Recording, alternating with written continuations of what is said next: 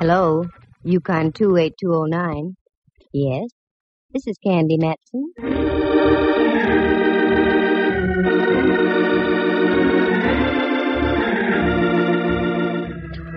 Do you have a little unsolved murder in your home? Got some blackmail you want to unload? Are you the victim of some vulgar extortionist? I know a girl you should meet. She may not be the greatest private eye in the world, so what if it does cost you $300 or $400? She sure is sweet.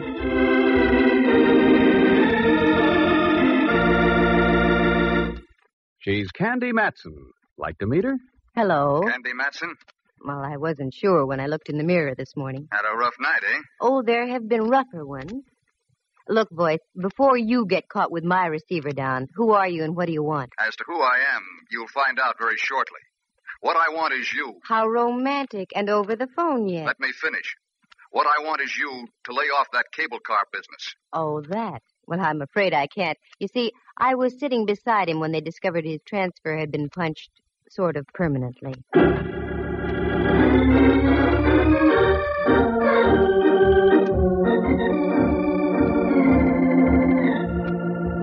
That's how things happen with me. I get into the craziest routines. You see, I used to be a model. I've been told I have the proper displacement for such a career. But I found there wasn't enough money in it. A girl has to maintain a nice apartment on Telegraph Hill, keep enough clothes to highlight the displacement I mentioned, and also eat, doesn't she? Sure. So I turned private eye. You meet a better class of people, mostly named Rigger or Mortis. Now take this cable car deal. It's positively fantastic. But after all, this is radio, isn't it? Like to hear how the whole thing happened? Leave us trip along to Act 1.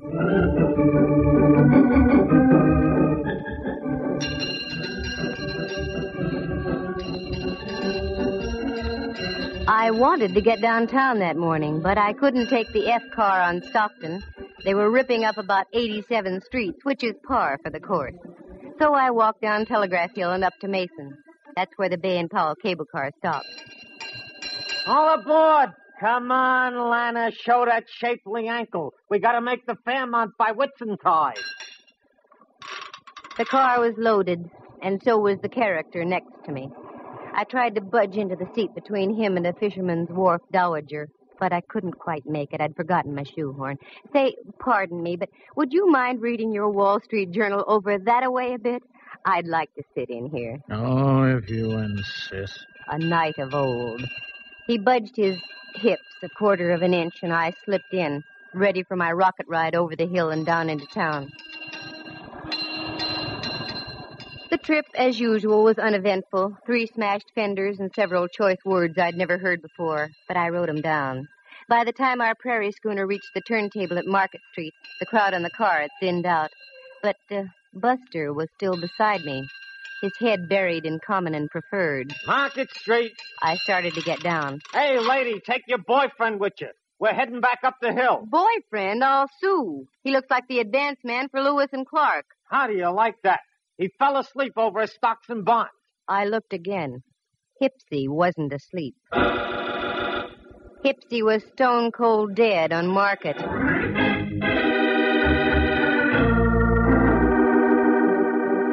What a twist. I, who always went on the prowl for a whodunit, get one literally tossed into my lap. He just hadn't gone out of this world serene-like. Oh, no. There was a steady slurp of blood trickling down his vest just north by northeast of the equator. After a half-hour wait full of questioning by homicide legmen, I knew my morning shopping tour was rained out. And after all, I was only going to buy an emerald clip to match the glint in my eye. Well, that would have to wait. I knew the next step. I grabbed a cab home. I wasn't long in waiting. Right on cue. And if it was the right cue, it would be Lieutenant Ray Mallard from headquarters, daintily pressing his cuticles against my apartment buzzer. I was right. What? I've been expecting you. Come on in, Mallard. You've been expecting me. Why, Candy? Naive little rover boy, you. Have a drink? No, I'm not in the mood. Just make it a double. Sit down, Mallard, and let's be civilized. Take off your hat. It is off. Oh? Candy, for once I'm puzzled. You're just saying that. Yeah, because it's true. I've checked and rechecked. No matter how many loose ends I tie together, I still get no connection between you and Dwight Ellsworth. Dwight Who'sworth? Ellsworth, your extremely limp traveling companion on the cable this morning? Mallard, I can give you an angle on that. Yeah? Yeah. The angle being that I didn't know him from Adam. Level? Straight. Oh, look, honeypot, this mediocre dialogue is getting us nowhere. What did you haul your size 11s in here for? Oh, frankly, I don't know. Here, fill it up, will you? Well, you're not just going around in circles, Mallard. You're going around in doubles. Yeah. Like I've said before, Candy, you've got a pretty view from here. Oh? Wait till I turn around. I mean from your window. Look at that ship down there, just docking. Where? Down there. There's romance for you. Probably just in from the Far East. Here's your drink. Oh, thanks. You know, it is sort of romantic. Don't you think it'd be fun to jump on a tramp like that and whisk off to the South Seas? Hmm? On a honeymoon? No. That's what I thought. South Seas. Mallard. Don't call me Mallard. Why not? We're just playing for ducks, aren't we? Oh, very crisp. Playing for ducks. No, Candy, we aren't. Not in this case. We've got a dead man in our hands. Rudy Toot Toot shot right through the heart. And you were sitting next to him. Sure. Go on now. Get out of here. What? You heard me. Lift your hindquarters and get back to headquarters. Candy, I don't like that look. You've got something on your mind. Yeah, but you wouldn't recognize it if I told you about it. One word of warning. Don't dabble. You're in deep enough. Got it? Got it. Here's your hat. Grab it. So long, Mallard. See you around a jailhouse sometime. Fie-fo-fum. 'Twas then I smelled a big fat fee. That great, big, kind of attractive Mallard. He missed the boat. Oh, he saw it, but he missed it. It was that ship he saw docking. That was the first time I came out of the dark since my Tunerville ride down the hill in the morning. I needed help, so I called an old friend of mine, if you can call that help. Rembrandt Watson was his name. He was a photographer and other things. He spent most of his life in the darkroom dabbling with bottles. His negatives and prints were sharp. His thought processes, not quite. But he'd given me assistance in the past, so I called him. Rembrandt Watson speaking. Photography, portraits, and camera work. Yes, Rembrandt, I know. Also available for gardening, janitorial service, and babysitting. Rembrandt, it's Candy. Especially if they're over 21. Who? Candy? Now you're tuned in. How dare you, baggage. I was experimenting with a new type of formula. 90 proof for 100. 100. And Candy, it works beautifully. There's a delightful little pixie in a pink ballet skirt in my living room. Well, leave her there and get over here immediately to my place. Take a cab. I'll pay for it. I'd much rather have a handsome carriage with a brace of chestnuts. You've got 'em in your head. Now just do as I say and get over here.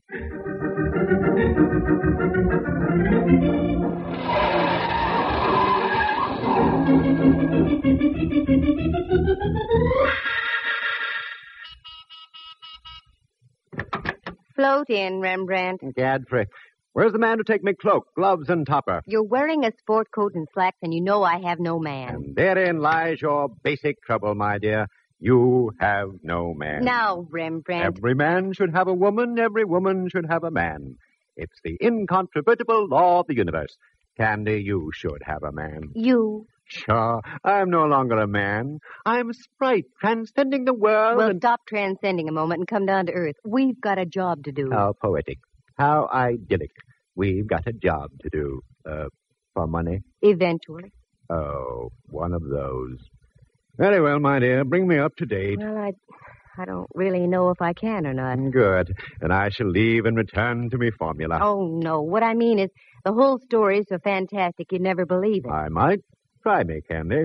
Well, I get on a cable car and sit next to a character reading the Wall Street Journal. A strange coupling. A cable car and the Wall Street Journal. Yeah. And when we get to the end of the line, my friend next to me is dead. Probably the ride down the hill frightened him to death. Uh-uh. He looked like a used punch board. He had a neat little bullet hole through his heart. Candy, my little ballerina friend in the pink skirt is more believable than what you just told me. I told you it was fantastic, but none know how it happened. Now, sooner or later, Mallard is going to come out of his fog. And when he does, I'm going to be out of a fee. A fee that so far doesn't exist, my pretty. It will, if my hunch is right.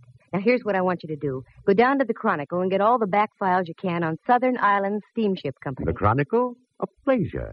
I have a few questionable companions. there who indulge in formulas. Stay away from those companions and just do as I ask. Very well, my dove. I go, but entirely against my will. And where will you be? Around town, Rembrandt. I've got to do some legwork. Let me assure you, Candy, you have just the right equipment for it, too.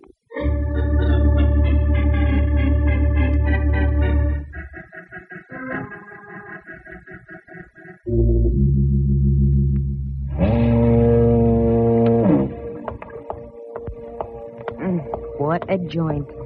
I'll bet they mount slit gullets on the walls instead of deer heads. Well, come on, Candy. Get your tools out and screw up your courage. Yeah, miss, what'll it be? Nothing right at the moment except information. Information, water, both free. What do you want to know? Well, I'm looking for the purser off the Dwight-Sonia. I hear he does his shore duty in here. That's right. Name Campbell. That head on the table over there belongs to him. Thanks.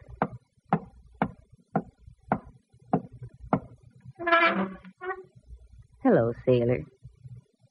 Hey, Campbell. Wake up. Leave me alone. Come on, snap out of it. Who are you? What do you want? My name is Candy Matson. I want to ask a question. I'm only drinking. Go away. Not until I find out what I want to know. Dwight Ellsworth was murdered this morning. What? I thought that would bring you to. Well, that's the nicest news I've heard since VJ Day. What do you want to know? Where did his brother live? That stooge. He's got about as much spine as a water eel. Never mind. I want to find him. He seems to keep his whereabouts as secret as an atomic stockpile. The whole family ought to be knocked off. He lives out in Seacliff, 25 Dashel Road. Good. Bartender, buy my friend a little reward. And one for yourself, too.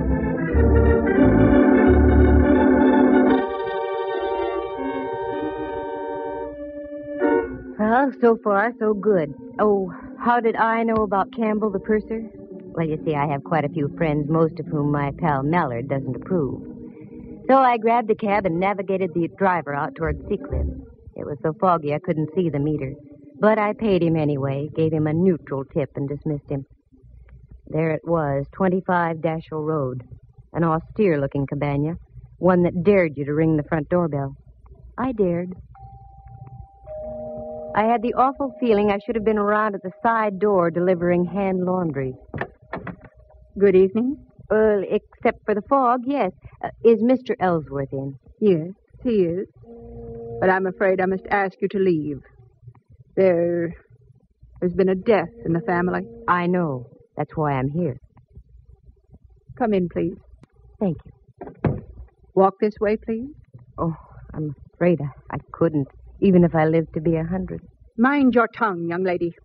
You're in the house of an Ellsworth. Oh, hoity-toity. The old babe had delusions of grandeur. Well, no need to get uppity with me. I've mingled with royalty. I once played a bit part in a Rita Hayworth picture. But this old gal was really something. She couldn't have been more than 45, yet looked like something out of the Barretts of Wimpole Street. She ushered me into a large-ceilinged living room, and there on the divan was my boy, his head lowered into his hands and quite obviously touched. Quite obviously. Roger, this young lady is here to see you. I don't believe you mentioned your name. Candy Matson. Matson? You in shipping, too? Of a sort. Oh, this is my wife, Miss Matson. You'll pardon me if I don't seem hospitable, but my brother was murdered this morning. I know. I was sitting next to him when it happened. You were? Don't talk to her, Roger. I don't trust her. This whole thing is a threat of some kind. No, it's not a threat. It's a business proposition. I'll come right to the point. You see, I'm a private detective. Oh, one of those persons. Put your nose back down, Mrs. Ellsworth. I want to get the show on the road. Yes, I'm a private detective, and I'm in a spot, too. The police think I'm connected with the case in some way, so I'm here for a double purpose. I'm listening, Miss Matson. Roger, I forbid you to speak with this woman. Too late, Mrs. Ellsworth. Now, this is it. I'm in this business to make money. Give me a check now for $300, and I'll find out who killed your brother. And I'll also clear myself. Roger, I'm warning you. Naturally, you want to see the killer of your brother brought to justice, don't you, Mr. Ellsworth? Don't you? Yes. Here, I'll make a check out right now. Thank you. Just make it out to Candy Matson. Payable today. A lovely collection of guns you have, Mr. Ellsworth. You hunt much? Oh, yes. Yes, my wife and I are quite fond of shooting. She's an excellent shot.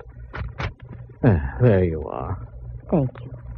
I'll be in touch with you sometime tomorrow. Mr. Reed didn't say a word. She just stood there against the fireplace and shot sparks through me.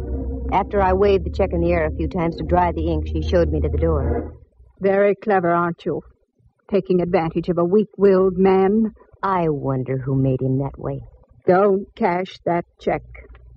I mean it. Don't cash that check. Mrs. Ellsworth, $300. I need the money, badly. I need some new rolls for my player piano.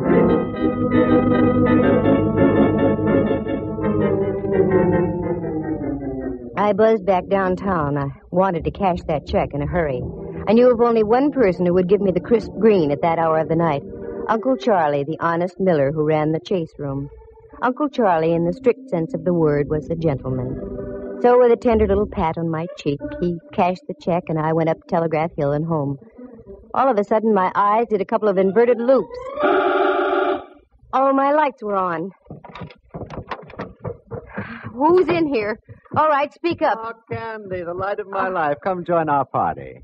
Oh, Rembrandt, you gave me a scare. You don't scare easy either, Candy. Got something on your mind? And Mallard. Well, how ducky, a midnight soiree. What goes on here? Well, that chicken you had in the icebox is delicious. Was delicious. Looks like you've done everything but eat the bone. Your vintage is superb, too, Candy.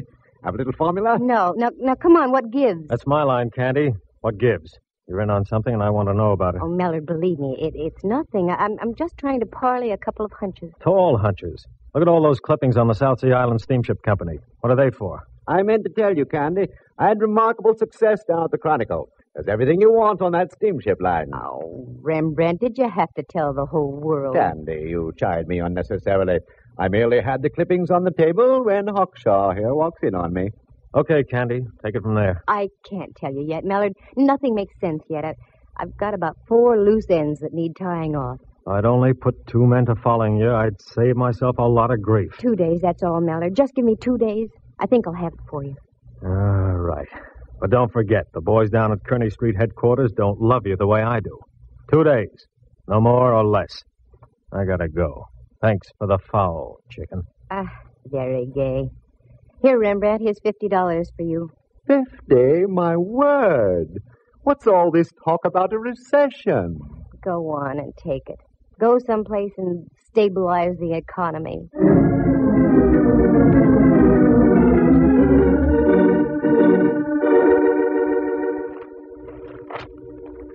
I whipped through the old newspaper clipping. It was all there. Fire at sea on Ellsworth ship. 2 seamen lost off Ellsworth ship near Honolulu. South Sea Island line ship loses rudder in storm. On and on it went over a period of 3 years. I threw the papers back on the table. Helped myself to some of Rembrandt's formula. Turned down the lights and went out on the porch. The bay was dark except for an occasional path of light from a passing freighter. I sat down to think and think. Then, click, just like that, 2 little tumblers and my mind fell into place. Only one thing to do, and that was to do it the hard way. The next morning, just as the ferry building siren was announcing 8 o'clock to downtown San Francisco, I got Rembrandt on the phone. Candy, what on earth are you calling me for at this hour? Can't help it. There's work to be done. I did my work last night so extremely well that I'm just going to bed now. Sorry, you'll just have to delay your sack time. Meet me at the corner of Mason and Union in 10 minutes, right where the cable car stops. Now, what are we going to do? We're going to take a cable car ride. What? One of those bouncing, jerky little contraptions? Not the way I feel this morning. Oh, yes, you are. Union and Mason in 10 minutes.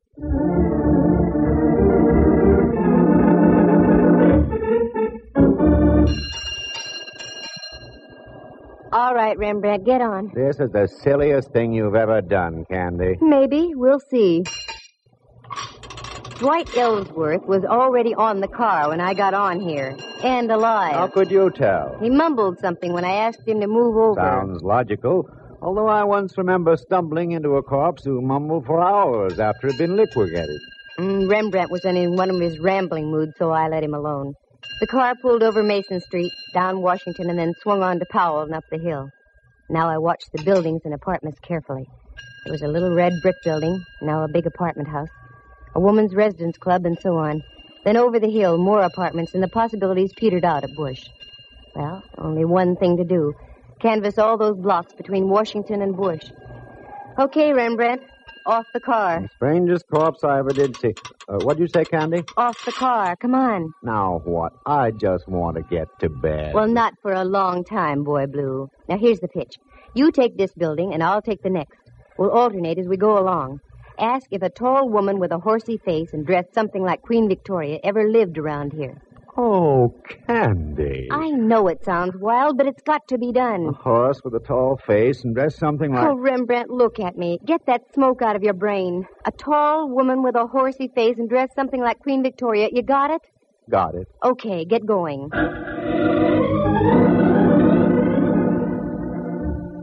It was slow and tiresome.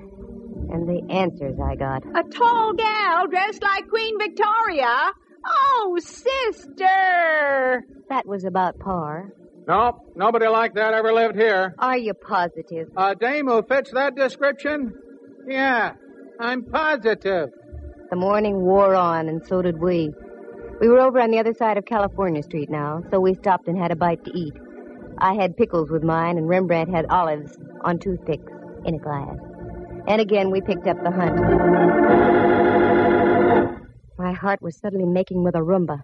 There, just on the other side of Clay, in front of a 3-story red brick house, was a police squad car. There was a little knot of people gathered around. Daintily lifting my crinoline, I did a Mel Patton down the block and up the front steps. I didn't have any trouble finding the room. The door was wide open, and there was a body on the floor. 4 representatives of the law were buzzing back and forth. One of the buzzees was Mallard. Well, my little ambassador of violence. Why is it you're always around the extremely dead, Candy? I've got no time to brandy the ad-libs, Mallard. Who is it? I don't know yet. No identification. Let me see. A pen pal, maybe. I was right. I knew it. Knew it? Knew what? You're right, he was a pen pal. He wrote me a check last night for $300. His name is Roger Ellsworth.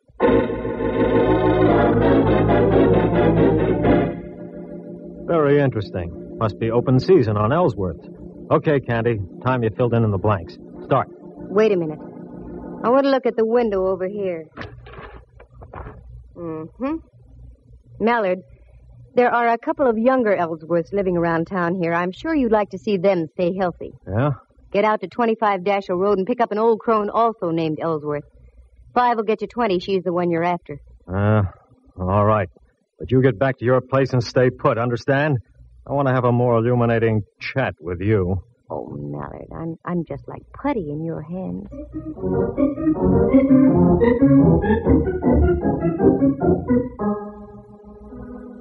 The moon was coming up over Diablo and spraying a path of silver on the bay. Still no Mallard. I wondered what could be wrong. Well, this was it. This was the showdown. Have you seen a tall face with a horsey woman? Oh, Rembrandt. Candy, I'm so mad at you I could... Oh, what's the use? Now what's the matter? What's the matter, she says. I've been roving all over Powell Street ringing doorbells. Where did you go, you traitor? Oh, Rembrandt, I'm sorry. And in the excitement, I forgot all about you. What excitement? There's been another murder. In a moment, there's going to be another. I'm looking right at you, Candy. Oh, cool off. Have some formula and stop snorting steam. What was that? Your window, Candy. It just shattered. What? Oh, wait a minute. That window didn't shatter by itself. Quick, get the lights, Rembrandt. Now duck down here. What sort of a silly game are we playing now? This isn't a game, believe me. Candy! Candy, are you all right? Yikes, it's the gumshoe. Yes, I'm all right. Where are you, Mallard? Over here, 2 houses over. We've got your girlfriend trapped on the roof next to you. Don't move and stay covered. Okay. All right, Mrs. Ellsworth. Are you coming down peacefully, or do we have to play cops and robbers? I'm not coming down until I get that Candy Matson. She did it. She forced me to kill my own brother-in-law. Have it your own way. Okay, loosen her up a bit, boys. better than the 4th of July. Keep your head down, Rembrandt. Oh, is that what was up? Ready to come down, Mrs. Ellsworth? No, I'm not.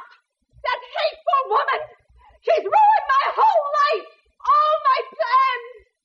Just because of her snooping and prying. She's going to die, I tell you.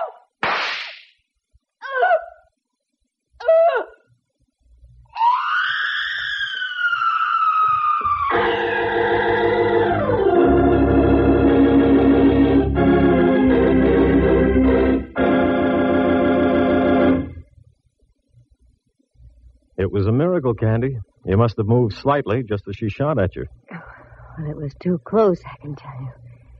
She's dead? Oh, decidedly. I think she was dead before she hit the ground. That one shot got her. We went out to her house, and she was just driving off when we got there. We trailed her up to North Beach, lost her for a block, and then spotted her car at the top of the hill here. We arrived just as she was getting on the roof next door. Okay, now you tell me your little dream. Well, it was that ship docking that set my wheels going around. The name Ellsworth started burning in back somewhere. Mm-hmm. You saw the clippings we dug up. Yeah. The South Sea Island steamship lines were slowly being sabotaged. I did some checking, and I found that the insurance companies weren't going to renew. Yeah. I don't know why I didn't tie that in sooner. Oh, it's just that you have too many things on your mind, Mallard, dear. I went out to the place on Dashiell Road, and when I left, I was pretty sure the old girl had knocked off her brother-in-law. Why? Well, for several reasons. One, she was a venomous old witch. Two, you've never seen such a collection of guns in all your life. And her husband admitted she was a darn good shot. I also saw one little pot gun that was very interesting. It had a silencer on it. Uh-huh. That was the one she used on you tonight. And also the one she used on Dwight Ellsworth from the window of that apartment where you found her husband. How do you know? Go back there. You'll see a nice little bullet hole in the curtain with burned powder all around it. Now, don't tell me that... Yes, I'm telling you that she rented that place knowing that her brother-in-law always went downtown on a certain cable car. She waited that morning until we were riding by, and she plunked him. I have now heard everything. And the reason? Dwight Ellsworth, rather than fighting the insurance companies, had decided to sell his steamship line. But the old gal thought she'd beat him to the punch by knocking him off. The steamship company would then fall into her husband's hands. Yeah. What about her husband? Well, after he gave me the check and I left, they evidently had a fearful row, and she spilled the beans. Somehow she lured him down to that place on Powell and gave him some lead poisoning, too. And that's all there is to it. Candy, I wish you'd have told me all these things earlier. We might have been able to save the life of Roger Ellsworth. No, it wouldn't do any good. Because if she hadn't killed him, I was going to. What? Mm-hmm. While I was waiting for you to get here, the phone rang. It was Uncle Charlie, the honest miller. That no-good Roger Ellsworth. His check bounced like a brand-new golf ball. What's so funny, Mallard? Listen in again to the further adventures of Candy Matson, Girl Sucker. Well, that's the way it goes. Sometimes you win, sometimes you don't. In this case, nobody did, except Rembrandt. He'd stocked his darkroom with $50 worth of formula, and not the kind you use on negatives either. Let's see, murder on a cable car, Dwight and Roger Ellsworth done in as well as the old gal, one check that bounced. It really does sound fantastic, doesn't it? But I told you this was radio, didn't I? Oh, wait a minute. Maybe I did come out ahead at that. On the way out, Mallard leaned down and kissed me. The first time it ever happened. You know, at times, it's kind of fun to be in the arms of the law. Listen again next week at the same time. For excitement and adventure, just dial... Candy Matson, Yukon 28209. Heard tonight were Helen Cleve, Jack Cahill, and Harry Bechtel, Jack Thomas as Rembrandt, and Henry Leff as Mallard. The program stars Natalie Masters as Candy and is written and produced by Monty Masters.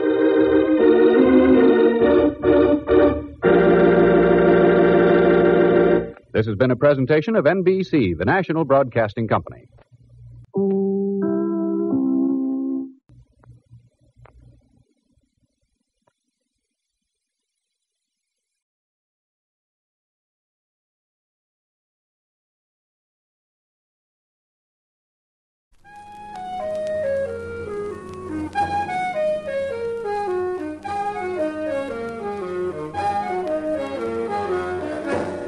Carter Brown, Mysteries. Adventures in excitement and suspense, based on the best-selling novels by the slick storytelling sensation, Carter Brown.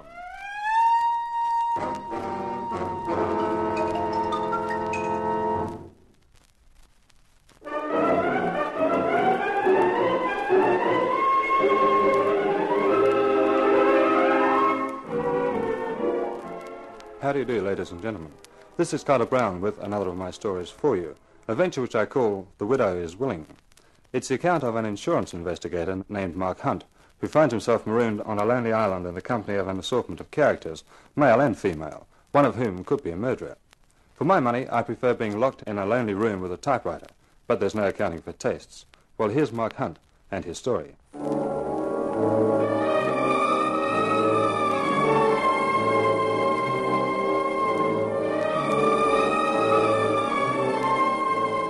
When you get to the edge of the world, there's a river, and in the middle of the river is an island.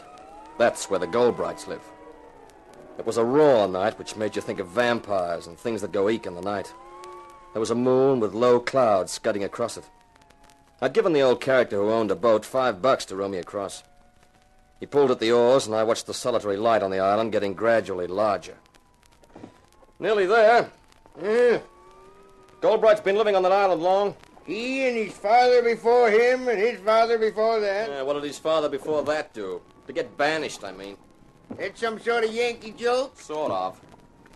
How did they get to the mainland? They got a launch. You should have let them know you were coming and they descended. Not for me, they wouldn't. They ain't expecting you, huh? That's right. Too bad about Henry Goldbright dying like that. Stepped over the balcony outside his bedroom and ended up on the stone jetty, 50 feet below, they say. The Goldbrights get on all right? Together, I mean. Yeah, talkative, aren't you? We're here. You go up them steps and then on up to the house. Yeah. Well, thanks a lot. If I want to get back to the mainland again in maybe an hour's time, will you be around? Around World's End at night, you must be crazy, mister. Why? You stay here long enough, you find out. Not a place to be by yourself, not at night. That's your bag. Goodbye. The old guy pulled away and was lost in the night. I picked up my case and started up the steps which led to the path which led to the house. A gaunt, gray building. World's End. I thought the name was appropriate. As I pulled the bell rope, I wondered what Mrs. Goldbright would be like. Fragile, white-haired, with a quavering voice? Or more probably tough and hard and thin-lipped? Yes? This, I presume, was Mrs. Goldbright. She wore 15 denier nylons, black. She wore a form-fitting dress, black. And since she was a blonde, the black did things for her. And for me. She may have been a widow, but she was also a wow. Yes, what do you want? Mrs. Goldbright? Yes, I'm Mrs. Goldbright. My name is Hunt, Mark Hunt, from Excelsior Insurance Incorporated. Yes? I'm sorry to worry you at a time like this, but your husband had a policy with us for $50,000. You're very prompt in paying your policies? It's not quite like that, Mrs. Goldbright. I'm an insurance investigator. When a big claim like this comes along, the company naturally investigates it before they pay. Perhaps you'd better come inside, Mr. Hunt. It's not very comfortable here on the doorstep. I don't quite understand the need for any investigation, Mr. Hunt. Mrs. Goldbright, your husband died 2 days ago. He was insured for a large sum of money. Therefore, the company has to be sure there's been no foul play. You mean they want to be sure my husband died of natural causes and wasn't murdered? You could put it that way, I suppose. The police are satisfied he died of natural causes? That's half the battle. The other half being to convince you, I suppose. Well... I think the best thing you can do is stay here, Mr. Hunt, at World's End, until you've completed your investigation. That's very kind of you. Not at all. It'll be impossible for you to work from the mainland, and the sooner it's finished, the happier both of us will be. Of course. You better come and meet the others. Then we'll have dinner. This way, Mr. Hunt. They're all in the living room. She led the way down the cold, stone-paved hallway into a large room with polished wood floors, which contained 5 people. 4 men and a woman. Just a moment, everybody. I want you to meet Mark Hunt. He's an insurance investigator. This is my brother-in-law, Clem Goldbright. Hello. Clem was about 30 or so, dark, slim, dissipated, crooked grin and a sneer in the eyes. This is John Cross, an old friend. Hi there. Cross was rugged, looked the good-natured college athlete type. Roger and Mavis Beavis. How do you do? Hello. Beavis was fat and 40, rimless glasses, a successful businessman. Mavis was a redhead with a ravishing figure. Every time my husband looked at her, he got a stupid look on his face. I didn't blame him. And this is Michael Degrescu. Delighted, Mr. Hunt. Degrescu had a foreign accent. The name was Romanian. He looked smooth and suave and probably shrewd. Well, now that you've all met, I'll do something about drinks. An insurance investigator, eh, Hunt? Checking on my brother's death? It's just routine, Mr. Goldbright, with any large claim. In other words, it's a case of did he fall or was he pushed? Clem, that's no way to talk in front of Lila. Why not? She probably gave 3 cheers when she found him on the jetty. We all know their marriage was a mistake. She made the mistake. She married him because she thought he'd spend all his money on her, and he didn't. Clem always puts things so beautifully. Here's your drink, Mr. Hunt. One of these days you'll get a crack on a jaw for talking like that. Such a rugged character, our Mr. Cross. The guy who never got past college, physically or mentally. Please, that's enough. Mr. Hunt will think we're a bunch of lunatics. It must be an interesting career, Mr. Hunt, being an insurance investigator. It's just a job, Mrs. Beavis. Pretty ordinary most times. Sounds rather sordid to me. At least it's a job, Clem. Something you wouldn't know anything about. We each take life as we find it, Mavis. Me with my brains, you with your looks. Now, look here, Clem. Mavis married you for your dough, Roger boy. And we all know why you married Mavis.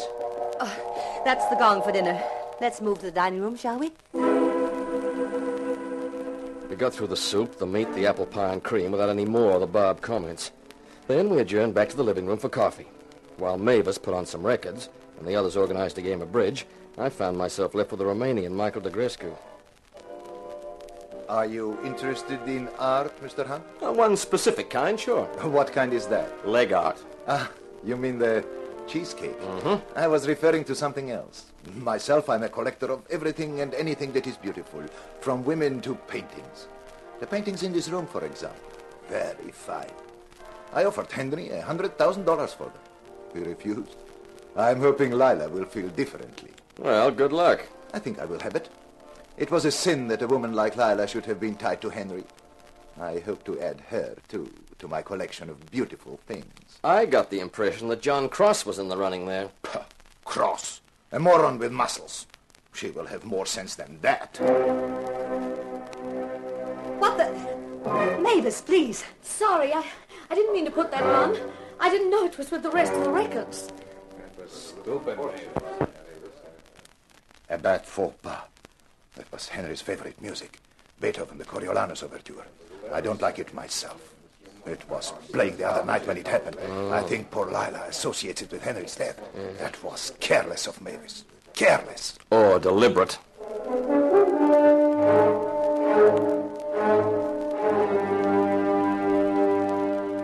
Everyone went to bed around 11. The room I'd been given was upstairs, overlooking the water. A sheer drop of 50 feet. It had started to rain, lashing against the window as though it was trying to break in. I was sitting having a last cigarette when there was a soft tap on the door. I opened it.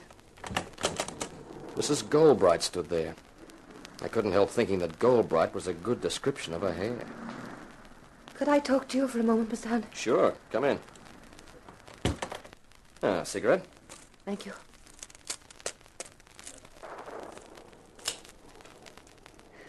Thank you. Must have been quite an experience for you, meeting our little group this evening. That's an understatement. There's certainly a bunch of characters. Clem was quite right, you know. The burning question is, did he fall or was he pushed? I'd like to know the answer to that myself. Where were you when it happened? In my room. Henry and I had separate rooms. The first thing I heard was his shriek as he fell. You think someone could have pushed him? They all had good reason to. So did I, if it comes to that. Henry was a good deal older than I am. He wasn't exactly a nice person. I'll be frank, I married him for exactly the reasons Clem stated. Clem himself has only a yearly allowance, but part of the estate reverts to him on Henry's death, so he had good reason to kill him. John Cross imagines he's in love with me. I've never encouraged his feelings, but he could have thought that with Henry out of the way, I might feel differently. Michael Degrescu explained himself to me tonight. What about the Beavis couple, Roger and Mavis? Roger's making a fortune marketing gadgets. He's the driving force, but Henry put up the money. Recently, Henry took a dislike to him because he married Mavis. I think Henry decided to withdraw his capital. Roger has staked everything he has on a new project. I know that at this juncture, the withdrawal of Henry's capital would ruin him. So everyone had a good reason for wanting to see Henry die. Yes, including me. I had no love for Henry, and with his death, I'll presumably inherit his money. I'll know tomorrow. The lawyer's coming to read the will. Why tell me all this, Mrs. Goldbright? I don't know. Just seems to help, having someone like you in the house, Mark. May I call you Mark? Surely, Mrs. Goldbright. Please call me Lila. And if you don't mind, I'll talk to you again. Might help me to keep sane. Anytime, Lila.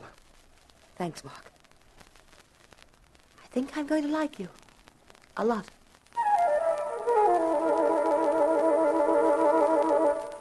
She left, and I turned in. To the accompaniment of the wind and the rain beating against the house, I fell asleep.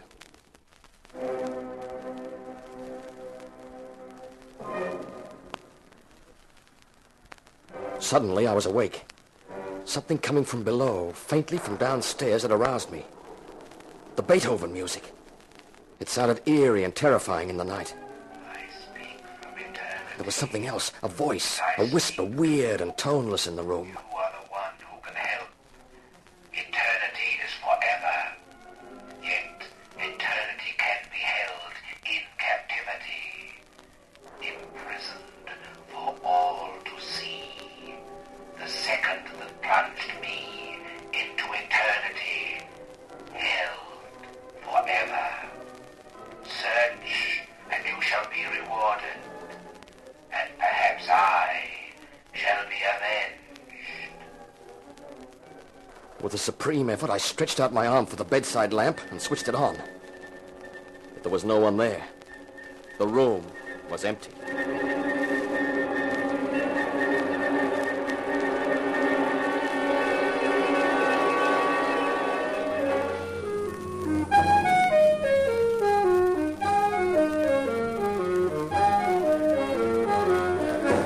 Carter Brown, Mysteries. Adventures in excitement and suspense, based on the best-selling novels by the slick storytelling sensation, Carter Brown.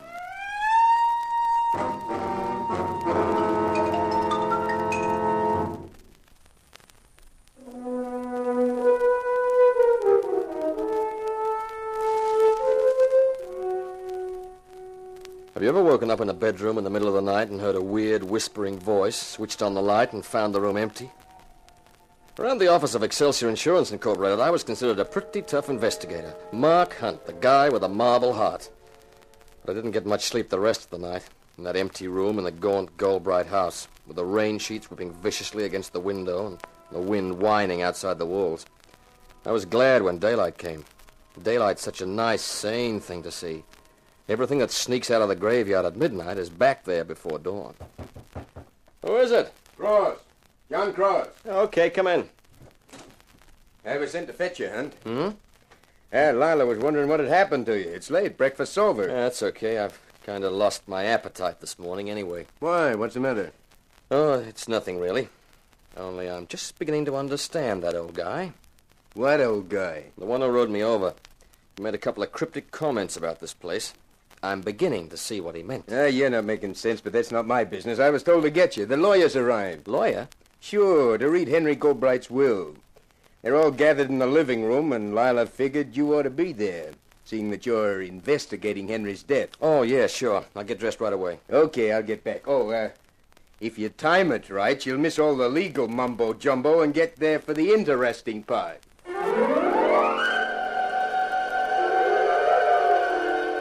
John Cross was right. By the time I crept quietly into the living room and took a seat, the legal eagle, a lean, lifeless-looking bird, was getting down to business.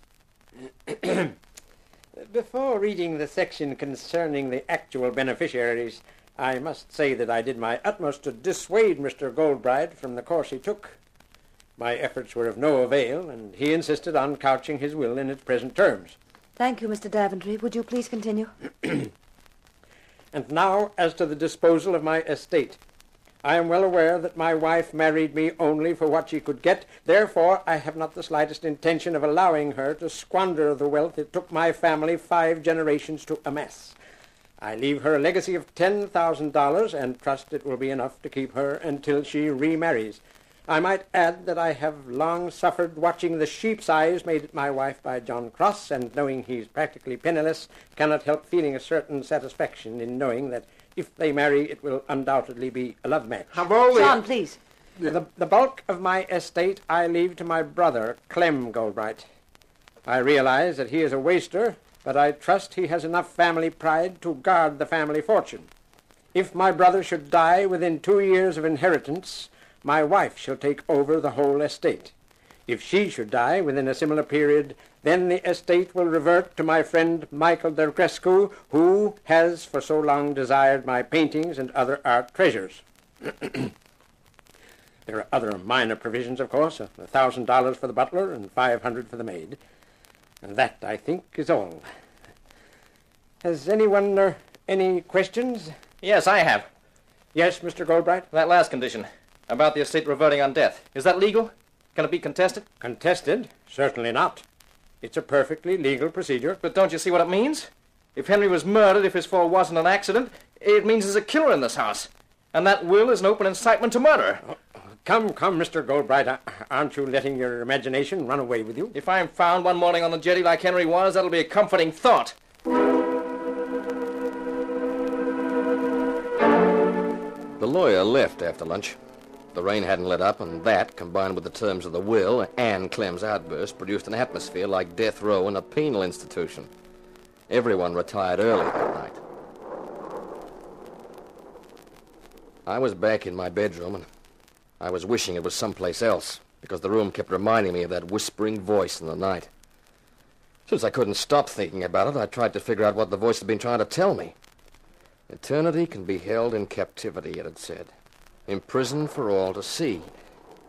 Of course. It meant a camera. If someone had taken a photograph as Henry plunged to his death, that was it. The voice meant that somewhere there was a negative that proved whether Henry fell or was pushed. Who's that? It's me, Lila. Oh, come in. I brought a bottle and 2 glasses. Lila, that's an inspiration. That's what I thought. Here, you do the pouring. Mm-hmm. It's been such a dreadful day. Oh, I won't argue with that. I just couldn't stand being by myself. Well, now you're not. Oh, here's your drink. Thanks. You know, it's funny, isn't it? Sure. What? That will. When I think of all the time I've been here in this ghastly place, of all the time I endured Henry, what do I get as a reward? $10,000. Henry seems to have been an eccentric character. Henry was a heel, pure and simple. But don't let's talk about him. Okay. What will we talk about? You. You and me. It sounds an interesting subject. I like you, Mark. You're my idea of a man. I haven't known a real man these last few years. Is that a very awful thing to say? Let me think about it. No, I don't think it is. I'm glad. I wouldn't like you to think I'm awful. I think you're beautiful. Mark, the lights. They've gone out. Yeah. Mark! In the doorway. That figure. It's Henry!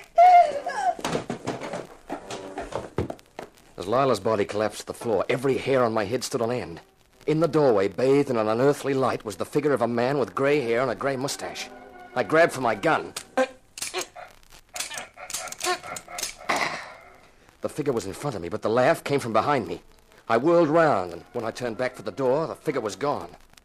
I was heading for the door when I heard the voice again in the darkness. Now, do you believe?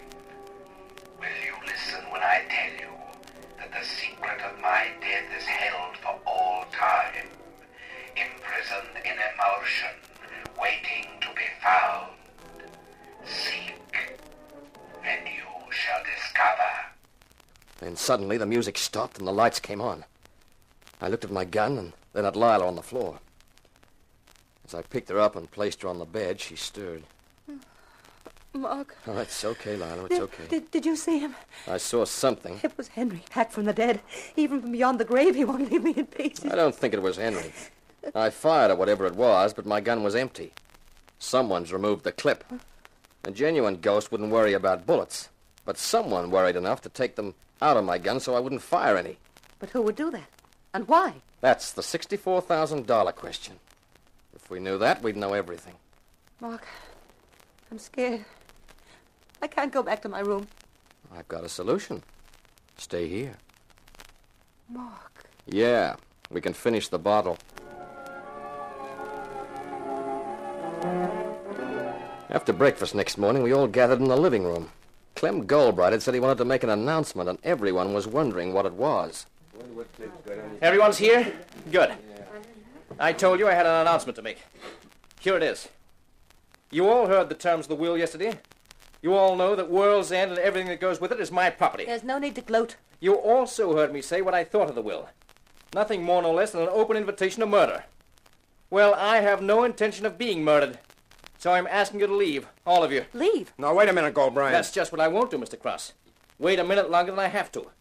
The inquest is this afternoon. It shouldn't take long. With no evidence, the verdict will be accidental death. And I'm asking you all to leave by tomorrow. The launch will be waiting for you at 10:30 in the morning. But, Clem, that doesn't give us much time to pack our things. I've got all my clothes. All the low-down nasty... You can call me all the names you like, Cross. You might have some consideration for Lila, even if not for the rest of it. The only person I'm considering is me. I'm sorry. 10:30 tomorrow morning. That's final.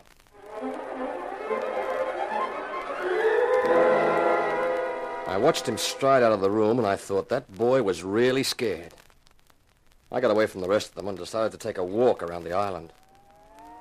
The rain had stopped, but the sky was still lead gray, promising more. After I'd been out for about an hour and was heading back towards the house, I came on the figure of a woman. And what a figure. And what she was holding pulled me up short. Well, hello there. Hello yourself. Nice to get some fresh air, huh? Yeah. What's the camera for? You one of those photograph fiends? Just a hobby. I wouldn't have thought that you'd go in for photography. You're quite a surprising girl, Mavis. Am I? One of the tragedies of my life is having a husband who's old enough to be jealous, but too old to be interesting. You look young enough to be interesting, Mark. Well, thanks. What did you do before you acquired your husband? Used to work in burlesque. You like it? Some of it. The time I worked with a magician, that was fun. Until his wife woke up to him. Tell me, Mavis, did you think Henry Goldbright was murdered? I wouldn't know and I wouldn't care. I never liked him and he never liked me. How much is the policy you'll have to pay on him? $50,000. Wow, that's a lot of hay. Sure is.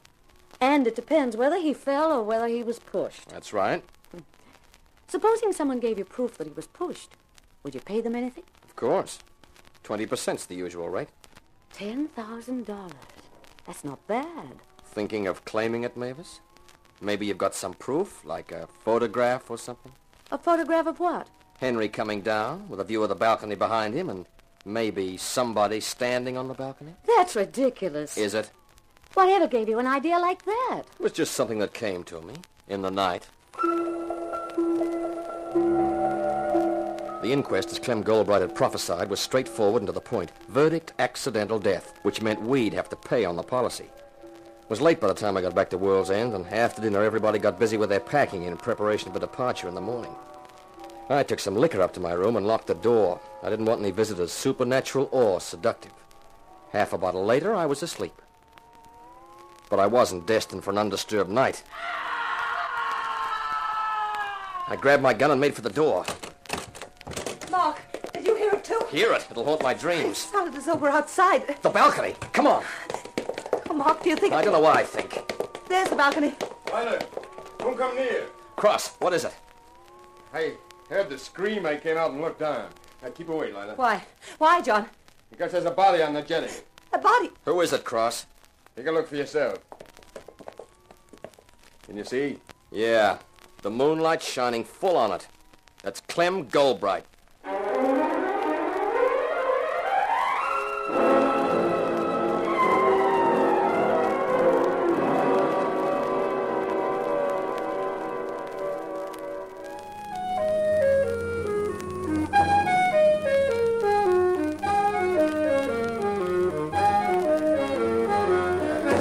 Carter Brown, Mysteries.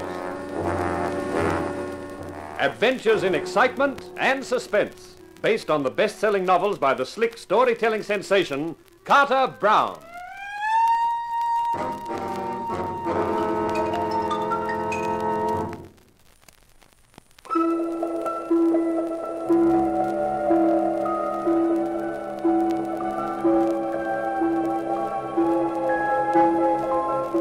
Have you ever sat in the living room with a group of people after an announcement that one of them was a murderer? It's not the most soothing sensation. To reassure myself, I reminded me that I was Mark Hunt, insurance investigator, and what else could I expect if I insisted on investigating insurance? But it didn't help much. The rest of them, Lila Goldbright, Roger Beavis and his wife Mavis, the Romanian Degrescu, and the hunk of beefcake, John Cross, sat in a silence that was louder than screaming. Finally, Degrescu got to his feet. It is no use sitting here like dummies. The police must be fetched. I shall get the launch and go. Now, wait a minute. Wait for what, Mr. Hunt? I thought we decided the butler should fetch the police. We did not decide. You did. Makes sense, doesn't it? If one of us goes, he or she might not come back. Do you insinuate that I'm insinuating nothing. I just think it's better that all of us stay on the island. I think he's right, Degrescu. But I do not cross. Who is he to order anyone around? Never mind that. The butler goes and you stay. I shall be back in about an hour. I'm sorry, pal. You won't be back because you're not leaving. Take your hand from my arm. I was expecting that. Oh, if you want a fight, I'm happy to oblige. Michael! Stop them, Roger! There's no need, Mavis. Just for good luck. Now, Beavis, would you like to get the butler and send him for the police? All right, Hunt. But I don't think you should have hit him. What else was I supposed to do? Stand still and make like a punching bag? Go on, Roger. Do as he says. Very well. We'd better get the police here before everything degenerates into a wholesale brawl. Lila, suppose you and Mavis do something about coffee. That's a good idea. Come on, Lila. All right, but what are you going to do about Michael? Let him sleep it off on the floor. That was quite a nice piece of work, Hunt. Where'd you learn to fight like that? Special Service Division. Yeah, so was I, 9th. Oh, Europe, huh? I was with the 12th, in the Pacific all the time. Yeah. Degrescu had it coming. Poor Clem was right. That will was a direct invite to murder. And the thing that worries me is Lila. Because of what she said, you mean? About being suspected of it? No. Because she'll be next on the list. Next on? Of course. She inherits, and that makes Degrescu suspect number 1. Oh. He's coming too. What? I will remember that, Hunt. Well, that's okay. Add it to your other treasures. The coffee's just about ready. Lila's bringing it in. Oh, great. Oh, I left my cigarettes in my room. Keep the coffee hot for me.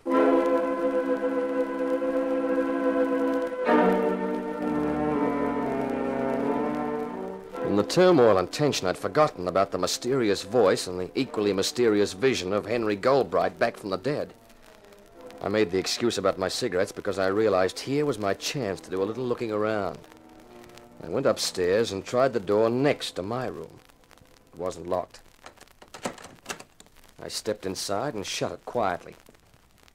The first thing I looked for was there, a ventilator in the wall separating this room from mine. Then I started on the drawers and the wardrobe and finally the suitcases. In the third suitcase, I struck it lucky. Find what you were looking for? Yeah, Mavis, I did.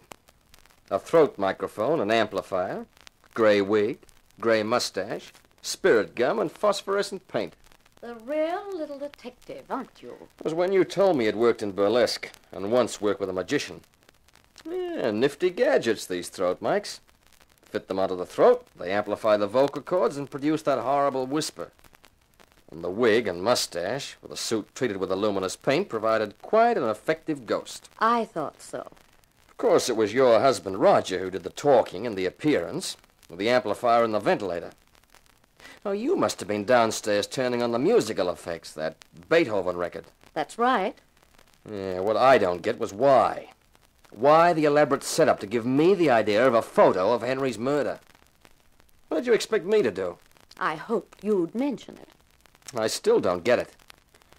I was out there on the jetty when Henry came over the balcony. I had the camera with me. It was terrible. And you got a photograph? No, I didn't. I was so scared I didn't even look up. But afterwards it occurred to me that if Henry had been murdered, and if I had a photograph, it'd be worth a lot of money to the murderer. So? So I talked. I dropped hints to everyone about the camera and about Henry. Figuring that the murderer would know what you were talking about because he'd have seen you from the balcony. He or she, I wouldn't know. Then the next morning there was a note under our door addressed to me. It said if I left the negative in an envelope in the second drawer of the bureau, I'd be paid $20,000. What did you do? I left a note there saying that I wanted the cash first. In the morning the note was gone, but there was no answer. Then when you arrived... You hit on this weird and wonderful way of giving me the idea that a photo existed. Yes. I wanted you to talk about it, but you didn't. Yeah, so then you dreamed up the gag of Roger playing ghost, taking the precaution of removing the clip from my gun first. Yes. Neither Roger nor I figured on Lila being with you. Fortunately, he had the throat mic and used it to distract your attention and get away. Yeah, but why go to all that trouble in the first place? Why invent a photograph that doesn't exist? You could have got yourself murdered, you know. We needed the money. Henry withdrew his backing for Roger's factory, and we've got a big project underway. But it won't be ready for market for another 3 months. We'll go bankrupt if we don't get some money to see us through. Seems a heck of a risky way of getting it. Well, I'll shut this case. We better get downstairs, back to the others. You're going to tell them? No, I don't think so. You've been a big enough dope to deserve it, but I don't see how it's going to help anybody. Besides, that gag about the photograph might prove useful yet.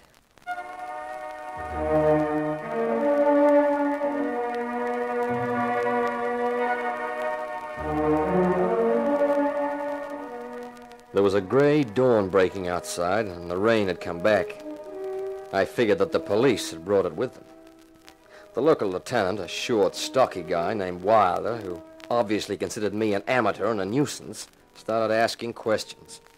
He didn't stop for 2 hours, getting nowhere and covering the same ground so many times that everybody was sick and tired of it. Everybody except Wilder, that is. He was the original persevering kid. It's a conspiracy. Here's Clem Goldbright lying dead on the jetty, just like his brother. And what do I get? Nothing but dumb looks and even dumber answers. Some of you must know something about it. One of you, at least, is a murderer. Maybe more than one.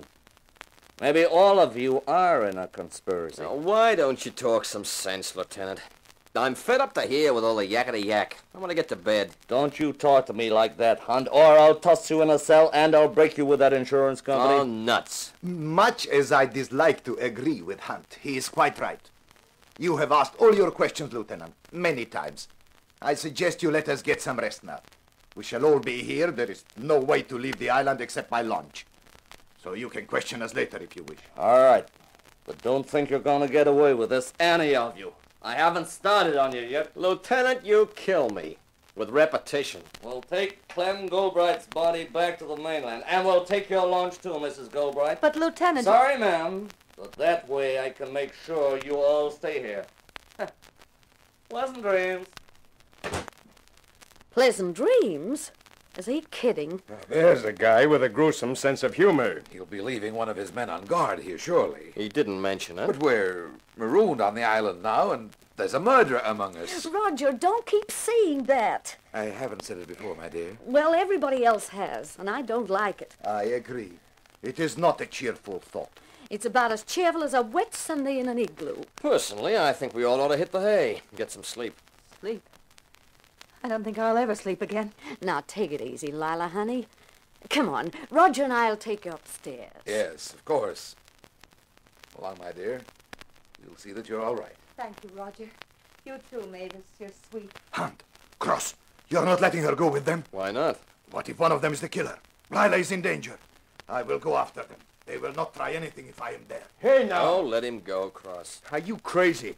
I'm not supposed to have any brains, but the identity of the murderer sticks out a mile to me. DeGrescu? Sure. He's got that collector's kink. He wants those paintings, and he doesn't care how he gets them. And with Clem dead, there's only Lila standing in his way. Now, come on. Don't bust your blood vessels. If DeGrescu's the killer, he won't dare try anything with Roger and Mavis there. If it's either of them, he's there. What if the Beaverses are in it together? Well, you can stay if you like. But if I catch that DeGrescu anywhere near Lila's room, I won't be responsible for what happens to him. I was left alone in the living room. I had a last cigarette and a last drink and listened for any uproar from upstairs. But there wasn't a sound. I figured everyone's nerves had probably calmed down and they were all safely in bed. I finished my drink and decided to follow their example. It was pretty comfortable under the blankets with the weather whining outside. I was just dropping off to sleep when a stray thought slid into my mind. A thought so obvious that I could have kicked myself for not remembering it before. It concerned the non-existent photograph that the Beaverses had dreamed up. Only Roger and Mavis and I really knew that the photograph didn't exist. As far as the others were concerned, it could be real. I turned over on my back and reached for a cigarette and started to think of what use I could make of that when something was added to the music of the weather. It was the Beethoven music. I leapt out of bed, grabbed my gun, and had just reached the door when the sounds came. I yanked the door open, charged into the corridor, and cannoned into Cross. Lila. That was Lila. She was the next on the list, and the killers got her.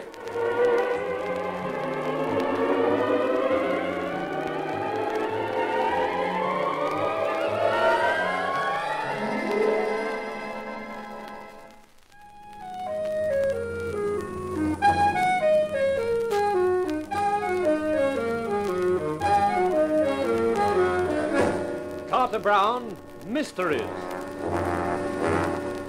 Adventures in excitement and suspense, based on the best-selling novels by the slick storytelling sensation, Carter Brown.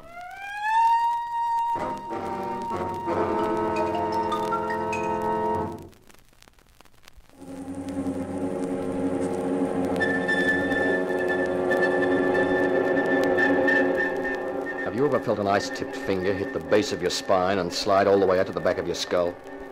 That was how I felt when the 3 shots and the scream shattered the silence. In the insurance racket, they consider Mark Hunt a strong character. In the Goldbright house, I considered Mark Hunt a scared kid. Mark Hunt wasn't arguing with me. How could he? He's me. When John Cross grabbed my arm and yelled frantically that it was Lila who'd screamed, my heart was in my mouth, but my gun was in my hand. Cross and I ran for Lila's room. Lila? She's not moving. Now don't go off half-cocked, Cross. Let's take a look. What has happened? I heard shots. And the scream. It sounded like Lila. Come on, quickly. The door's open. Hunt, is Lila... It's okay. She's still breathing. She's only fainted. Fainted? Then she has not been killed? Oh, thank heaven. But the shots. There were 3 of them. Yeah, and if you look at the wall over the bed, you'll see where they ended up. She had a very lucky escape. I'll kill him. I'll kill him. The question is, who is him? Yes, that is it. Who fired the shots? You have the nerve to ask that, you murdering swine. Wasn't your fault those bullets missed. I ought to take you apart with my bare hands, but I'm going to save you for the police, DeGrescu. You are raving. Stop it, both of you. Lila's moving. It's all right, honey. Everything's all right. What happened? It was dark. The door opened. I saw a gun. There were shots. It's all finished now, Lila, and you're safe. The shots missed. Did I scream? Did you scream? Baby, you made more noise than a hula girl huddled on an iceberg. I suggest we all go downstairs. I think there's safety in numbers tonight. An excellent idea. I would not fancy going back to my own room now. You don't have to worry. You wouldn't try to shoot yourself. More's the pity. Cut it out, Cross. Let's get downstairs, as Beaver says. Can you manage, Lila, honey? Yes, of course I can, John. I'll be all right now. Okay. Hey, you and Cross go first, Lila. Then Beavis and DeGrescu. I'll bring up the rear with Mavis. Hang on to my arm, Lila, darling. Thank you, John. I am glad to be behind Mr. Cross. With his crazy notions, I would rather not be in front of him. Well, it's no use looking to me for protection. I've Never been the physical type. You can say that again, kid. Never mind your disappointments, Mavis. Listen to me. What, Mark? When we get downstairs, anything I say about the photograph, you back me up. Why? What are you going to do? Set a little snare for the killer, that's all.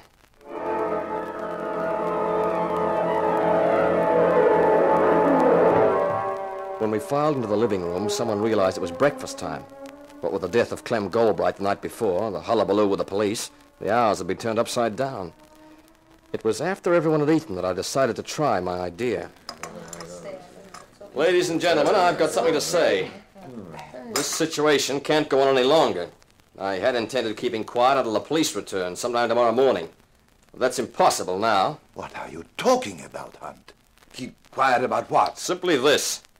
The identity of the murderer. You know who it is? Yes, I know who the murderer is.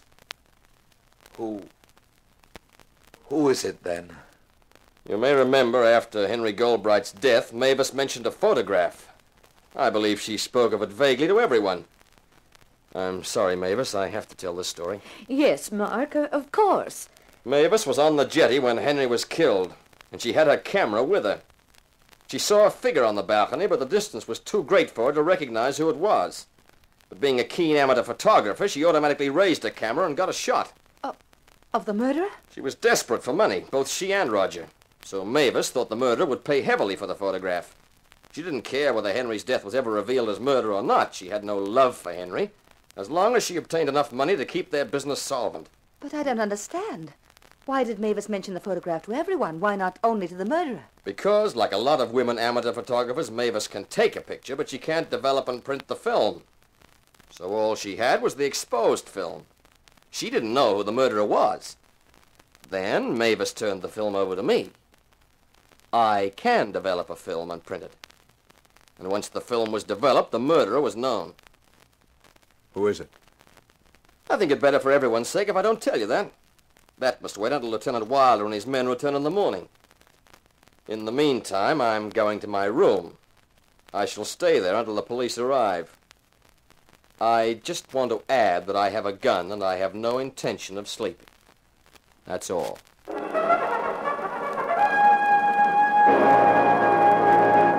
And that was it. The trap set, baited, and ready to snap. I didn't really feel as confident as I sounded, but there's one thing I've always believed. If you're going to bluff, you might as well make it good. I left them looking amazed and wondering and went upstairs to my room. I checked my .32. This was no time to have a gun that was empty or was likely to jam. And then I settled down for the long wait. And a long wait it turned out to be. All through the rest of that day, I sat in my room and lit one cigarette after another and gazed at the view from my window. The sky changed from pearl to smoky to leaden gray. The water rippled and splashed and tumbled under the wind until darkness fell and I couldn't see anymore. I opened the window. Somewhere there was a faint glimmer of moon. That and the glow from my cigarette made the only light in my room. I wondered if I'd die from nicotine poisoning before I had a chance to find out who the murderer was. The strain was stinging at my nerves. Against the sound of the wind, I heard the murmur of voices as the occupants of World's End went to their rooms, to bed. All except one of them, I thought. And he or she would be waiting, as I was, till the house was completely still.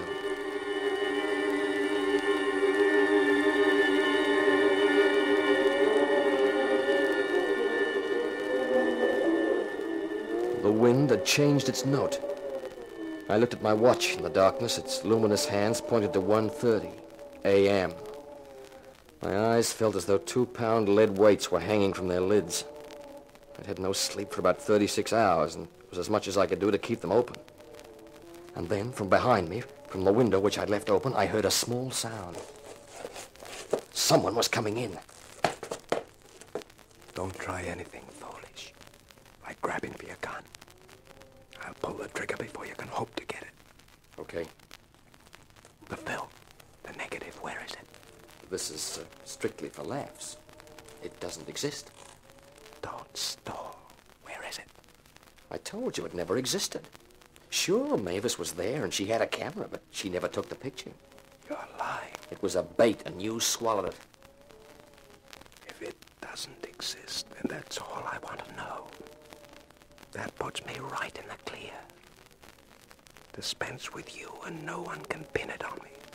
You certainly put on a good act. A dumb college boy who never grew up. Grief and outrage when poor Lila was nearly killed.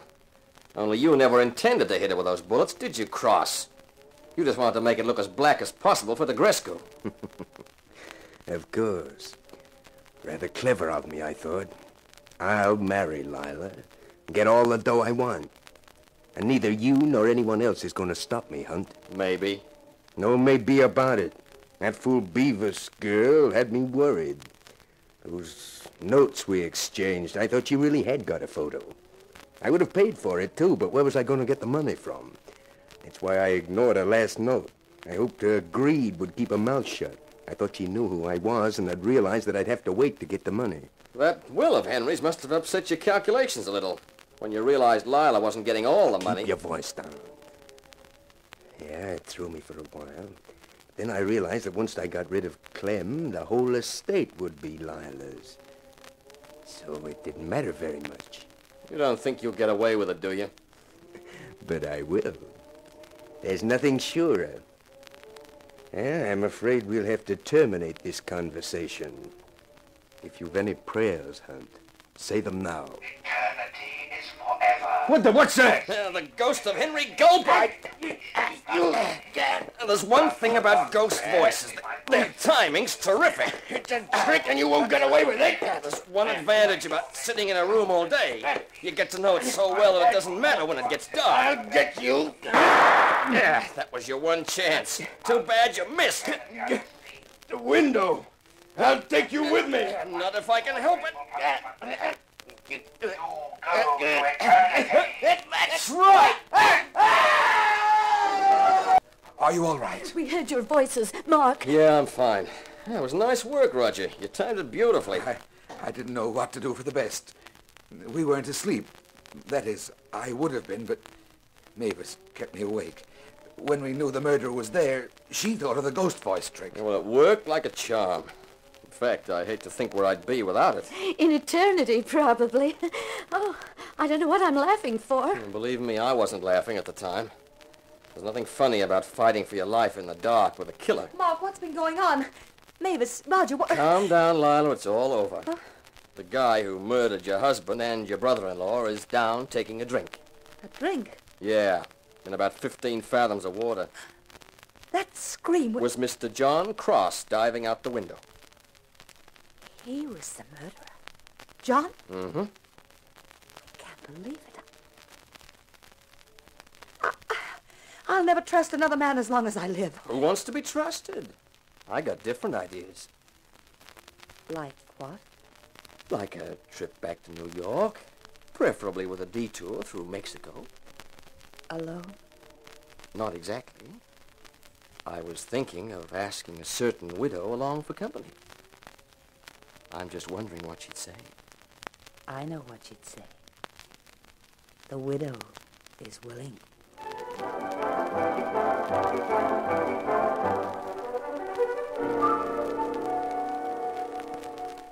This is Carter Brown.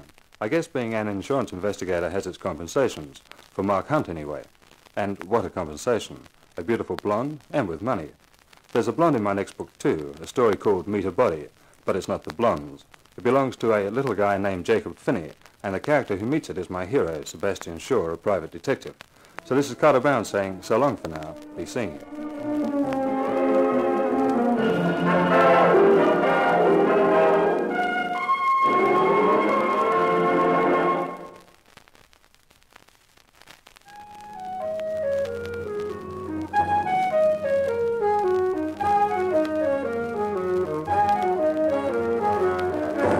In The Widow is Willing, you heard Lyndall Barber as Lila Goldbright, while as Mark Hunt, you heard our star, Richard Meikle. The Carter Brown Mystery Theatre, based on the best-selling novels by Carter Brown, is dramatized and directed by Maurice Travers for Grace Gibson Radio Productions.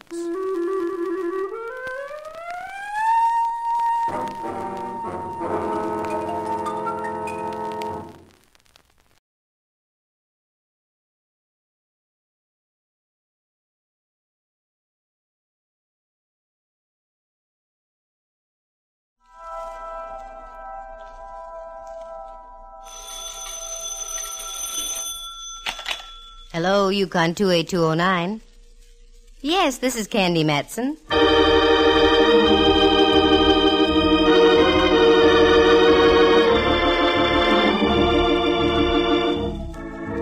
Did you ever know a girl private detective? Perhaps not. They're pretty rare. Well, we've got one. Candy Matson is the name. And she's both pretty and rare. Figure, she picks up where Miss America leaves off.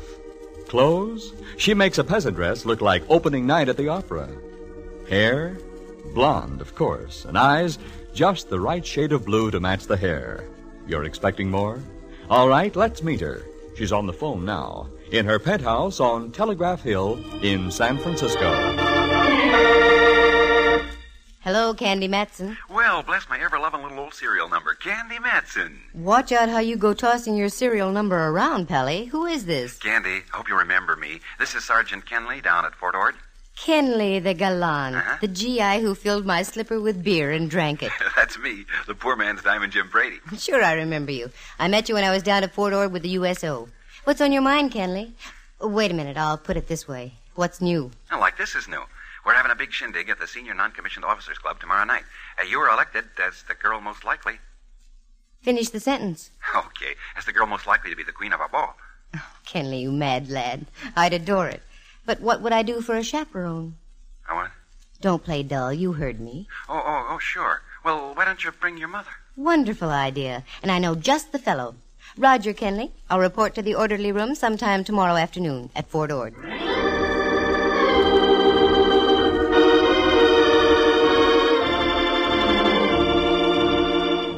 That's the way things happen with me, so casually.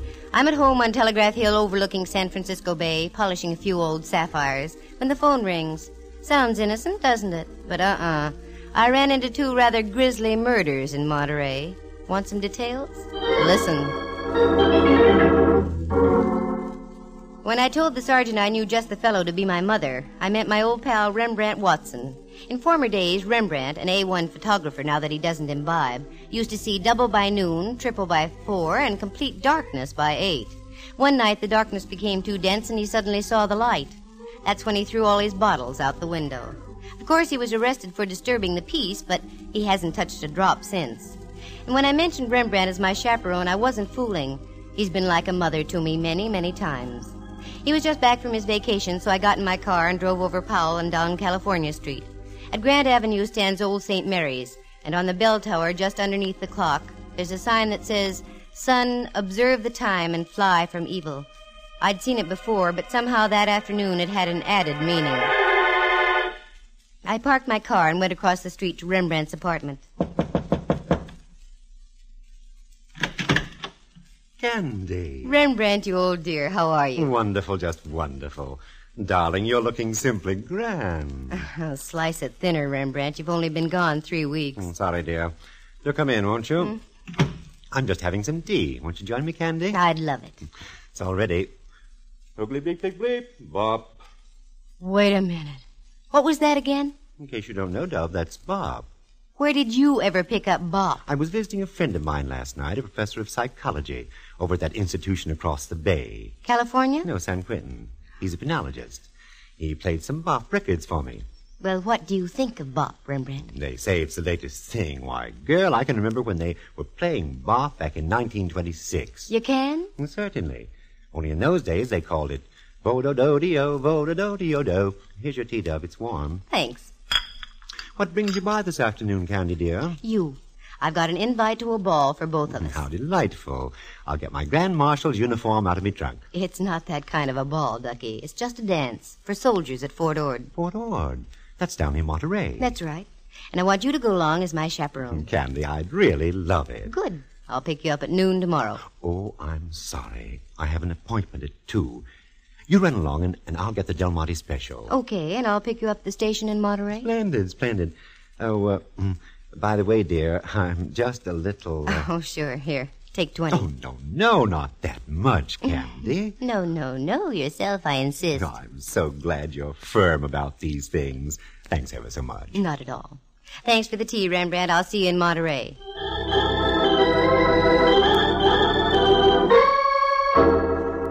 I gave Rembrandt a little chuck under the chin. He quivered his bushy eyebrows, and I left. If I was going to be queen of a military ball, I had to get some royal raiment. I picked up a mantilla and a strapless evening gown you had to hold up by sheer concentration and deep breathing. Then I had a quiet dinner for one, please, James, and went home and climbed aboard the Dream Express quite early. When I woke up, I had the nasty feeling that I had something to do.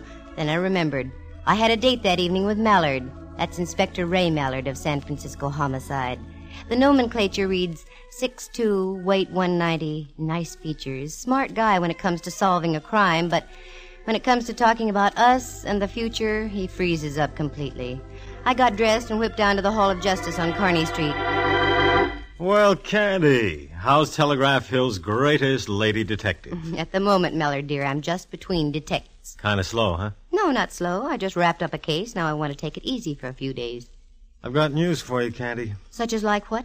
Such as like I can't keep our date for tonight. Oh, Mallard, I'd been counting on it. I know, Candy. I'm sure sorry. But how did I know this guy was going to do what he did out in the Taraval district? Playing straight, I say. What did the guy do out in the Taraval district? He parlayed a sudden impulse into a seat in the gas chamber. How so? He done in his old lady. Mallard, don't talk like that. Okay. He ostracized his wife from the world of the living.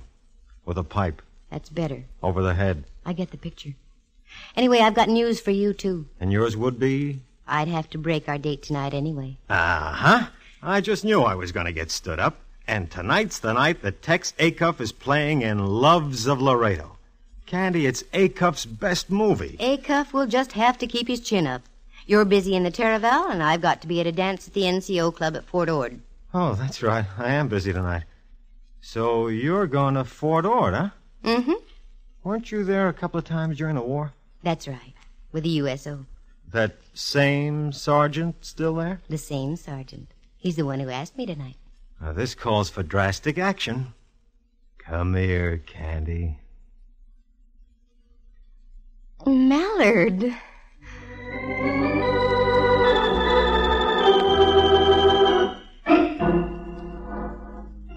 It was one of those rare moments. Mallard kissed me.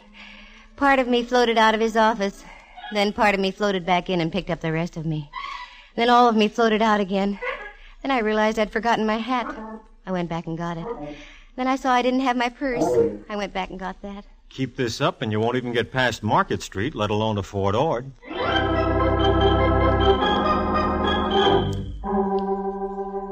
That Mallard, he can do the sweetest things sometimes. That was one of them. I got in the car, shifted into low, and that's the last I remember until I came to in front of the Rancho in Carmel. Obviously, one kiss from Mallard was better than a tank full of 100-proof octane. I registered, got a cabana out and back, showered, changed, and drove back into town. The drive down must have been dusty because I was extremely dry. So I stopped at Griff's, a cute little place with old theatrical pictures all over the walls.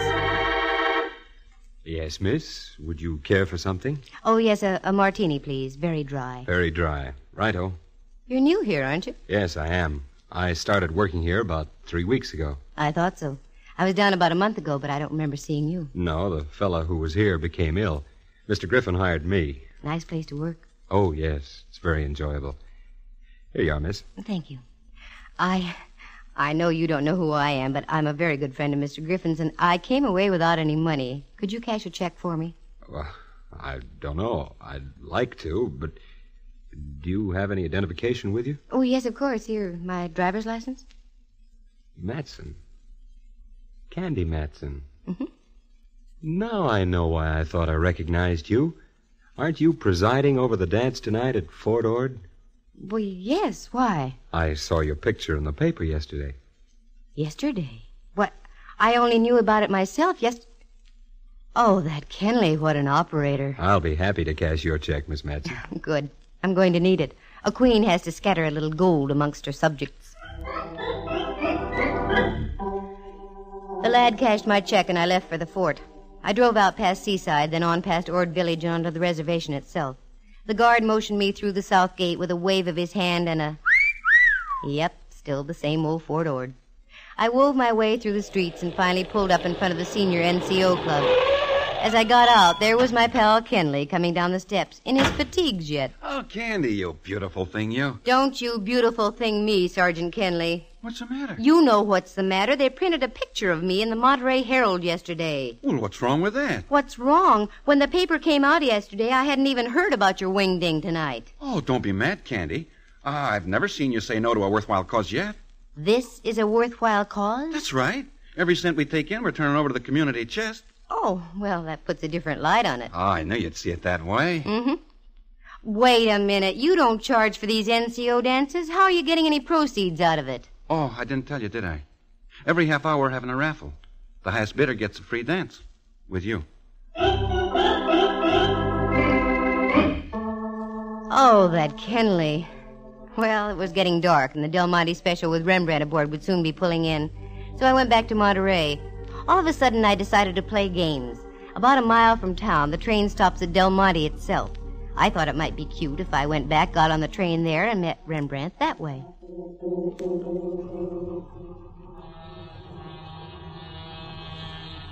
There she was, coming right in on schedule. I parked the car and went over to the little country-like station. The train wasn't in sight yet. It has to make the bend around Seaside. There it was. Now the headlight was sending its beam down the shining rails. It stood out like a beacon in the Monterey twilight. Then I saw it. The glare of the locomotive's light picked up the crumpled body of a man. It was stretched across the tracks in a grotesque manner. Suddenly my mind flash signaled my feet, and I moved. It was a man, all right. The train was getting closer. I grabbed him by his lead-like shoulders and tugged. He wouldn't budge. I tried again, but still no luck. I looked down in desperation. That's when I saw that one of his feet was jammed between the rail and a tie. I gave a yank, and the foot came free. Then I grabbed him by the shoulders again. He must have weighed over 200, but little by little I was getting his body over the rails and off under the shoulder. Finally I made it, just as the Del Monte rolled by.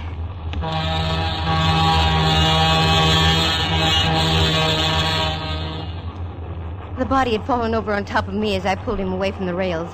I shoved him to one side and he flopped over. As he did so, I realized my companion was very cold, very limp, and very dead. A card fell out of his pocket, and I did the natural thing and picked it up. By that time, the train was pulling out. I tried to catch it, but it was too late. It was only a mile into Monterey, so I left my cold friend and drove in after the train. I got snarled in a traffic jam just before I made the right turn into the station, so Rembrandt was waiting for me as I drove up.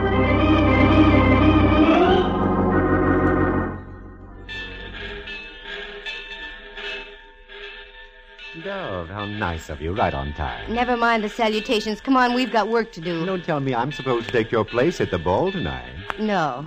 I've discovered a body. Candy, dear, how occupational. How irritational. Come on, let's go. Where? Monterey Sheriff's Office. But you'll miss the ball, girl. Not tonight, I won't. I darn near got killed myself. Tonight I'm going to have fun. Let's go.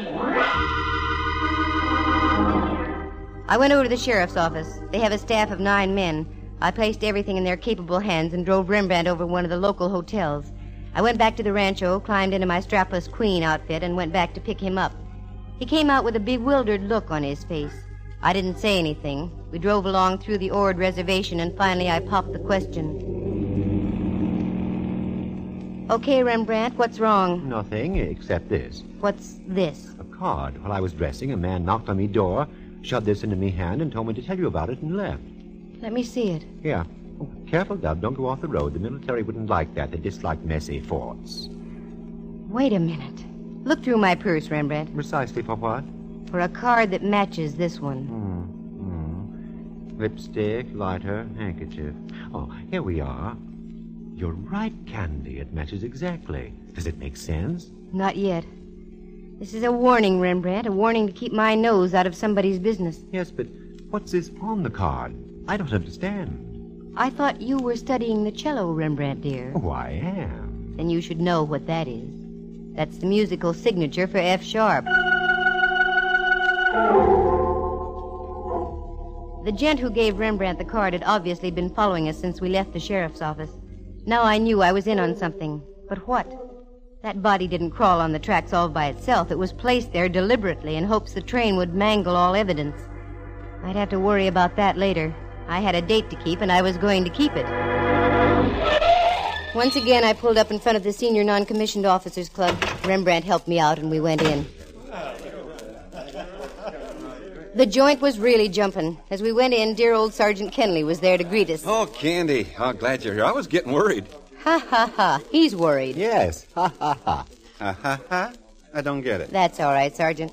Kenley, I want you to know Rembrandt Watson, my chaperone this evening. You're... glad to know you, sir. You needn't talk down to me, Sergeant. I have campaign ribbons for just such battles as this. Okay, Kenley. When do we start the raffle? Right now. Come on, Candy. If ever a girl gave her all for the Army, that was I. I danced until my insteps had insteps. Going on toward midnight, they started another raffle. A dark-looking sergeant bid $6, and I was to dance with him. Rembrandt was fighting the Boxer Rebellion all over again with some top kick, so I was stuck, but good. Miss Matson, that was my last $6. You shouldn't have done it, Sergeant. Ah, it was worth it. But if you don't mind, I'd rather not dance. Sergeant, for those kind words, I make you a lieutenant. No, thanks. I'd rather be a sergeant. But would you mind walking outside on the terrace? It's awfully stuffy in here. Sergeant, it would be a pleasure, believe me.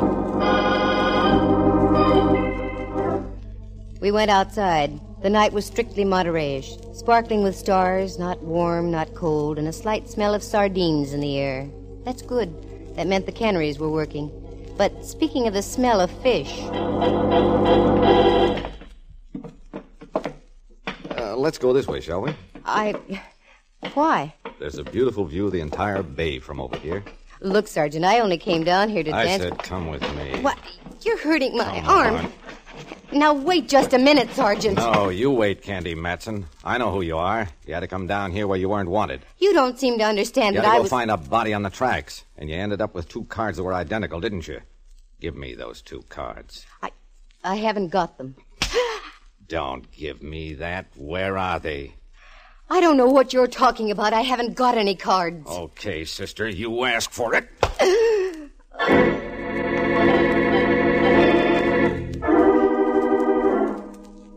The sky was whirling. Time was nothing. I was in China. I was in Cuba. I was nowhere. Suddenly, things came into focus. I was out in back of the club, and Rembrandt and half a dozen GIs were standing over me. There, Ducky. You're going to be all right. What happened? I got slugged, that's what happened. And the rat only bid $6 for the privilege. How do you feel, Dove? Terrible. Oh, Candy, I feel terrible, too. I don't know how this could have happened. Hi, Kenley. Oh, my head. Oh, gee, I just can't apologize enough. That's all right. I came down here to be queen of the ball. I got crowned, didn't I? I thanked Sergeant Kenley for the party. It was a nice affair. After all, it was no fault of the NCO club or Fort Ord that I got rapped over the head. So I got Rembrandt in the car, and we drove back into Carmel. Rembrandt was quite concerned. He suggested that we stop and I have a touch of brandy. I didn't argue. We went into Griff's. Good evening. You wish something? Yes, please. Brandy for the lady. Lemon Coke for me. Brandy and... what was that again? A glass of water. A glass of water again. Hold it. You weren't here this afternoon. No, I worked the evening shift. Frankie's here during the afternoon. Frankie? That's right. Frankie Sharp. That's when Roman candles went off and bells started to ring. Thinking back to the afternoon, the guy who cashed my check had one slight characteristic. I remembered as he handed me the money, his cufflinks were stamped musically, F sharp. I must have had a funny look on my face because Rembrandt spoke. What's the matter, dear? Doesn't the brandy agree with you? No, it's not that. I'm trying to put 1 and 1 together to make 2, but it doesn't add. Uh-oh. Looks like we're going to have company. Pardon me, Miss Matson. I hope I'm not intruding. Not at all, Corporal. Everybody's getting into the act tonight. Sit down and make yourself comfortable. Oh, thank you. I just heard the regrettable news. You getting slugged at the club. I left just before, I guess. How did it happen? He was a sergeant. He outranked me. Oh, incidentally, my name is Case. Dave Case. 4th MP Company at the fort. Glad to know you, Case. This is Mr. Rembrandt Watson. Oh, how do you do? How do you do, sir? Where's your accoutrement? What? Your billy club and pistol, your armband, and so on. I don't wear them when I'm not on duty, Mr. Watson. Well, you're in good hands, Candy. I've got to leave. Can't stand a place where they only serve you water. That's what you asked for, Rembrandt. I know. Yield not to temptation, I always say. Glad to have met you, Corporal Case. Yeah. Good night, Candy, dear. See you in the morning. You two just stay and talk over the Battle of the Bulge, that knob on Candy's head. Good night, Rembrandt. Does he always duck out on you like that, Miss Matson? He's a man of whims. That's why I like him. This brandy isn't doing anything for me. What I need is some air. Corporal, do me a favor and walk me down to the beach and back, will you? Why, I'd be delighted. We left Griff's and walked down Ocean Avenue to the beach. There was a half moon shining down from the east and hitting the waves. It made the ocean look almost luminous.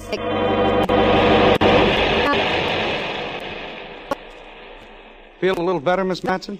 Yes. I wonder what that character hit me with. Come on, Corporal. Let's go along the beach a little way. Aren't you cold? No, this is fine. Wait. Wait a minute, Case. What? Down there. Right at the water's edge. Looks like the body of a man. Why, you're right. Let's go.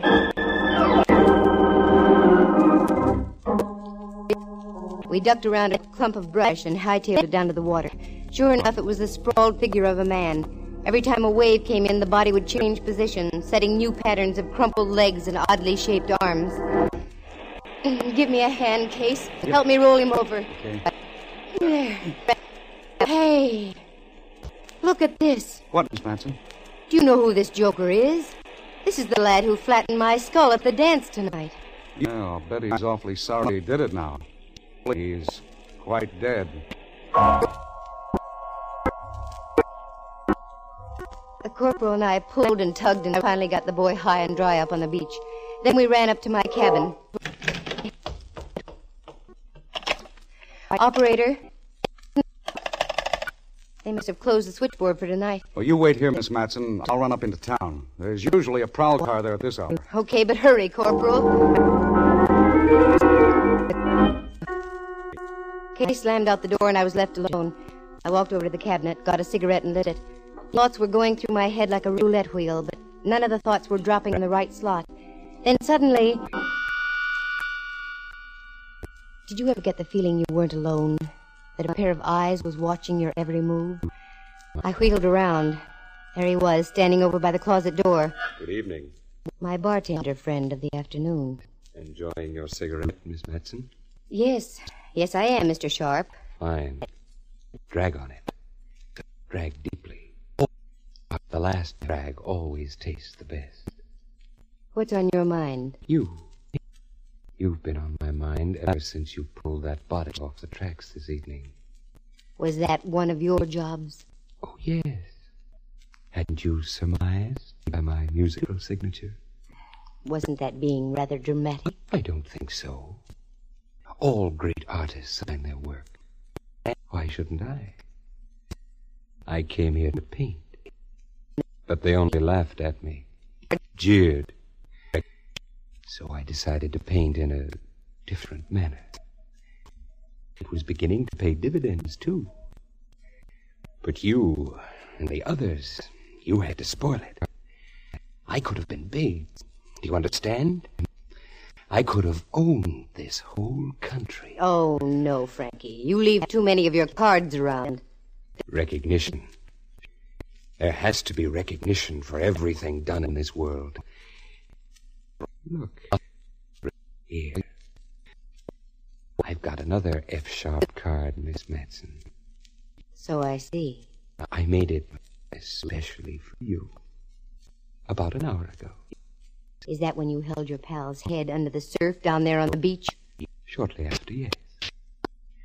And now I shall have to work fast, won't I? Your corporal friend with the muscles will be returning with the police.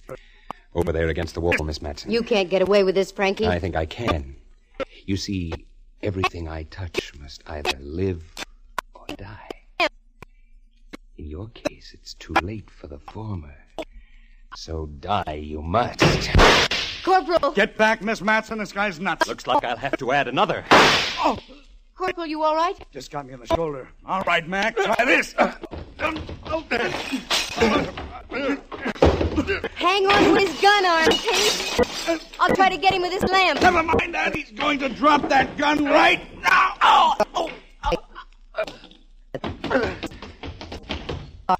Quick, Corporal, down the hall. You'd better hold it sharp. I'm warning you. Okay, you asked for it. Oh.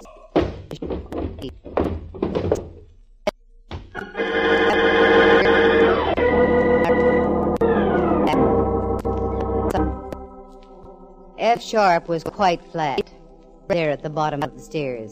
N Sharp, being flat, was a natural. He looked awfully good that way. All I can say is I am terribly grateful for Fort Ord's highly efficient MPs. Case ducked out to get the police, but halfway down the stairs he heard Sharp's voice in my room. He tiptoed back and listened just long enough outside my door. Just as Frankie had leveled his pistol at my head, Case broke through and wrestled the gun out of Sharp's hand. Oh, the rest of the facts? Well, I've got the discern data right here. Frankie Sharp was a wise boy. He was dishonorably discharged from the Army in 1946. He came to the Monterey area with a complete load of Army uniforms, fatigues, and general equipment. He set up a little ring of other ex-GIs with bad records, all dishonorably discharged also, all professional gamblers. On Army paydays, he'd rig his mob out with GI uniforms. Then they'd gang up on the boys from the camp and take them for all their dough with marked cards and loaded dice. The gang was familiar with Army routine, so it was easy for them to make like real soldiers. But Frankie Sharp was keeping too much of the loot for himself, so he decided to set up a new gang. One by one, he had his boys marked for sudden and violent death. The first was the guy I pulled off the tracks. Sharp and the fake sergeant who slugged me were parked up on the highway watching to see the Del Monte special put on the finishing touches. When the gag misfired, they followed me, found out where Rembrandt was staying, slipped in one of their business cards as a warning for me to stay out.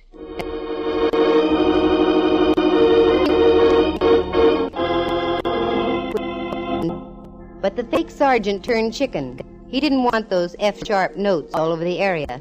So he came out to the NCO club, bopped me over the head, and got them back. When he returned, Frankie knew the fat was in the fire and that the time to strike was then. So he took his pal down to the beach, gave him a finger wave and a permanent, the kind you don't wake up from. Then he went back to my cottage to wait for me. Sharp was his own undoing.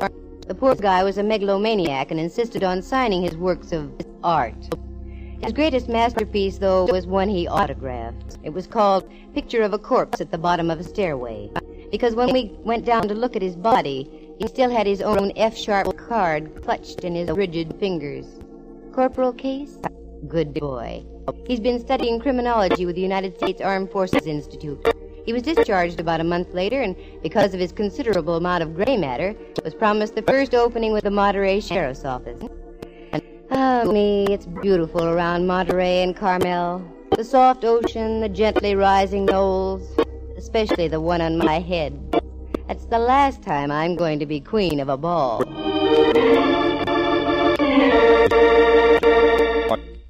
Listen again next week at this same time. For excitement and adventure, just dial Candy Matson, Yukon 28209.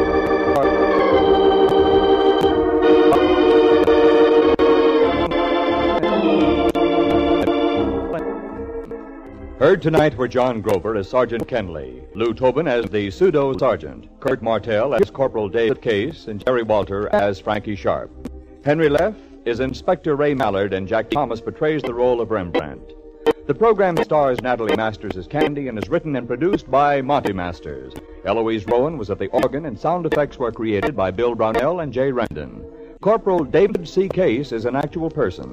Any resemblance to other people in tonight's play is purely coincidental. The program came to you from San Francisco. This is Dudley Manlove speaking.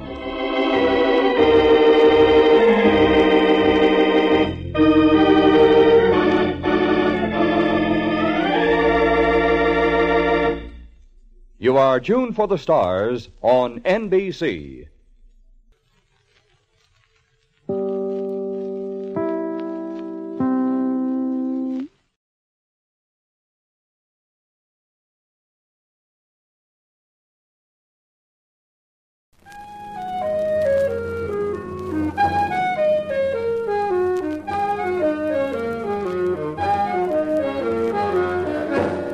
Carter Brown, Mysteries.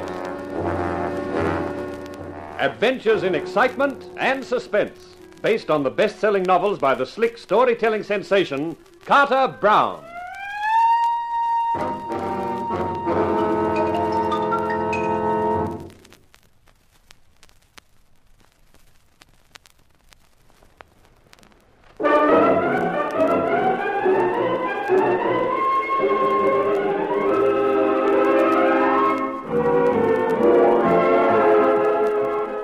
How do you do, ladies and gentlemen?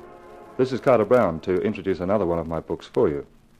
This story is called The Lady Was Lethal, as my hero, Johnny Eaton, found out. And in finding that out, he also found quite a lot of tension and trouble, which is my cue to quit and let Eaton carry on.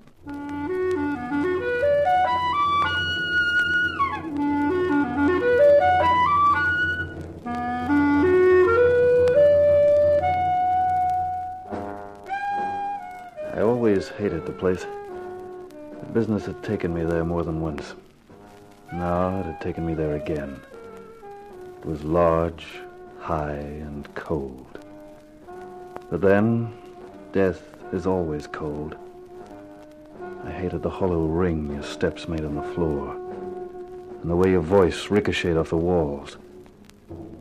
The shape which lay shrouded on the table drew my eyes, and there was a dry sensation at the back of my throat as Lieutenant Jorgensen flipped the sheet away. There he is. Yeah. That's Hank Williams, all right. That's all you got to say? What do you want me to say? Happy birthday? He was your partner, wasn't he? He was my partner. You're a tough guy, aren't you? Johnny Eaton, the man with the poker face. I show you your partner's body and you react like it was a guy you'd never seen before. You want me to bust out crying? What good would that do Hank? You guys have been in partnership for the last 5 years. Always acted like you were the best of pals. You were away in Detroit for 3 weeks on a job. You come back, I tell you Williams is dead. So? So I'm wondering, Johnny. Wondering whether you're really tough or just plain scared. What's that crack supposed to mean? Let's get out of here and I'll tell you. Well? I'm wondering how much you know about why Williams was knocked out. Maybe you're acting like a clam because you figure you'll stay alive that way. You think I'd be wasting my time, Lieutenant, listening to your yakety-yak if I knew who killed Hank? Could be. I'll have to keep an eye on you, Johnny. After all, we don't want to lose the other half of the best private eye partnership in town, do we? No, we don't. That's your jalopy? Uh-huh. New model Buick. Business must be looking up. We get by. I guess I should say I get by. Williams didn't have any family. A sister in Kentucky someplace. She'll have to be told. What happens to his share of the business? I get it. His sister gets the rest. The dough in the bank, etc. You should do all right out of the business. We both made a will. Whoever went first left his share of the business to the other. And by good luck, Williams went first. Jorgensen, there are times when I dislike you more than normally. This is one of those times. As I drove back to the office, the night sky was studded with star points, but their silver twinkle was rivaled by the gleam of garish neon stabbing above the streets. I let myself into the office, started going through Hank's desk, but I knew it was a forlorn hope. There was one thing I hadn't told Lieutenant Jorgensen. I'd come back from Detroit in answer to an urgent wire from Hank. It said he'd cracked something really big and needed my help. The trouble was that Hank was the sort of private dick who never kept notes. He kept everything inside his skull, and that skull was now silent.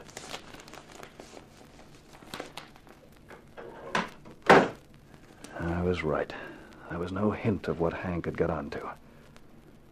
And there was so much of him in the office. I had to get out. I needed a drink.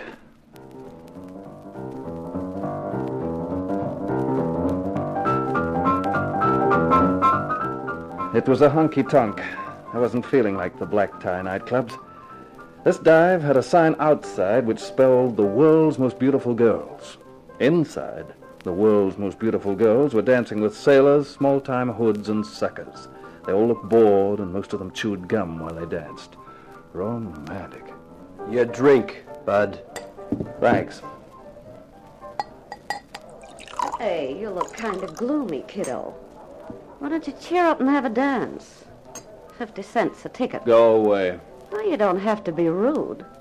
If you don't want to have any fun, well, okay. Go but... splash in the sea. Oh, now look, there ain't no call to be... Beat it, babe. What? I said beat it. Oh, well, okay. There's no need to get tough about it. Dames. Mind if I park? Suit yourself. If you can find a glass, you can even have a drink. No, thanks. Cigar? No, thanks. You're Johnny Eaton, that right? Yeah. I was looking for you. So, now you've found me. How much do you want? For what? You know what. How much? I don't know what you're talking about. Quit stalling, Seamus. Name a price. Look, let's play a little game. Let's pretend I really don't know what you're talking about. So you tell me, and then if I've got it and it's for sale, I'll name a price. Okay. I'm talking about the thing your partner, Hank Williams, had.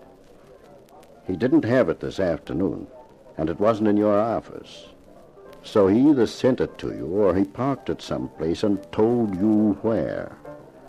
Now, put a tag on it, Buster. I ain't got all night. You mean Hank was murdered for this thing, but you couldn't find it? Sure. Why, you Don't dirty... start anything. You can't finish, Buster. I've got company. That little punk propping up the jukebox? Plenty of good guys have been perforated by a punk. That's a point. So, how much? $40,000. That's a lot of dough. Maybe it'd be cheaper to have happen to you what happened to your partner. Will that get you what you're looking for? Maybe we might sort of persuade you to tell where it is first. Maybe. $40,000 is the price. I'll have to find out. Could take a little time. See you tomorrow and tell you. Be in your office. I'll be there. Okay, Seamus. Don't do anything foolish, will you? Not like Williams did. I watched him clamp the cigar in his teeth, signal to the thin little guy, and the two of them walked out. Just then the blonde who'd tried to sell me a dance moved past the table. I called her. Yeah? What do you want, mister? I've changed my mind. I'll buy some tickets. How many? $10 worth. Oh, atta boy. Now you're getting hip. Sit down, have a drink. Sure. Hey, buddy, another glass. Here, Blondie. The $10. Oh, thanks. Here's your tickets. Keep 'em. What's the big idea? You've got the $10 and the tickets. So you've just made a $10 profit, right? Yeah, but... A glass. Thanks. Remind me to endorse your Emily Post diploma sometime. Here. Give your stomach a shock. Oh, thanks. Now, that $10 you just made, that's for information. Oh, what do you want to know, honey? The big guy who said scram and you scrammed, who is he? Mister, I think I'd better give you back your $10. You sound like trouble to me. No, not trouble. I'm just curious. I've been out of town. I don't know anymore who runs with who. Oh, well, he's Tiny Laban. I don't know who he works for, but he hangs out in the blues club. Yeah, that's what the name says, all blues and stuff. Who was the other guy with him? Oh, he was on his own. No, it was a little pasty-faced guy by the jukebox. Oh, that's Babyface Brill. He's a main character. Well, mister, that get me $10? Sure does, and thanks. Sure you wouldn't like to dance? I'll give you a dance for free. Some other time. I gotta be moving. You know, business? If business means trouble with Tiny Laban, you won't tell him who told you. Over my dead body. With Tiny Laban, that could be easy. The Blues Club. A high-class dive. Cloths on the tables. No taxi dances. A floor show. 6 girls were just finishing a routine as I sat down and ordered a drink. They wobbled off the floor and the lights dimmed down to a single spot as a compere breathed one word into the mic. Chilly. I thought he was talking about the weather, until a dame appeared in the spot. And what a dame. A tall brunette with a figure dreamed up by a perfectionist and then improved on. Your eyes of blue, your kisses too, I never knew what they could do. Can't believe that you're in love with me. I listened to her low, husky voice and started to remember things like that Hank was like me. He could be a sucker for a dame. And if Tiny Laven was tied in with this place, and Hank had something Laven wanted, then it wasn't impossible that Hank had met Chili. Always placed you far above me. As I watched her, I decided it was more than probable that Hank knew her. Chili was the last thing a guy would feel next to Chili.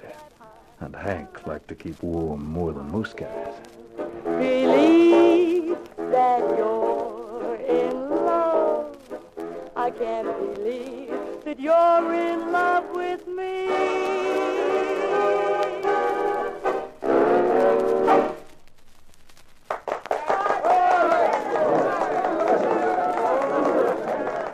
She finished her number. They yelled for more, but she just waved and wove off. I called the waiter. Yes, sir? I'd like to talk to Chili. Sir, you stand at the end of a long line of gentlemen with the same ambition. There's a 5-spot going begging for someone to take it with the message to the lady. What message, sir? That I'd like to talk to her about my partner, a guy named Hank Williams. I'll deliver your message, sir. I never saw a $5 bill disappear faster from a table and into a pocket. I poured myself another drink, but I'd only had one sip when he was back, with his eyebrows touching his hairline. Chili will see you. Don't look so surprised. I'm a guy who makes friends and has influence.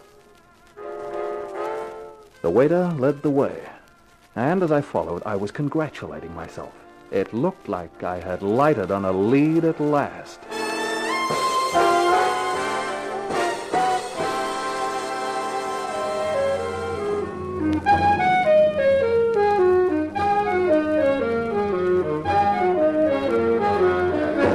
Carter Brown, Mysteries. Adventures in excitement and suspense, based on the best-selling novels by the slick storytelling sensation, Carter Brown.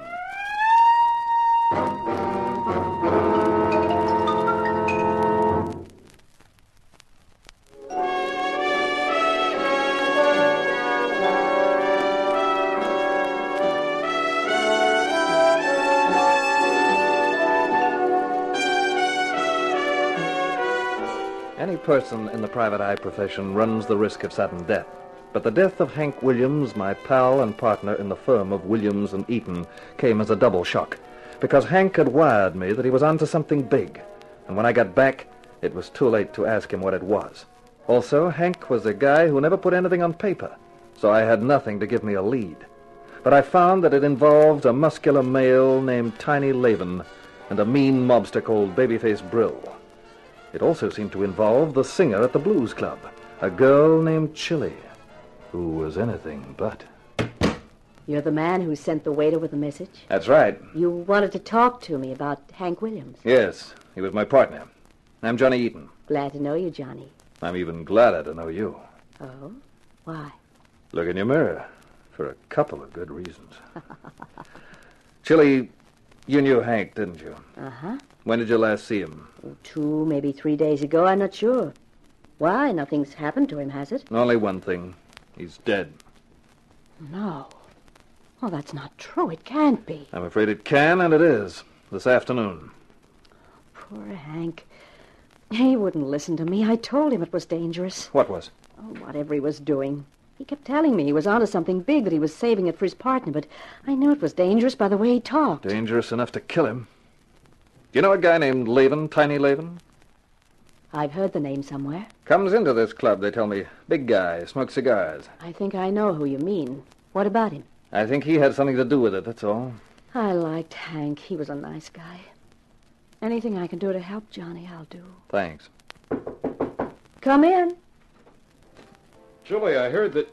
Oh, Sorry, I thought you were on your Oh, own. it's okay. This is Johnny Eaton. He's Hank Williams' partner. You remember Hank? Sure, the private dick. This is Hal Waltham, Johnny. He owns the Blues Club, which means he employs me. That makes you a lucky guy, Waltham. And I know it. How's Hank? They're looking after him very well down at the morgue. You're joking. No, Hal. He was killed this afternoon. Well, of all the tough breaks. I was telling Johnny that anything I can do to help, I'll be only too glad. But Hank never talked about his work. No. Well, same thing goes for me, Eden. Anything I can do, anything at all. Nice of you, Waltham. If there is anything, I'll look you both up. Particularly Chilly. What she's got is worth looking at. I picked up a cab from outside the Blues Club and gave him the address of my apartment. When I put the key in the lock and opened the door, there was a light coming from the living room. Automatically, I reached for my gun. Then I remembered I wasn't carrying it. I moved into the living room and got a surprise. A beautiful, blonde surprise with tear-filled eyes. Oh, I'm sorry, but I didn't know when you'd be back, and I just had to see you. Well, how flattering can a blonde be? You are Johnny Eaton, aren't you? Unless I've changed in the last 10 minutes. The superintendent of the building let me in here. I'm Helen Williams. Hank's sister. But you're in Kentucky. I wired you about Hank. That's why I came up. Got in an hour ago. The caretaker at Hank's apartment house sent me to the police. I saw Lieutenant Jorgensen. He told me what had happened. And then I came here. Well, it's tough, Helen. I know Hank was a great guy. Yes. Yes, he was. You go ahead, honey. If you want to cry, it won't worry me any. You could weep a few tears for me, too. No, I mustn't. Could I have a drink? Sure. We'll both have one. What'll you do now, Helen? Go back to Kentucky? No, not until Hank's murderer is behind bars. I'm staying until he's caught. Your drink. That might take a long time. I don't care. Where are you going to stay tonight? I hadn't thought about it. I couldn't go back to Hank's apartment. Not now. Maybe I could find a hotel. Not at this time of night. Tell you what, you stay here. I'll take the sofa. You can have my room. In the morning, we'll find you an appointment. Oh, thanks, Johnny. Thanks a million. Don't look at me with those trusting eyes. Why not? Because I don't know that I'm too trustworthy. Not with a bewitching blonde. Well, I trust you, Johnny. And since I'm going to stay, I might as well be useful. Anyone as decorative as you doesn't have to worry about being useful. Well, I'm going to be. You'll meet someone in the office now that Hank won't be there. I'll be your secretary. That's fine. Anything that keeps you close by suits me. Jerk your mind off my gender and think about justice. For Hank's killer. Okay, Helen, you're right. I better give you the story so far.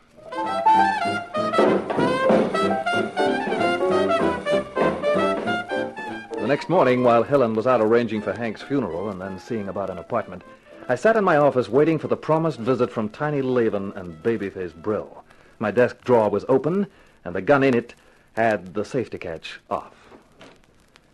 You're here, huh, Seamus? I said I would be, Mr. Laven. That's smart of you, Eaton. Real smart. Thanks. A compliment from Babyface Brill is really something. You know our names, huh? I get around. Well, here it is, Seamus. $40,000 is too high. 25 grand is the most the boss will pay. And who is the boss? Are you kidding? Okay. Sorry, Laven, the price stays where it is. Otherwise, it's no sale. You don't want to talk like that, Eden. No. You might wake up dead. Bumping me off still doesn't get you what you want. You won't find out where the stuff is from a corpse. Like I said before, we might be able to persuade you to tell us before you kick off. You know what the recipe for fried chicken says? First catch your bird. You won't be hard to take. Why don't we do it now? I get tired of listening to its voice. Just try it, Babyface. Me and this 38 are waiting. All ready for us, are you? Your partner Williams figured he was tough, too. We'll give you 24 hours to change your mind, Eaton. After that... Don't slam the door on your way out, boys. You fresh punk! Calm down, Babyface. You'll have plenty of time to devote to Mr. Eaton 24 hours from now, if he doesn't wise up. Yeah. Take a tip, Eaton. Change your mind. Otherwise, I'll have fun changing your face.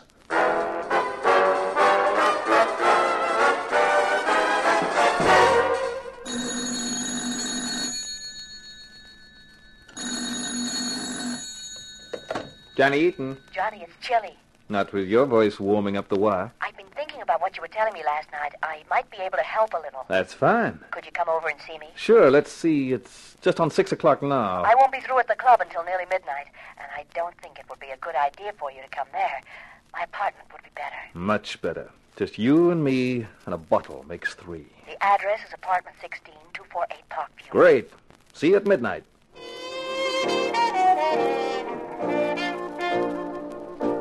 Midnight is the witching hour, they say. And Chili at midnight was one wow of a witch. We sat side by side on the sectional sofa with the drinks handy, and I told Chili all about Tiny Laven. You have no idea what this thing is that Laven wants? No, like I keep saying to people, Hank wasn't a guy to make notes. He carried it all in his head. I pulled the gag that I'd got it on Laven just to see the reaction. I don't suppose he'd believe me if I told him the truth. Probably not. And according to Laven, they searched the office and they must have searched Hank's apartment and they didn't find it. So what did Hank do with it? Whatever it is. You got me. I can't even begin to guess. I think I might be able to help you, Johnny. But you'd have to trust me. That's a song I've heard before. I lied a little last night. I know Laven quite well. And the other one, Babyface Brill. But I wasn't sure last night whose side you were on. Go on. I could help you, but you mustn't ask questions. Oh, I mustn't, huh? I like you, Johnny.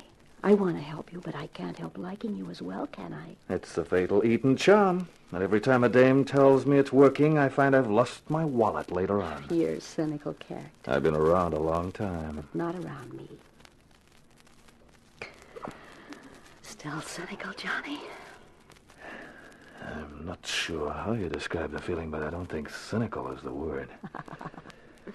You were going to tell me about Laven. He and Brill are a couple of strong-arm men. I didn't think they were chartered accountants. They're tied in with the Blues Club. Huh? It really is a club, but its membership is secret. So that's what Hank was onto. I guess so. I thought it was just me. Who runs the place? Hal Waltham is the manager, but he's only paid.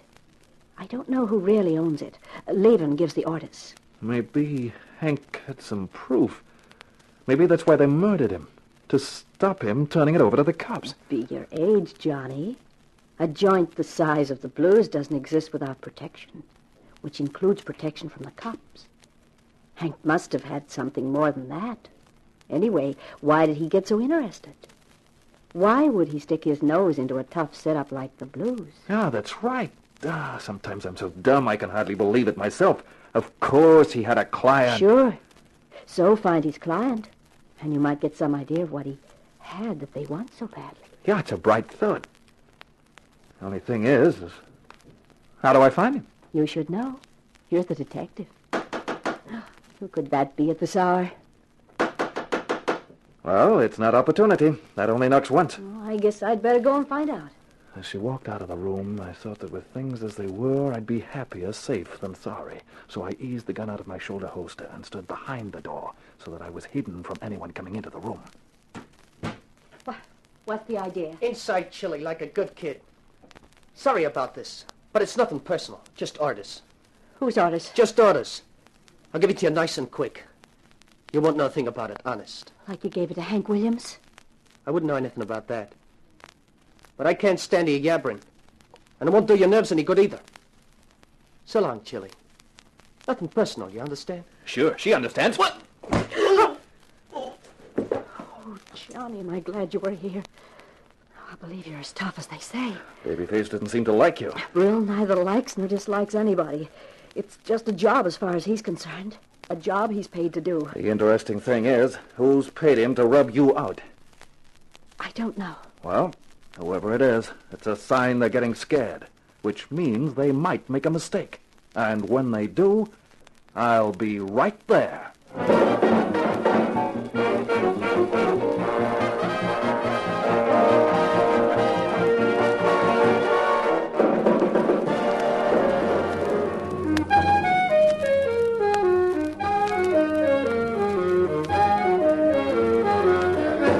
Carter Brown, Mysteries.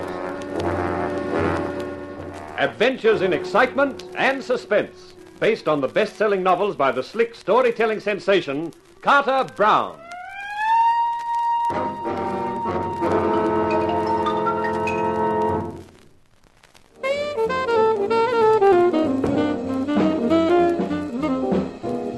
I was working in the dark, and I wished someone would turn on some light. With the firm of Williams and Eaton deprived of the services of Hank Williams by sudden death, it left me, Mrs. Eaton's little boy Johnny, carrying the ball.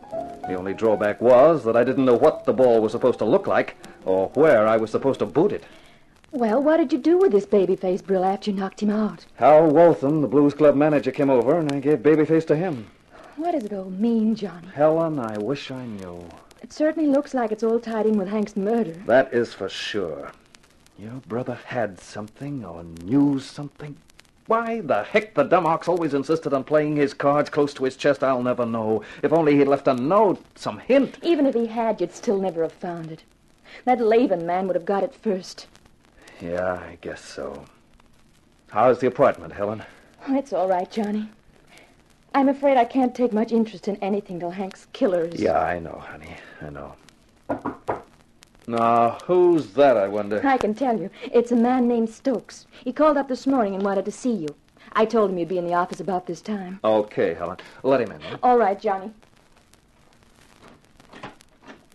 Mr. Eaton? Oh, yes, sir. He's in the small office there. Won't you go in? Thank you. Good morning, Mr. Eaton. My name is Stokes. Good morning. Shut the office door. We'll be nice and private.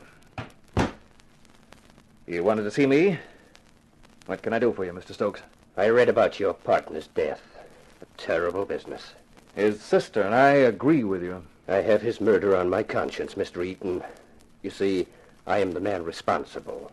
You mean you? Oh, no. I don't mean I'm the man who pulled the trigger, though I might just as well have done so. I'm the man who hired your partner for the investigation that led to his death. The client? Hank's client? Yes. I hired Mr. Williams to investigate the Blues Club and give me proof of the bribery and corruption which came from it. Can I ask why, Mr. Stokes? I'm a rich man, Mr. Eaton. I had a daughter. She went to the Blues Club a few times. I suppose she thought it was exciting that they knew her, knew where she came from, knew that there was money behind her. Go on, Mr. Stokes. You know the story, Mr. Eaton. It's an old story. Not even a very exciting story, except to the people directly concerned. She spent her allowance, she sold her jewelry, her clothes, she stole things from the house. And then finally she couldn't stand it any longer. I'm sorry. I can understand how you feel. I think perhaps you can, Mr. Eaton. I know how your partner felt about you, and I imagine you felt the same way about him. I wanted him to get me proof of the Blues Club's activities, and proof that it was allowed to exist by a number of people holding positions of public trust. And I think he had it. Yeah, I've got reason to think that, too. The morning of the day he was killed, he called me. Said he had something really big, and that he was sending you an urgent wire to come back and help him with it. The next thing I knew was the notice of his death in the papers. You're going to ask me if I have that proof, Mr. Stokes. I haven't. But I know the people concerned haven't got it either. He hid it somewhere, and we don't know just where. But it must turn up sooner or later. I can only pray that it does, Mr. Eaton. I came here this morning to ask you to take over where Mr. Williams left off. Well, I'm doing that in any case. Of course.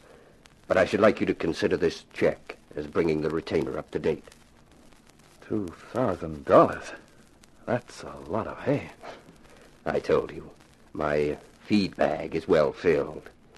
Here's my card. You can reach me at that phone number or address. Right, Mr. Stokes.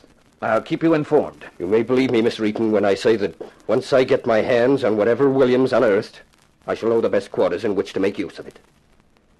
Good morning, Mr. Eaton, and good luck.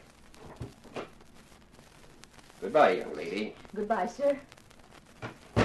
Well, who was he, Johnny? He was your brother's client. Johnny?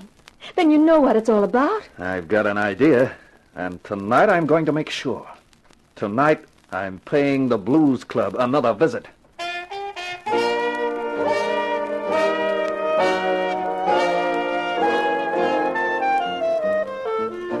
I got there early.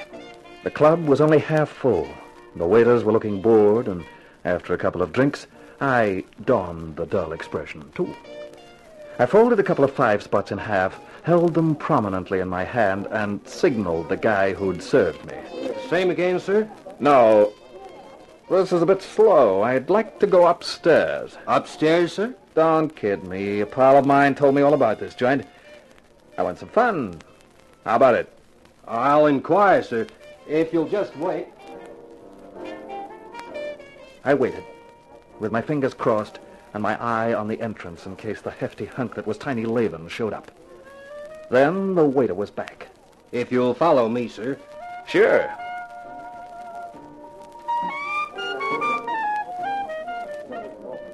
We went past the band to a doorway next to the kitchen. And up a narrow staircase to an iron door at the top. The waiter rapped on the door.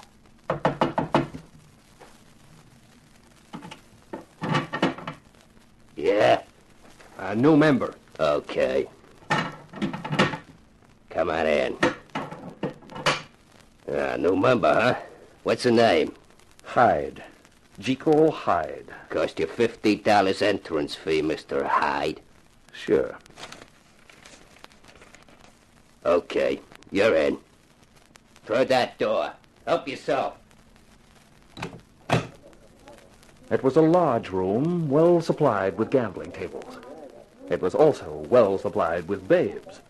One of them, a red-headed, swivel-hipped model with the latest type chassis, swayed over. Hello there. You're a new member? That's right. I'm Anna. Nice to know you. I go for a go with your manner, Anna. Would you like to play? That's what I came for. What can you offer? There's roulette, baccarat, sherry, or dice. Dice is strictly for the proletarians. I think I'll have a whirl at the wheel.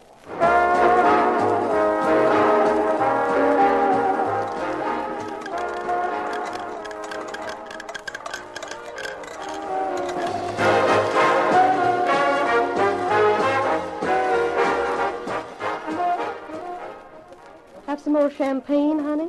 No. Like the man in the song, I get no kick from champagne. Try one of the other tables. What for? I dropped $400 on the roulette. What makes you think I'll be any luckier at the others? Say, you're really down, aren't you, Sugar? Right down. Down where you can't get no downer. I want something exciting, something new, something with a real lift in it. Maybe I could do something about that. Come with me.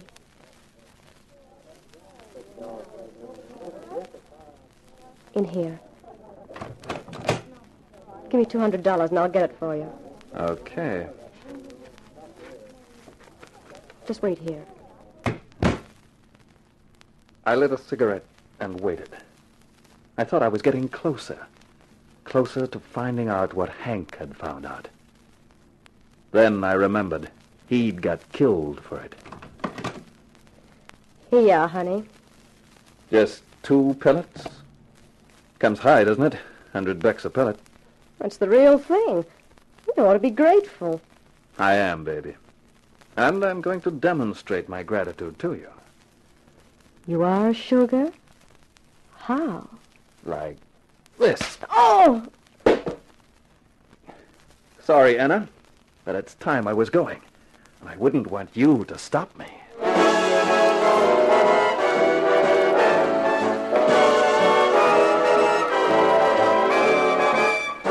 I got past the gorilla at the iron door with no trouble and walked through the club with my gun in my pocket and my fingers cold round the butt. Half an hour later, I was in my apartment, and the 2 little white pellets were safely stowed away. Whether they'd make evidence or not, I wasn't sure. I thought I'd ask Lieutenant Jorgensen sometime. But at last, I knew exactly what went on at the Blues Club.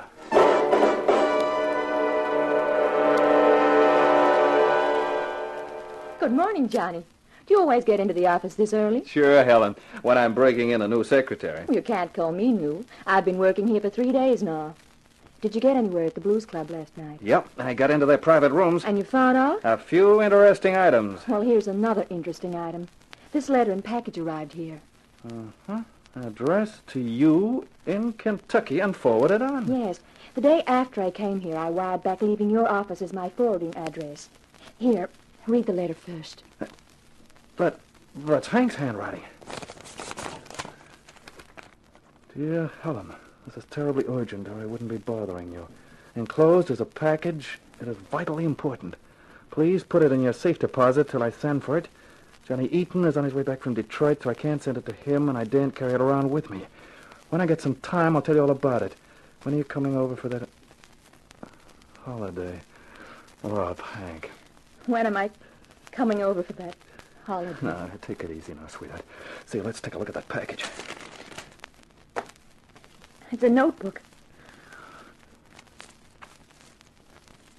Hey. What is it? Wait a minute. Well, I'll be... Wow. What is it? It's dynamite. It's loaded. No wonder they wouldn't stop at murder to try and get it back. But what is it? Well, without looking at it from beginning to end, it looks like a record of payments, a record of bribery and corruption, of people they've paid to keep their mouths shut. City Hall, state politics, the police, and the narcotics squad. Narcotics? Yeah, that's one of the items I found out last night. The Blues Club's a front for dope peddling. Honey, this little book will lift the roof off the city if it ever hits the press. It'll smash prominent people, people in positions of trust, respectable people. Say, you don't believe it until you see it. And now we've got it. Johnny Eaton, what are you thinking? I'm thinking of using this little book as bait. We might hook quite a lot of fish. Isn't that dangerous? Sure. It was dangerous for Hank. I owe them something for that. And this is paying off time.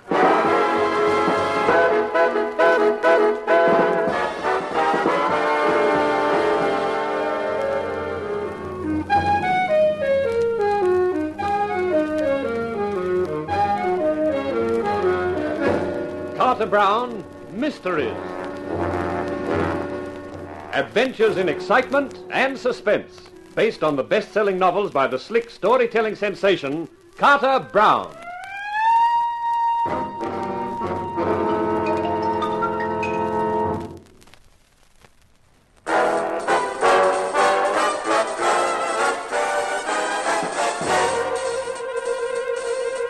The light had broken. The motive for the murder of my partner, Hank Williams, was clear, contained in the notebook he'd sent his sister, and which now lay on the desk between us in my office. I stared at the notebook, and my thoughts turned to the past, to when Hank Williams and Johnny Eaton were a team, a first-rate private detective team. And now there was only Eaton left. Well, they were going to pay for it. What are you planning to do, Johnny? Listen, and you'll find out. Who are you calling? The Blues Club. This is where the hook gets baited. Blues Club? I want to talk to Mr. Laban. Who's calling? Tell him Johnny Eaton. He'll talk to me. Hold on. Laban, you're late calling to tell me you've changed your mind, Seamus. The 24 hours I gave you is over. That's not what I'm calling for, Laban. So, what do you want? Just to tell you that I've definitely got the goods you want, all done up in a neat little book. Yeah? 40,000 is the firm price. You've got till tomorrow morning. Otherwise, it goes to Washington, and they can sort it out on a federal level. So make up your mind fast, won't you? Now listen. Goodbye, Laban. Oh, Johnny was that smart. They'll be after your blood. And I'm after theirs. Where do we go from here? To my apartment. I'll feel safer when we're both there. The only way in is through the front door. The windows look out on a sheer drop of 7 floors, and the fire people are always complaining because we've got no fire escapes. So long as we watch the door, we're set. Once we got to the apartment, Helen headed for the kitchen to rustle up coffee. I set about a little work. I found a piece of oil silk, carefully wrapped the notebook and my gun in it, and tied a piece of wire around it. I went downstairs to my car, took off the petrol filler cap, and carefully slid the package into the petrol tank, attaching the wire to the screw thread on the cap. It was as good a hiding place as I could think of. Johnny? Yeah, it's me, honey. Coffee's ready. Here you are. Thanks, honey. Say, what have you done to yourself suddenly? Nothing. Why?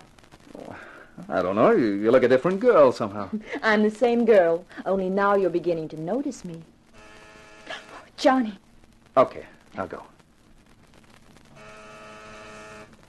Who is it? Me, Jorgensen. What's the matter with you?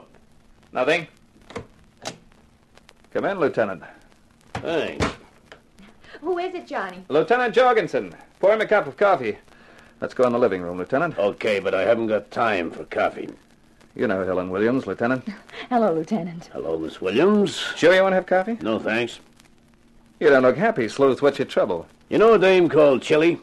Real name Elsie Kuchenheimer? I know Chili. I never met Elsie. You never will. Now. Someone shot her about an hour back, 3 times. That's tough. But why tell me? Because I've got to take you in, Johnny. Captain's orders. Take me in for what? To be held as a material witness. You're kidding, Jorgensen. No, this is on the level. The captain wants to talk to you. We'll see about that. I'm calling my lawyer. No, Johnny. Why, the artillery, Jorgensen. The captain wants to talk to you without any lawyers. You carrying a gun? If you are, you better let me have it. I'm not healed. Okay, then let's go. Helen, I won't be long. Remember what I told you about the door? All right, Johnny. Come on, let's move.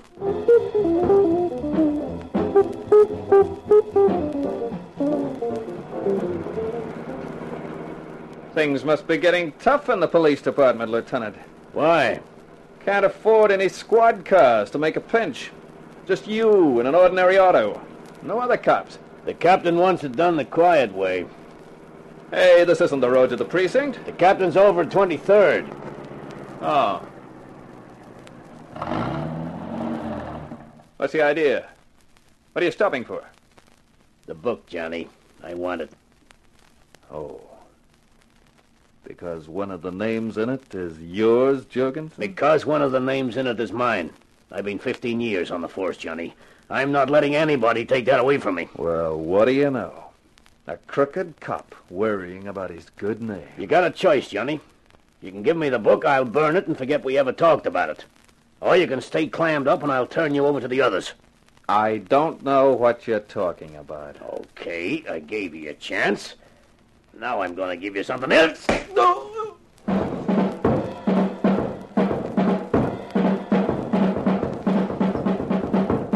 Oh. He's coming too. I'm glad. I wouldn't want that sock you gave him to kill him, Jorgensen. I just tapped him. Shut up, all of you. He's conscious. Yeah, I'm conscious.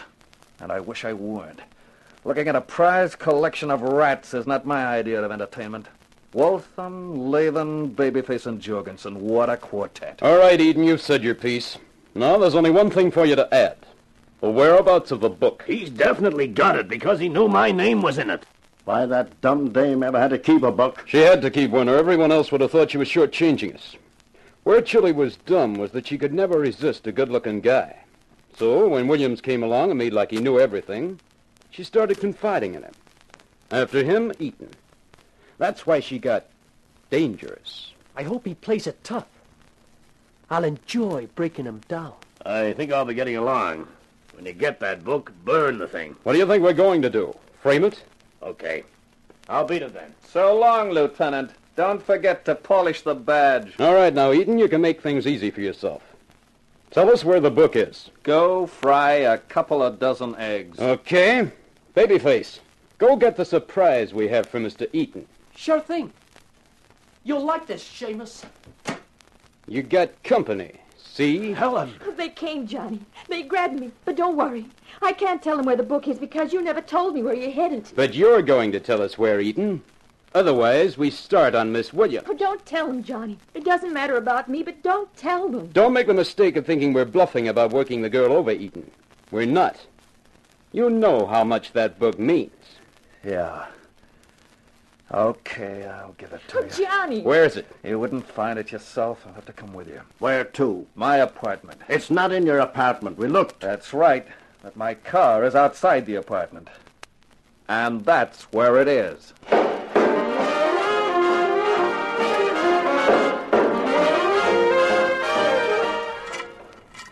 What are you fiddling with a petrol cap for? Because that's where it is. In the tank. Well, aren't you the ingenious boy? What are you doing? Trying to get it out. The necks of these tanks are narrow. Come on, hurry it up. If you want it, you'll have to let me get it out. Okay. There it is. Give it to me. Well, that's in the right hands at last. Let's go. Back to my car. You got it? Right here.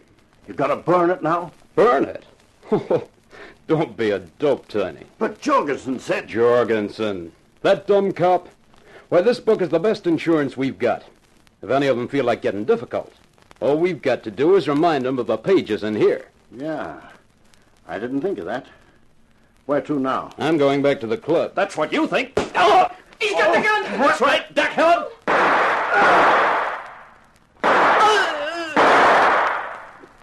Okay, sweetheart. You can get up off the car floor now. I think on my bones. Johnny, you shot both of them and knocked out Wolf. Well, I had the advantage of surprise. Plus the 38 they didn't think I had. I didn't think you had it either. Where did you get it from? Out of my petrol tank. I got it out while I was bending over for the book. And it's the finest fuel my tank's ever held.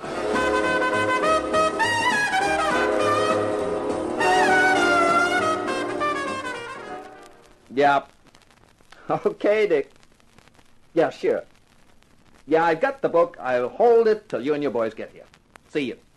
Everything's all right, Johnny. Couldn't be better. That was a pal of mine in the FBI. They'll be here in the morning to handle the whole thing. I'd have thought you'd take a holiday and not come to the office today. Oh, I'm expecting a client. I called him. He should be here now. And here he is, right on cue. Let him in, Helen. All right. Mr. Eaton asked me to come here this morning. In here, Mr. Stokes. Ah, I hope you have good news for me, Mr. Eaton. Well, I've had some success. I've found what Hank Williams had. That's first-rate work, Mr. Eaton. Oh, what is it? A little book full of names. People connected with the Blues Club and its activities. Splendid, splendid. Well, I don't wish to appear rude, but time may be vital. If you let me have that book, I'll start some action. I won't keep you long, Mr. Stokes. You know, I've been thinking a lot about Hank, the way he was, the way he felt, especially about crime and criminals. He hated them. He was a kind of crusader in his own way, an honest crusader. Yes, I'm sure he was. Hank was so honest that he'd never forget to note down a client in my absence. But what do you know, Mr. Stokes? I couldn't find a word about you. I don't see... I salute Chilly, now chilled for good. She was subtle when she wanted to be. She sold me the idea that Hank had a client, then provided the client. She sent you along, Stokes, all cut and dried. So that if I did find the little book, I'd probably turn it straight over to you and save everyone a lot of bother.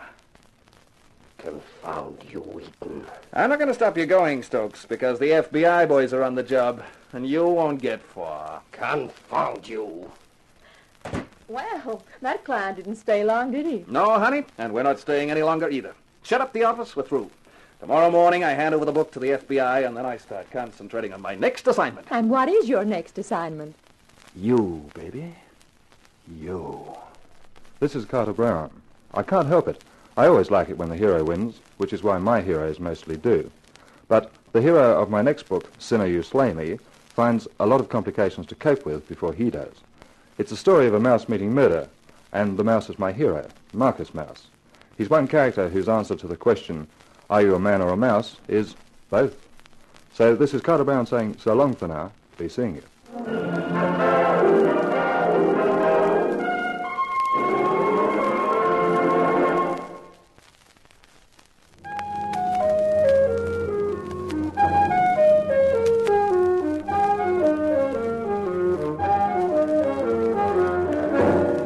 In The Lady Was Lethal, you heard our star James Condon as Johnny Eaton.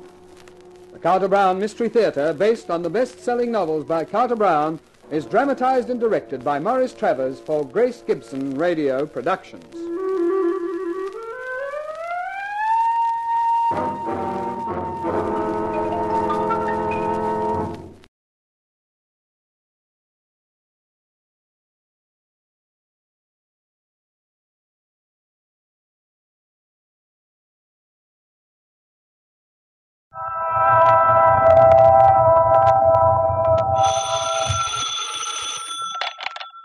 Hello, Yukon 28209.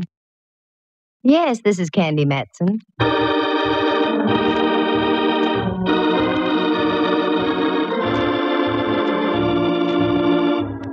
The National Broadcasting Company presents Candy Matson, Yukon 28209.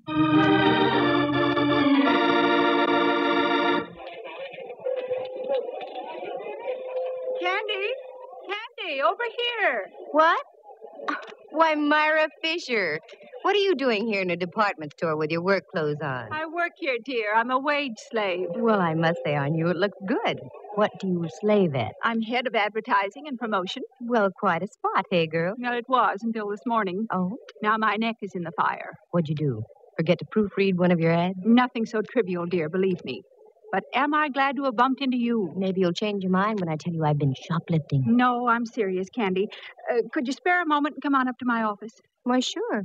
And wipe that frown from off your brow. It's wrinkling your makeup. Well, yours would wrinkle, too, if you had a missing Santa Claus helper on your hands. Well, now, there's a situation. And it almost broke Candy Matson's heart when someone told her there was no Santa Claus's helper, one Jack Frost. Listen, here she is now to tell you about it. That's right, what the man said. I ran into a deal where we had a missing Santa Claus helper, Jack Frost.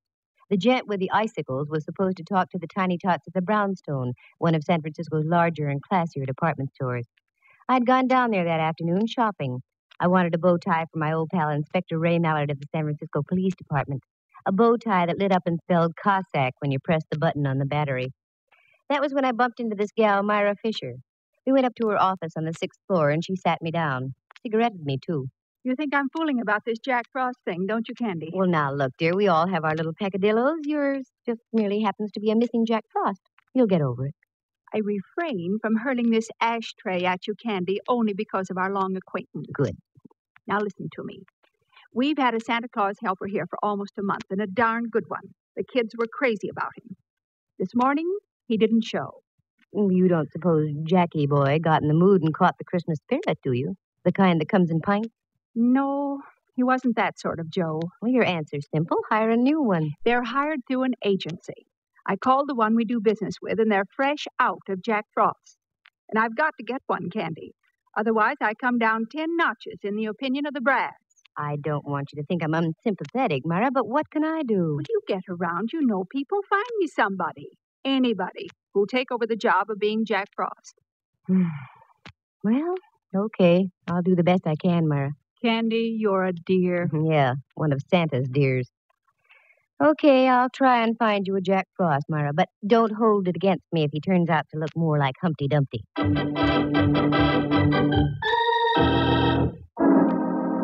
I went home and looked up the Webster definition of soft. It said soft, easily yielding to pressure. That was me, Candy Matson, girl dope. Here I had all my Christmas shopping to do, and I agreed to find a substitute for Jack Frost. I had no idea where to start. So I changed into something red and green for a stop and go, also for Christmas, and went over to see my friendly advisor, Rembrandt Watson. Rembrandt is a photographer, and excellent, too, now that he doesn't have the sherry shivers or the pork palsies. He lives on California Street, just kitten rompers from Old St. Mary's, with a statue of Sun Yat-sen for company in a park next door. Candy doll, how delightful. Do come in, won't you? Thanks, Rembrandt. Oh, Pet, you're acquainted with my friend Diogenes Murphy, aren't you? Oh, yes. Hello again, Mr. Murphy. Well, good afternoon, lad. You look prettier than you did the last time I saw you. Uh-oh, here comes the blarney. Young lady, Diogenes Murphy, the honest Irishman, never says a word he doesn't mean. Now, how do you think I managed to sell so many used cars at my place out on Venice Avenue? Because you're an honest Irishman. Oh, you're so right, lad. Incidentally, if you need a good car, I can get you one at a very reasonable... Diogenes? Oh, sorry, I got carried away. I didn't mean to barge in on you like this, Rembrandt. Oh, don't be ridiculous, dear. No, don't be. Think nothing of it, lad. I'm on my way now. Rembrandt and I were only discussing the situation of the world. And to what conclusion did you come? It stinks. The bottom of the afternoon to the both of you. Oh, he's quite a boy. Yes, I'm very fond of Diogenes. What brings you around this way, dear? Jack Frost. Yes. Now, getting on with our conversation, what brings you around this way, dear? Jack Frost. Maybe the needle's bad. Shall we try again? I know how you feel. I reacted the same way myself. I'll give you the pocket-sized edition. The Brownstone department store is without a Santa Claus helper, Jack Frost. He didn't show up for work this morning. I said I'd find him a new one. Well, that's very sweet of you, Dove. Very dumb of me, Dove. I know of only one character who even remotely looks like Jack Frost. I met him up in Alaska when I was traveling with the USO. Won't do you much good down here, will it? No, that's why I came to see you, Rembrandt. Don't you keep a cross file on models you've used in photography? As a matter of fact, I do. Here in this little book. Let's see. Men, thin, extremely. I have just one, Pietro Tarantello. Would you care for a Sicilian, Jack Frost? In Sicily, yes. Hey, what's that? Where? On that chair next to you. Oh, that's the afternoon paper, dear. Diogenes left it, I imagine. Yes, but on the front page. Here's the whole story about the missing Jack Frost on the front page. Ooh, what he got in his Christmas stocking. A slug through the head. That's no way to treat Jack Frost. And here's a picture of the guy without his false icicles. What the ham? Looks like he stepped right out of an 1890 Shakespearean play. I hate to say this, Rembrandt, but he resembles you. I take back what I said. Rembrandt. Divorce yourself from that tone of voice, Candy. I don't like it. Rembrandt, I've got an idea. You usually do. You like little children. Can't stand them. You like to talk to people. I abhor conversation. You like to be charming. Lost me charm. Gay. Lost me gay. With the help of a few icicles, Ducky, you're going to be Jack Frost.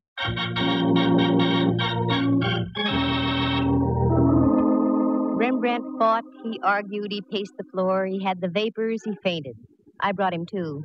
I won the argument. I got my friend Myra Fisher on the phone and informed her that one R. Watson would assume the role of Jolly Jack Frost on the morrow. She was delighted. I couldn't say the same for Rembrandt. Then I went home. I was greeted by a sound very much like that of a phone ringing. Using my keen instincts, I figured it was the phone. It was. Hello, Candy Matson. How do you do, Miss Matson? Allow me to introduce myself. Allowed. My name is Burke, Prentice Burke. I'm the first assistant vice president of the Brownstone. Brownstone. Oh, yes, that's a store of some kind, isn't it? Yes. Now, the reason for my call. There has been, shall I say, a rather unfortunate occurrence in our store today. So I read. I need the help of a professional sleuth. You were highly recommended by the head of our advertising department, Miss Myra Fisher. Aha, the thick cotton. I beg your pardon. Oh, no need to. You didn't do anything. Okay, care to talk to me now, Mr. Burke? I'd much rather have you come down to my office, Miss Matson. This matter is of an extremely confidential nature. I'm your girl, then, figuratively speaking. How long will you be there? As long as necessary. That's up to you. Very well, I'll be there in half an hour if I can find a place to park. I only had time for a fast change, so I made it from Andescray to Taboo. I sniffed at it and felt I was on the right scent. Then I climbed in my car, drove down Kearney Street, waved a crisp single under the nose of a hotel doorman, and had my car taken care of. Then into the Brownstone and up to Mr. Prentice Burke's office. I flipped a hip past the girl's secretary and walked on in. Burke was waiting for me. That was obvious. I could tell by the expression on his face. It was worried look number 12B. How do you do, Mr. Burke? I'm Candy Matson. Sit down, won't you? Thank you. Now, our subject is what? A man named Jordan. That's on another network. I beg your pardon? Oh, that's all right. Now about this Jordan. Yes, Ralph Jordan, to be exact. Well, that's a relief. For a moment, I thought you wanted to talk about Jack Frost. That's just it. He was Jack Frost. Oh, me and my big mouth. He was working here up until yesterday afternoon. Maybe you read about it. He was found shot today. Yes, I read about it. That's the reason I've called you. Why didn't you have your own store detectives take over, Mr. Burke? No. That would never do. I want no one in the store to know what's going on. Intrigue. Quite possibly. I have reason to suspect that Jordan was killed by someone in our employ. I want to find out who that someone was before the police do and get it splashed all over the front pages. Publicity conscious, eh? Business has been off all year, and any bad breaks in the press would hurt us that much more. Maybe you've got a point there, I don't know. I know I have. Okay, I'll take the job. You say you have a suspicion. What is it? Well, nothing tangible. It's just a feeling I have. Oh, that's a big help. Well, I'll mush around and see what I can pick up. I'll bill you tomorrow for my first day's work. It's much easier to sustain a friendship on a daily basis. I left Burke looking as though someone had just called his store a bazaar. It was closing time, so I hefted my way through the crush and retrieved my car from the doorman. The Hall of Justice is right on my way home, so I decided to drop in on my old pal Mallard, Inspector Ray Mallard of San Francisco Homicide. A nice guy to serve coffee to on Sunday mornings if you could ever lasso him. I never could get strong enough rope. Candy, what brings you around here? I hate to have my Christmas ruined so early. What about that Jack Frost character? Oh, yeah. Poor guy got it good. Where'd you find him? In his apartment over on 17th. He lived near Seal Stadium. Why so interested, Candy? Rembrandt's a dead ringer for the guy. I still don't get the gal who's head of advertising for the Brownstone was going out of her head for another Jack Frost. I talked Rembrandt into taking the job. Does sound funny, doesn't it? Bring me up to date, Mallard. Did you get any dope on the killing? Nothing but a .45 slug out of the guy's wall. Ballistics is checking it now. Nothing else? If I did, I should tell you. No, I guess not. This goes beyond just a normal curiosity, Candy. What are you drilling for? Oh, it's only that I'm worried about Rembrandt. I got him the job. I'm responsible. I wouldn't want anything to happen to him. Ask a silly question, Mallard, and you get a silly answer. Okay, let's forget it. How's about dinner tonight? I've fought this thing long enough. Okay. Candy. Yes, Mallard. We've known each other a good long time, haven't we? That's right. Ever since the fair on Treasure Island. We've had our little quarrels, little misunderstandings. Oh, but they never seem to last long, though, do they? No. That's why I feel I have every right to ask you a question. Wait, yes, I'd say you do, Mallard. Maybe I'll ask you tonight. No, go ahead. Now's as good a time as any. Perhaps it is, Candy.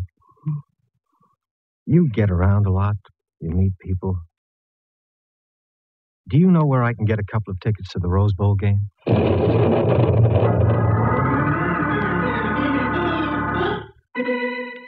My brain lit up like a Roman candle. I stormed for the door, turned back, stood there, my jaw waggling helplessly. Then I stuck my tongue out at Mallard and left. It was the only thing I could think of doing. Oh, he can make me so mad. But inside half an hour after I got home, I started to laugh. Felt much better. Just as I was puttering around getting ready, the apartment buzzer buzzed. That Mallard, much too early. But I was wrong. It wasn't Mallard. Well, Myra, what a surprise. Do come in, won't you? No, thanks, Candy. A friend of mine's waiting in his car outside. He's driving me home. Oh, I'm sorry. You can't stay for a moment? So, my dear, I just dropped by to leave this. Merely a little token of thanks for getting me off the hook. Oh, Myra, there wasn't any need to do that. Just a few pair of old stockings, dear. Getting me my new Jack Frost means more than you know. Here, please take them, along with my very deepest thanks. Thanks so much. A girl can always use them. Are you all set with my friend, Mr. Watson? Oh, yes. He came in this afternoon and filled out his withholding tax and so on. Very nice. I think you'll find him very efficient, Myra. Oh, what's the matter? Pardon me. I didn't mean to frighten you. Oh, Mallard. Silly of me. I must have jumped a foot. Oh, that's all right. He frightens me, too. Myra, I'd like to have you meet Inspector Mallard. Inspector, Miss Fisher. How do you do? Oh, fine, thank you, now that I've caught my breath. Do forgive me, Candy, but I must rush. See you soon, I hope. Tomorrow, Myra, I'll be down to see how my lad's doing as Jack Frost. Thanks for the stockings. Well, aren't you going to invite me in? No, I'm not. Here's my coat right here. What's our hurry? Come on, let's go. I'm starved. I thought we could have a cocktail here before we left. You thought wrong. 2 tickets to the Rose Bowl. From now on, you earn your cocktails, Mallard.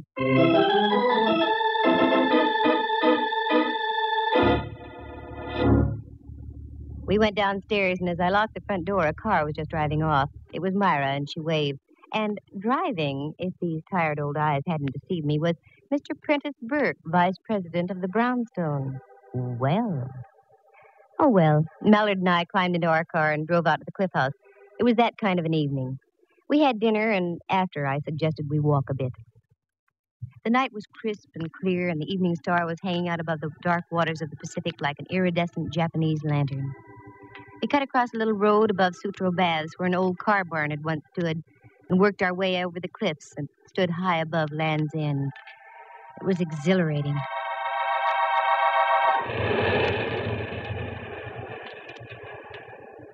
Penny for your thoughts, Candy. Inflation is still here. All right, make it 2 pennies. Well, I was just thinking, Mallard, dear, when you see a star in the sky, soft water below, feel Christmas in the air, how can there be violence in the world? An age-old question, pal. One I can't answer. I'm too small. Hey, you're cold. I'd better put my arm around you. Mallard, no. What's the matter? The headlights from that automobile are shining right down on us, and we... Mallard, Candy, what's wrong? got your flashlight with you? Sure. Also my gun and my handcuffs. Anything else we need? A mortar, maybe? The lights from that car. They shone on something. Down there, under that tree. Oh, Candy, just for once, can't you stop digging up a mystery? Be human? I am being human. Come on, Mallard. I want to see what's under that tree.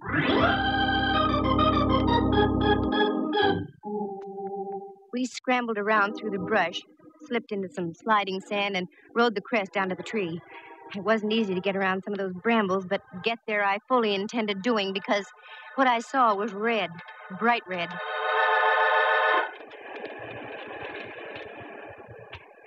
You okay, Candy? Nothing that a new pair of nylons won't fix. Shoot the flashlight over this way a bit, Mallard. There. That's it. Now, do you think I'm dreaming things up? What is it? Wait till I hold it up. Well, looks like some kind of a costume. Right. And look, if those aren't bloodstains, I'm a Labrador retriever. No, you're Candy Matson. Those are bloodstains. How was your boy dressed when you found him? Torn slacks, sweater, shoes, no socks.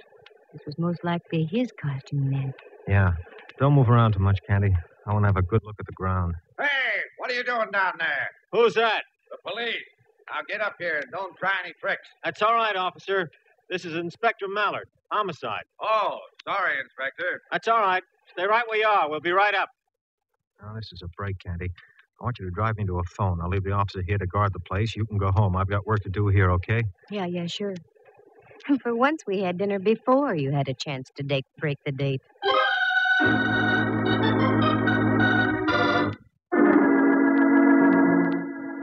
This baby was hard to reconstruct. Was the guy knocked off out there at Land's End, or was he bumped off at his apartment, the killer driving way out to the beach and hiding the costume? Only time would tell. I went home, climbed into bed, and logged about 8 hours, enough to give me fuel for the next day.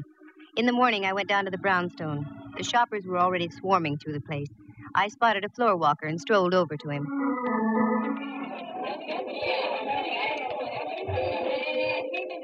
Pardon me, sir. I said, pardon me, sir. I'm very busy, young lady. Make it as brief as possible. You do work here, don't you? Of course. You are the floor walker assigned to this section? That is correct. Come to the point, please. Well, I've a good mind to report you. As you wish. As I said, I'm very busy. Now, what is it you wanted to know? The words are like gall in my mouth now, but where do I find Jack Frost? Right over there, in the back, 2 aisles over. Thank you. Not at all. Very much. Of all the high-handed characters, people like that make me steam. I was getting up a full head of dander, but it simmered out before I had a chance to boil over. Because as I rounded a corner, I saw Frosty Boy, or Rembrandt, if you choose, up on his platform with the cutest little blonde kid sitting in his lap. Well. Look who we have here. A great big boy. Hello there, son. Hello, Jack Frost. What is your name? Topper. Topper. My, what a fine name. How old are you, Topper? 5.5. 5.5. Well, you must go to school, Topper. Which one? Garfield. Garfield. That's a good school. Now, tell me, what would you like to have me tell Santa Claus to bring you for Christmas, Topper? An electric train and a baseball bat, and I like to be in the seals for Lefty O'Doul. Well, I'll see what I can do to arrange that, Topper. I'll tell Santa Claus. Bye now. Goodbye, and thank you, and Merry Christmas. I hope you can make the boy's wish come true. O'Doul could use him. Candy, I'm so glad you're here, Dove. Duck around into the back room for a moment. I've got to talk to you. Aren't you working, Frosty Boy? I got 10 minutes off every hour. I'll take the break now. Right around there, Candy. Okay. I'll see you in a moment.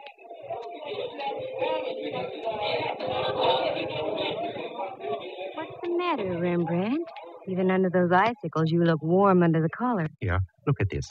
Every now and then, one of these moppets toddles up to me with a Christmas letter in its hand. A little red-headed girl handed me this about half an hour ago. I've been shaking ever since. Let me see. Dear Jack Frost, a word to the wise is sufficient. When you take your lunch hour, keep on going. Don't come back. Otherwise, you'll meet the same fate as your predecessor.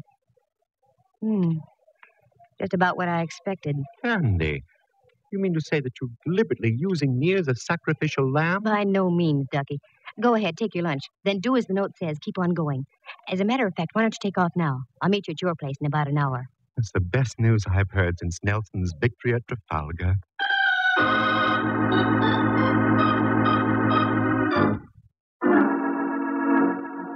I whipped upstairs, reported to Prentice Burke, got my first day's check, and on my way out told his secretary she'd better get Burke some smelling salt. Then I went back down on the floor again. Sure enough, there was my boy, the floor walker. I wanted to have a few more words with him. Oh, you again. If you don't mind. I was just up to see Miss Myra Fisher. She wasn't in. Have you seen her down here? No, and what's more, I won't see her all day. She phoned saying she was feeling ill. Most inconsiderate, I must say, during the holiday rush. Yes, I must say. Could you give me her address? She's a friend of mine. I've got to see her. Her address? Why, yes. I write it down here on one of my cards for you. Myra Fisher, 227F, Union Street. There. Thank you. You're so kind.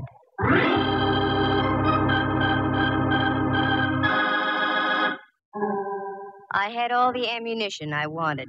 A check signed by Burke and a card written by the floor walker. His name was Simon Liggett. With that, I ducked into a phone booth and called Mallard. Homicide, Mallard speaking. Good boy. This is Candy. What did you find out at Land's End last night? A couple of very juicy footprints. They give us nothing. Did you make any casts of them? Why, sure. Mind if I borrow a couple of them for a few hours, Mallard? Well, I don't see how it will hurt. Sure, okay. Thanks, Mallard, dear. I'll be by in a moment. And I want to borrow you, too.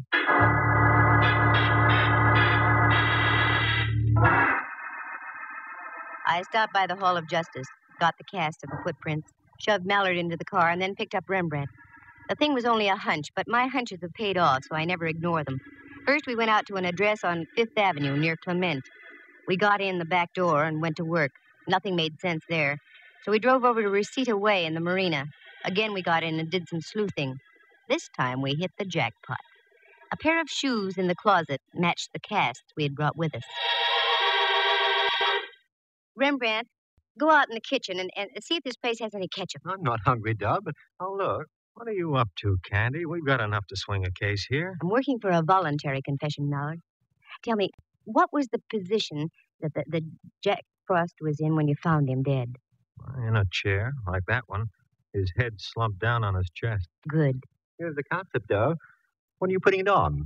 You. What? Without the bun or relish, Ducky. Sit down there, will you, Rembrandt? Now, just go limp and let your head hang down. That's it. Now for a little seasoning. Oh, Candy, you're smearing me with this sticky stuff. All for the sake of art. Hold still. There. How does he look, Mallard? Why, Candy, it looks like the same guy, the real thing. Good. Now, Rembrandt, you just sit like that. Don't move. Mallard, you duck into that closet over there, and I'll hide in here. We've got a good view of the front door from both places. Okay? Okay. There are times, Candy, when I admit I admire your genius. Genius, schmenius. Come on, let's hide.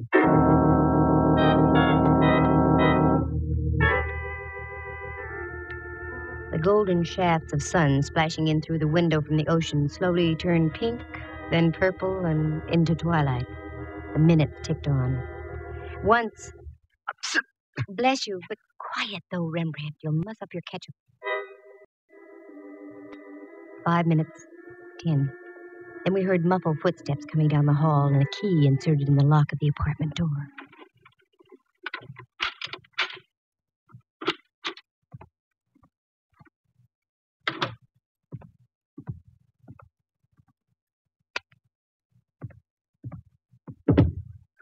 No! Oh, no! It can't be. The old fool I killed. No! Okay, buddy, that'll be about enough. Oh, no. You... Get him, Mallard. He's ducking. I'll get him. Oh, no. Nice tackle, Mallard. All right, Mac. You going to remain peaceful, or do I have to give you a little tap? No. I'll be quiet. You got me. I did it. I did it to the both of them. I killed them. I killed them. I killed both of them. Both of them? Yeah. Look behind the sofa. The sofa. The girl. Jack Frost. The sofa. The sofa. Right behind the sofa. Wait a minute, Mallard. I had to do it. I couldn't. Oh. But they were going to do it. Oh, Mallard. More trouble, Candy? I killed both of them. I'm glad I did. Yes. An old friend of mine. The late Myra Fisher.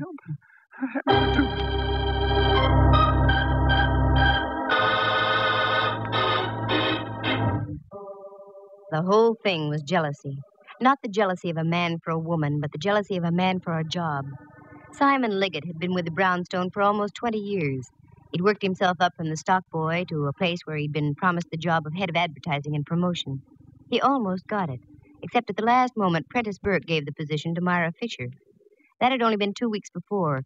He knew that Myra was on a probationary term, so he did everything he could to undermine her. Little things like changing ad copy, sending out false stories to newspapers. He figured that if he could keep the store without a Santa Claus helper, he'd break Myra's back and get the job by the first of the year. He paid a visit to the first Jack Frost and tried to bribe him into quitting, but the guy would have none of it. There was a struggle. Liggett lost his head and whipped out a gun and shot him. He was still in his costume, so Liggett stripped him, put some old clothes on him, drove out to Land's End, and ditched his costume. Then he felt sure there would be no Jack Frost the next day. But that's when Myra met me, and I talked Rembrandt into taking over. By this time, Liggett was in a frenzy and would stop at nothing.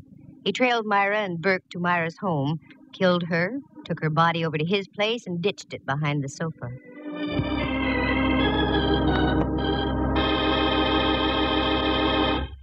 The next morning, he wrote a note to Rembrandt and gave it to one of the little girls waiting in line to see him.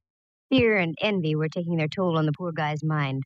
I wanted to compare the handwriting, so I had Burke write me a check and Liggett write Myra's address on a card. Also, we had the footprint cast. Between the two, everything pointed toward Liggett. That's when I staged my little parlor charade with Rembrandt playing the part of a corpse.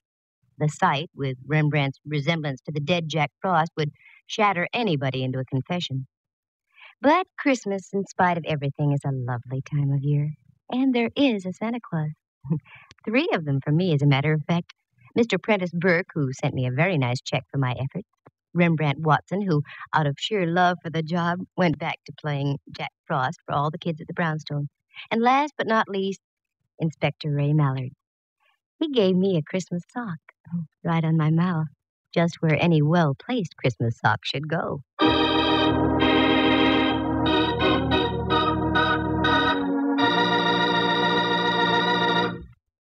Listen again next week at this same time. For excitement and adventure, just dial Candy Matson, and a Merry Christmas to you all. Yukon 28209.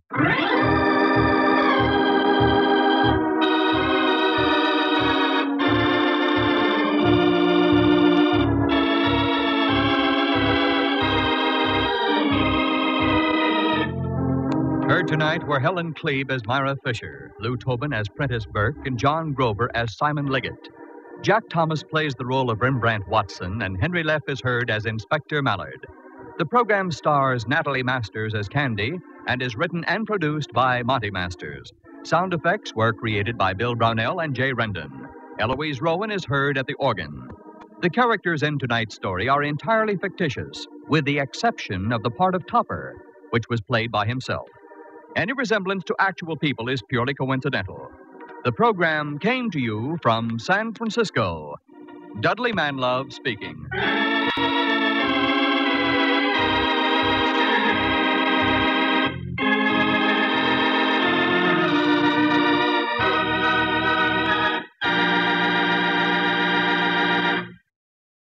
You are tuned for the stars on NBC.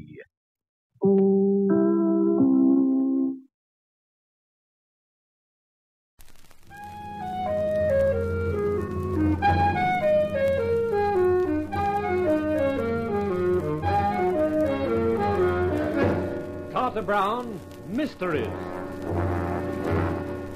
Adventures in excitement and suspense, based on the best-selling novels by the slick storytelling sensation, Carter Brown.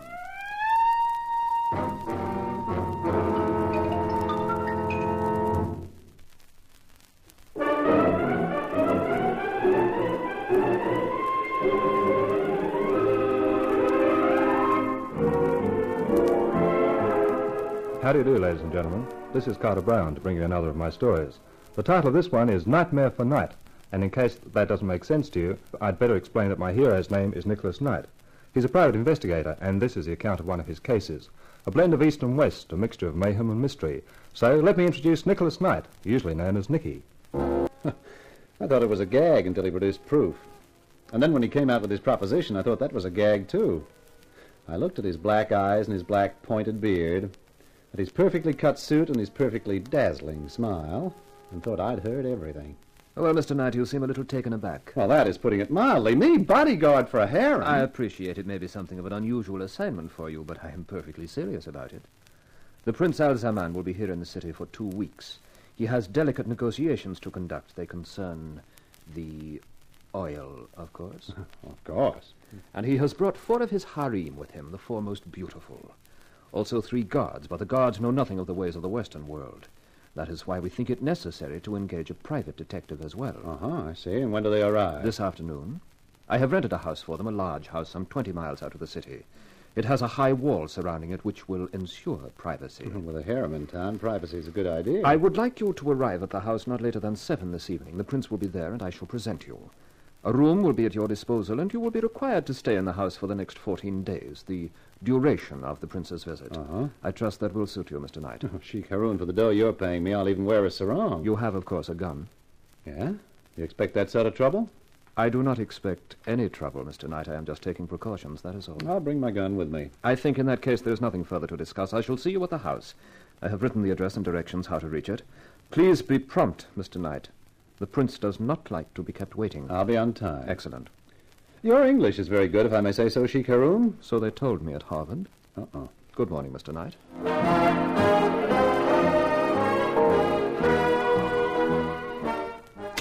Oh, now.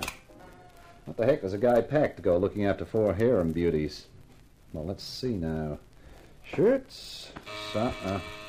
Visitors yet. Okay, don't bust your G-string. Yep. Mr. Knight. In person. May I see you for a moment? It is urgent. Yeah, sure. Come in. Park your hat and follow me. Now, park yourself.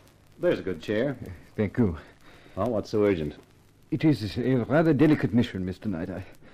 I'm not sure where to start. Well, make it fast, pal. I haven't got much time. And of course, how rude of me. I shall have to be blunt. You are hurrying now to undertake an assignment for Prince Al-Zaman. Am I? You are discreet, Mr. Knight. But you don't know much about Prince Al-Zaman. He's not a very pleasant person, I assure you. In his own country, he is absolute dictator and acts as such. Life and death are his to command, and no woman is safe from his harem. The prince's word is absolute. Well, what do you want me to do? Start a crusade? There was one woman. She was beautiful and not one of his subjects. She was a French girl named Marie Desprez. He met her on the Riviera. He made her many offers, even marriage. Then she disappeared. And by the time her disappearance was discovered, the prince's yacht had sailed. Marie Desprez has not been seen since. How do you know all this? I am her brother, Louis Desprez. Oh. Now, I know it would have been suicide for me to try and enter Al-Zaman's own country, so I have waited for him to leave it. This is the first time he has done so since last summer. He has brought some of his harem with him. I know that. What I do not know is whether Marie is one of them. You are the one man who can help me, who will be in a position to find out if he has my sister. Yeah, but it's not as simple as that. You mean money? Mr. Knight, I will pay you $5,000 to find out if... It's not a question of dough. I've got a reputation in this town as an honest investigator. I've been employed by Prince Al-Zaman. Now you want me to spy on him. I see. There's no more to be said, then. I only ask that you forget we have ever met, ever had this conversation. I shall spend my life looking for Marie. But if Al-Zaman learns of it, my chances will not be worth a snap of the fingers. Oh, look, now, if I want to contact you, where do I find you? The Hotel Arcadia. Mr. Knight, does that mean you will do it? I don't know. I'll have to think about it. Monsieur, if you do, you will have the undying gratitude of a desperate man.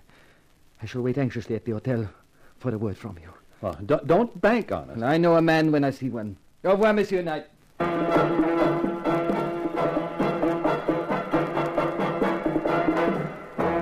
It was sharp on 7 when I turned up at the house, a large, forbidding sort of building surrounded by a large, forbidding sort of wall. There was a guard at the gates, and another at the doorway of Prince Al-Zaman's private apartments to which the Sheikh Haroun led me. The guard at the door wore a long, curved knife, and he didn't look as though it was just for decoration. He opened the door and ushered us in. You will address the prince as Your Highness. When I saw the prince, I felt more like addressing him as Fatso. He was reclining on 2 overstuffed cushions, and it was hard to tell where he finished and the cushions started. There was a 4-pound box of chocolates beside him, and he kept dipping into it with his fat, short fingers. I have brought the private detective, Your Highness. You are knight? I am, Your Highness. These are excellent chocolates, Haroun. You honor me, my prince. Knight. Yeah? Your Highness. Your Highness? You understand I shall be away for some days from tomorrow morning. It is essential for my women to be well guarded. My guards have orders to kill any intruder. What? Your orders are exactly the same. Pah! A hard center. Hey, now, wait a minute. This is the United States. This business about killing you can't do... Are you questioning me? I guess not, Your Highness. That is better. You need not fear any consequences, Knight. My influence with your country is considerable. The women's apartments are directly above here. I have given orders that no one enters on pain of death. No one. Yeah, I get it. I understand, Your Highness. Should you need any assistance, you have only to call. My guards all speak English. In my own country, I find that has certain advantages. I can give orders which will not be understood by eavesdroppers. Yeah, I guess that would be a help in your country. I think that is everything. Haroun will give you any other information you require. Retire from the prince's presence backwards. What? Oh, sure. The first layer is finished already. The box will not last out the night. Abdul, the audience is over. Yeah, Sidi. Mr. Knight, let me introduce you to Abdul. He will be upstairs most of the time guarding the harem. Good evening. Well, I'll be with you. Come along now, Mr. Knight, and I will show you your room. Oh, thanks. I think you found the prince a little startling. Yeah, a little. It is understandable from the Western point of view, but in our country you must remember he is the absolute ruler. And you get carved by one of those knives if you feed him the wrong sort of chocolates. It is not advisable to joke about the prince, Mr. Knight. Here is your room. I trust you will be comfortable. I have left you a bottle of your American rye. Oh, say, that's really thoughtful of you. How about we open it now? We do not drink alcohol, Mr. Knight, but if you care to do so, open it by all means. Tomorrow morning, the prince leaves to conduct his negotiations, and I go with him. As the prince told you, the 4 women are upstairs. There is also Fatima, who looks after them. She prepares all the meals and will serve yours. Then there is Abdul, whom you have met, Hassan, an Arab, and Blanc, the guard on the gate. Well, it sounds nice and cozy. Cheers. What in thunder is that? That is the prince going to make his nightly inspection of the harem. The gong is a warning that he is coming. Yeah, I can see how that'd be needed. Is that another joke, Mr. Knight? Oh, no, Sheik. Any way you look at it, it's no joke.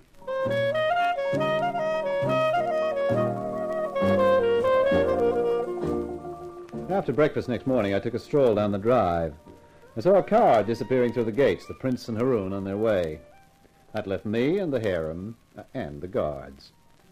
The one on the gate who'd let me through last night was right on the job. I thought I might as well strike up an acquaintance, and this time I used the right greeting. I'll be with you. And you, boss. Heck of a morning, ain't it? What? Hey, you don't sound like you come from the prince's country. Well, only been there about 3 years, boss. Between you and me, I was a seaman on a tanker, but I ran into a little bother in tunas and skipped the ship. Then I wound up on this job. You like it? It's sure better than jail, boss. Here comes trouble. What do you mean, that little guy coming towards us? Who's that? That's Hassan. He's pure poison, boss. Yes, sir, pure poison. Good morning. Good morning. Oh, you are Mr. Knight. I am Hassan. Oh, yeah, Haroun mentioned you, Hassan. Being a guard is dull work, don't you think, Mr. Knight? So little excitement. It is always more exciting to attack than defend. And more dangerous. Life is nothing without danger. I do not know why my master, the prince, should have engaged your services. I am a superb shot, a brilliant knife thrower, and my cunning is known throughout the East. Well, such brilliance must be exhausting. Maybe he wanted to give you a rest. Possibly, although I could have told him I am not tired. It has been delightful to meet you, Mr. Knight. We shall see more of each other. For the present, good morning. Say, Blanc, what does that character do for a living, huh? Oh, he does many jobs for the prince.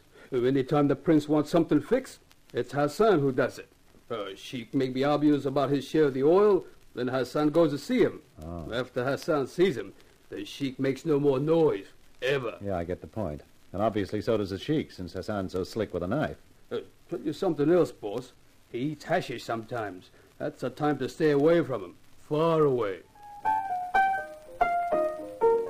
After that, I decided the best place for me was my room. I killed the rest of the day there and the rest of the bottle. Fortunately, I'd taken the precaution of bringing a quart of my own. By midnight, I'd made fair inroads into that, too. And then suddenly I heard a sound. Yeah? Well, what do you know? Straight out of the Arabian Nights, yashmak, silk trousers and all. Well, I'll be with you. Shut the door, you dope. You're an American. Well, I didn't come here to sing the Star-Spangled Banner. Now shut that door, quick.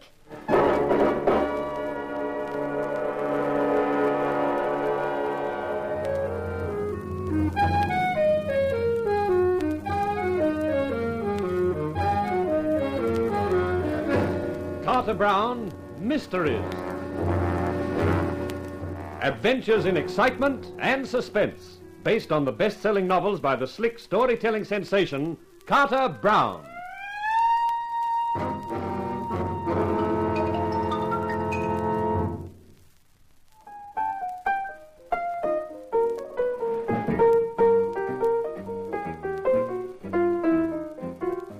This was really one for the books, the story books. Nicky Knight, the private eye, bodyguarding the harem of an Eastern prince in an isolated house made even more isolated by a high stone wall. But instead of Knight coming to the harem had come to Knight. In the person of this black-haired babe with a veil over her face and the silk jacket and silk trousers trying hard to hide her how-do-you-do figure, and not succeeding. I said shut the door. That fool Abdul might wake up any minute. Abdul? Oh, yeah, sure. He's on guard upstairs, isn't he? I thought he was going to wake up just as I went past him. Boy, was I scared. I don't get it. You came from the harem, but you're American. All the way from Texas. Well, then what are you doing in a harem? Oh, it was just one of those things. I was dancing in the East, and my agent took a powder with all the dough. Some of it was the management, so they tossed me out on my ear. Well, it's not exactly pleasant being broke in those countries. But Al's a man had seen me dance and made me an offer, so here I am. And you don't mind it? Oh, he sticks $300 into an account for me every month. Living doesn't cost me anything. Only it's so darn boring. Boring? Sure. You don't see anyone all day except Fatima, and at night when the great man makes his inspection, you know what he does? You tell me. He just sits there eating those concerned chocolates. What? That's right. Then he goes to bed, and we go to bed. I tell you, I have never been so bored. That's why I took a chance tonight. The sneaking out? Yep. Fatima told us about you. You sounded interesting, so I thought I'd take a look. Look your fill, lady. Not bad. Not bad at all. What's your name? Knight, Nick Knight. Nicky. Ah, I like that. You can call me Tex. Say, that wouldn't be a real old-fashioned American bottle, would it? It would indeed. Oh, pour me one. Sure. I haven't had a swallow of one of those since George Washington was a pup. There you are. Watch out it doesn't choke you. I'm from Texas, remember? Well, here's looking at you, Nicky. Cheers. There are 4 of you girls up there, aren't there? Yep. We fight like cat and dog, too. Takes Fatima all the time to sort us out. Who are the other 3? Why? What's wrong with me? Well, from what I can see, and that's plenty, and not a thing, Tex. Then what do you want to go asking about the others for? Oh, just curiosity. Oh. Well, there's Natasha. She's old White Russian or something. Then there's Li Chi. She's Chinese. They're okay. But the other one, the French dame, she's a queer one. Always unhappy, always crying. Did you say she was French? Uh-huh. Her name's Marie. Marie what? Well, how the tarnation do I know? You know, for a guy who's just curious, you sound awfully interested. Oh, no, I'm not, Tex. You better not be. I haven't got much time. That Abdul might wake up any minute. So just you forget about the others, huh? And concentrate on me. Honey, you've come to the right boy. I can concentrate better than a short-sighted accountant looking for a missing dollar. So, Hassan! So you would betray my master? Now, take it easy, Hassan. You know the penalty. Death. Listen, pal, don't let that hashish you've been feeding yourself give you any nutty ideas. I have told you, Knight, of my skill with the knife. You may witness it now. Down on the floor, Fitz! I'm not bad with a good old American bottle myself. And then there's the good old American rabbit punch, too. Whew. How's that for a guy who's a little out of practice? Nicky, you're going to have to do better. I think someone's coming, and my guess is Abdul. I can take care of him, too. Little Hassan won't want his gun any longer. That's it. You stay put, Tex. I'll get behind the door. What is this? Hassan? Dead? Hey, you! Woman! Where is the American? Right here! Oh, Nicky, you're colossal. Oh, so's he. If he'd hit that floor any harder, he'd gone right through it. Well, what do we do now? To coin a phrase, let's get out of here. But, Nicky, how? There's a guard on the gates, and if he sees But me... he won't, baby, if you're lying flat on the floor in the back. And with a gun poking at him, I don't think he'll argue with me.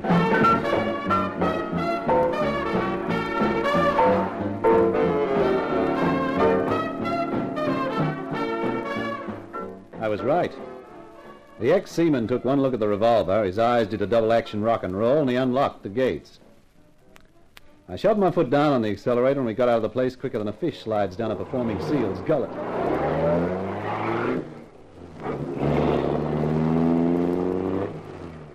I didn't slow down until about 15 minutes later. Whew. Well, that's better. The way you were pushing this bus along, I thought we'd end up in a ditch any minute. Honey, I used to drive a Jeep in the Army. After that, this is kid stuff. Where are you heading? Home, my apartment. Oh. And what about me? Where am I heading? Home, my apartment. Nicky, you're a right guy. And first thing in the morning, I'll have to get you some clothes. Some decent clothes. If a cop pulled us up now with you in that outfit... You'll have to tell him we've been to a fancy dress ball. And if he believes that, he'll believe anything. Hey! Of all the dumb... What's the matter? I've just realized what a dope I am. We could have brought that girl Marie with us. What's that French dame got that fascinates you? You haven't even seen her. It's not what she's got, it's what her brother's got. His name's Louis Desprez, and he offered me 5,000 greenbacks for letting him know whether his sister's in that place or not.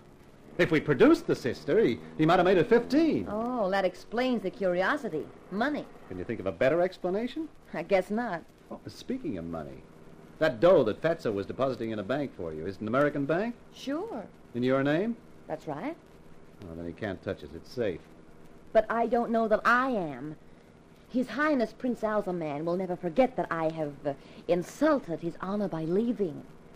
He'll hunt me down, Nicky. That's the way he is. I'll let you into a secret. If what Louis Desprez says is true, his sister was kidnapped. And if I can prove it, the prince might be on the other end of the hunting. Well, watch out for him, Nicky. He can be real mean. Look, what's the setup anyway? Where does this Haroon who hired me fit into the picture? Well, he's the contact man in the States. He's here all the time to work out any troubles with the oil company. Well, if he's here the whole time, why did Fatso come? Well, we girls of the harem weren't taken into the prince's confidence. I do know, though, that he had an urgent cable from his younger brother, and that was why he decided to make the trip. His younger brother? Who's his younger brother? Haroon, of course, stupid. Look, I may be stupid, but nobody told me that Haroon was his younger brother. Well, now I've told you. Yeah. Where does it get me? Huh? There's something screwy going on, Tex, but I just can't figure it. With those 3 guards already, why was I hired at all? Search me. With you in that outfit, it wouldn't take long. You know, girl looks so stupid in this get-up once you get out of that atmosphere. Girl feels cold, too. Well, in that case, honey, move closer.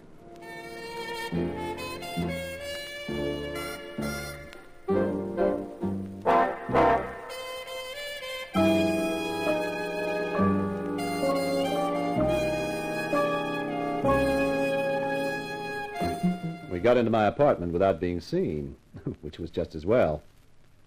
First thing next morning, I called Louis Desprez at the Arcadia and arranged to meet him in the lounge. Then I went shopping for Tex. With a list of stuff she gave me, I was only just in time for my talk with Desprez.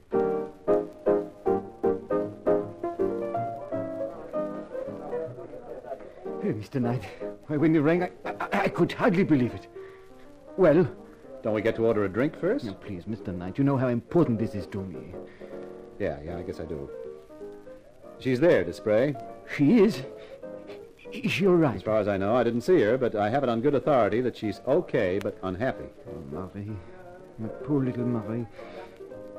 Is there anything else you found out? One thing, that my conscience doesn't worry me anymore, not after meeting the prince. In fact, it would be a distinct pleasure to feed him some hot lead instead of chocolates. Me, I feel the same way. But what are you doing away from the house? Order me a drink and I'll tell you.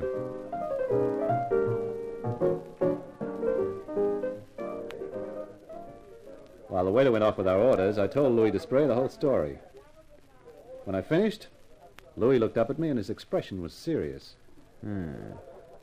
So this Hassan is a really dangerous one, then, huh? Uh-huh. And after him, that mountain named Abdul.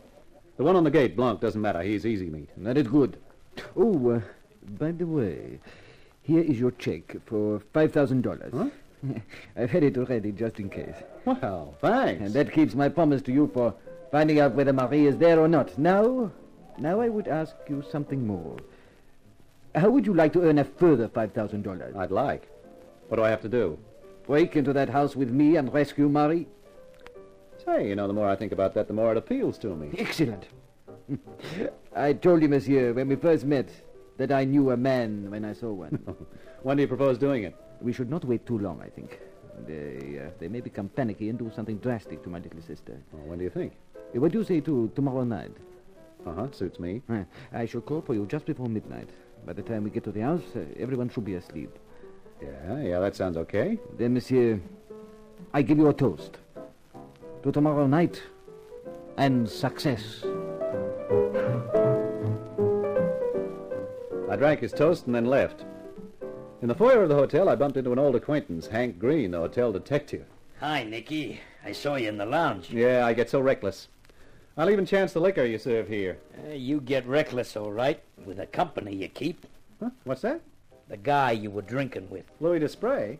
Oh, is that what he calls himself now? Well, how do you mean now? I know him as Louis Katz, a nasty taste in the mouth from way back. He dodged a murder rep in France in 1948 and came to the States. He's lucky. His parents were holidaying here when he was born, so he's got U.S. nationality and can't be kept out of the country. He's pulled everything from selling the Brooklyn Bridge to a sucker to murder. He's tough and he's clever. Also about as safe company as a Death Adder. Oh, brother. You're sure you're not mixing him up with someone else? Oh, not me, not little Louis. I don't sleep nights while he's staying in the hotel. You're not paid to sleep nights. Well, thanks, pal. I'll do something for you one day. Just take my advice, Nicky. If he's made you any proposition, don't take it. On the contrary, Hank, that's just what I'm going to do. I'm going along with him all the way.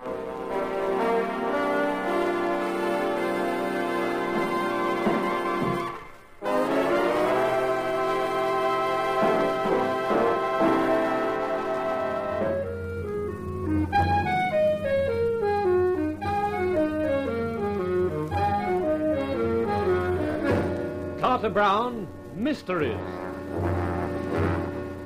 Adventures in excitement and suspense, based on the best-selling novels by the slick storytelling sensation, Carter Brown.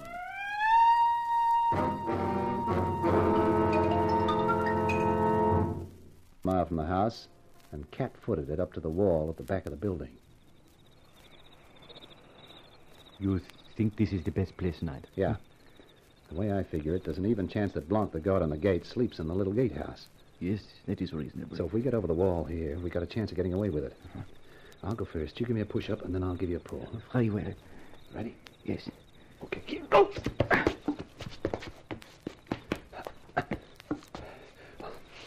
I'm set. You jump and I'll grab you. Here I come. Grab my arm. That's it. Up. Good work, my friend. Now down to the garden, eh? Yeah. Let's go. Now, quiet now. Where are we going?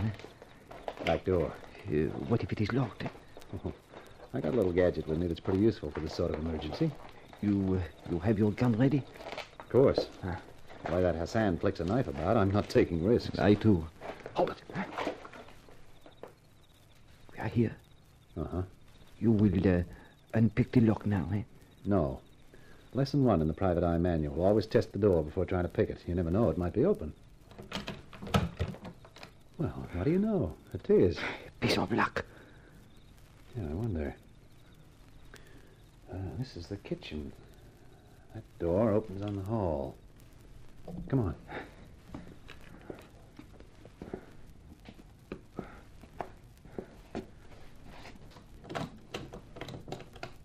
The light. There is a light under that door ahead. Yeah. Who lives in there? The prince when he's home. Perhaps he has returned. Let us go and see. Don't be crazy. It's the girl we're after. But I am also after the prince. Louis! What?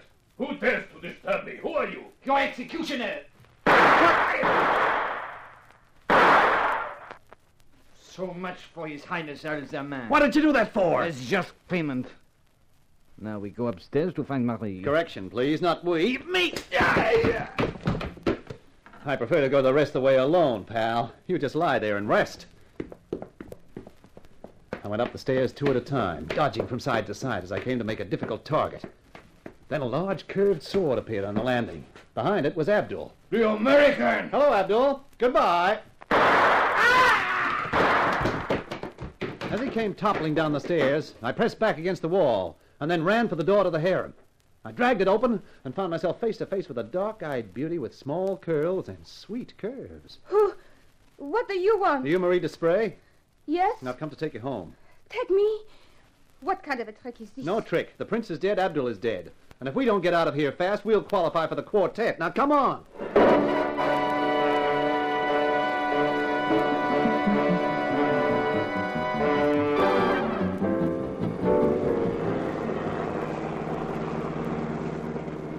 Well, how do you feel now? I do not quite know. I'm still dizzy from the haste. Oh, I'm sorry about that, Marie. About the rough treatment getting over the wall, but a skinned knee is better than a punctured hide. Oh, I do not mind. I am more than grateful. I kept waiting for Hassan to come yelling after us. You know, that's a funny thing. What? There was no sign of Hassan, and he's the toughest of the lot. Where was he? And where was Haroun? If the prince was back, he should have been, too. Oh, surely, Nicky, the one thing that matters is that we have got away. Yeah, that's true enough. I just can't help wondering. Where are you taking me? To my apartment first. Tex is there. Tex? Oh, that's wonderful. I would like to see her again. She was kind. After that, I'm not sure. The police, probably. You were kidnapped, weren't you? Oui. On the Riviera last summer. I met Prince Al-Zaman there. I thought he was horrible from the first. I had proof of it afterwards. Uh-huh. Have you got a brother named Louis? No. I'm an only child. Oh. Does the name Louis Katz mean anything to you? Oh, the only Louis I ever knew was Louis Malbert. The wretch who tricked me so that I was kidnapped. Is he tall, dark, gray eyes, and slightly crooked mouth? Oh, but yes. Yes, that he is. We're talking about the same Louis. I don't understand. Well, it's a long story, honey. And this is no time to tell it. His car stops? Yeah, for one very good reason, out of gas. You know, that's strange. This is Louis's car, and there's not enough gas for a two-way trip. What will you do now? Well, I'll leave you here and go look for a phone. I'll call Tex, and she can bring my car out here and pick us up. You will leave me alone? You can have my gun for company. I won't be long. Oh, please don't be. I'm frightened. There's no need. You just sit tight. I'll be back as fast as I can.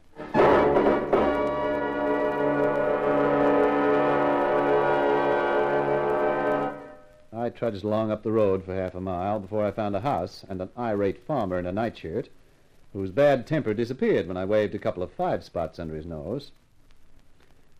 He eventually led me to the phone, and I dialed my apartment.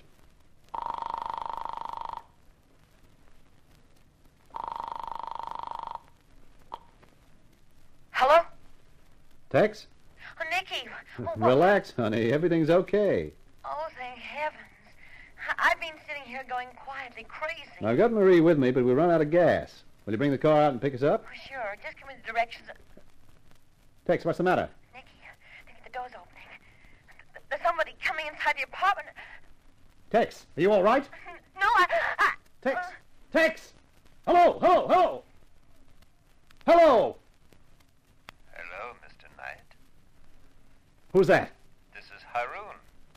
We have your American girl. She is quite safe at the moment. She may have a headache when she wakes up, but it will pass. If you hurt her... Calm, Mr. Knight. No one will be hurt so long as you are sensible. What do you mean by that? It is quite simple. You have a girl, we have a girl. You want the one we have. We want the one you have.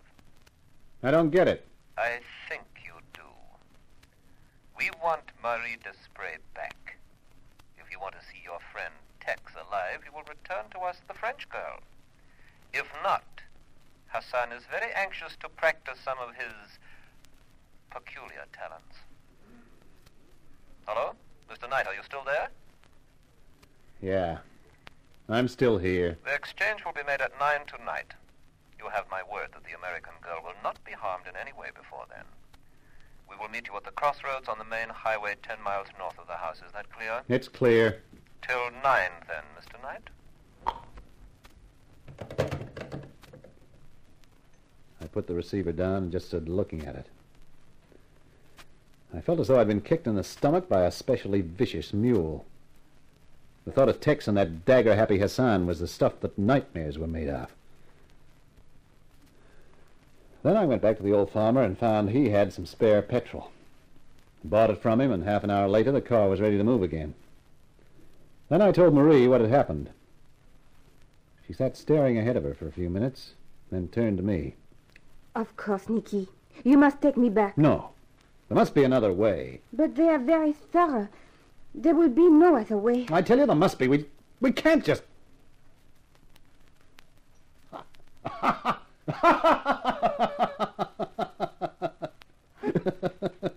you gone mad? No, I just had an idea. Where do you think they'll take Tex? Back to the house, I suppose. If you were Haroun, where would be the last place you'd expect to find us, you and me? Why, what do you mean? Go back to the house? No? Why not? There's only Louis and Blanc, the guy from the gate. I think I can take care of them. Then we sit tight and wait for Haroun and Hassan to bring Tex along. They won't suspect a thing. They'll walk through the door straight into my gun. It is very audacious. And that's the way wars are won, baby. Oh, very well. It is a better way than to surrender tamely. Oh, that's my girl. Hold on to your yashmak. Here we go.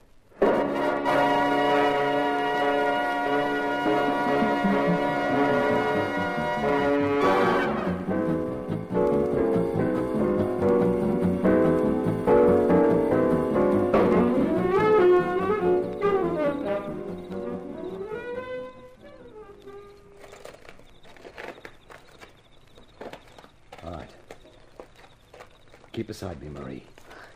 I'm trying, but my knee... Oh, it hurts. Yeah, sure. If I ever have to get into this place again, I'm not going over that wall. I'll bring a couple of sticks of dynamite and blow it down.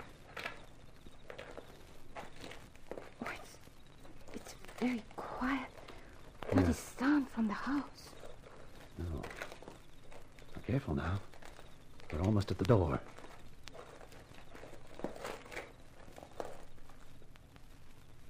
Still open. Is that not strange? Yeah. Come on, quiet as you can. Welcome back, Mr. Knight. Don't move, Knight. When the girl gets a bullet. Switch the light on, Blanc.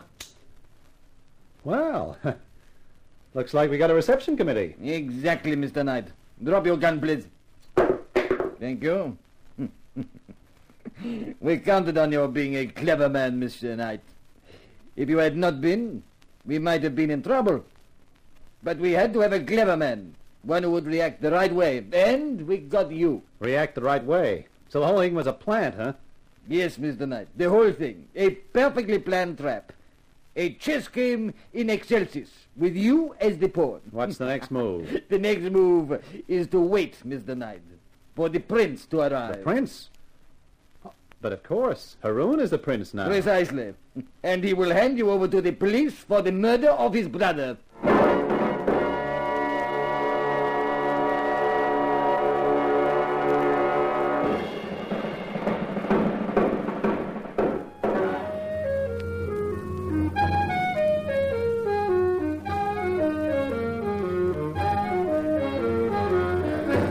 Carter Brown, Mysteries. Adventures in excitement and suspense, based on the best-selling novels by the slick storytelling sensation, Carter Brown.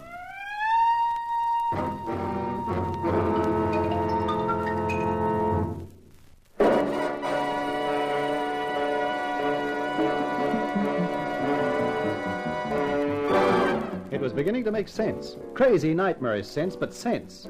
Right from the start, I hadn't been Nicky Knight, the dashing private eye. I'd been Nicky Knight, the dumb puppet, with every move planned for me. Even this last one, returning to the house with Marie Desprez, figuring it to be a surprise twist. Only the twist was on me, with a gun pointed at me by Louis Katz, and the pleasant prospect of being handed over to the cops for the murder of Prince Al Zaman. Bronk, take the girl away. You know where to put her. I'm sorry, Marie. I guess they're calling a tune. You're very wise, Mr. Knight, to try nothing foolish. I know when I've been outsmarted, Louis. Not only outsmarted, Mr. Knight, outplanned, outmaneuvered, outthought. Yeah, I was picked as the fall guy from the beginning, wasn't I? From the moment Haroun got his brother over here to the States on the pretext of urgent oil business. Haroun, who's your boss, of course, was getting tired of playing second fiddle to Al Zaman and planned to get rid of him. Get rid of him here in the States instead of on his own home ground. Correct. So Haroun engages me to protect a harem that's already protected. And then you come around with a story about your sister. Even when I beat it out of the house with Tex, you and Haroun weren't worried. You knew I'd have found out from Tex that Marie was in the house and that I'd come straight to you. Which you did, Mr. Knight. Yeah, and played right into your hands for the murder of Al Zaman. Back I come with you, and Fatso gets it, with me all set to take the rap. The only slip-up was with you, Louis. You couldn't know that I'd been tipped off about you by the house stick at the hotel. But I hadn't figured it all then. I was just suspicious of you. That's why I tapped you on the skull and beat it with Marie. But you have come back, Mr. Knight. Yeah, I even worked that out right. While I was getting Marie out of the way, Haroun and Hassan were carefully collecting Tex. Hassan is Haroun's man, too, like you. And then after the phone call proposing the quid pro quo, or more accurately, the girl for girl, you figured I'd come straight back here, hoping to surprise you. You waited for me, and here I am.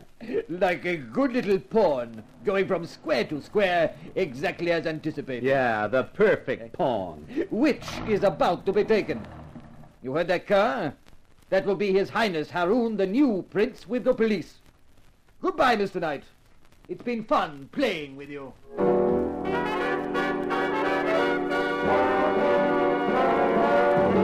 Yeah, they had it worked out to a T. T for Tombstone with my name on it. Oh, there's something very depressing about sitting in a cell swearing at yourself for a sucker. And that was how I spent the time all that night and next morning. That and thinking about Tex. Worrying if she was all right. And then round about midday, I was taken out of the cell and driven to a downtown office, where a gray-haired guy sat behind a desk with a slim, efficient-looking character next to him. Take a chair, Mr. Knight. And what is this? Who are you? My name doesn't matter. This gentleman is Mr. Wilde. Hello. First of all, please accept my apologies for having kept you in that cell so long, but when your statement came to us, we had to investigate, and that takes time. I don't get it. You will when I tell you that we checked your story about Marie Desprez and found it to be true. Oh, you did, huh? That's nice. Don't play tough, Knight. This isn't the time or the place for it. It's all right, Wilde. Mr. Knight can't be blamed for feeling a little sore. Oh, a little? But I suggest you don't say any more, Mr. Knight, till I put you in the picture. An international picture. Okay. It's mostly concerned with Prince Al Zaman and his country's oil. As you probably know, that oil is extremely valuable to us, and incidentally to France. For a long time, the United States and Britain have advocated that Al Zaman should be deposed, but France has remained firm. As long as the oil came out of the country, they weren't worried with what went on inside. There's a Democratic Party within the country. It's been fostered for some time, and it's ready to take power. We could assist them to do that bloodlessly, and now is the time, with Al Zaman dead. But, of course, the French must agree. Now, wait a minute, the French... You're getting it now, aren't you? It's important that Miss Desprez must be found alive. Yeah. The indignation of the French people when they learn what happened to her will swing their government to our way of thinking. Yeah, I can see that. Now, our big problem is to find Miss Desprez. Have you any idea where she would be? Yeah, sure. Somewhere in the house. It's an old place. There'd be a cellar. They'd probably put Tex there as well. Oh, yes. I'd forgotten about the other girl. I hadn't. As soon as Haroun even thinks we're suspicious, he will undoubtedly murder the Desprez girl or both of them. That's the tricky part. Mr. Wilde here is from the FBI, but I can't use him or his men any more than I dare send a squad of police with tear gas and Tommy guns into the place. It would be signing the French girl's death warrant. Looks like a one-man job. And I'm the one man. Why, Mr. Knight? Because I know the house. He's right, sir. Look, here's an idea. Take me back to headquarters, book me for murder. Let the press get all the pictures they want. When Haroun sees that in the papers, he'll feel safe again. Then pull out all the cops at the house, and tomorrow night let me out of a side door in the jail. It's not bad, sir. It could work. Yes, well, I suppose it could. It's a risk, but on the other hand, I can't think of any better scheme. Very well, Mr. Knight. That's how we'll do it.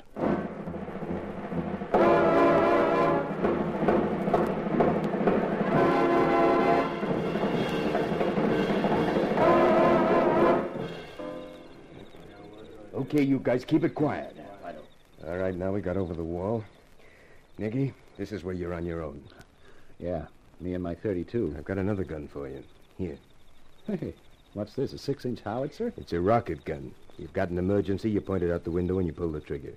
We'll see the rocket, all right. Uh-huh. All right, thanks. The best place to carry it is in your sock. Oh, okay, right. Just hope it doesn't go off and leave me minus 3 toes. We'll fan out and watch for your signal.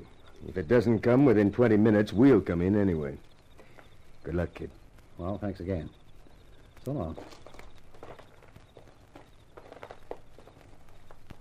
For the 3rd time now, I crept up to the back door. For the 3rd time now, it was unlocked. These characters obviously didn't believe in guarding their rear. I was halfway across the kitchen when I heard voices. Yes, Your Highness. I looked around for a place to hide. There was a broom cupboard built into the wall. I got in with the brooms and pulled the door to, leaving just a crack to see through. A second later, the light was switched on, and Haroun and my old pal Louis came in. So, in a week, Louis, we shall leave the United States. I return home to take up my rightful position. While Mr. Knight remains to die for the murder of your brother. A sacrifice in honor of the new prince, eh? What about the 2 young ladies? Well, I'm about to take their food to them, Highness. The team has prepared the tray. Good food, I see. Excellent. I don't like thin women. Return to me in the library, Louis, when you have finished. We have other plans to make. I watched Louis pick up the tray and disappear through a door I'd never seen before. It looked like part of the paneling when it was closed. I gave him a minute or so and then headed after him. The door opened on a flight of steps leading down. I'd been right about the cellar.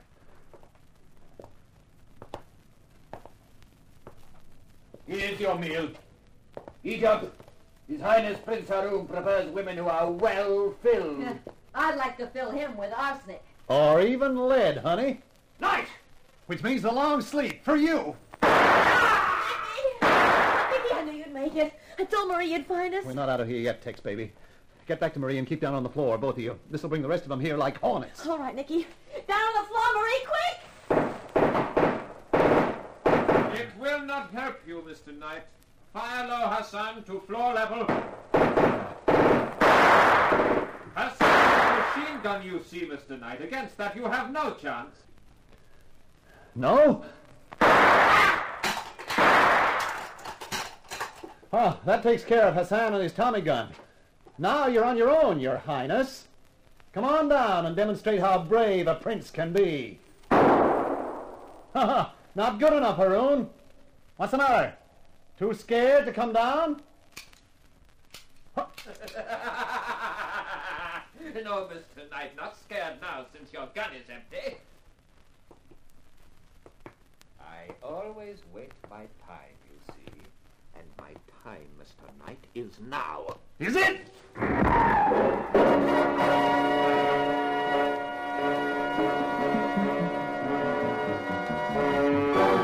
As he came down the steps, I remembered the rocket gun in my sock. I grabbed for it and pressed the trigger. Haroun was practically on top of me when it hit him. When I came to think of it, he didn't stay a prince for long.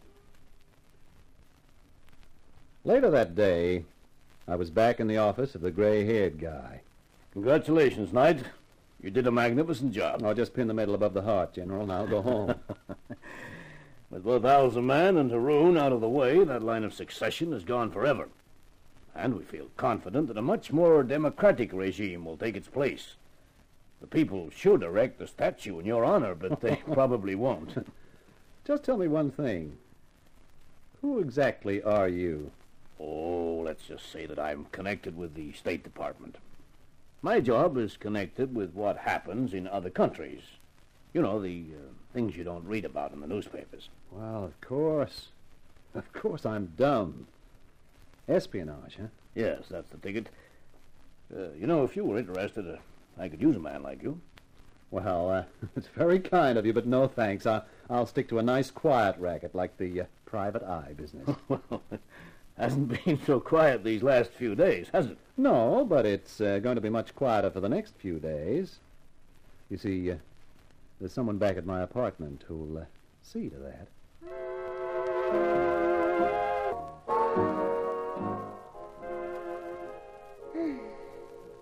You know, Nicky? Yeah?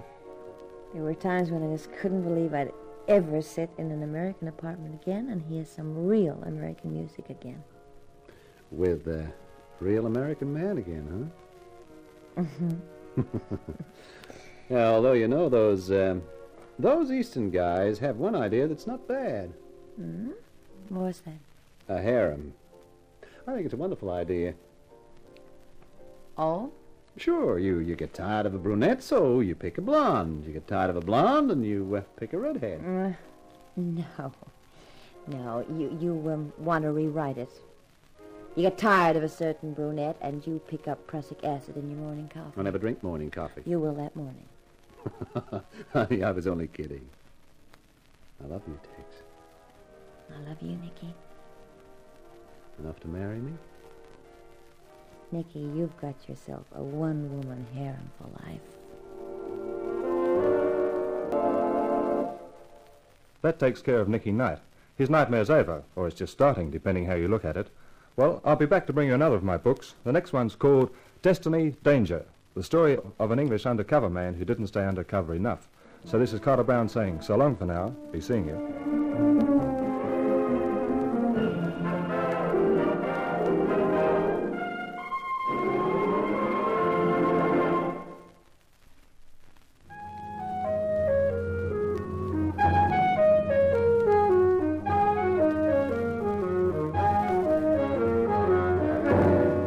In Nightmare for Night, you heard June Salter as Tex, while as Nicky Knight you heard our star, John Bushell. The Carter Brown Mystery Theatre, based on the best-selling novels by Carter Brown, is dramatized and directed by Maurice Travers for Grace Gibson Radio Productions.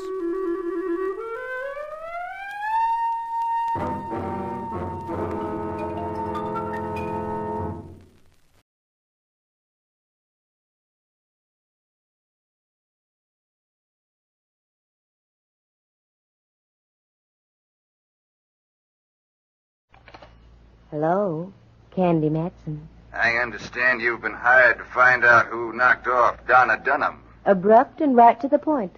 That's my business, old man who talks like a ghost. Take care of your health, little lady. Donna Dunham is dead. Let her stay like that. You take care of your Q's and I'll show my P's, understood? Not quite. Listen to this. Oh, goody, goody. Bullets now delivered by phone. Thanks for the slug. I'll have it identified later. Maybe you'll be identified later. Remember what I said, Candy Matson. Forget about Donna Dunham.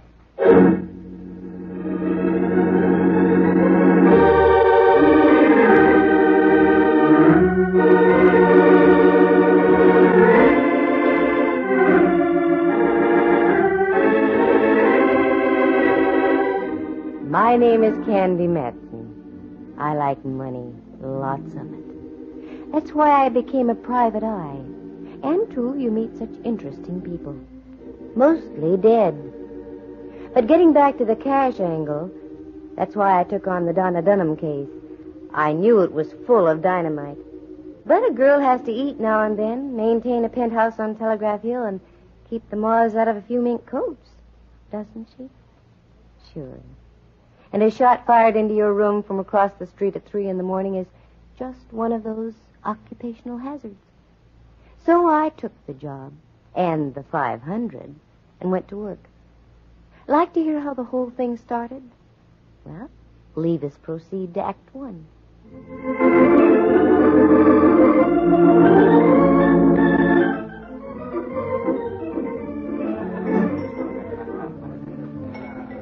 I'd had a hard day at the office, sleeping all day, and I needed a bit of a tonic to pick me up.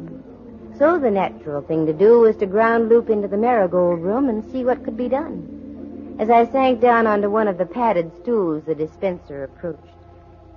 Make it a martini, my good man, very dry. So dry it comes out like a blotter. Look, lady, nothing would give me more pleasure, but I can't serve you here unless you have an escort. What? Oh, I'm waiting for someone. That's what they all say. But he'll be here very soon. I know. It never fails. Why, you low-minded cronk. For 2 cents I'd knock your... I arrived just in time. Save your 2 cents, my dear. Huh? You heard what the lady said? A martini. Make it 2. Yeah. Sure. I thought it was just another one of those, 2 martinis. Well, saved from a fate worse than death, Miss Matson. Who are you? A natural question. And I'd like a natural answer. Roberts is my name. Warren Roberts. Oh. I own a few steamships hither and yon about the world. Oh, yes, I know. I took a trip on one of your scows once. The food was a nightmare's nightmare. How do you think I came to be a millionaire? Aha, I see your point. How did you know my name, and what do you want? I have a business proposition to make to you, Miss Matson. You're sure it's business, Mr. Roberts? Strictly business, Miss Matson. Call me Candy. You tell me the details, and I'll tell you what it'll cost you. Fair enough. But don't faint. You can always make it back on your food. Well, I can hardly tell you here. Suppose we drop over to my place. But I want that martini. My man will make us a batch over there. Oh, the things I do to make a living. Okay, let's go. Hey, how about these drinks? Here you are, my man, and save the martinis for some poor wayward soul who hasn't the wherewithal to make the purchase.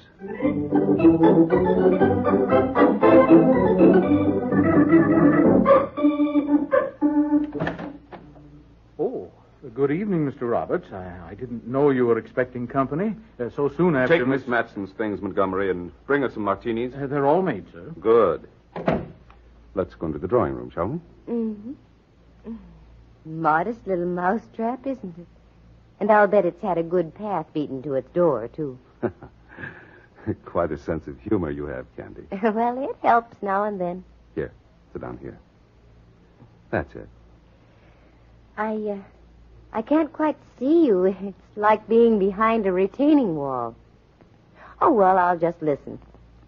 What's the topic of conversation? A young lady named Donna Dunham. The female element. What is your connection? Much strictly that of a patron. Oh?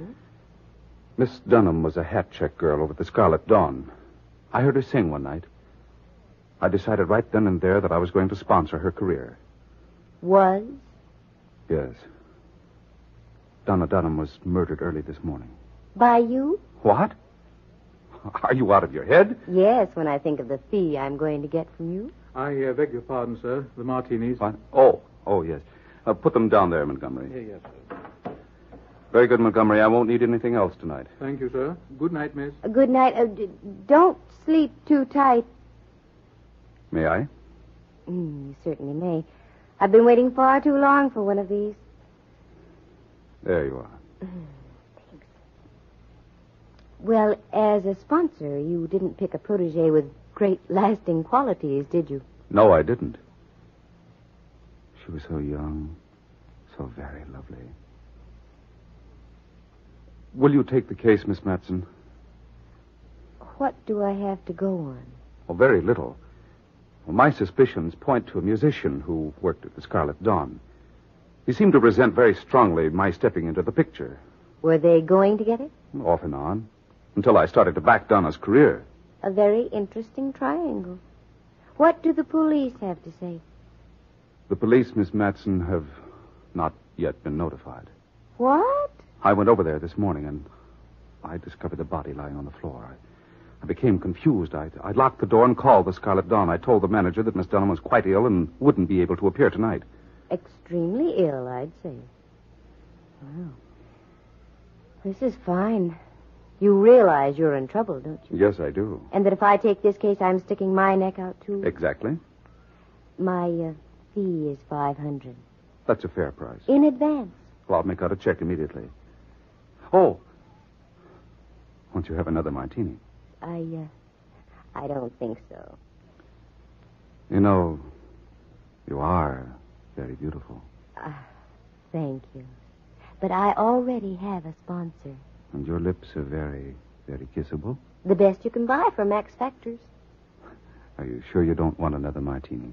Look, Roberts, let's get this straight. You're in the middle of a jackpot. Make that check out right now so I can join you. Then it's up to me to spring the both of us. In the meantime, get that glint out of your eye. The one that's wired for wolf calls. Understood? Very well. I'll get started right away. Where does the late Miss Dunham live? Just on the edge of Chinatown. 27B Gresham Alley.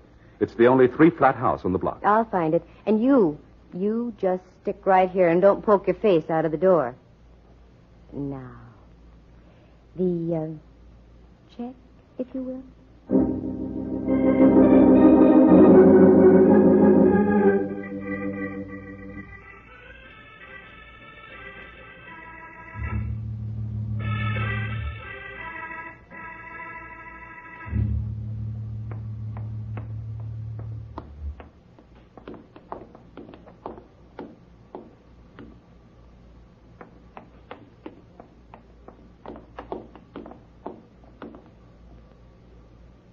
Now listen, you, if you think you're going to get... Well, send me back to the last line in the chorus, if it isn't old Hawkshaw himself. Yeah, that's right. Hiya, Candy. Mallard, how you ever got to be a police detective, I'll never know. I heard you trailing me for the last 2 blocks. Maybe I wanted you to hear me. What are you doing over in Chinatown, Candy? I like tomato chow yuck. Uh-huh. Something up? Not with you around, there isn't. Look, Candy, just a little word of caution. We're laying for you. Oh. The chief isn't very happy about you busting up that Newton case last month. Somebody had to. The score was still tied in the 27th inning. Stop gagging, Candy. What are you doing around here? You don't like tomato chow yuck that much. Well, maybe that Oriental music sends me. By the way, where's the Scarlet Dawn, Mallard? Huh? Right down there on the corner. Come on. I'll buy you a double Mickey. No, thanks. I just had one. And listen, Candy, take a tip. Don't interfere with the work of the police. Don't worry about me, Mallard. And you take a tip, too. Next time you trail somebody, get yourself a pair of tennis shoes.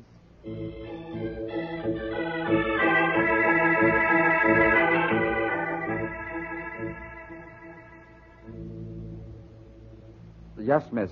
You like a table? No, thanks. No. Something I can do? Hmm? Oh, yes, I'm a friend of Donna Dunham's. She wanted me to come over and tell you that she's feeling better. She'll be back at work tomorrow night. Well, that's good. Business at the hot chick stand no good without her. Yeah. Yes, she's a great girl. By the way, I don't see her boyfriend tonight. Boyfriend? You know, the fellow who plays in the band. Oh, Donnie Andrini. No, he got night off. Oh, too bad. She wanted me to tell him, too. Yep, too bad. Oh, maybe you'll find him at the Lotus Hotel. He lived there. Oh, sure. The Lotus. Yes, I'll check there, and thank you very much.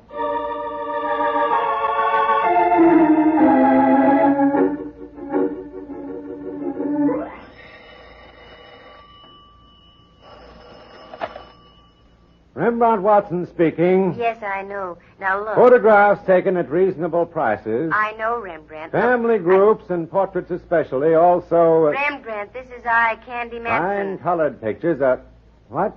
Candy Matson? That's right. By all the furies of Zeus. Why did you have to call just now? I was wooing the muse that only Bacchus can create. probing the infinitesimal heights a soul can reach from the tear of the grape. And you have to call and spoil it all. Look, Rembrandt, uncross your eyes and listen to me. I shall listen, my Lily, but undoubtedly I won't like it. What skullduggery are you up to now? I'm knee-deep in something that smells as high as the Oakland mudflats. A towering comparison. What is it? I can't tell you now, but I want you to do me a favor. Get your finest camera and go over to 27B Gresham Alley. Get inside and take all the pictures you can of the place. Won't I be intruding? No. There's a very attractive young lady there. Ah, delightful. She's dead. How dull. I dislike intensely one-sided conversations. All right. What do I do then? Go back to your place and get me some prints as fast as you can. I go, but not willingly. Only for you would I forsake the mood I have achieved through prodigious application. Bully for you, laddie buck. I'll see you at your place in about an hour.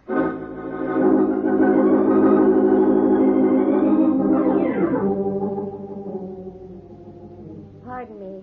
Are you the night clerk? I ain't sitting bull. Yes, we have no rooms. I'm not here for a room. Oh? Well, maybe there's something I can do for you. Yes. Could you tell me if Mr. Danny Andrini is in? No, he isn't. As a matter of fact, I haven't seen him all day. Yes, I know. There's a reason. We had to take him to the hospital this morning. What? Yes. He's under observation for appendicitis. Oh, I'm sorry to hear that. So, I was wondering if you'd let me have his key. Huh? He wants me to bring him his portable radio. Oh, does he have one? Why, sir, did you ever know a musician who didn't own a portable radio? Well, I know, come to think of it. Yeah, here's the key. It's room 418. Thank you. You're very kind. Not at all. Not at all.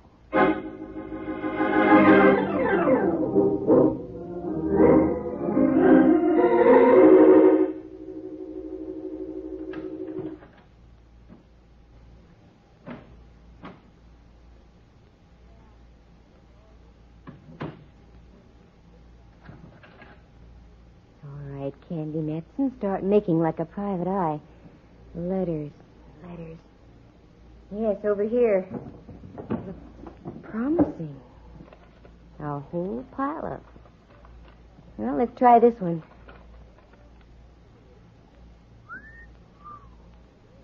Dear Danny, I don't know how to start this, but your accusations last night need some sort of answering. I'm not in love with Warren Roberts and never will be. He's just proving to be a very kind and gracious friend. You must realize that I have placed my singing career above everything else, and I want to...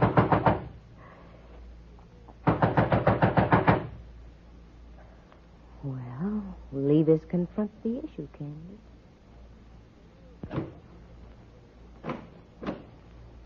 Oh.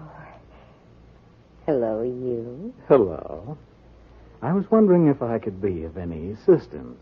Oh, no, it seems Mr. Andrini was out of his head. Oh. I mean, he doesn't seem to have a portable radio. Oh. I'll just be on my way. Oh, now what's the rush? You don't have to leave right away. Wouldn't you like a drink or something? No, not right now. I am pressed for time. Oh. I tell you what, though. Huh? I'll be back later. How's that? Sure. Fine. When? Let's make it next Whitsuntide, huh? Goodbye.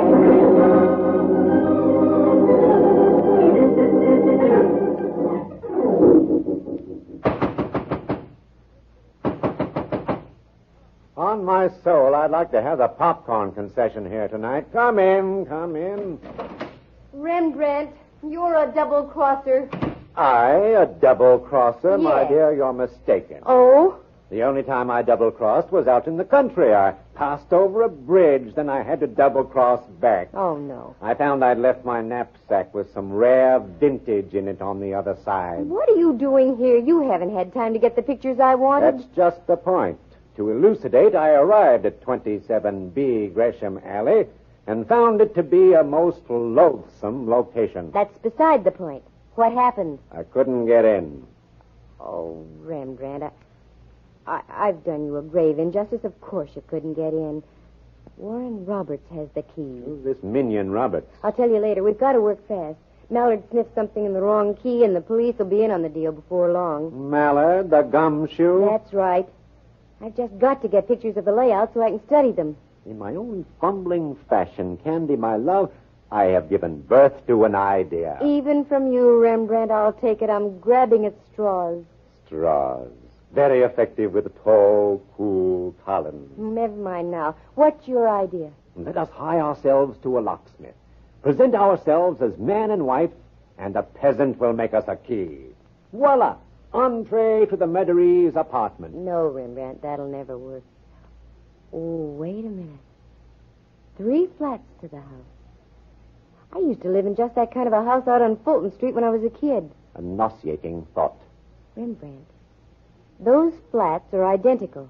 If we can get into the flat above, we can get what we want. I think I fathom your reasoning, Candy. In other words, the living room is just the same. That's right. The dining room, likewise. Check. And the same goes for the bedroom, the kitchen, and even the, That's right, even in there. Well, what are we waiting for? Let's go slumming in Gresham Alley.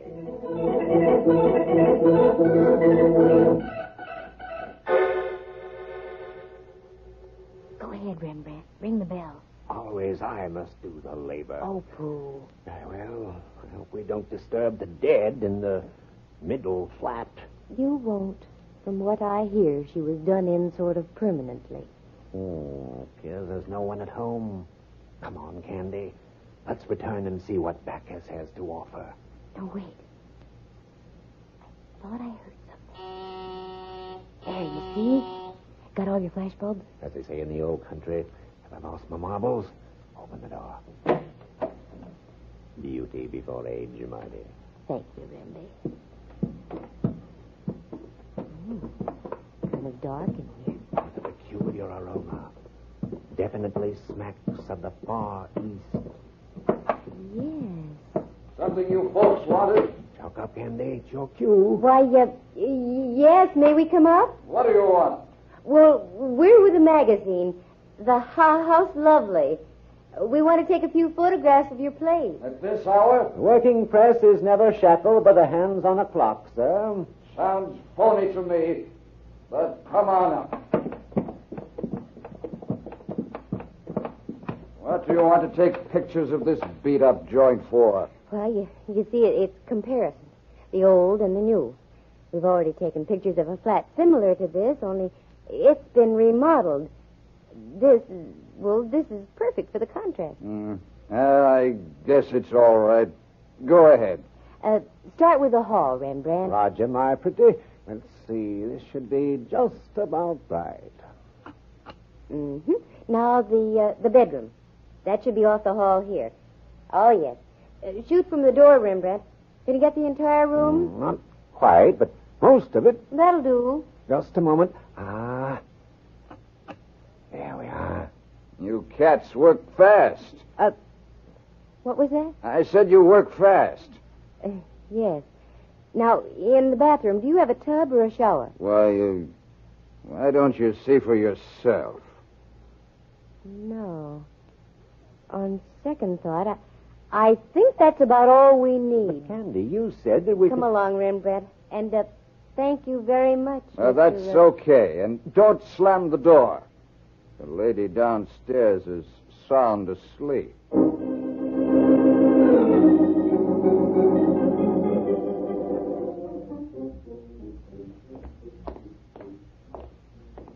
Rembrandt, I think I've got this thing licked. Are you referring to this case or my desire to return to the arms of Bacchus?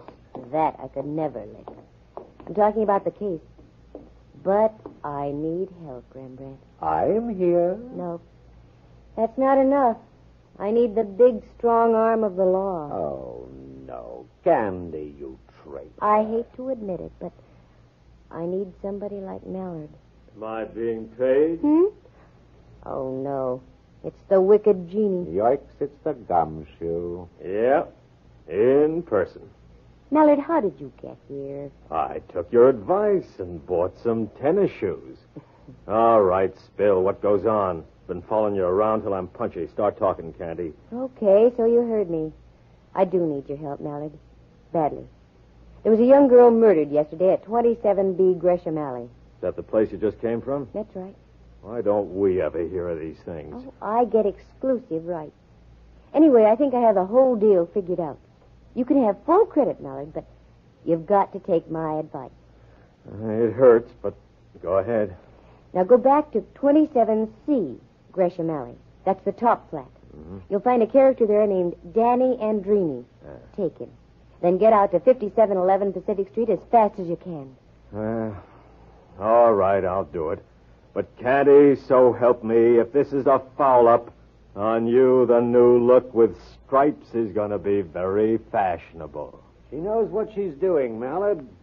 When you get back to Gresham Alley, just tell Mr. Andrini that you're from House Lovely. He'll adore you.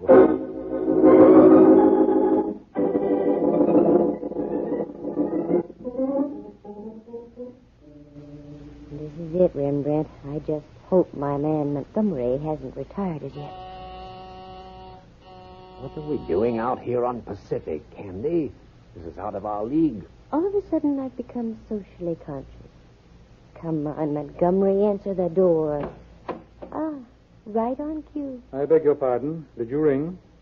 No, Montgomery. We crossed the moat and used a battering ram. I'm sorry, young lady. Mr. Roberts doesn't wish to be disturbed. Look, Montgomery, remember me? I was here earlier this evening.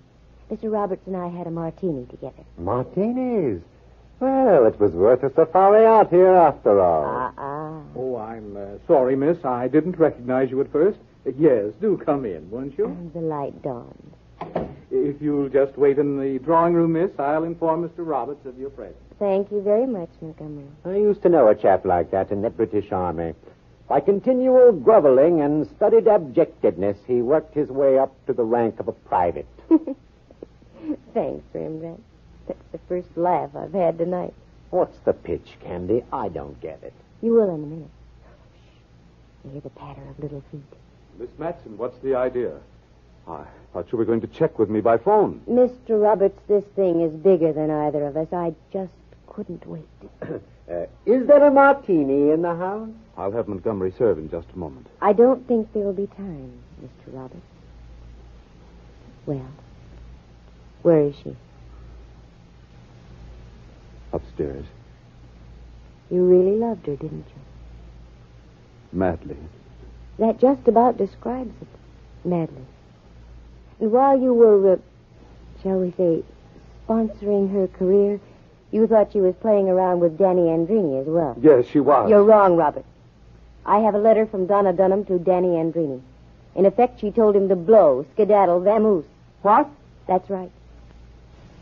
So it seems we have a slight case of mistaken murder on our hands, doesn't it? Yes. On one hand. On the other, I have two in mind that will be deliberate. You asked for it, Miss Matson. Too bad you had to bring your friend along. I wouldn't if I were you, Robert. A blighter has a pistol. I thought you said he served martinis. This isn't exactly a social moment. I know how you private eyes work. You're lone wolves. You confide in no one. So with a pull of the finger, I erase all evidence. Just like this.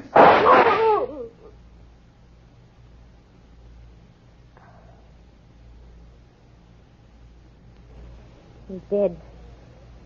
Oh, I'm really grateful to you, but where on earth did you come from? Like I say, Candy, you just can't beat these tennis shoes.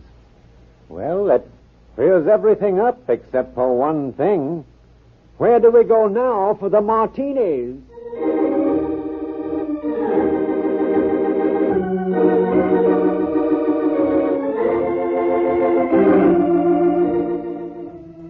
And that's how it happened. My phone rings, and I'm into the darndest messes you ever heard of. Sure, Roberts killed her. He was jealous. And I knew I was on the right track when Rembrandt said the apartment above Donna Dunham's smelled like the Far East. It was tobacco odor, the same Turkish aroma I had smelled in Robert's home out on Pacific Street. Danny Andrini? Well, he was waiting for Roberts to return. He was going to kill him. He knew that Roberts had rented the flat above Dunham for sponsoring purposes. Donna was a nice kid. She was just caught in the middle. Black.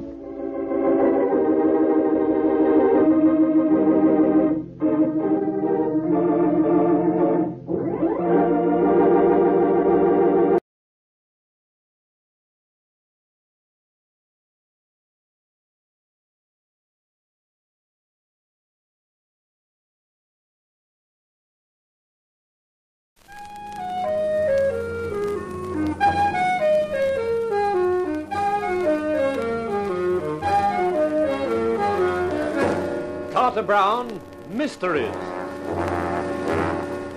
Adventures in excitement and suspense, based on the best-selling novels by the slick storytelling sensation, Carter Brown.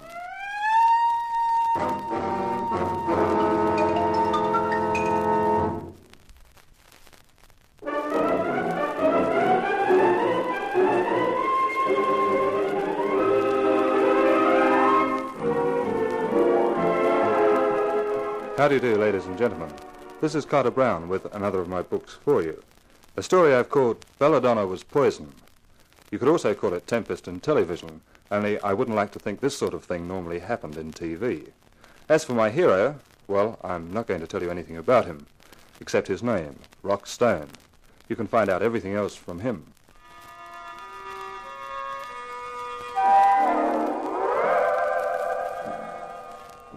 In the glare of the bright lights, the woman backed away from me, her beautiful features contorted in fear and dismay. One elegant hand crept up to her mouth, and the tense posture of her body indicated the tumult of her racing thoughts.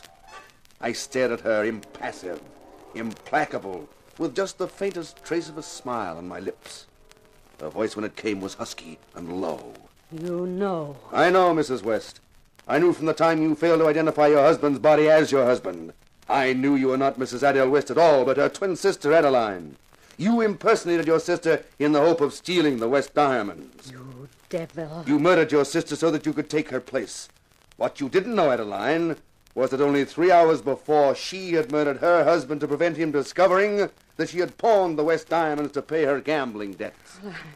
I guess it's hopeless trying to fool you, Inspector Stone. You can't fool the homicide squad. And don't bother to open your purse and grab for that gun inside.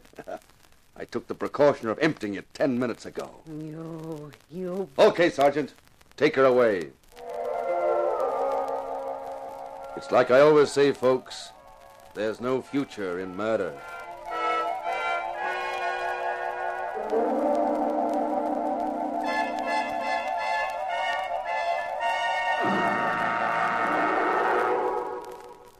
The clue to next week's show will be seen in the windows of our sponsor, Lacey's Departmental Store, on Thursday morning. Make sure you take a good look, friends. A clue in itself can be a small thing, but it can lead to the electric chair. So, till next week, this is Inspector Rockstone bidding you good night.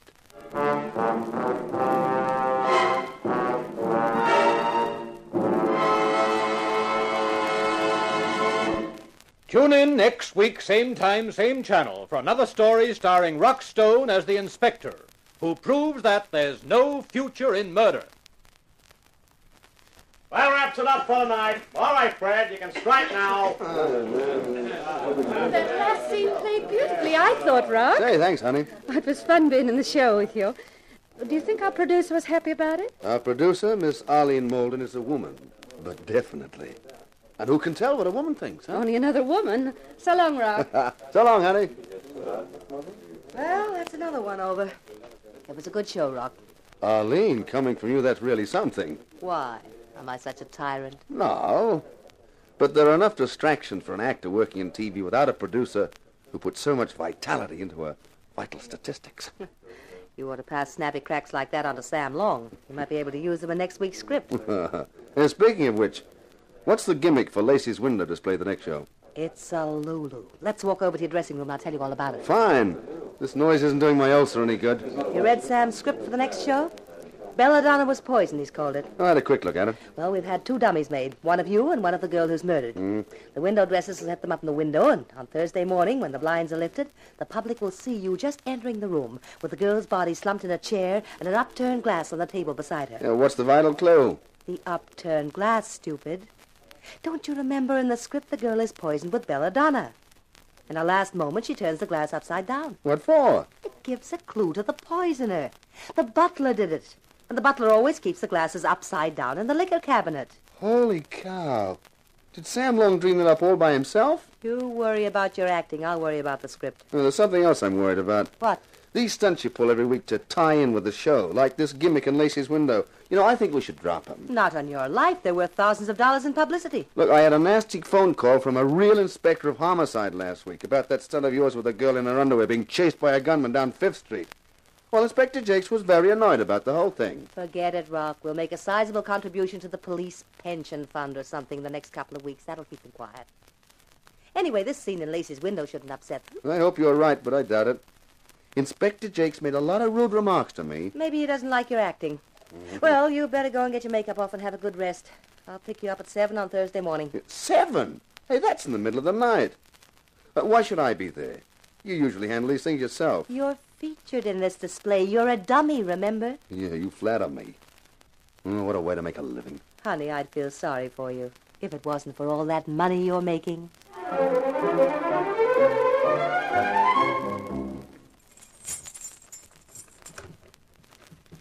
Mr. Stone, thank goodness you've come. Yeah? I've been waiting for you to come home.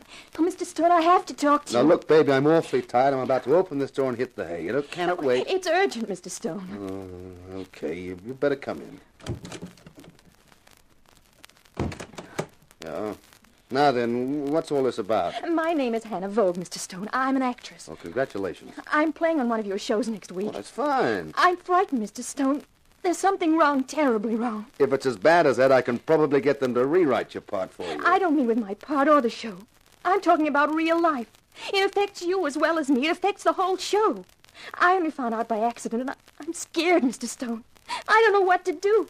I'm afraid to go to the police because they won't believe me. And then he'll know, and I'll be... Hey, is this some elaborate kind of a gag? I knew it. You won't believe me either. You think I'm crazy before I've even told you what it's all about. Honey, can you blame me? But go on, I'll listen. No, what's the use? It's no good you won't believe me. No one will believe me. I must be dreaming.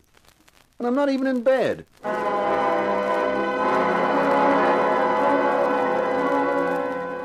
It was Thursday morning, just before Lacey's departmental store was due to open for business. Outside, there was already a crowd spilling over the sidewalk. Inside, there was a character with rimless glasses and a fixed smile. Arlene Moulden introduced us. Rock, this is Lacey's manager, Mr. Sebastian Sheep. An honor to meet you, Mr. Stone. Or should I say Inspector? With a name like that and a line of dialogue like that, is he real? I beg your pardon? Oh, Mr. Stone likes his little joke. Remember Lacey's sponsor the show?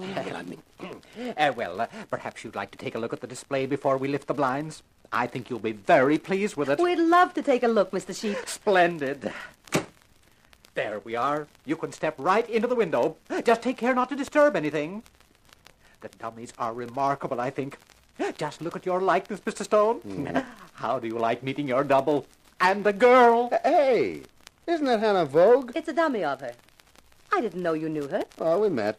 It's amazingly lifelike, isn't it? Amazing. Say, the gleam in that red hair. And how do you like that skin texture? Man, it looks like the real thing.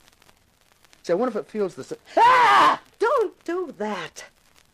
I must say, for a man who plays the part of a homicide cop, you're unduly sensitive to atmosphere. You don't understand.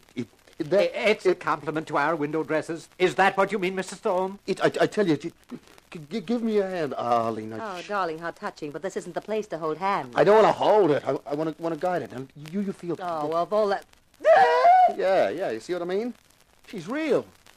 She's been murdered. Murdered? We'll have to get the police. Yes, but we'll have to get the newspapers first. What? Do you realize this is the greatest publicity gimmick of all time? A real murder. A real corpse taking the place of a dummy in a window display. I am thinking of it.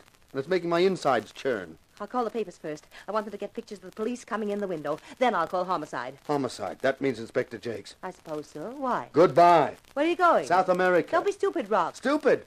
That Inspector Jakes was rude to me about a traffic block. What's he going to be about a murder?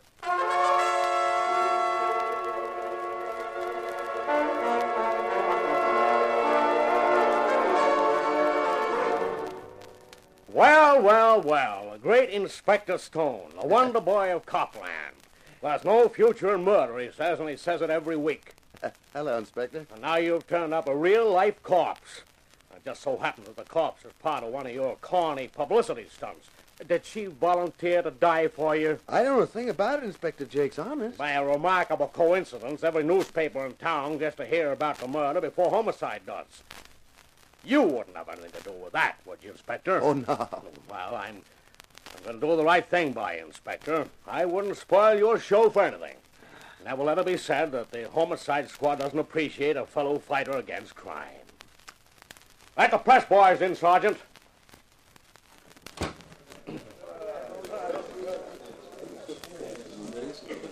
Okay, quiet. That's better. Now I'm giving you boys a break. You can quote me on all of this. Hey, you feeling all right, Inspector? Yeah, I'm feeling fine. I'm never better. You boys know what's happened? The window was set for a publicity stunt for the TV show There's No Future in Murder. Someone substituted a real corpse for the dummy. That's not telling us a thing worth quoting. I haven't finished. This is the bit that will interest you.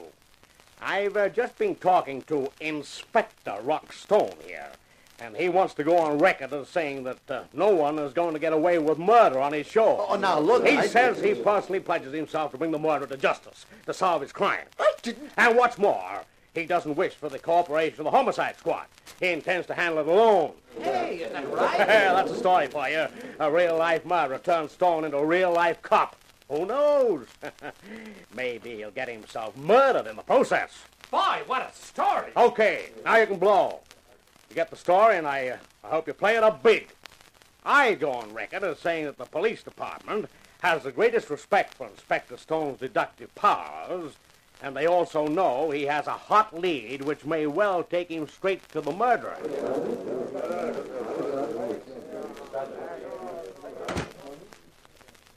Inspector Jakes, what's the idea? I'm giving you a break. That's what. Every Tuesday night, you're so smart with a script somebody's written for you. Let's see how smart you are without a script. But that crack about my having a hot lead. Supposing the murderer reads that. He might believe it. He probably will. But he might kill me. You never know. We might be lucky at that. Yeah, but I don't want to... I've given it to you on a plate. The camera's focused right on you. Go to it, Inspector.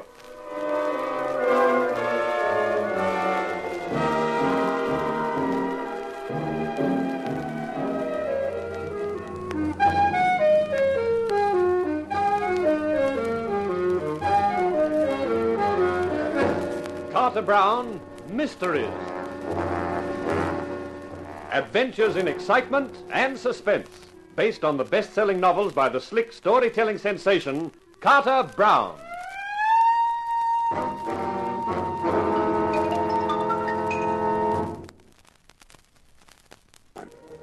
You get all the excitement of a dramatic situation with none of the worry, because it's all been worked out for you beforehand by a writer. But the fun fizzles out when a real-life dramatic situation ups and smacks you in the face, and there's no script to rely on. Just because my name was Rockstone, and they tacked the word inspector in front of it for my TV show, There's No Future in Murder, I was given star billing by Homicide Inspector Jakes when the actress Hannah Vogue was killed. Now, the inspector didn't like me, and this was his way of showing it. Rock, darling, this is the most wonderful publicity the show could ever have had. We look at things from different angles. You're the producer, Arlene. That's fine for you. I'm just an actor, and right now I wish I'd never gone to drama school. What a story. Front page in every paper. Inspector Rockstone, TV's tech hunts for killer. There's no future in murder, says Stone, with a hot lead to prove it. Ah, this is terrific. This is terrible. Inspector Jakes may have shoved this onto you, Rock, but you'll have to go through with it. You'll have to find the murderer. This will catch the public's imagination. They'll expect it. You're crazy. How would I find who killed her? Deduction. You've been playing this show for over a year. Sam Long does a lot of research to make the scripts look authentic. You're a cop, Rock. Just play it the way you would in the show. But this is for real. Supposing I did find the murderer. That would be wonderful. Except that the murderer mightn't have the same script as I have. He might rewrite it with me as the corpse. Let's worry about that when you found him. Come on, Rock. Give. Start deducting. Well, okay, I guess I can try. Now, Hannah Vogue was to be on next week's show. You auditioned her for it, right? Correct, Inspector Stone. Well, how did you find her? Did she come from a casting agency? No, as a matter of fact, Sam introduced her to me. He said she'd had some theater experience and needed a break. It was only a small part, and she had the looks for it, so I gave it to her. Sam Long. Hey, maybe we're starting to get someplace. There you are. You see how easy this deduction is once you get going? Yeah. Where would I find Sam at this time of the day? Oh, that's easy. Harry's bar. Let's go. Come in. Glad you called. I was just going to leave a message at the studio that I wanted to see you. Oh? What about, Mr. Lacey? I've read the story in the papers, and, of course, my manager, she told me what had happened. Your statement about intending to solve the murder yourself is a magnificent gesture, Stone. I congratulate you on it. Thanks. It'll be a wonderful thing for the show, and for me as the sponsor, of course. You'll need all the help you can get. That's why I was going to send for you. Oh? You're a man of the world, Stone. You'll understand when I say I knew Hannah Vogue rather well. Oh, sure, Mr. Lacey. And I wanted to help her. She aspired to be an actress. I told Long to see she got a part in the show.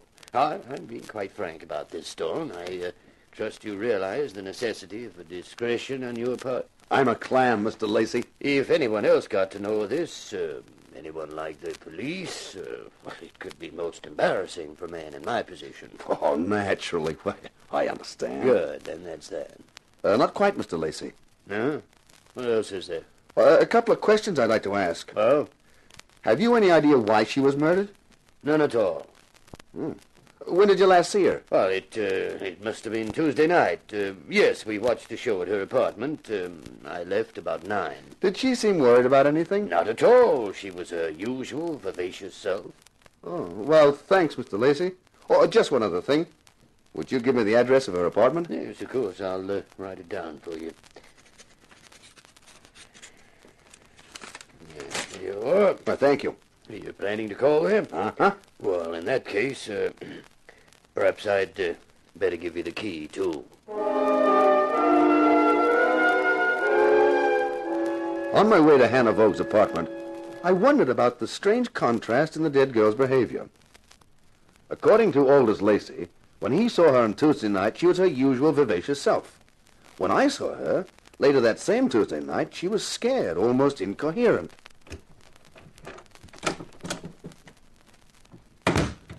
I stood inside her apartment and looked around. It was really quite a layout. Obviously, any girl under Aldous Lacey's protection had nothing but the best. I stepped over to the door of the bedroom. Ah! Well. An inhabitant. And what an interesting inhabitant. Who are you? How did you get in here? With this key. Hey, how did you? This is Hannah Vogue's apartment. I'm a friend of Hannah's. She invited me to stay here. I only arrived yesterday. Did you know she'd been murdered? Yes, the police were here today asking questions. I answered them all. And now here I am answering more from someone I don't even know. Well, we can remedy that. My name's Stone. Rock Stone. The television star? The man who's made all the headlines and who's going to track down Hannah's murderer? That's right. Mr. Stone, I think you're wonderful. You do? I certainly do. And I'd like to help you find the killer. Well, that's very kind of you, Mr. I'm Lois Shaw. Oh, nice to know you, Lois. It'll be even nicer once we're working closer together. Huh? Well, you're going to let me help you in your search for the murder, aren't you? If you get as close as that, you won't be helping. You'll be hindering. But it'd be fun, wouldn't it? I'm not interested in fun right now. I got too much else on my mind. Anyway, how can you help me? I could give you a tip. Such as? Ask your producer, Arlene Malden, about her sister, Kathy. I never knew she had a sister, Kathy. Kathy died. Ask Miss Malden how.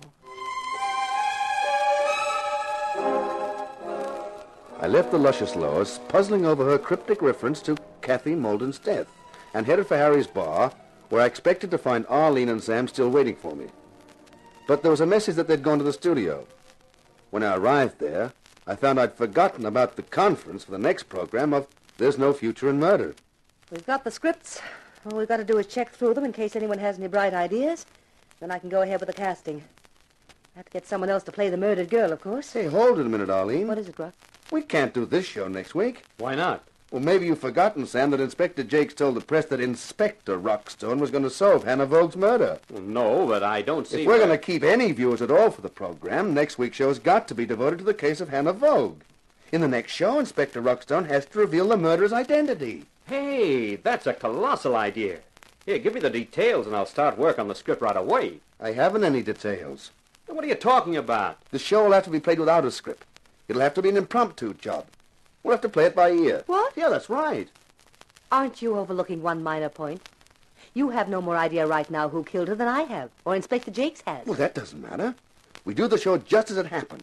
We can get photographs to use from the newspaper boys. We'll make sure everyone concerned appears in front of the cameras. Even if we don't find who the murderer is then, we've still got a so-called finish. Ladies and gentlemen, you have just seen the actual events which took place. You have seen and heard everyone connected with the girl, Hannah Vogue, who was poisoned.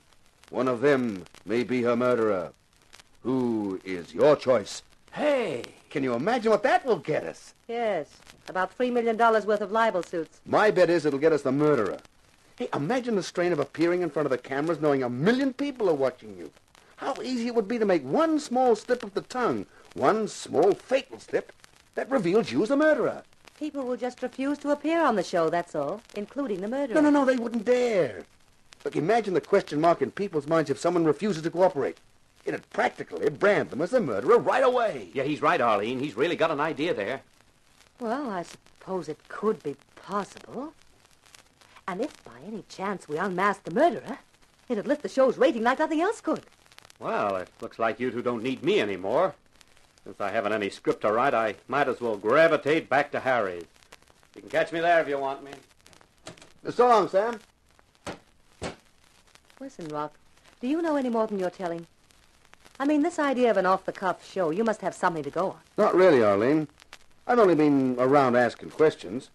Oh, and there's one that was suggested I ask you. Oh? About your sister. Kathy. Yeah, in particular, about how she died. Who suggested you ask me? Well, the girl I found in Hannah Vogue's apartment. A girl called Lois Shore. Never heard of her. How on earth does she know anything about it? I don't know, but apparently she does. Oh, look, if you don't want to talk about it, Arlene. No, I guess you might as well know.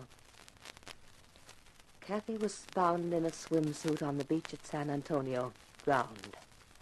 Coroner's court brought in a verdict of accidental death. See, that's tough. It's even tougher than you know, Rock. Kathy was 5 years younger than me. She was always a wild kid. She was working as a model in L.A., and then I found she'd given that up. Was living in San Antonio in a house that a man was renting. I wrote to her warning her. I said the man would get tired of her and throw her out. She wrote back and told me that would never happen because she knew too much about him. I didn't pay any attention to that at the time. Go on, Arlene. Then, some months later, I got another letter. What I'd prophesied had happened. Yeah, the guy had thrown her over. Yes, but she wasn't standing for it. She'd told him she wanted $100,000 compensation, or she'd give him $100,000 worth of publicity that would ruin him. I didn't get any letters after that because she died. Gee whiz. Well, is that all? Not quite, Rock, but I'm afraid I've overdone the build-up. The punchline will probably be a letdown. You see, the man was Aldous Lacey.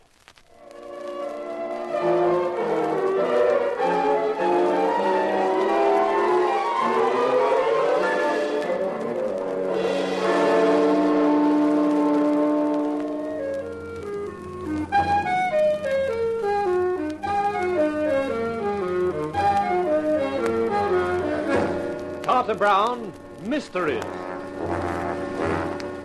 Adventures in excitement and suspense, based on the best-selling novels by the slick storytelling sensation, Carter Brown.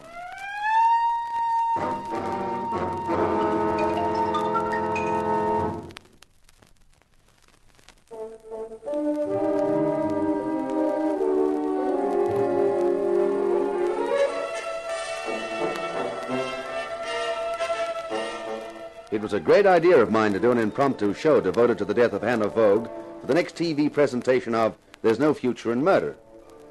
But there'd be no future in TV for me if I didn't reveal the murderer on that show. Because to a million viewers, I wasn't Rockstone the actor. I was Inspector Rockstone, the infallible cop, who'd been put on the spot by a real-life cop, Inspector Jakes of Homicide. What are you doing here, Stone? I'm a busy man. Oh, I know that, Inspector. But I thought since you gave that tale to the papers about me solving the murder, you might tell me how things were going. Yeah, I see nobody could have taken that bit seriously about you having a hot lead. Why not? You're still alive. So's the murderer, unless you've arrested him. It's only a matter of time. Did you find out how the corpse got into Lacey's window? The window was set up the night before. The window dressers left at 9 p.m., so whoever substituted the corpse for the dummy must have done it after that. 2 night watchmen claim they heard nothing. But one of the metal blinds closing off the loading dock at the back of the building shows signs of having been forced. I see. What did you find out about Hannah Vogue? She was an actress, and she'd been in this town about 6 months. She hadn't had any work since she got here. I don't know how she kept that apartment. No hot lead, huh? No. Why, do you know something? Me, Inspector? I'm just a TV cop. How could I know anything? Hey, and speaking of TV, how about being in the studio for our next show? Me? Why? Well, we're doing the murder on the next program, and we'd like you to be there. Hey, what's behind this? What are you up to, Stone? Oh, nothing, Inspector. Just trying to carry out the promise you made to the newspapers in my name. Stone, if you know anything, it's your duty to inform the police. Oh, I shall, Inspector. But I don't want to make you look a liar to the general public. What? Well, you told the press boys that I would solve the murder, and that's what I'm trying to do. So long, Inspector. See you in the studio.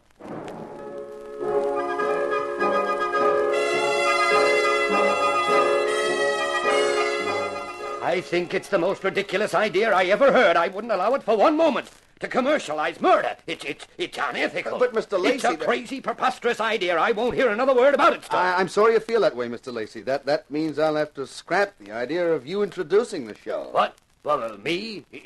Introduce it? Well, that's what I had in mind.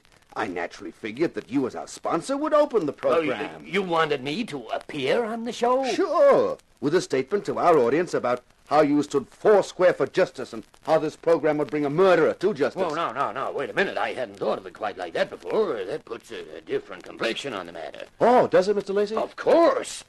Now, this whole thing will have to be properly organized. We can't afford any slip-ups. That's right, sir. All right, get on to it, Stone. Of course, Mr. Lacey. Just one other thing. Yeah? We'd like your manager, Mr. Sheep, to come along, too. All right, I'll send him a memo about it. Why, thank you. You know, there's one thing that's had me wondering about Mr. Sheep. What's that? If he can't sleep at night, what does he count? People?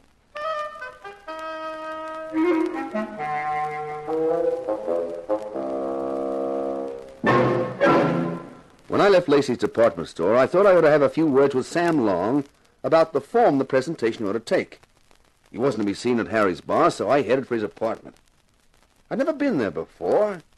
Man, it was a shabby-looking building. I was surprised. Sam was making money. He could afford something better than that.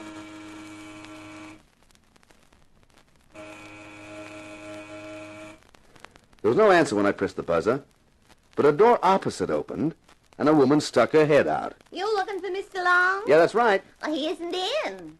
Yeah, that probably explains why he doesn't open the door. Say, aren't you Inspector Rockstone? That's right. Gee, I always watch your program.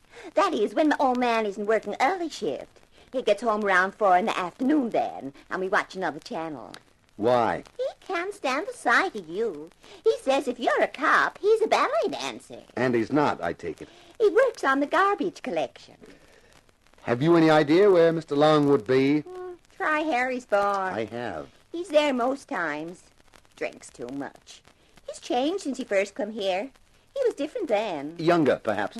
Happier, too. They both were happy. Did you say they? Sure. Him and his wife. Wife?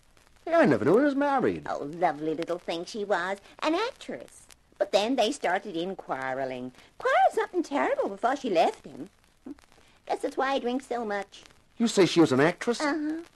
Used to go mad at him, yelling it was his fault she couldn't get a job because he wouldn't help her. You don't know the name that she used professionally? No, never heard of it. But pretty as a picture she was, with her red hair and everything. Red hair? Flaming red. Lovely hair. Way mine used to be before it started falling out. I can imagine. Every time I saw her, I used to say to myself, Holy Hannah, if only my hair... Hey, that was her name, Hannah.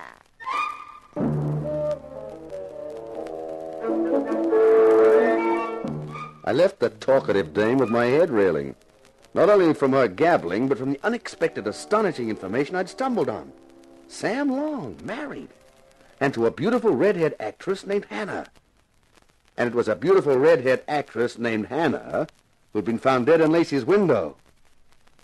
It looked as though Sam and I should have a long, confidential chat. But I ran into a complication with curves. A special set of curves called Lower Shore. Oh, there you are, Mr. Stone. Where else should I be, Miss Shore? This is the door to my apartment. I was about to open it and walk in. Not yet. We've got to go somewhere else first. The implication is that we can come back here afterwards? Why, Mr. Stone, we hardly know each other. A couple of hours of some low lights and lingering music could fix that. I'll think about it. But now we'd better be on our way. Well, where are we going? You'll see when we get there. Hey, why all the mystery? Because it's important to me that whoever murdered Hannah Vogue is found. And it's important to you, too, isn't it? Well, sure. But the trouble is that all I've got so far is a lot of questions with no answers. Come with me and I guarantee you one of the answers. Maybe the most significant one.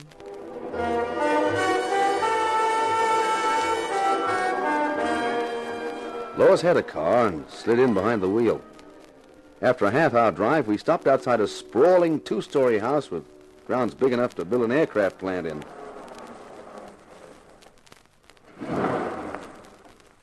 You know who lives here? Nobody in my income bracket. The name is Tony Seguera. Should I know him? Tony Seguera is one of the 3 top syndicate men in the city. Then I shouldn't know him. I think you should. Let's go meet him. She led the way up to the front door, where a butler carefully patted me in case I was carrying a gun, then led us into a large, luxuriously furnished room, and then discreetly retired. From a spidery-looking and expensive chair rose a spidery-looking, expensive character. This is Rock Stone, Mr. Seguera. Glad to know you, Stone. Pick up your show regular. I'm pleased to hear it, Mr. Seguera. Say, do you like it? Sure. I'm glad the regular cops aren't as smart as you. I'd be out of business. But you are, aren't you, Tony? Oh, sure. Legitimate business I'm in now. Trucking.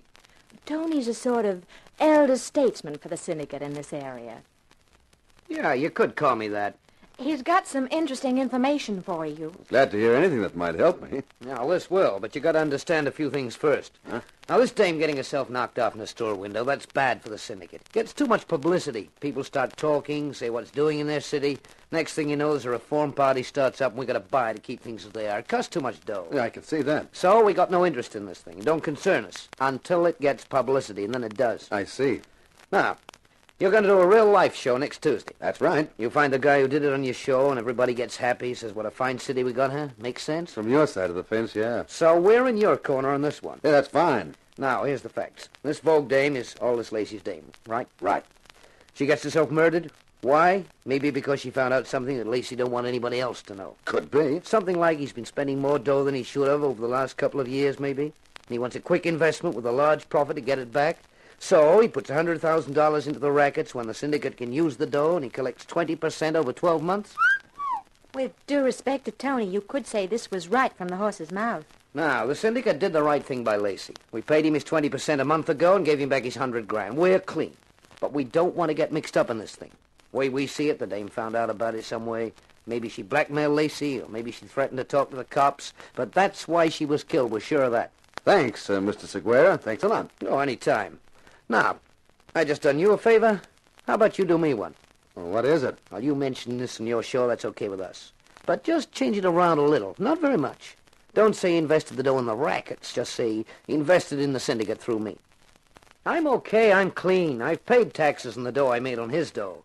And make the point that Lacey got his dough back. We don't want people we do business with to doubt our honesty. Sure, Mr. Seguera. I'll do that. Fine. I look forward to seeing your show. I'm a real fan for your show. It's my second favorite TV show. Which is first? Hop along, Cassidy. He's a real nice guy, and so's his horse. And he keeps the kids on the straight and narrow. Lets them know that crime don't pay. You approve of that? Sure. You think we want the rackets to get overcrowded?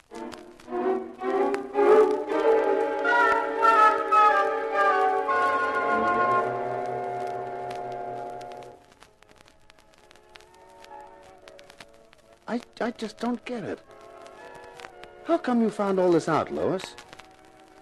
And you knew about Kathy Molden. Hey, where do you belong in this setup? I'm just a girl who knows a guy. The guy being Tony Sequeira. But right now I'm with another guy, and the lights are low, the music's lingering. I'm feeling languid. Didn't you say something about getting to know me better? Oh, sorry, honey. This isn't my night for concentrating on anything except murder, that is. You've just got a one-track mind. You know, I thought it was a pretty brilliant idea. This live TV show to unmask a killer. With me on the spot the whole time. Well? Well, it just occurred to me. If anything goes wrong, and I'm in front of the cameras every minute... Yes? I'll make an awfully easy target. Won't I?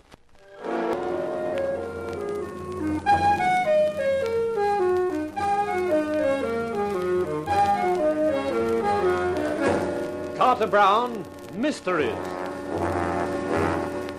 Adventures in excitement and suspense, based on the best-selling novels by the slick storytelling sensation, Carter Brown.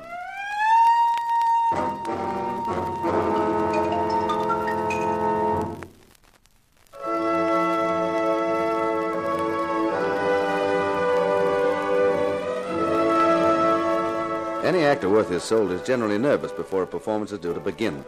But this performance was something extra special, and so were the butterflies in my stomach.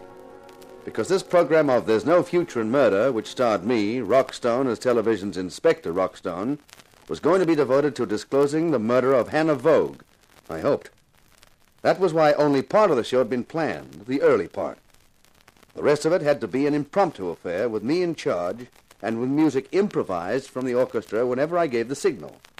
The signal was to be each time I scratched my ear. I only hoped the viewers wouldn't think their favorite cop had suddenly gone deaf. 15 seconds. Everybody quiet. I watched our sponsor, Aldous Lacey, bracing himself as he faced number one camera.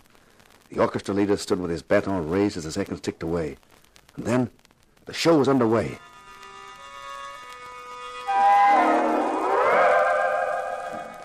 As the music hit its familiar theme, I knew the title cards would be flashing onto the screens of a million TV sets, and I mentally crossed my fingers. My name is Aldous Lacey. I have the privilege tonight of introducing a special program of There's No Future in Murder. As sponsor of this series, Lacey's departmental store is proud to align itself with justice-loving people everywhere in an effort to solve a terrible crime, the murder of Hannah Vogue, whose body was found in our special display window last Thursday morning. From then on, things went smoothly. This was the part that had been planned, rehearsed. Photographs flashed onto the screen of the window with the body in it. I did my commentary, then hurried over to set one to reenact the finding of the body with Arlene Molden and Sheep, the store manager. Then I scratched my ear for the orchestra leader. While the orchestra added some grim, ominous music, I raced over to camera outside set 2, Inspector Rockstone's office, and faced it ready for the red light.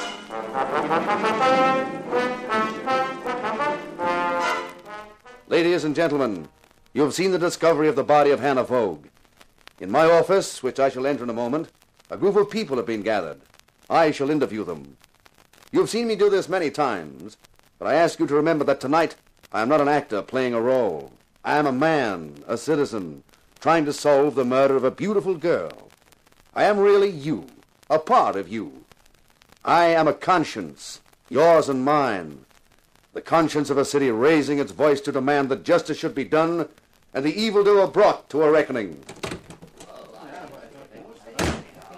All right, ladies and gentlemen. You all know what has happened. I am going to question you about the murder of Hannah Vogue.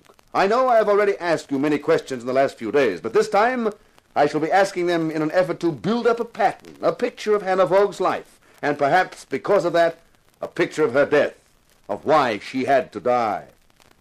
Firstly, Mr. Lacey. Me? You are Aldous Lacey, managing director of Lacey's Departmental Store. Why, of course I am. You knew the deceased, Hannah Vogue?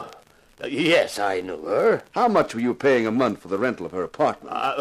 There is no point in hiding this, Mr. Lacey. You freely admitted to me in your office that you had been interested in the girl. How much? $200 a month. You knew she was an unsuccessful actress? Yes. Did you order Sam Long, the writer of the series, to see she was engaged for one of the shows? Now, look, I don't see that... Please answer the question, Mr. Lacey. Well, I suppose if a man sponsors a show, what's wrong with seeing that someone he's interested in gets a chance? Nothing, Mr. Lacey. Did you think there was? Why, you... The night before her body was found in the window, Wednesday night.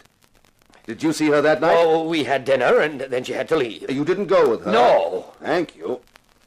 Miss Shaw, please.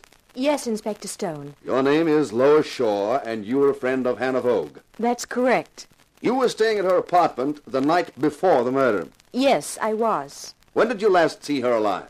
That evening. She left about 6:30. She said she was going to dinner. She never came back. Thank you, Miss Shaw. Mr. Lacey, this girl was living in an apartment rented by you. She knew you very well. Well enough to realize you had a secret. She found out that secret. When you discovered she'd found out... It's a lie. I had no secret. I had nothing to be ashamed of, to be kept hidden. Didn't you, Lacey? Suppose I were to remind you of an investment you made a year ago. Investment? A short-term investment with high return. An investment placed in the hands of Tony Seguera, advisor to a group of men commonly known as the Syndicate. An investment with no papers signed and paid back to you, capital and interest, only last month. Wasn't that what you wanted kept quiet? That a supposedly respectable businessman like you had invested money in the Syndicate? Well, why should I want to keep it quiet? Oh, come, Mr. Lacey. Even a child has some idea of what the name Syndicate means today. That was your secret, wasn't it? The secret Hannah Vogue discovered. The secret which cost her her life. I didn't kill her. I didn't kill her. Now, a few questions for Mr. Long. Okay. You are Sam Long, the writer of There's No Future in Murder. That's right. Wasn't Hannah Vogue the name your wife used as an actress? Yeah. But you and your wife quarreled, and she left you some time ago. Why? Because I wouldn't chisel her apart on this program, that's why. And then, some months later, Lacey ordered you to find her a part in the show. Yeah. Me, the guy she was married to who lost her because he wouldn't do just that. Did you ever see your wife again? Once. Last Tuesday night after last week's show. She came to see me. Told me she'd found out something about Lacey. But she was afraid he knew she'd found out. She asked me for advice, said she was scared, and what should she do? And what did you tell her to do? She was still my wife. She'd run out on me. She was living in an apartment paid for by another man. She'd got him to get her into the program, and then she came running back to me and asked me what she should do. I told her to get out of my apartment and never come back. That's what I told her to do. That was the last time I saw her alive. I see. Thank you. Now, Mr. Sheep. Yes, Inspector. You are the manager of Lacey's departmental store. Yes, that's right, Inspector. Mr. Sheep, when you helped Mr. Lacey carry the corpse into the store window, did you take the head or the feet? Well, Mr. Sheep? Oh, the shame of it. I've worked for the Lacys for 30 years. I've never had anything but respect and admiration and loyalty for them. He swore to me he hadn't killed her. But if the body were found in his apartment or his car, it would mean ruin for him, for the store, all the employees. I had to help him for their sake. So you broke open the steel shutter on one of the loading docks to get in? No, that was only to fool the police. We used my keys. I knew where the watchmen would be. It wasn't hard to avoid them. Oh, the shame of it. Yes, Mr. Sheep, the shame of it when honest citizens turn to crime. But I notice the shame is only felt when you're caught. I'd like to make a statement, if I may. Yes, Miss Shaw, go ahead. You must be wondering, Inspector Stone, just where I fit into all this. I have been puzzled by it, Miss Shaw. My real name is Lois Birkinshaw. And for the last 3 years, I've been employed by the Federal Bureau of Investigation. You're an FBI agent? Yes. The Bureau has long suspected that prominent businessmen all over the country were investing money in the local organizations of the syndicate. This practice was not only immoral, but near criminal, and was also defrauding the inland revenue of taxation on the profits. I'm one of the agents whose task it was to obtain evidence of this, in the hope of stamping out the practice. So that's how you knew about Kathy. Yes, Miss Malden. That's how I was able to furnish Inspector Stone with the details of Mr. Lacey's dealings with the syndicate through Mr. Seguera. It was part of your job to get close to the syndicate? Yes. And I also became friendly with Hannah Vogue in an attempt to pin the charge on Aldous Lacey. Thank you, Miss Birkinshaw. Now we'd better clear up something with Miss Malden. Yes, Inspector. You are Arlene Malden, the producer of the show. Yes. The name you mentioned a moment ago, Kathy, was the name of your sister who was recently found drowned in San Antonio? That's right. Isn't it a fact that your sister had been living under the protection of Aldous Lacey? Yes. That he'd thrown her over and she wrote you a letter saying she knew something about him and intended to make him pay for it? Yes. You destroyed that letter and said nothing about it in the coroner's court for lack of proof and to avoid scandal. That's correct. No, it's a lie. You witch, you lying devilish... Take it easy, Lacey. You're going to need all your strength for the trial. All right. It's true, part of it. Kathy did find out about the money I'd put into the syndicate. I killed her. I was desperate. We went swimming, and I held her head under the water. But when I got back here, I had a visit from her sister, from Arlene Malden, with the copy of a letter from Kathy giving her the story. What? You didn't destroy the letters? And you didn't tell me about the most important one? No, because she wanted to use it for blackmail. I've been paying her $1,000 a month to keep her from showing that letter to the San Antonio police. It's a lie. It's a fantasy. I never took a cent from him in my life. The account is in the Carley branch of the Devonport Bank in the name of Arlene Strand. What about Hannah Vogue? Well, she found out, too. I nearly went out of my mind. I couldn't kill again, but I couldn't afford to pay 2 lots of blackmail. I told Arlene Malden. She laughed at me. Called me a spineless weakling. He's making it up. He killed Hannah Vogue, and he's trying to fix it on me. You won't get out of it like that. You told me to bring her over to your apartment that Wednesday night. You made me make an excuse to leave her for half an hour. And when I came back, Hannah was dead. You'd poisoned her. And that's when you got Sheep to help you put the body in the window before thinking of a better way of disposing of it? Yes, I wish I were dead. Mr. Lacey, I prophesy you'll get your wish. And Miss Malden will be right alongside you. That's ridiculous. You've got no proof. Lacey's lying his head off. I don't think so. And that letter he spoke of, the copy which you showed him, must still exist in the original, and the police will find it. That, I think, ladies and gentlemen of our audience, is the finish of this program. There's no future in murder. I have only one announcement to make. I said before that I was an actor, a man whose conscience was part of your conscience, those of you who are watching me now. This program was brought to you tonight by your own faith and honesty, sponsored by your pride in your city and its people. When something like this program tonight can happen, and does, our city is a good place to live in. Good night. I nodded to the orchestra leader for the closing theme music of the show. Then suddenly the police appeared with Inspector Jakes in charge, and Arlene, Lacey, and Sheep were taken off. And Sam was at my elbow. Nice work, Rock. You wrote a good script, and off the cuff. Better than I could have done. Oh, it was a colossal show. Yeah? Hey, don't you realize what I've done? I've just sent my sponsor to the electric chair. I wouldn't worry too much about that. If those phones aren't running hot with prospective new sponsors, I'll go back to writing copy for commercials. Hey, I never thought of that. Well, what do you know? Arlene always wanted this show to get top rating, and it took a murder she committed herself to do it.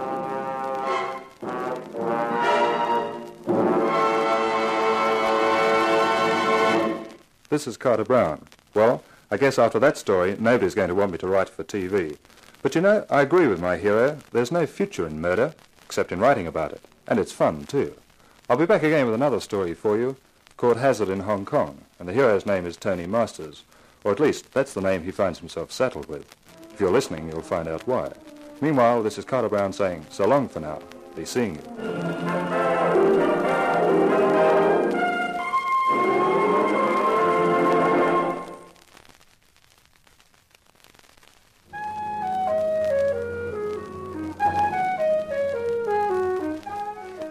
In Belladonna Was Poison, you heard our star Frank Waters as Rock Stone. The Carter Brown Mystery Theatre, based on the best-selling novels by Carter Brown, is dramatized and directed by Maurice Travers for Grace Gibson Radio Productions.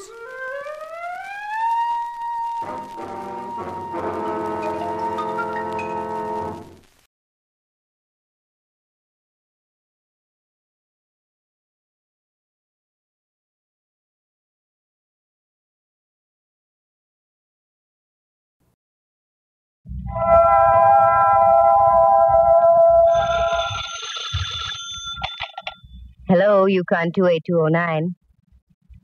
Yes, this is Candy Matson.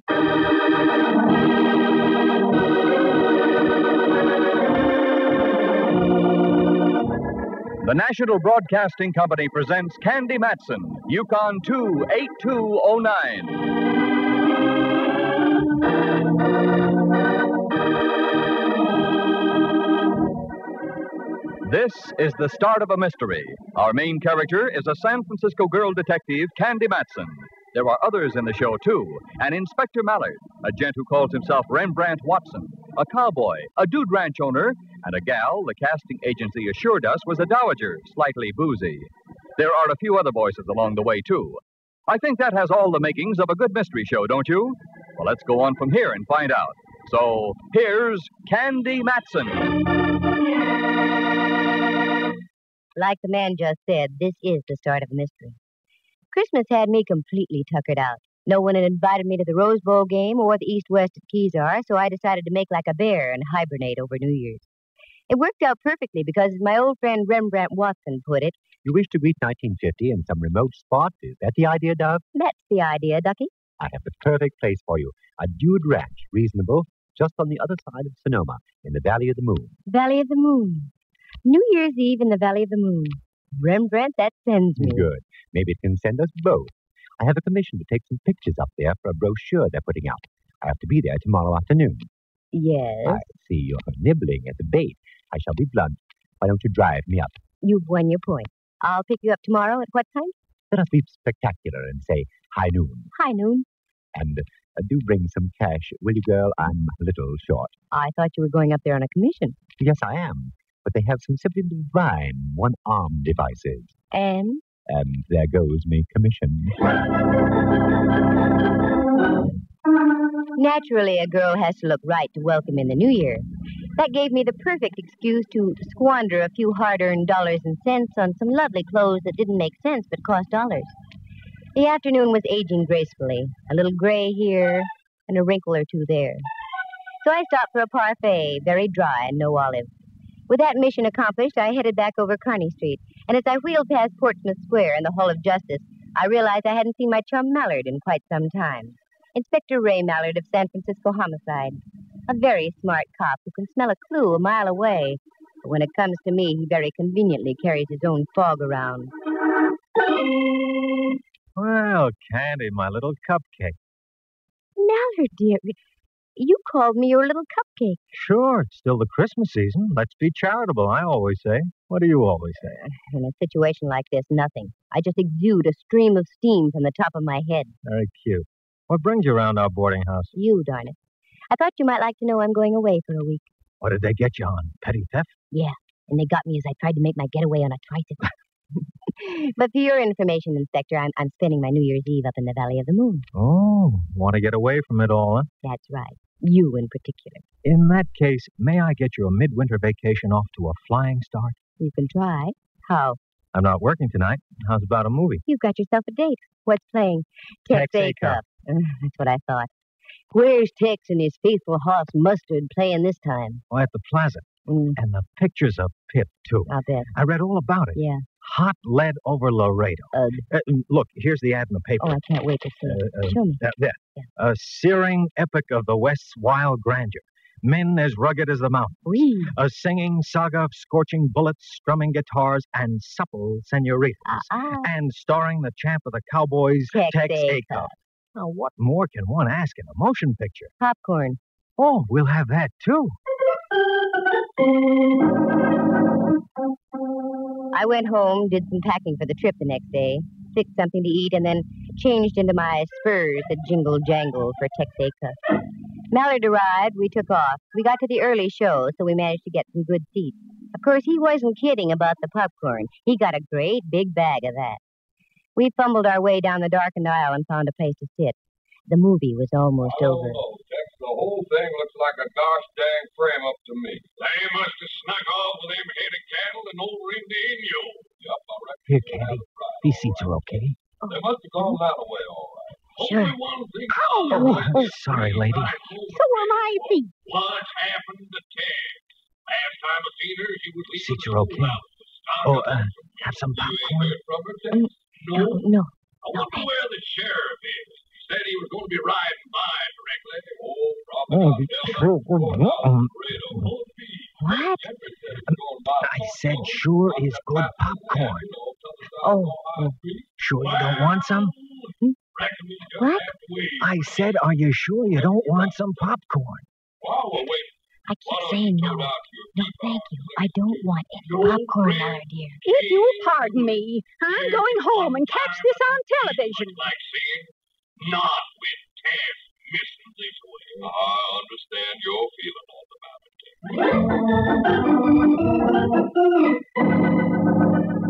After hot lead over Laredo, I suffered through 6 reels of a bouncy college picture. Freshmen looked like holdovers from the early days of the war. Then a newsreel, then a cartoon, then the trailers, then again Texaco. So we got out about midnight, and I drove Mallard back to the Hall of Justice. As he got out of the car... Well. Oh, now that's what I call sharp dialogue. On leaving the lady, all he can say is, "Oh, well." Oh, nothing personal, Candy. Now he laughed at me. Well, I was just thinking. You're going up to the Valley of the Moon for a rest. Is that the idea? Well, yes. That and trying to get away from Texaco. I know you too well, Candy. You're not going to have any rest. Look at the headline on that paper in the newsstand there. Man missing in Sonoma mystery. And Sonoma can have it. Mallard, dear, if I so much as step inside the Sonoma city limits, you can come and lead me away quietly. You know something? I'm going to remember that. Mallard waved goodbye and went inside. I didn't like the way he said that. But I had other things to think about, such as getting home and getting some sleep. So I did. And in the morning, I drove over to California Street, picked up Rembrandt. We headed out across the Golden Gate Bridge up toward Sonoma. The Valley of the Moon wasn't too far, a couple of hours of leisurely driving with time out for readjustment. And you're there. Then another 8 miles north and east, and there was the Dude Ranch.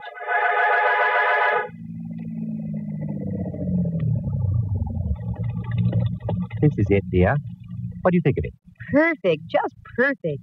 Why, Rembrandt, dear, it's a real ranch. Of course, Dove, a going concern. They only take in guests as a sideline. Oh, here comes a man. I imagine that's Mr. Lawrence, the owner. Oh, well, I'll shut off the motor. Good morning. How do you do, sir? Would you be Mr. Lawrence, perchance? Yes, and you? Watson, Rembrandt Watson. I'm here to take some pictures for you as we discussed via the Dell system. Oh, yes, Watson. Right on time. That's good. Oh, Candy, may I present Mr. Lawrence, owner of the Double L, Miss Matson. How do you do? Miss Matson was wondering if she could get accommodations for about a week, Mr. Lawrence. What? Now, wait a minute, Watson. I'm paying you a substantial fee for this job, and I won't get stuck with non-paying guests. Oh, I think you're laboring under a misapprehension. Hold it, Rembrandt. Look, Mr. Lawrence, I'm here as a commercial guest. I'm not asking for any favors. And I doubt if I'd stay here now if you got down on your bended knuckles. Oh, now, wait a second. I didn't mean it just that way. I apologize. It's only that, well, I've had some tough luck with people lately who seem to be only too intent on beating me out of their bills. Please, Miss Matson, excuse me. I just jumped to conclusions, that's all. I think you set a new record for the jump. Oh, forget it, Dove. Do. Okay, I'm sorry. Do you have room for me, Mr. Lawrence? Why, yes, of course. A delightful cabin just in back of the ranch house. Not being prepared, it'll take about an hour to get it in shape. Will that be all right? Yes, sure. We can eat in the meantime. Fine. I'll get one of the boys to fetch your luggage. Oh, you can park over there under the old stables. Oh, no garage? Well, again, I have to apologize, Miss Matson. The garage is overloaded now. We have a sheriff's posse up here. The owner of the ranch next to mine disappeared yesterday afternoon. The sheriff is searching the entire vicinity around here. Dove, are you all right? Well, speak to me, girl. What is it? I'm all right. I just happened to think of something Mallard once said last night. I pushed my assembled horsepower into the stables where they belonged, and Rembrandt took me by the arm and steered me into the ranch house. It was a beautiful place, a tall cathedral-like living room with a crackling fireplace about the size of Dante's Inferno at one end. Off to this one side of the fireplace was a cozy little bar.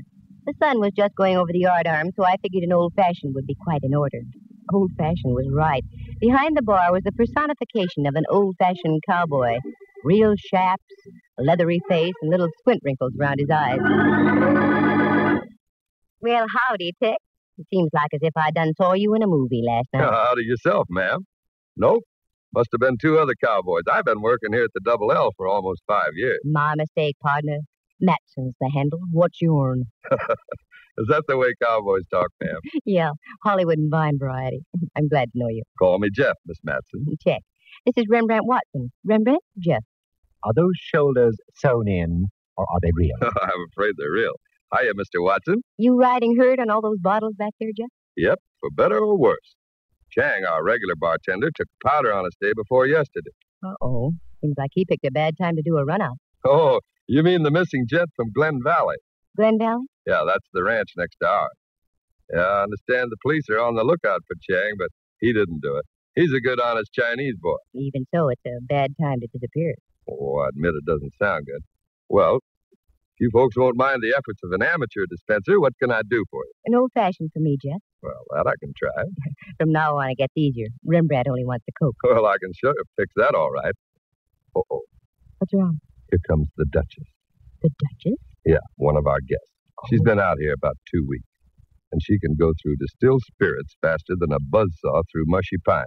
And I hope you're prepared to talk. Always, Jeff. Always. Hello, my dear. You just arrived, haven't you? Mentally or physically? Oh, my! A sense of humor, too. I shall enjoy your company. Are you staying long? Well, I'm not sure now. My plans are rather indefinite. Oh, you'll love it here, Miss... Matson.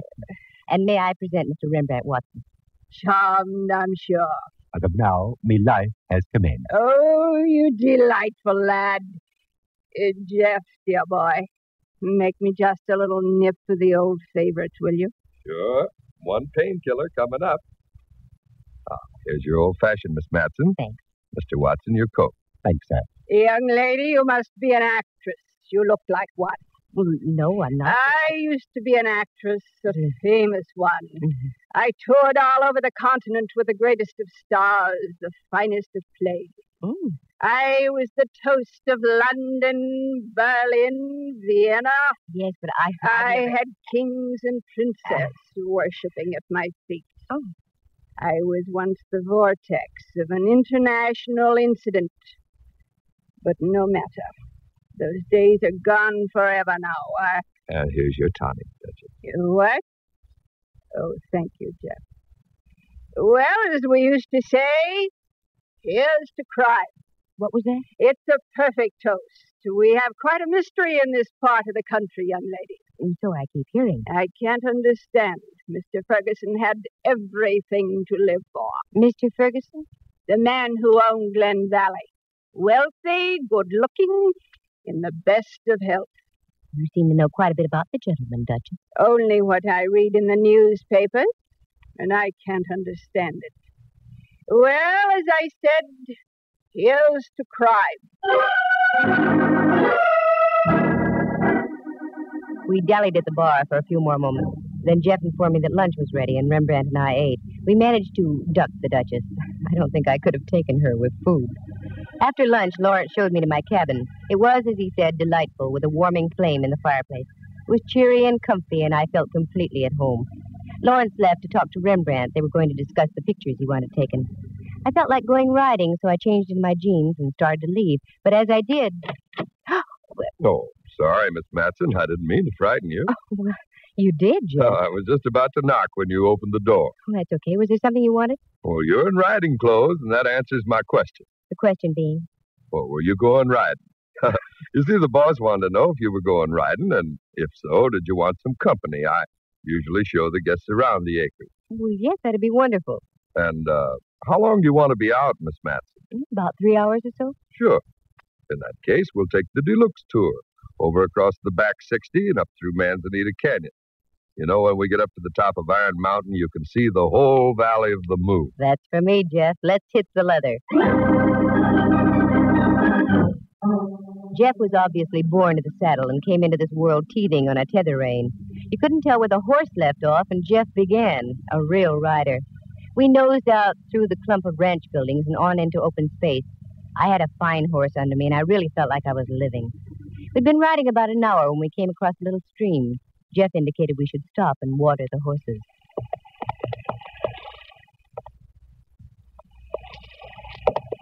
How long have you been a cowboy, Jeff? Oh, about as long as I can remember. Round here? No, up around Montana. Then little by little, I gradually drifted further west. Hit upon the Valley of the Moon about 5 years ago. Fell in love with it. I've been here ever since. Reckon I'll stay here, too. I don't blame you. Excuse me if I seem to be full of questions, Jeff. Well, that's what I'm here for, ma'am. Good. Because I've got a couple more. What's up that little draw there on the other side of the creek? Nothing but a tangle of manzanita. Scrub oak and brush. Pretty hard to get through there, Hard. It's impossible. Well, I've seen chipmunks get fouled up in that draw. Uh-huh. Then how come those boot prints are going right up there? Boot print? I don't see any. Well, hey, you're right. Either boot prints or the result of shoes with Cuban heels. Well, now there's a strange one. Exactly what I thought, too. Say, you know, something just dawned on me. Matson. Didn't I see your pictures in the Frisco papers a couple of weeks back? San Francisco. Beg pardon? San Francisco. Oh, yeah, San Francisco. Excuse me. Oh, sure. You know, the way you was asking those questions just now, it hit me. You're a detective. I'm afraid you got me, partner. Uh-oh, wait a minute, Miss Matson. Listen. Let's duck, Jeff. Too late now. What's that? Well, whoa there. What are you doing over this way, Jeff? Hi, boss. Well, say, you give us quite a little start. You haven't answered my question. Oh, we just stopped to water the horses, Mr. Lawrence. Miss Matson here's a mighty fine rider. She wanted to make the big circle of the ranch. Well, you certainly picked a fine time to do it. The sheriff's posse is out around this way. You're liable to get shot. Now get back to the ranch pronto. Just a moment, Mr. Lawrence. You've been uncivil ever since I got here, and I don't like to be dictated to. It's like being on board ship, Miss Matson. The captain is the law. I'm the owner of this property, and you'll do as I say. Now get moving, both of you. And if you don't like my attitude, you can leave any time you want. Leave? Now? Yes. Oh, no, Mr. Lawrence. I'm beginning to find your ranch extremely interesting.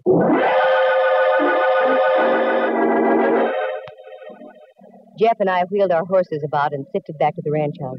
I looked back a couple of times, but there was no sign of Lawrence. I was mad, and Jeff must have sensed it because he was smart enough to keep his mouth closed.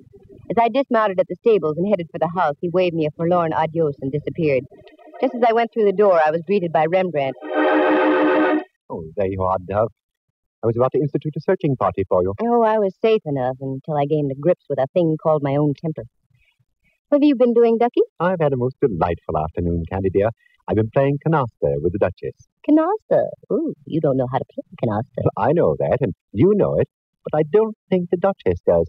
She celebrated each hand with a hefty pull on her bitters. How'd you manage to make any sense out of the game? That has me puzzled, too. All I do is put down some cards, any cards, and she'd congratulate me. Maybe you've got a green thumb for the game. Incidentally, I thought you were going to be taking pictures this afternoon. Called off on account of the law. Mr. Lawrence had to ride out into the lone prairie and deliver a phone message to the sheriff. He's making like ghost riders in the sky out there. Do go and change, dear. You smell of horses. Yes, I know. Oh, and incidentally, we'll have a soiree this evening. 2 more guests arrived. The cook tells me there's to be a little entertainment after dinner. Good. Around here, anything will be an improvement. I didn't tell Rembrandt I was going to change, so it wasn't a fib when I stayed in my jeans. I went back to the stables, got the boy to rig me another horse, and headed out toward that creek again. I rode faster this time, because I'd noticed something else there besides the footprints. It was a battered 10-gallon hat on the far side of the creek with studded initials JF on the crown. But when I got there, the cupboard was bare, but good. Not only was the 10-gallon hat gone, but the boot prints had been completely obliterated. I stayed for another few minutes of study and frustration and then went back to the ranch. I changed, met Rembrandt, had dinner, and then we relaxed in the living room. Oh, Dove, I'm so full. This outdoor living makes me ravenous. Outdoors? I don't think you've stepped out of this building since we got here. Well, then it's the thought of outdoor living that does it. Oh, there are the new arrivals over by the fire. Did you meet them? No. They looked at me as though I might soil their escutcheon, whatever that is. I can see what you mean. Hi, folks. Do you enjoy your dinner? Oh, hello, Jeff. Yes, it was wonderful. Has anybody seen Mr. Lawrence or the Duchess? We haven't seen Lawrence, no. The Duchess is over there writing a letter. Oh.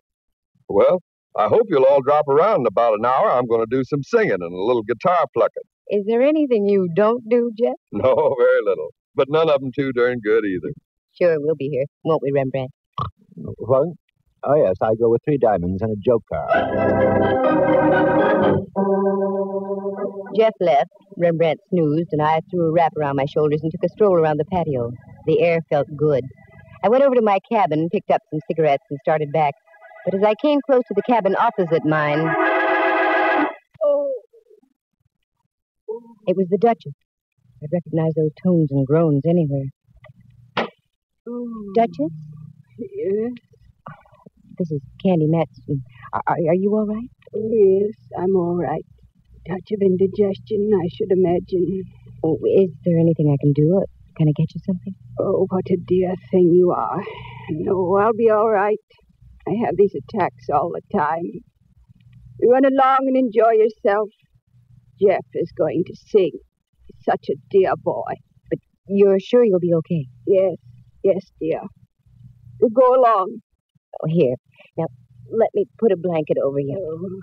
Here, and take off your shoes. You'll be ever so much more comfortable. Oh, you're so sweet. So pretty. You remind me of myself when I was young. Thank you. Thank you so much. I tucked the old girl in and left her to dream of the past and went back to the ranch house. Jeff was just pulling up a chair in front of the fireplace. Now, you'll have to understand, folks, I'm not a singer. I don't pretend to be. I just warble along the way I feel. Now, is there any particular kind of cowboy tune you'd like to hear? No, Jeff. Why don't you just sing a favorite of yours? Good idea. Just do what comes naturally. Okay, you asked for it. Let's see. Here's one I think you might like.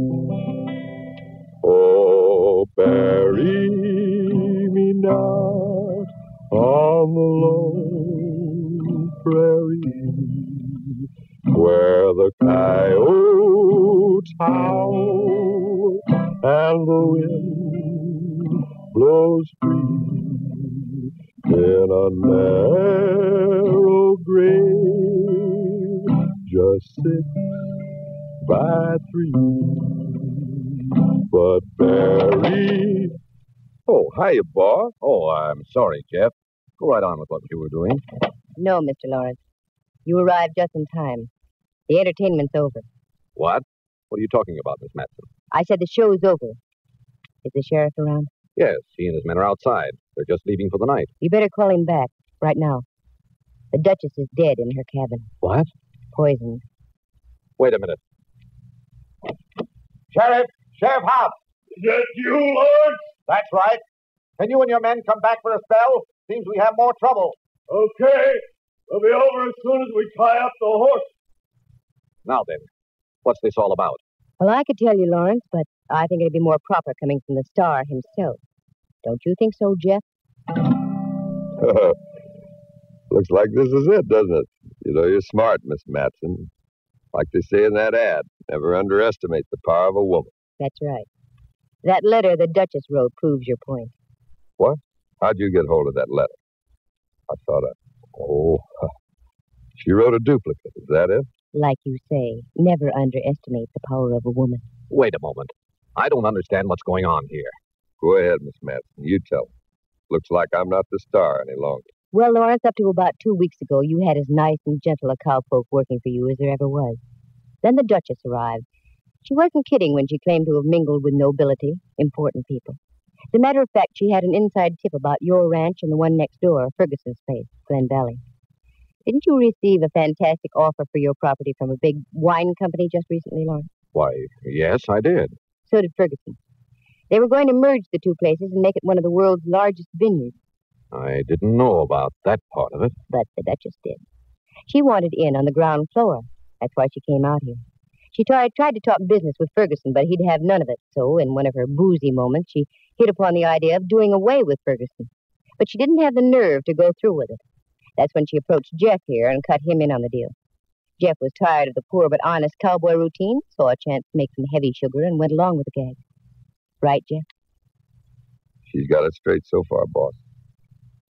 Jeff, I can't believe my ears. Oh, that's nothing.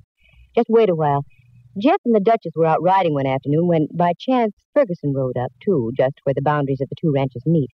While the Duchess talked to Ferguson, Jeff sneaked around and back and bashed in his head. They hauled him up to that draw where you bumped into us this afternoon. I know now why you ordered us out of there. On the other side of that snarl of brush in Manzanita, there's a quicksand pit. That is now Ferguson's permanent residence. This is terrible. Terrible. In a hurry to dispose of your late neighbor, they left shoe prints along the bank of the creek. And they also overlooked Ferguson's hat with his initials on it. I'm mighty glad you came by when you did, Lawrence. After I had noticed the boot prints, I think Jeff was going to dump me into the quicksand, too.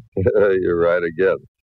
After the boss sent us back in, I sort of figured to get to you tonight instead. And then, Lawrence, you were going to be next. Because in your will, you had named Jeff as your sole heir. Is that right? That's right. I loved him like a son. Then the Duchess and Jeff could have swung a hard bargain with that wine outfit.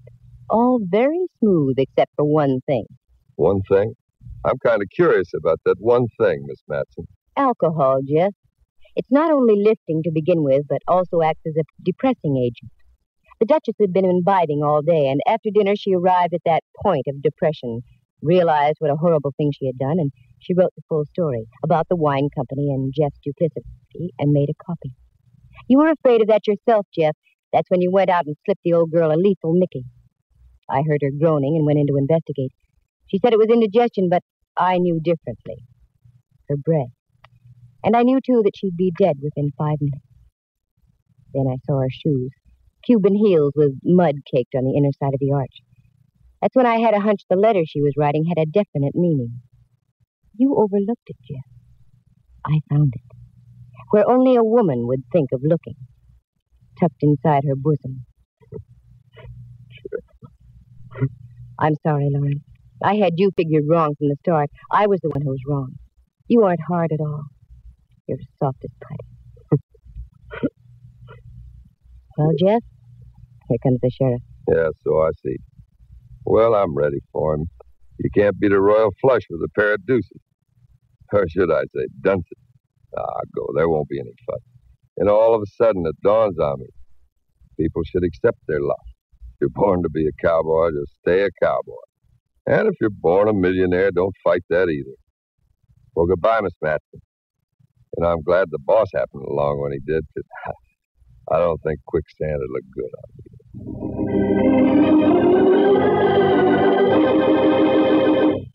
Like Jeff said, he went quietly. No trouble.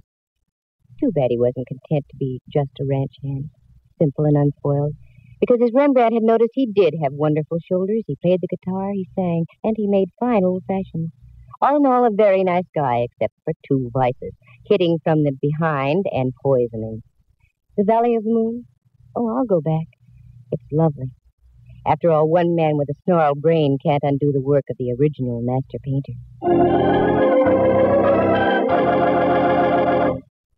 Listen again next week at this same time. For excitement and adventure, just dial Candy Matson, Yukon 28209.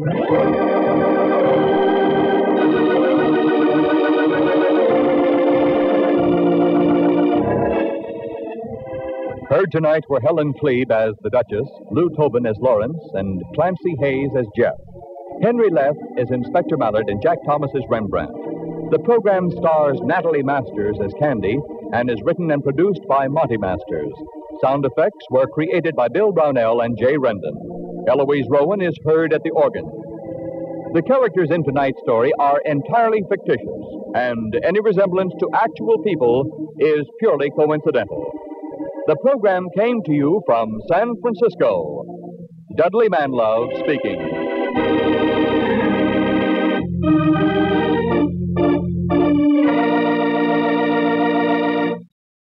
You are tuned for the stars on NBC.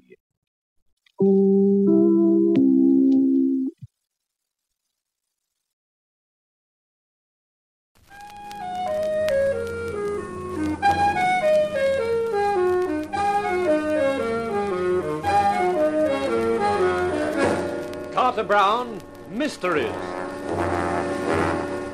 Adventures in excitement and suspense, based on the best-selling novels by the slick storytelling sensation, Carter Brown.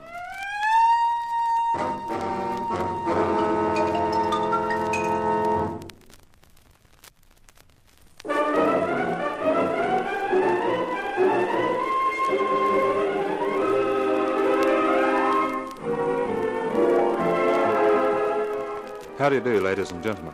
This is Carter Brown to bring you another of my books.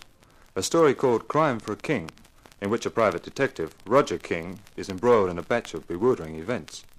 Normally a private eye knows all about his assignment, but in this case our hero is in the dark, which naturally enough makes it hard for him to see where he's going. But he can tell it better than I can, so I'll hand over to Roger King.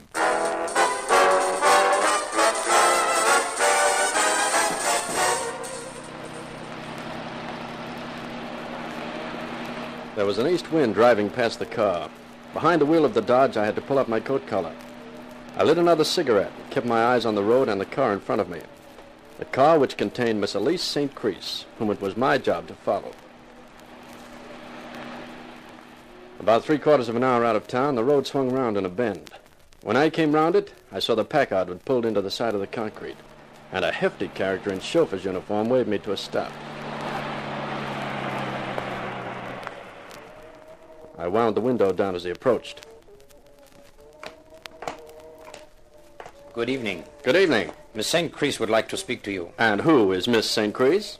My dear sir, if you have not been following us for the last 25 miles, it must be my mistake.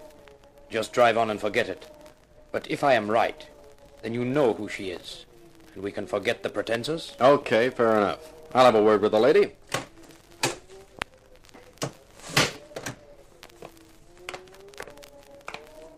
Good evening. Hello. You are the private detective, I presume. A snooper is probably the word you're looking for. Who do you snoop for? Around this time of the year, Santa Claus. Now, what are you expecting in your stocking, apart from a luscious limb? Is wit a necessary accompaniment of your profession? Oh, not really. We throw it in as an extra. You have not answered my question. I have a client who pays good dough for me to trail you. Why should I tell you his name? Because I am curious. Because I don't like being followed around. That's too bad. I don't think I like your attitude. You look like becoming a nuisance. Oh, you'll get used to me after a while. Hey, let's ride in your car and save the juice in mine, huh? What do you say? I say that you begin to bore me. Johnny? Of course. Hey, what? Too late, my friend. Something belonging to the chauffeur, probably his fist, came across my head, and I lost interest in the proceedings. When I came round, I was sitting behind the wheel of my car, with a headache and without the ignition key. The hulking chauffeur must have tossed it in the bushes. But I'd been caught that way before, and I kept a spare in the glove box.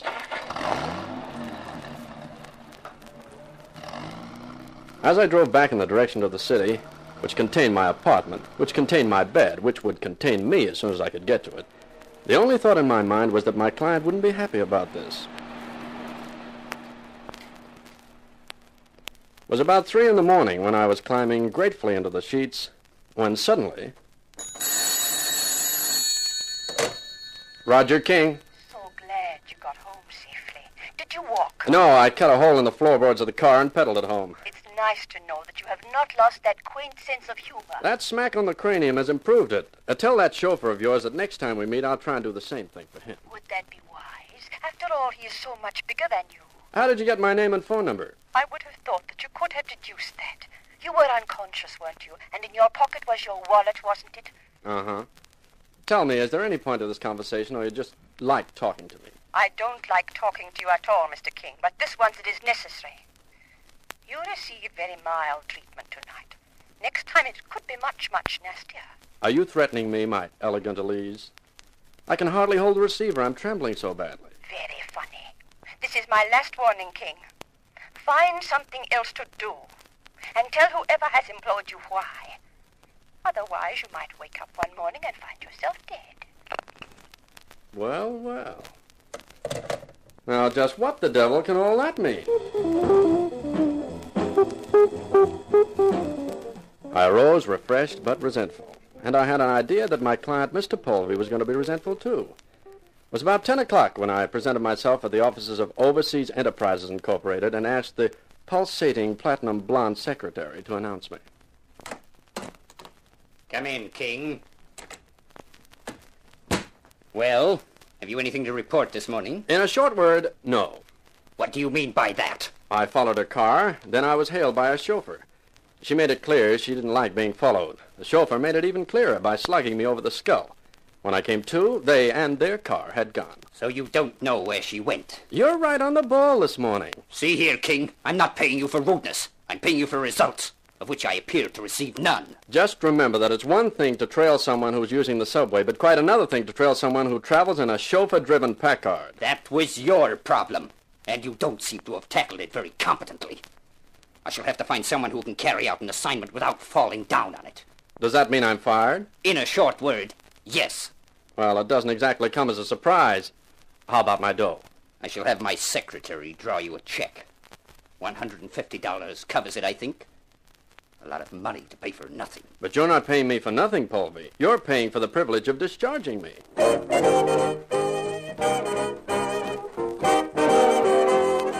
There was a restaurant on the ground floor of the building, and so I decided to step in for a cup of coffee. I'd hardly taken my first sip when a familiar, creamy voice fell on my ears. Do you mind if I share your table? Well, Miss St. Creets herself. And what are you doing here? Asking if I can share your table. Well, it's a free country, or so the rumor goes. How was Mr. Polvey this morning? Not very happy. He fired me. He thought private eyes should all have steel skulls, and because I hadn't got one, I must be masquerading under false pretenses. That's too bad, Mr. King. Oh, stop it. Your sympathy unmans me. In a minute, I'll be weeping salt tears into my good cup of coffee. I'm glad you didn't have to walk home. Oh, that's past history. Now, if I was still working for Polvey, I should be worried about letting you trail me to his office. But as I am now unemployed, I couldn't care less. I wonder why Polvey had me followed. Does that wad of dough you've just dropped casually on the table wonder, too? Yes, you could say it does. Much as I hate to pass up the chance of some folding money, I don't know. All I know is that Polvey hired me to follow you. He didn't tell me who you were or why he wanted tabs kept on you. All he told me was that you were going to that party last night and I was to take it from there. As you know, I didn't take it very far. In fact, my work for Polvey might be summed up in 3 words. Hired, tired, fired. Well, thank you for being honest anyway. You're not leaving the money lying there, are you? Honesty is so rare that it's for free. You misunderstand me. That money is a retainer. Retainer? For what? For watching Mr. Polvey. I am hiring you to find out as much as you can about him. Where do I report back to? I shall call at your office every morning at 10. Any other questions, Mr. King? Only one. Am I crazy or is everybody else? That is not what I am paying you to find out. You will start on your assignment immediately, of course. Well, not till around 5 this afternoon. Why not at once? Because the quickest, easiest, and best way to find out about Polvey is to trail his platinum blonde secretary. Oh, not to mention the fact that following her will give me something interesting to look at on the way.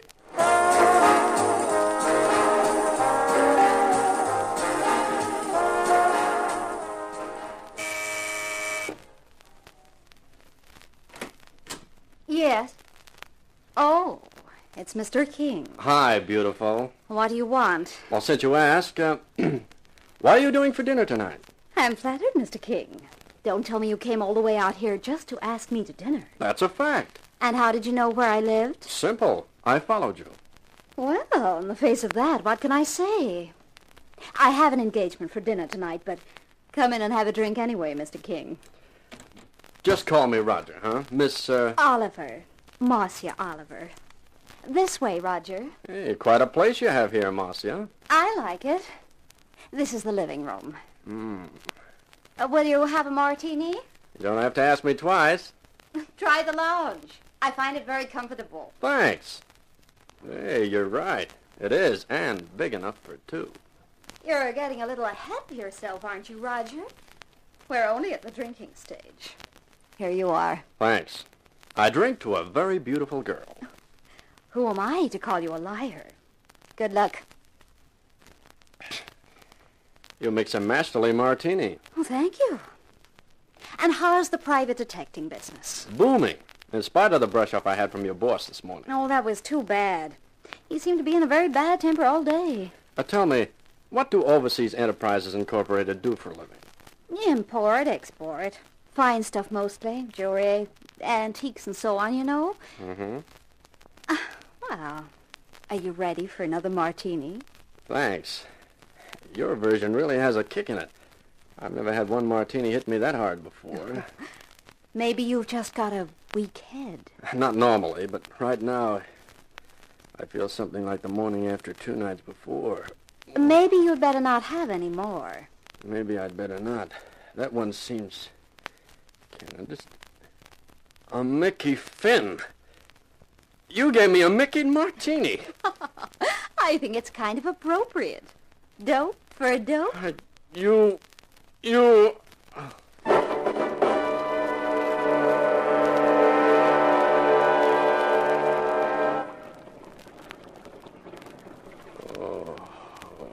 Morning, Mr. King.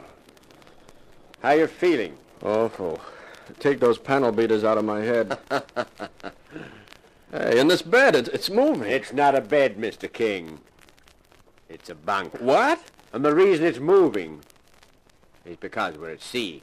At sea? That's right, Mr. King. Hey, who are you? My name's Harris. I'm the skipper of this yacht. Shanghai. I'm being... taken for a little cruise to the Caribbean. Hey, now wait a minute, I'm Harris. afraid we can't, Mr. King. We've been underway now for some hours. Well, what's the idea? Simply that the owner of this yacht feels that 10 days in the Caribbean would do you a lot of good. Well, who's the owner? I'm not at liberty to tell you that, I'm afraid. Hey, but I don't want to spend 10 days in the Caribbean. I'm sorry about that. But you don't seem to have any choice, do you?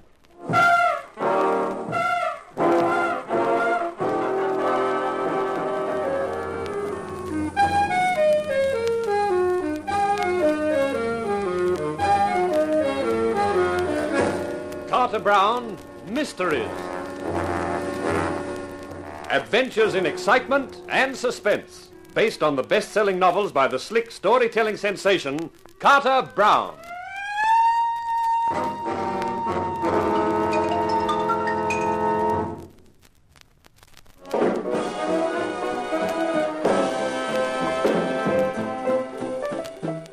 The yacht moved through a heavy swell at a fast clip. My thoughts moved through a heavy head at a feeble crawl. I looked around me. The cabin was fit for a king, but this king's name was Roger. And why Roger King had been drugged and then dragged on board, I hadn't the faintest idea. All I knew was that first I was working for Polvey, trailing Elise and Crease.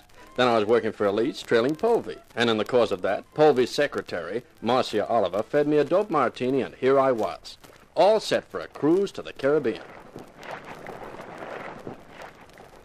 Decided to come up for a breath of fresh air, Mr. King. That's right, Captain Harris, and it feels very fresh. Yeah, the swell's getting heavier. We look like having some fun. Do you have breakfast? Yes, thanks. You run a first-rate service for Shanghai passengers. We do our best. You don't feel like doing better still and telling me why I'm here and who owns this boat? I'm sorry, I can't oblige you. Well, no harm in trying. Now, Mr. King, I think you'd better go below. I've had my quota of fresh air, huh? I'd prefer you in your cabin. I'll have one of the crew conduct you. Well, if I'm going to be incarcerated for any long periods, do you mind if I borrow one of your bottles to keep me company? Not at all. There's a good supply in the saloon. You can stop off and pick up some on your way down.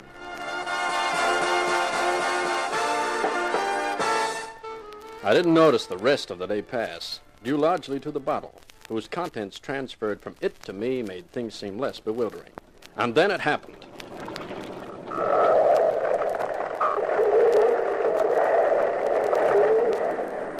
I was flung from the bunk to the floor, the empty bottle still in my hand. I picked myself up and tried the door. It was locked. The engines had stopped. Up above, I heard footsteps running along the deck, and after a while there was silence, except for a single sinister sound, the plash of running water. The cabin tilted to a crazy angle, and I could see the water creeping in under the door, and I was forced to the comfortless conclusion that I'd been left to my fate. And then I was proved wrong. Well, hi there, sailor. How's the hornpipe? You're drunk. That's right, Captain. Perhaps it's just as well. We hit a reef, Mr. King. Got too close inshore in this fog. Well, never mind. There are plenty of yachts. It's bad luck for you, though. If this hadn't happened, you could have enjoyed a 10-day cruise.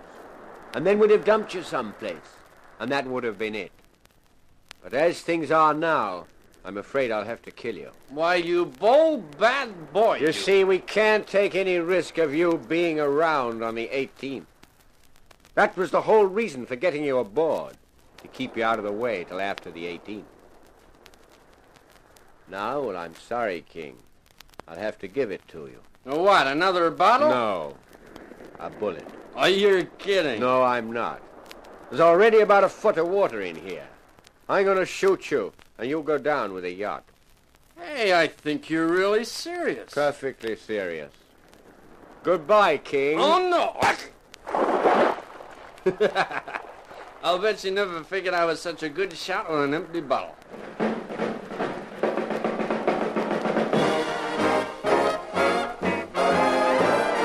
The bottle I had thrown in desperation had struck Harris just above the temple. If I'd been stone cold sober, I don't think I'd ever have done it. I left him lying there in the water, which was rapidly rising in the cabin, and made my way to the deck. I looked at the reef on which the yacht had struck, then at the waves now pounding hungrily against the sides of the vessel. Suddenly it lurched onto my feet. That told me as plainly as words that it was my time to get off. The reef below didn't look inviting, but it looked safer than the yacht. I swung out over the guardrail and let myself drop. I landed on the rock on all fours, and as I picked myself up and stumbled away from the yacht, there was a harsh, rending sound. I turned to see the yacht slowly turn sideways and disappear. Then I headed towards the end of the reef. I remember staggering across the slippery rock surface, and then the sudden shock of the ice-cold water, and nothing more.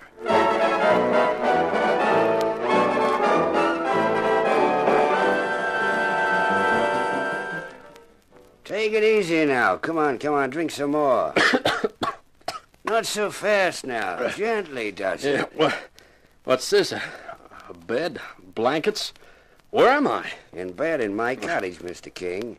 Come on, have a little more of this brandy. Oh. Hey, how'd I get here? I found you on the beach. You must have made it to the end of the reef and swum the rest of the way. Don't remember. Only remember the water. I saw the yacht strike. Then I came down to the beach later. I saw an upturned dinghy out at sea. And then I found you. What about the others? Don't know. Well, perhaps you'd better not talk anymore, Mr. King. You know my name. Well, when I stripped off your clothes, I took out your wallet. Naturally, I looked through it, but it's all safe, your license, your money, everything. My name is Wallace, by the way. Hugh Wallace. Well, Mr. Wallace, I guess I owe my life to you. That seems to entitle you to the whole story.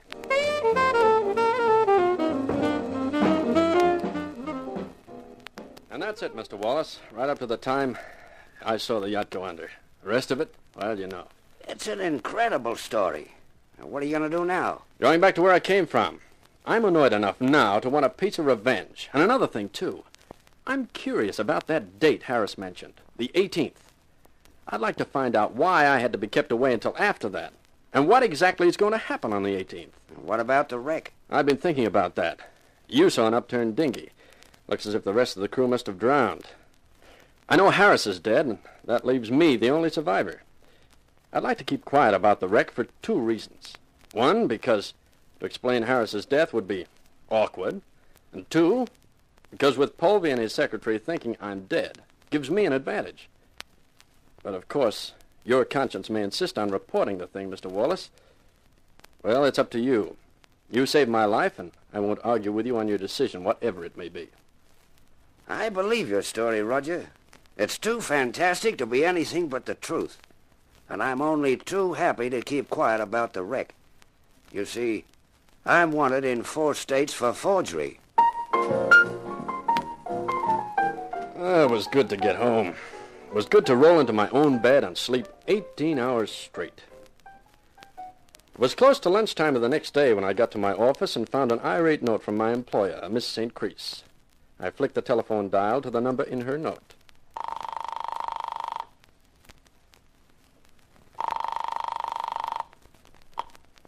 Hello? Good morning, Elise. Roger King speaking. Oh. I got your note. The tone of it seemed rather angry. With good reason. Where have you been the last 3 days? Around. Around is expensive at $200. That is the amount I paid you, remember? I want more than that. You'll get it. I've been busy. I couldn't wait around my office for you to call. This had better be good. Otherwise, I shall ask Johnny to call on you and convince you that it is better to produce results. Johnny? He was driving my car the other night, remember? Johnny bends iron bars before breakfast, simply because he has to work off his surplus energy. That ape. If he gets near me, I'm liable to forget I'm trying to be a gentleman and break a chair over his head. Oh, I'll tell him that. It will worry him for weeks. Now, look, leaving your playmate Johnny out of the picture for a while, I'm onto something really good. What is it? I can't tell you yet, not until I'm really sure. Mr. King, this begins to sound like stalling to me. Now, just give me 2 more days. After all, as long as you know before the 18th, it's all right, isn't it? Very well. I'm prepared to give you 2 more days. But if I don't hear from you by then, you will really be in trouble. That I can guarantee, Mr. King. So, the 18th means something to you too, baby. The question is, what? And I figure there's only one person who can tell me that.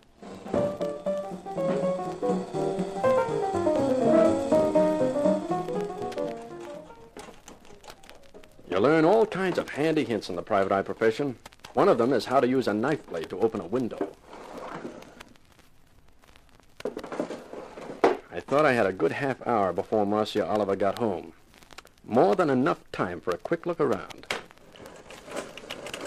Yeah, the Platinum Blonde's wardrobe was full of clothes. And if those clothes had been bought out of her salary as a stenographer, then, brother, I was going to take up shorthand and typing. I looked around for a hiding place. The full-length drapes over the living room window seemed to be as good a place as any. I arranged the drapes carefully, leaving myself a crack to see through, took a deep breath, and settled down to wait. Here we are, honey. I'll get us a drink. Baby. There's something I need more than liquor. Come here. Rodney, take it easy. You're gonna tell me you don't like it? No, honey, but there's no time.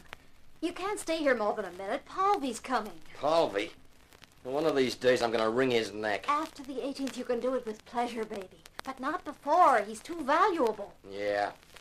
Yeah, it makes me sick when I think of that slug and you. Then don't think of it. It won't be for long now. Come on. Let me give you a drink and get going. Skip the drink. I'll just have the same again. Now, you must get out of here, Rodney. Okay. But I won't be happy till the whole thing's over. That's the day I'm living for, too, lover. Goodbye, baby. Bye.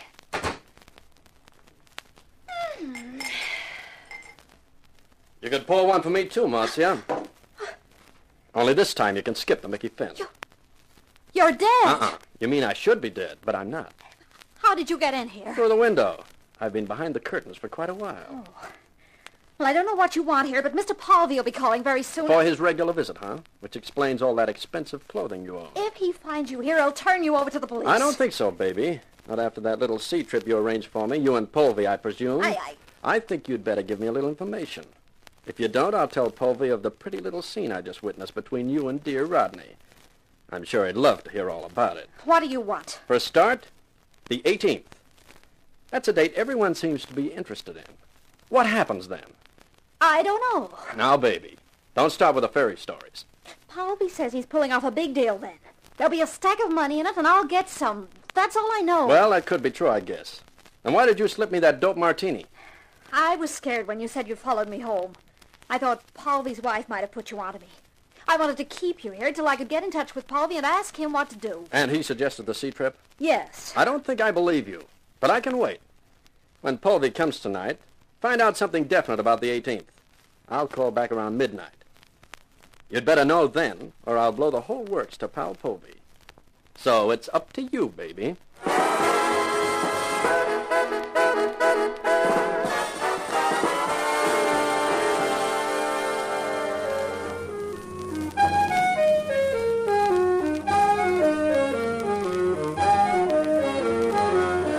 Carter Brown Mysteries.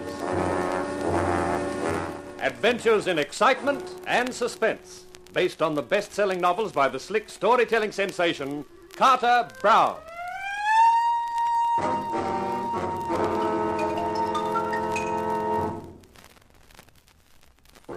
It was turning out a king-size problem for a private eye called King. My big bewilderment was concerned with the date, the 18th, on which something was supposed to happen, which everyone was worried about, in one way or another. But I figured I stood a fair chance of finding out what the 18th meant after the ultimatum I had delivered to Marcia Oliver. I was due to call on her at midnight, when I hoped all would be explained. Meantime, I headed for the precinct to pick up my car, which had been impounded from in front of Paulvy's office. After a long explanation to the police about sick relatives and a $20 fine, I got the Dodge back, and then it was close enough to midnight and Marcia.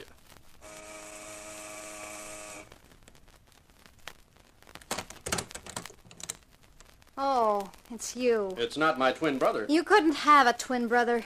There couldn't be two mistakes like you. You know, Marcia, you're sweet, like cyanide candy. Cut the compliments and come in. You phrased the invitation so tenderly, I can't resist. I'm glad, pal. Just stand nice and still. This is a hair trigger and my finger's twitching. Shut the door, Marcia. Sure. We've been waiting for you, pal. Well, that's nice of you, Rodney. It's gonna be even nicer. I'm gonna relieve you of your gun. Then your coat will fit better. That's not my gun. It's my tailor. I'll have it anyway. I'd hate to put temptation in your path. Yeah, that's better. You know, Roger, I'm surprised you forgot about Rodney so quickly. Honey, I'm even more surprised. I must be slipping. That can happen when a guy gets close to his end. I've still got a way to go. Have you? Well, I thought I had, but I guess I could be wrong. You certainly could, pal. You know, you're a guy who keeps looking for trouble. It keeps looking for me. You should have kept moving south when you got off that yacht. A guy can't be that lucky twice. I suppose not. Yeah, you're a problem, pal. But not too big a one for a guy with brains. Where is he? I don't see him. Don't get smart, King. Sorry. You see, our problem with you is this. While you're still around, you're liable to tell Paulvy things we don't want him to know. He's got a nasty, suspicious mind. So, what are we going to do? Let's think it over for the next fortnight. Murder isn't a rap I'd care to risk. I'm glad to hear you say that. I'll bet you are. You haven't heard it all, pal. I'm listening. Tell me this. Where does Paulvy think you are now? Well, I guess he... That's right, pal. He thinks you're under the water with the rest of the boys who were on his yacht. So maybe you can figure the answer to our problem now, huh? If it's what I think it is. You get the prize, pal. All I have to do is put you back where you belong, under the water, and nobody's going to miss you. And if anyone does, that's Paulvy's worry, not mine. You're forgetting one thing, Rodney. When I took that sea voyage, it was planned very suddenly. So suddenly that I didn't have a chance to shift my car from outside Paulvy's office. So what? So the police impounded it after it had been there a couple of days. I don't get it. Guess when I paid $20 to get it back? When? Exactly 45 minutes ago. So if you knock me off, it's not going to be Paulvy's worry. It's going to be yours. The police know I was alive an hour ago. You're lying. Wait a minute, Rodney. He's not. I remember seeing a car driven away from out front of the office. What model is it, Roger? Blue Dodge, 49 sedan. Well, that's it. I saw it. Of all the rotten... No language in front of the lady. Rodney, this changes the whole thing. What are we going to do? I don't know. Well, I think I do. Huh? Let's have another look at this thing. Now that I've proved I'd be a nuisance if you killed me, what about a deal? Such as? You tell me what happens on the 18th, and I'll tell you what I know. How about that? What's your angle, King? I'm not working for anyone. I decided tonight to resign from my latest employer, so I've just got a large slice of curiosity after Paulvy tried to get rid of me. Whatever's behind it, there must be dough in it. And I'm not the sort of guy to look sideways at a buck. I'm not even ready to quarrel whether it's an honest buck or not. Oh. Marcia, what do you think? That might be a proposition, Rodney. That's one sure way of keeping his mouth shut between now and the 18th. And we could use someone else. It might make the job easier. Yeah, you could be right at that. Okay, King, I'm putting the gun away. It's a deal. Fine. How about a drink to clinch it? I've got a kind of dry feeling. I'll bet with my gun staring you in the face. Yeah, fix the drinks, baby. Sure. Now, it's pretty lucky for you, King. That business about the cops in your car. Yeah, I guess so. You'd have been laying around the bottom of the sea without it. Forget that, Rodney. Here are the drinks. Thanks. You'll forgive me if I don't wait. Hey, I needed that. Okay, Rodney, suppose you give with the story now. Sure. Well, first of all, Paulvy. Overseas Enterprises Incorporated, his import-export business, is just a sideline. His real work is jewelry. Paulvy's one of the finest craftsmen in the world. Now, when anybody's got something really valuable they want altered or fixed, they take it along to Paulvy. He's kept his name pretty quiet for obvious reasons. Of course. He wouldn't want the boys who collect that kind of stuff illegally to get to hear about him. Next, we come to a dame, the Baroness von Oltz. You ever heard of her, King? No. Well, you should have. She owns the Carmel Royne diamond pendant. I've heard of that. She bought it for $500,000. They say it's worth more now. Must be nice to have money. The Baroness arrived here a couple of days ago. It was in the papers. I never read the social columns. You should. Then you might have figured what that date means, the 18th. You see, on the 18th, there's a ball being held in honor of the Baroness von Oltz. Everybody who's anybody in town will be there. And the Baroness will be wearing her pendant. Daylight breaks through. Correct me if I'm wrong. On the 18th, you aim to snatch the Baroness's pendant. I'm correcting you. Polvey aims to have it snatched. What?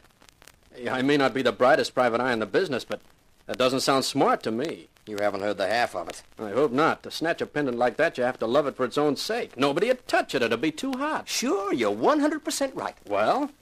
Well, it so happens that when the Baroness arrived here, she found the clip on the pendant needed some attention. So who does she send it to? I'll guess. Polvey? Polvey, the expert who, luckily enough, lives right here. And Polvey has the pendant for 3 days, with cops and guards sitting all over the joint. So what? You're getting hard to follow, Rodney. It'll clear up. Now get this. When Polvey knows he's getting the pendant to work on, he makes an imitation pendant, a pretty good one. Not so good that it'll fool the experts, but good enough to fool the Baroness.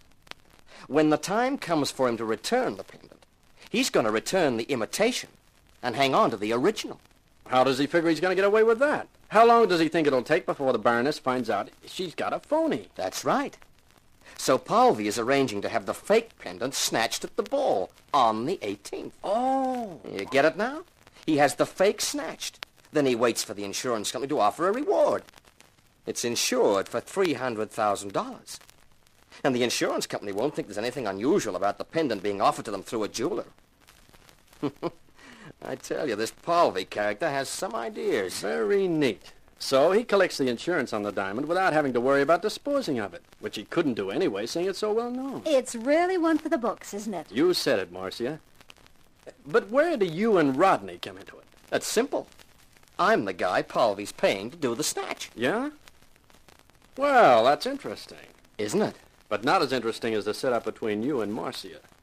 From what I overheard earlier tonight, neither of you exactly care for Polvey. You're going to say that again. So my brilliant mind leaps to the conclusion that maybe you two are planning a little piece of double-cross? Right on the button, pal.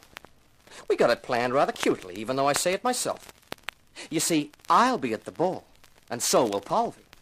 But while we're busy there, Marcia will be paying Polvey's office a visit and collecting the real pendant. And then?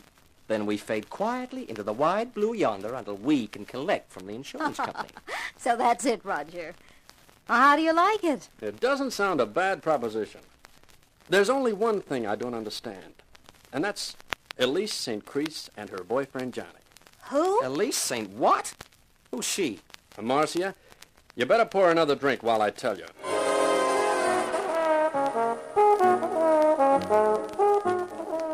While they sipped their drinks, I went through the story from the beginning.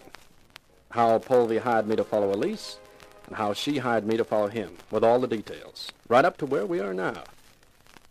When I finished, Rodney looked at Marcia, and they both looked at me. I don't like the sound of that. This St. Chris dame and her sidekick must be after the pendant, too. You'll have to watch out for them, Rodney. Don't worry, I'm going to. We're all going to. What's the situation right now? Well, today's the 16th. Polvey's due to give the fake pendant to the Baroness tomorrow, the day before the ball. Uh-huh. So now we just wait till the day after tomorrow. Yeah. Well, it seems to me that this Elise St. Chris around, it might be a good idea if I went with Marcia when she collects the real pendant from Polvey's office. Yeah, it might be at that. I'll think about it and let you know. Fine. Now, if it's okay with you, I think I need some sleep. Sure. Oh, just one thing. Yeah? I sleep better with a gun under my pillow. Can I have mine back? Sure. I'll even hand it to you, but first. After all, we're partners now, aren't we?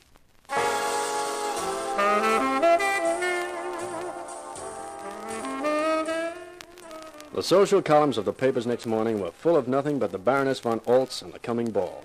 There was no photograph, but they gave the name of the hotel she was staying at. After coffee, I took a ride over to it. I wanted an interview with the Baroness. But when I climbed out of the elevator, 4 quiet-looking characters moved up to me, and one of them did the talking. Yes? I want to speak to the Baroness von Oltz. What's your business? I'm Roger King, a private detective.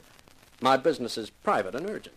Sorry, Mr. King, the Baroness is seeing nobody. I tell you it's important. We've got our orders. You've heard what they are. But I tell you... Please, Mr. King, don't make a scene. There's only one of you, and there are 4 of us. So I see, but... Say, who's that? That woman who just walked out of that door and crossed the hall. That is the Baroness herself. It is? Well, in that case, let's forget the whole thing. I'll go. Something amusing you? Uh-huh. And it's no good explaining why, except to say that she may be the Baroness von Oltz to you, but to me, she's at least St.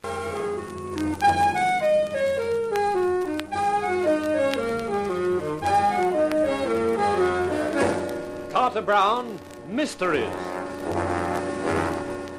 Adventures in excitement and suspense, based on the best-selling novels by the slick storytelling sensation, Carter Brown.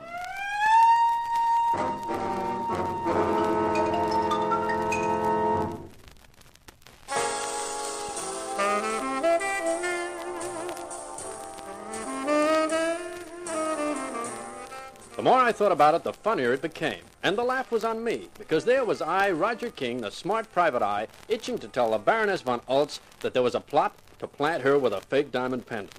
And the Baroness was fake herself, or was pretending to be. I couldn't decide which. All I knew was that the Baroness and Elise St. Chris were the same dame. I kicked that intriguing fact around in my head for the rest of that day, and came evening, I was outside Marcia's apartment door again.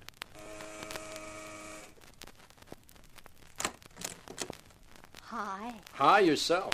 Or are you? Not yet, but I've got the wherewithal waiting. Come on in. I kind of thought you'd be calling tonight. Well, that's nice. And so is this room. Cozy lights, warm fire. I pulled the lounge up in front of it. For you and Rodney? Rodney won't be over tonight. Oh. I'll pour us a drink. Why don't you relax? Hey, that's a great idea. I never felt more like relaxing. Me neither. Here we are. Thanks. You don't have to sit as far away as that, do you? Move closer. Here's to crime. Here's to our partnership. What's the setup for tomorrow night? It's all fixed. The ball starts at 9. You pick me up here about 10. We'll go over to Polvy's office and pick up the pendant. Then we head south and meet Rodney. Sounds simple enough. Uh-huh. So we don't have to think about it anymore. Suits me. Roger, you're smart. From right outside the whole thing, you picked up even more than Rodney knew. About the St. Chris woman and everything. Just luck. Private eye has to have some luck sometimes, otherwise he goes broke. Now you're being modest. You know, it's not fair.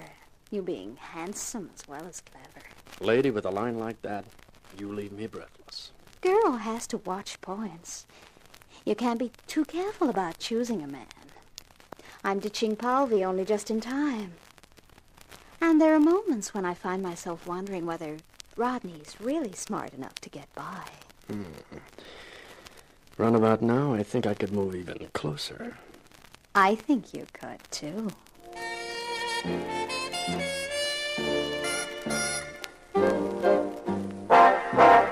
I picked up Marcia promptly at 10 the next night, the 18th. She had 2 of her suitcases packed, and I put them in the boot of the Dodge, and we drove round to the offices of Overseas Enterprises. Marcia had all the right keys, and as the elevator wasn't working, we used the stairs. Hold the flashlight up while I find the key. Sure. It's nice that Polvy trusts you so much. Yeah, isn't it? Ah, this is it. Well, come on. Let's not waste any time. It's in his office. You can turn on the light now, I think. Okay. Where does he keep it? In the safe. I don't see any safe. It's a wall model. Behind that picture. Have you got the key to that? It's a combination lock. But don't worry. The picture slides up. Mm-hmm. Ah. 6. No. 6, 2, 7. That's it. There it is. Oh, look, Roger. The Carmel Royal pendant. Hey, it's really something, isn't it? Oh, it's beautiful. But not real. Polby! That's right, Mr. King. Just keep your hands by your sides. This gun and I aren't joking. Why aren't you at the ball? Because that pendant's a fake. As big a fake as you, my dear Marcia. It's very funny, isn't it? I hope you both appreciate it. The real pendant turns out to be a fake. It can't be. But it is. All the planning, all the double-crossing, for nothing. I took it out tonight for another look at it, and then I noticed something. Something only very few people would have the knowledge or experience to see. It's very pretty, very well made, and worth about $1,500. An expensive phony, but a phony. Who pulled the switch? The beautiful Elise St. Crete? I suppose so, though I don't know how she could have done it. Where does she fit into this picture anyway? I met her in Europe about 6 months ago. She talked to me in vague terms about the possibility of doing a deal. She didn't mention the name of the Baroness, but the plot was outlined to me. I told her I'd think it over. I did. And when I got back here, I decided there was no good reason for cutting her into the deal. I could handle the whole thing myself. Sure, why split profits if you don't have to? Exactly. When the Baroness arrived and I got the job of fixing the clip on the pendant, I realized the Baroness was who Elise St. Crete had been talking about. She called me a day or so later and told me she was over here and what about her deal. I said I wasn't interested. Then she threatened me. That was when I hired you to keep an eye on her. Uh-huh. The pieces fall into place. But I didn't think Marcia was planning to double-cross me. Well, you know how it is, Polby. One good cross deserves another. She won't get the chance to try it again. I'm going to kill you, Marcia. And your private eye friend will join you next. Take it easy, Polby. That won't get you anywhere. If you cool down, we can still make some dough out of this deal. What are you talking about? Did you ever see the Baroness von Holtz? No. I'll bet you didn't. She'd take care of that. You see, the Baroness and Elise St. Crete are one and the same. What? That's right. But why would she want to rob herself? I think I've figured that. Was a cunning caper. Even baronesses can be broke, and I think at one stage she must have been so broke that she sold the pendant. Not in its original form, of course. It must have been split up. It's too well known to sell any other way. Yeah. And at the same time, I think she had a fake made. The one in your safe right now. Go on, King. Then dough gets short again, and she gets another idea. If her pendant should be stolen, she could claim the insurance money. But if it is stolen, she has to make sure it doesn't turn up again, because it's a fake. Yes, I'm beginning to see it. Sure. She puts up the scheme to you that she should be robbed of a fake pendant at the ball. The one you would supply while you kept the one you thought was real. She knows the fake one stolen from her will be destroyed, and the original will be returned by you to the insurance company. But here's where you get the big laugh. When you return what you think is the original, Elise, or the Baroness, whichever you prefer, has a look at it and yells fake. The insurance people check up. They find it is a fake. And that means the Baroness collects the insurance dough, and you're left without even a fake pendant. I don't believe it. Can you make the facts fit any other way? Of course not. You're right, Roger. That was why the Baroness couldn't be known as the Baroness to you. That's why she took the name of Elise St. Crete. Well, all that dirty double-crossing... Polby, that doesn't really come well from you. She was just too smart for you. And how do you think we can make money out of it now? We should like to know that, too. What? Watch him, Johnny. I am. You fooled me. I'll... I am afraid poor Mr. Polby will do nothing any more. Very stupid of any man to try shooting at a man who is behind him. Marcia, I'd better introduce you. This is the lady we were talking about, Elise St. Crete, alias the Baroness. And the gentleman is named Johnny, alias, I presume, the Baron. So, you worked that out too, Mr. King. It just came to me like a flash. Oh, you have more brains than we credited you with. Like the late Mr. Polby, he did too. We picked him as a so-called expert who wouldn't notice the fake. But he was a better craftsman than we thought. How did you get here? We noticed Mr. Polby had left the ball. We thought it might be wise to follow his example. Johnny, we are wasting time. Yes, of course, my dear. We're going for a ride, Mr. King. And I'm going to enjoy our farewell. Though I'm afraid I can't say the same for you. Drop that gun. What in Drop the... it, pal. That's better. I always feel safer when I'm the only guy with a gun. Well, well, well. Just like a daisy chain, isn't it? Polby holds us up, then the Baron holds Polby up. And now little Rodney holds the Baron up. Oh, Rodney, I'm so glad you came. Are you? I wonder. I just got an idea in my head that maybe you and King were trying a little funny stuff. Stay where you are, King. It's okay, Rodney. I just want to grab this gun. Get them, Johnny! Oh, no, don't try it, Baron. Freeze. I'm just aching for an excuse to let you both have it. Marcia, Yes, Roger. go downstairs and call the cops. Wait till they arrive and then bring them up. Tell them I'm here with the Baron and his wife, and we've discovered they stole the pendant. Tell them you're Polvy's secretary and that I was working for Polvy, and he's been murdered. Got it? Yes, Roger. I've got it. I'll be as quick as I can. Well, this is nice and cozy now, isn't it? You know, Johnny, I never liked you from the off. From that time you hit me over the head when I wasn't looking. I assure you the feeling is mutual. But I don't think you've got any nerve at all. Behind that tough front, I think there's only a watermelon. Big talk when you have two guns. Mine and your own. We'll see. Elise, come here. Yes? Here's your husband's gun. Take it by the barrel and walk backwards toward him. If you try to turn, I'll shoot. Very well. Now, we'll see who's the better man, Johnny. When she gives you the gun, Elise can count to 3, and then we'll fire. You are going to fight a duel with me? Unless you're too scared. That I have never been accused of. Okay. Hand him the gun. Now start counting, honey. 1, Make your last wish, King, quickly. 2, 3. You hit him, Johnny! You hit him! But not so badly as he hit me. Don't go for his gun, Elise. It's only my shoulder that's got a slug in it. I can still pull a trigger. You've been a sucker, Baron. How? There was only one thing wrong with the setup. When the cops turn up, I could explain Rodney's death. He could be one of Polvy's assistants who turned up because he wanted to rescue us from you. But the trouble was that though he was shot with your gun, Johnny, it had my fingerprints on it. Now it has yours. Why, you... We shall tell the police the truth. And who do you think they'll believe? They're coming now. Smile, suckers.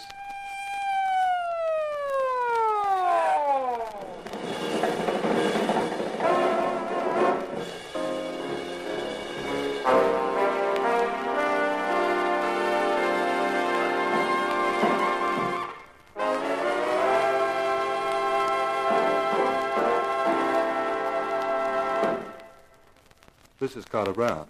You've got to hand it to Roger King, haven't you? He may have been befogged in the beginning, but he came in fine at the finish. I couldn't let him do anything else, could I? He's a hero. My next book's got a different kind of leading character, Richard Van Bryden III. I've called his saga Malice for a Multimillionaire because that's what he is. So this is Carter Brown saying so long for now. Be seeing you.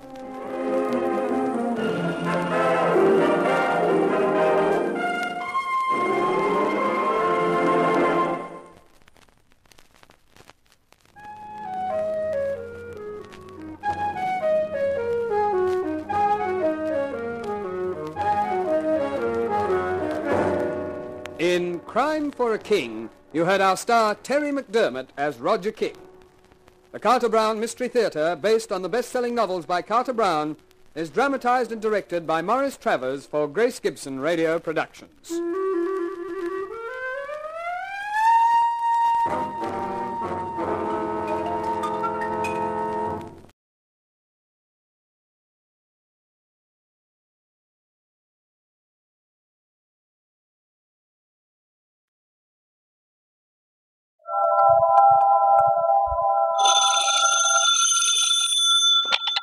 Hello, Yukon 28209. Yes, this is Candy Matson.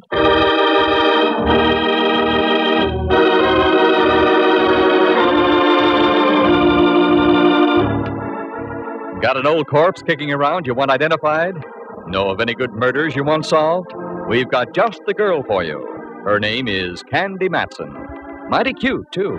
She fills out a size 12 suit to just the right proportions. Soft blonde hair, 2 sparkling blue eyes, and all in all, she looks as though she might have stepped right off a Varga calendar. And what's more, she's a private eye. You scoff? You ridicule? I'll let you see for yourselves. Listen, she's talking on the phone right now. Hello, Candy Matson. Hello, Miss Matson. I'm afraid you don't know me. That makes it even. You don't know me. Let's go from there. I've read about you in the papers, Miss Matson. You handle confidential cases. That's right. However, there's a little matter of a fee involved. Yes, I know. I can pay. That's item number 1. Now to item number 2. What's the confidential case? I can't possibly tell you on the phone, Miss Matson. I said it was confidential. Okay. Where do you want to talk? I am the proprietor of a restaurant, the Charlemagne in North Beach. Oh, yeah, I ate there once. Oh, that's nice. No, it wasn't. I didn't like the food. Oh. However, I'll overlook it. Do you want to talk in about an hour? That will be fine, Miss Matson. Good. And your name would be? Martinello. Carlo Martinello. Okay, Mr. Martinello. And have some ink in your pen. It costs money just to talk.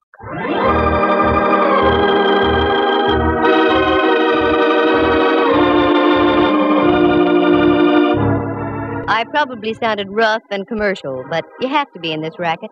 Most people look on a private eye as a musician. They invite you to a party and expect you to bring your harp for free. But I learned the hard way a long time ago. So now they pay in advance and take their chances later. That's the way it was with this Martinello. I was at home in my penthouse on Telegraph Hill out on the porch taking a sunbath when the phone rings and it's this Carlo character. That part was all right because I can always use new customers. But what made me mad was the fact that I had to stop listening to the 49ers belt the bejabers out of the Cleveland Browns at Kezar Stadium. But I followed through and uncovered a couple of very done-in bodies along the way. Do you like the grotesque in your whodunits? Then follow me and we'll tiptoe lightly through the Tibbets, the Ponds, and the Baccalones, because part of this story unfolds at the Opera House. Reluctantly, I dressed into something Charlemagne-ish, turned off the 49ers Cleveland game, and went down to talk to Martinello. His place was typical, located on Powell Street, a garish neon sign, and as you walked in, the place was air-conditioned by eau de garlic. Yes, miss. You wish a table? I wish a table, yes. With the right party. I'm looking for the owner. I am the owner. I am Candy Matson. Oh, Miss Matson. Walk this way, please. If I could walk that way, I'd revive vaudeville. Pardon? Where's your office? Right over here. Allow me.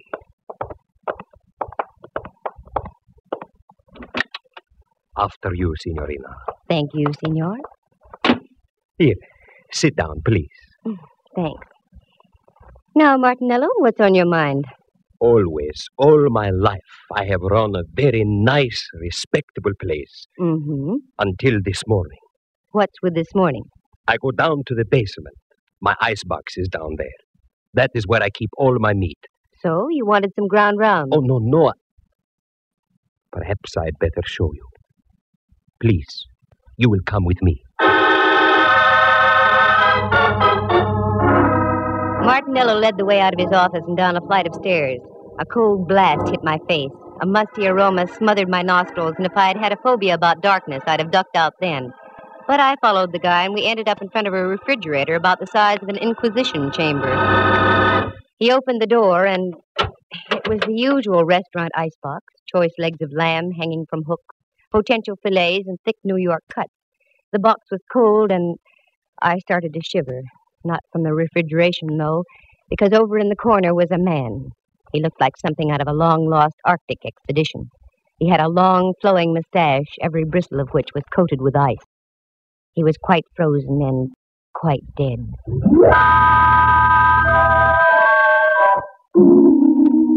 I slammed the door shut and reeled out. The sight had staggered my thought processes. Martinello reached over by a salami-slicing table and turned on a Mazda, a weak affair that cast dim shadows about the damp basement. Is that your little surprise? Yes, Mr. Matson. That is what I was greeted with this morning. Have you notified the police? Oh, no. Why not? As I told you, I have run a very respectable place. And, too, that is why I am hiring you. You can get in trouble, you know. Yes, that is why you must help me. Please, Miss Matson, say you will help me. I will pay you anything you say. I stick my neck out in the strangest places. Now it's a refrigerator. Okay, Martinello, $2,000. What? Make up your mind. Either I freeze your assets or the police find your frozen friend. Yes. All right. Come. I give you the money now. Now we're getting somewhere. What about him? Oh, he'll keep. He's on ice. Well, this was one for the books. Refrigeration the ugly way. I had to ask a few questions if I was to get anywhere, such as like, do you know the guy? No. Had you ever seen him before? No. Who was the last one to close the icebox last night? I was. Does it lock from the inside? Unfortunately, yes. I was getting places like Wiley was with Hauser. It was inevitable. I had to take my courage in my hand and go down and look at that thing again. There it was, a male Mona Lisa etched in ice. This time I looked closer, I had to. And as I did, I realized I wasn't going to get any identification because this guy was a study in crimson. Underneath all that coating of ice, he was dressed in a devil's costume. I slammed the door once again and went upstairs. There I gave Martinello strict orders not to do a thing. Usually in cases like this, you have to wait for a break. They come along like a forcing hand in poker. So I went home to do some thinking. As I arrived, there was an old friend of mine, Rembrandt Watson. Hello, Dove. I'd almost given up.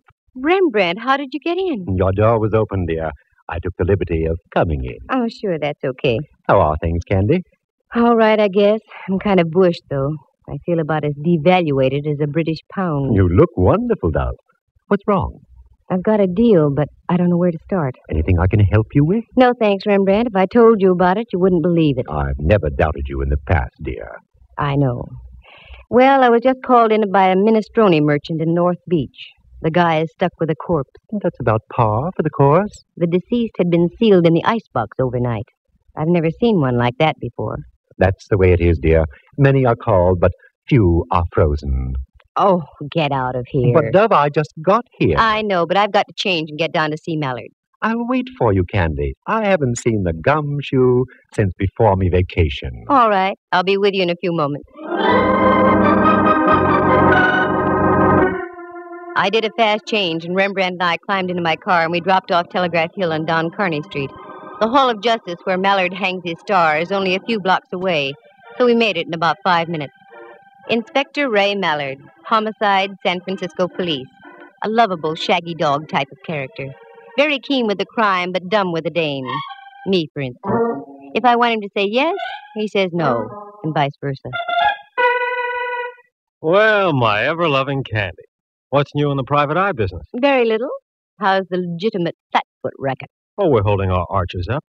Well, and Rembrandt, I haven't seen you since Pup was a Hector. Please, Inspector, you're metting your mixer-paws. Who writes this dialogue? I'm pretty weak, I know. What's on your mind, Candy? A character named Carlo Martinello. Have you got anything on him?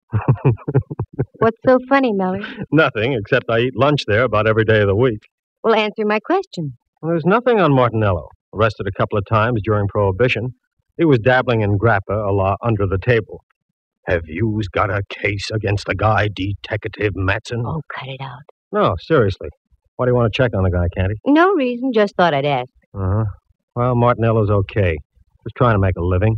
Only thing I don't like, he loves to sing to his customers. That'd be enough to bankrupt him right there.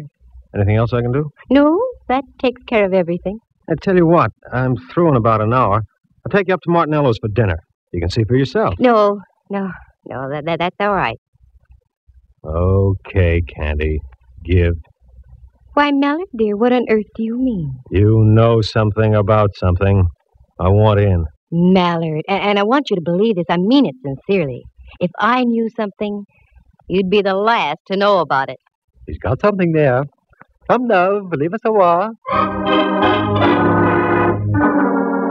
I hate to do things like that to Mallard. He's been of great help to me in the past. More than once he's saved my life. But on a deal like this, you have to play it close. After all, a girl has to make a living. For the first time in a long time, I was completely baffled as to where to start. Something had to be done about that cadaver in the icebox, but what? While I was beetling my eyebrows, Rembrandt invited me up to his place for tea. He lives on California Street, just down away from Old St. Mary's, and only a bail bond broker's reach from the Hall of Justice. So I accepted. Do forgive the looks of the place, Candy, dear. I had a meeting my philatelist group last night. Philatelist? Stamp collectors, dear. Well, I know what they are, but I didn't think they could make such a mess. You don't know philatelists. Sit down, though. Make yourself comfortable. I shan't be a moment. That's all right. Candy, dear, why the wrinkles? I've got cause for wrinkles. This chap in the icebox, Rembrandt. There's something I didn't tell you. He was dressed in a devil's costume. There, dear. Your tea will ready in just a minute. You'll feel better. I know it sounds crazy, but it's true. What are you going to do, Candy? I don't know. I can't leave him in that refrigerator forever. We'll get him out, dear. I hate to think of a corpse catching pneumonia. Oh, excuse me, Candy. Help yourself to the tea. Mm-hmm. How do you do, Rembrandt Watson Enterprises? Quiet down. Who? Oh, hello, Templeton. How are all your steamships? Oh, that's good. What? Could I use to what? To the opera? Of course I could. Righto, I'll pick them up at your office. Thank you, Templeton. Goodbye. Candy, dear, do you like the opera? I can take it or leave it. Why? It suddenly develops that I have 2 tickets tomorrow night for Tales of Hoffman. Oh, Rembrandt, I don't think I can go. Come, Candy. It'll do you good. You've been working too hard. You need a little relaxation. Tales of Hoffman, Okay. Who's the pal who gave them to you? An old friend of mine, Templeton Woodruff. He runs a steamship to Java and other places Ezio Pinza sings about. I finished the tea and left. Right then, the only opera I could think of was the one going on in an icebox at Martinello's. I've always tried to play straight with Ray Mallard, so I decided to tell Martinello my plan. Miss Matson, I don't think it's such a good idea. Good evening, Carlo. I want to talk to you. That's what I mean. There's a gentleman here who... Oh, you've got a gentleman. That's fine. 3 more and you've got a crowd. What I want to talk to you about is this. You don't understand. The gentleman I'm talking about is from the police. The police? Yeah. Hello, Candy. Mallard. How about some scallopini? Well, up jumped the... Hello, Mallard, dear. I had an idea you'd like dinner here tonight. Do you know my boy, Carlo? Yes, we've met. How do you do? The signorina wish something to eat? No, thanks. I want to talk to you, though, Mallard. Sure. Come on into my booth. We'll share some salami. No, thanks. I want to see you downstairs. I don't think the food's as good down there. I agree, but it isn't the food. I'm talking about murder. Once again, I headed down into the catacombs of the Charlemagne. This time the act was a double. Mallard was right behind me. Then I looked around. We were a trio. Martinello was right behind Mallard. This is it. This is what? This is an icebox. Inside, you'll find a body dressed in a devil's costume. Okay, Carlo, let's humor the lady. Open the thing, will you? Yes, I'll open it.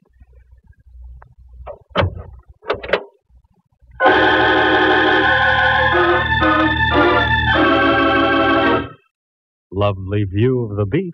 It's gone. The body's gone. Okay, Martinello, start talking and make some sense while you're doing it. Please, Miss Matson. I don't know anything. I haven't been down here all day. Get rid of those arched eyebrows, Martinello. You know something. What is it? Wait a minute, Candy. I'll do the questioning. In the first place, Carlo, was there or was there not a body in here? Well... Sure there was. He can't deny it. Here's a check for $2,000 signed by Martinello himself. Well, Carlo? Yes. There was a body, all right. Who was it? Friend of yours? No, Inspector. I never saw him before. Why did you call Miss Matson? Why didn't you come to see me about it? Well, you know, Inspector, the police... Just because you were once arrested for bootlegging, Carlo, is no reason to be afraid of the police. Well, I'll put a couple of my men on the job and see what we can turn up. What? Is that all you're going to do, Mallard? No. Right now, I'm going back upstairs and have some of Carlo's scallopini. Mallard, are you out of your head? Look, Candy, in order to have a murder case, you've got to have a body. Obviously, we're fresh out. And until your pal with the devil's costume turns up, I intend to live my typical everyday life. Don't forget the mushrooms, Carlo. There are times when I get so mad at Mallard I want to scream. I didn't, though. I only scrammed. I hung on to the 2,000, however. I felt I deserved it just for getting my curiosity aroused, and it was aroused plenty. Corpses don't get up and walk out of ice boxes by themselves. But after all, Mallard had a point. There was nothing to be done without a body. So I went home and waded into a stack of dirty dishes that had been piling up. Then I fixed dinner and started a new stack of dirty dishes. Got a book and ducked into bed. In the morning, I had an idea. After breakfast, I went down to the corner of Broadway and Columbus. That's where North Beach does a neat blend with Chinatown. On the corner was a Joe who sold newspapers. I'd known him for some time, and he seemed to like me.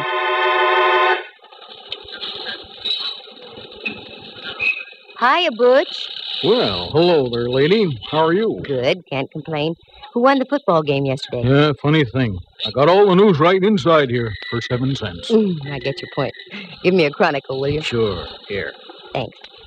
Who do you like in the feature at Bay Meadows? A goat named Candy. What did you say? There's a pig named Candy running in the 7th. Take it or leave it. What a tip. I don't get it.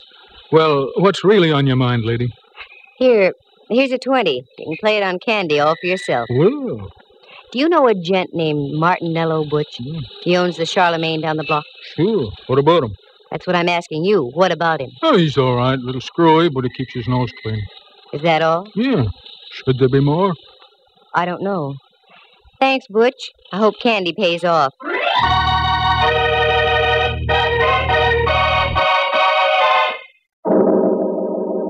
I was getting nowhere, that was for sure, and the rest of the day went the same way. Dead ends, blind alleys. I checked as many loose ends as I possibly could, but I was still stuck in a quandary. But the Crusher claimed late in the afternoon when I got a copy of the late paper and read where Candy came in at Bay Meadows and paid $32.20. And I hadn't had sense enough to get aboard. When I got home, the phone was ringing. Hello, Candy Matson. Oh, you're Candy Matson. I should play a fanfare. Oh, hello, Rembrandt, dear. How are you? Like an October morning. Every single one of me pores is breathing great, huge gulps of air. What? I just had a facial dove. Most invigorating. Oh, what on earth for? I loved your old pores just the way they were. Candy, you've forgotten. I have? Forgotten what, Rembrandt? We're going to the opera tonight. Oh, Ducky, I'm sorry. I had forgotten. I'm afraid I'll have to renege. Now, Candy, you promised, and I don't care what you're involved in. It'll do you good. But, Rembrandt, I'm working on it. Perhaps you're right. Okay, I'll get ready. Wonderful, dear. Pick me up about 7:45, will you? Pick you up 7:15? Yeah. Oh, and another thing, Lamb. We may have to do some entertaining afterward. Do bring some cash, will you? Mm-hmm. That's the girl.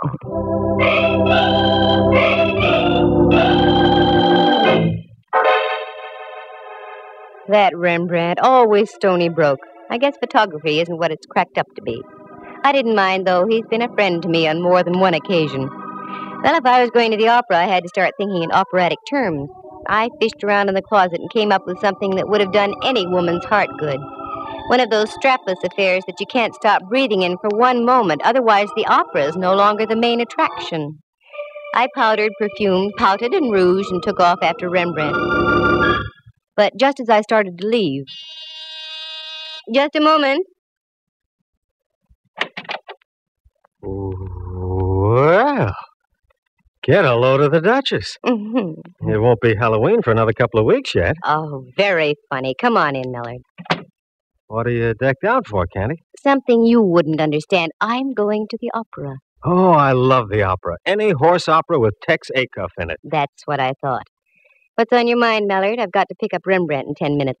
Well, I was just driving by, so I thought I'd stop and tell you the news. News? About what? We found El Diablo. The guy in the icebox? Yeah. Martinello identified him. He was floating in the water off Aquatic Park. Any lead on him? The best. He was Salavini, the second baritone with the opera company. That's all, Candy. I hope you enjoy the performance tonight. A baritone with the opera company. Well, that explained the costume, but it didn't explain a lot of other things. I walked down the stairs with Mallard. He got in his squad car, flicked on the flashing red light, and with a burst of his siren, rolled down the street. I'd have to speak to Mallard about that. All the neighbors had their heads out of their windows as I climbed into my car and followed. What an exit. I picked up Rembrandt and we drove up to the Civic Center. I found a place to park. A minor miracle.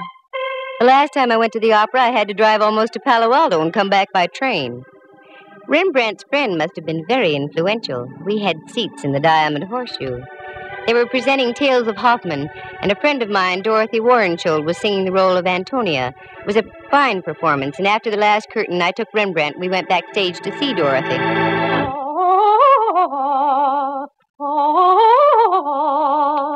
This is her dressing room, Rembrandt. Yes? Hello, Dorothy. This is Candy Matson. I have a friend with me. Oh, do come in, please, Candy. Candy, how are you? Couldn't be better. Dorothy, may I present Mr. Watson? Rembrandt, this is Miss Warrenshold. I'm delighted. You're in magnificent voice tonight, dear. Thank you. Sit down, won't you? I've only a moment. We're rehearsing some of the scenes in Faust tonight. Rehearsing after a full evening's performance? It has to be done, Candy. Our baritone disappeared. We've had to replace him with a new man. Yes, I know. By the way, Dorothy, I heard you on your Standard Hour broadcast a few weeks ago. It was a wonderful performance. I'm glad you liked it, Candy. I always look forward to those. What are your plans, Dorothy? Well, the season closes here, and then we open in Los Angeles. Oh, yes, of course. Excuse me. Come in. Oh, I'm sorry. I didn't know you had guests. That's all right. Oh, Candy, I'd like to introduce Rolf Herberts. This is Miss Matson and Mr. Watson. Nice to know you. Mr. Herberts is our new baritone. Oh, yes. That's why we're rehearsing tonight. I won't take any more of your time, Dorothy. I just thought we'd save a few moments of rehearsal if I told you that I don't move in that last scene. I sing upstage. That will leave you free to take as much stage as you like. Fine, Rolf. That will save time. Thanks. Oh, not at all.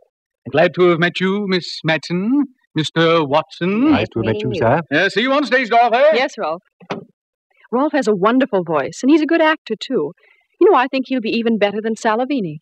I've seen him before. Oh, yes, he's been in pictures and on the concert stage, and in opera, too, but he's never really had a good break. This might be it. Uh-oh, that's it, Candy. I'm sorry, but I'll have to leave. Certainly, Dorothy. Say, why don't you stand in the wings? You can watch the rehearsal if you'd like. Oh, I'd love it. Come on, then. Follow me.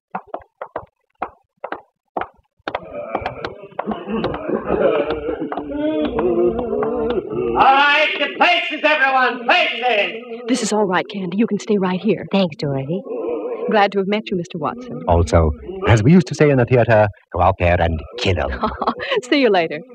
Where is Miss Warrenshaw? Ah, there you are. Herberts? Where's Herberts? I saw him just a moment ago in the dressing room. Well, it's late. We've got to keep moving. Please, somebody find Herberts.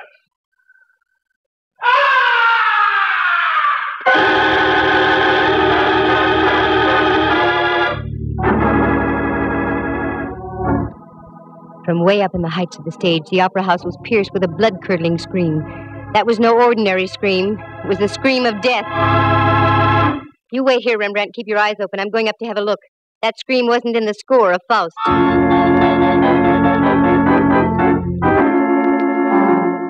I punched the button for the backstage elevator. It's a good thing they work fast and are speedy. Once inside, I pressed the button for the fourth gallery. I got out. This was the top of the opera house. The place was loaded with old sets, props, papier-mâché alligators, gold goblets. Then, over on the other side of the catwalk, I saw it. The body of a man all crumpled and distorted. I hit the catwalk and ran over. It was 100 feet above the stage, and as I looked down, I could see a score of strained faces looking up through the darkness. I got on the other side and bent over the body. It was that of Rolf Herberts. Candy, down here. I think your man just dumped down underneath the stage. Again, I did a Mel Patton. The elevator shot me down to the stage level, and there was Rembrandt, wild-eyed. He came down the elevator on the other side, Candy. Then he cut across the stage and down those steps. Come on, Rembrandt, follow me. I may need help.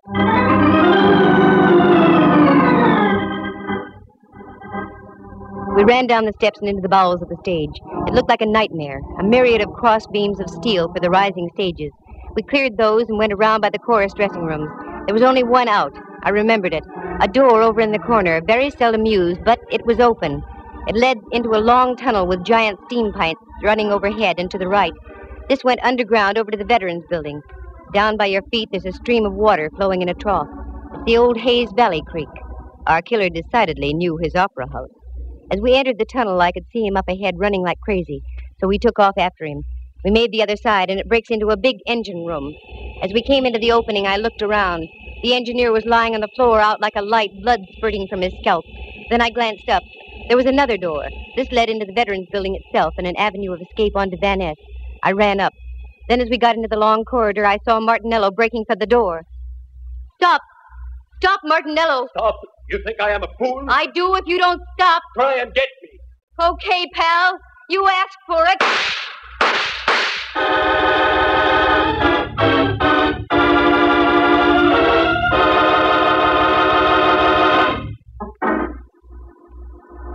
It was the first time I had ever shot a man. It didn't feel good.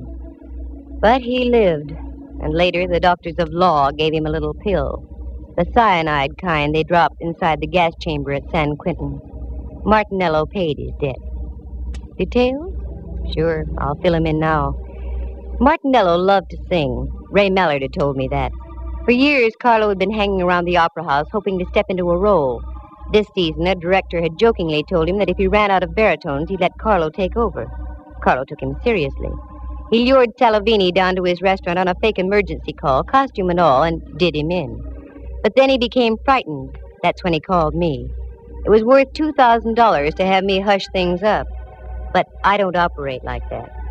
He had a hunch I was going to tip off Mallard. That's when he removed the body from the icebox and dumped him into the bay. Carlo had also been at the performance of Tales of Hoffman. That's when he learned that they'd wrestled up Rolf Herberts to sing in place of Salavini.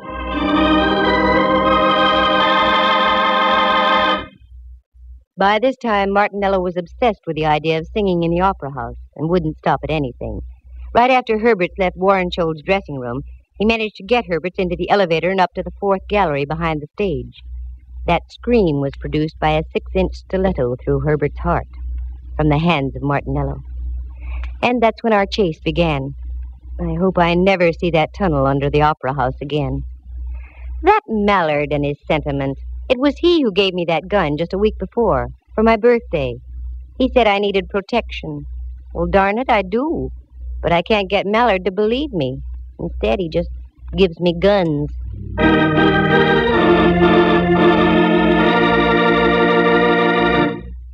Listen again at this same time next week. For excitement and adventure, just dial Candy Matson, Yukon 28209.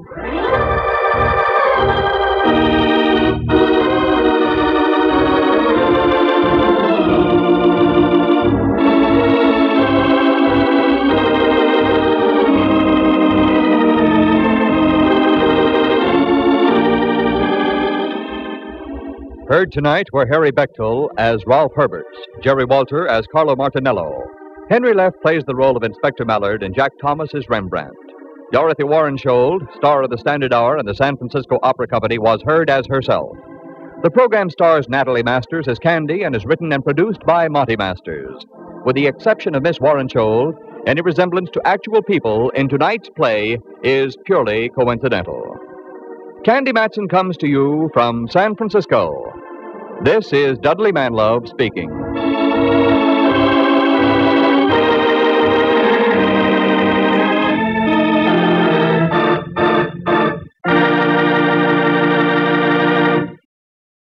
You are tuned for the stars on NBC.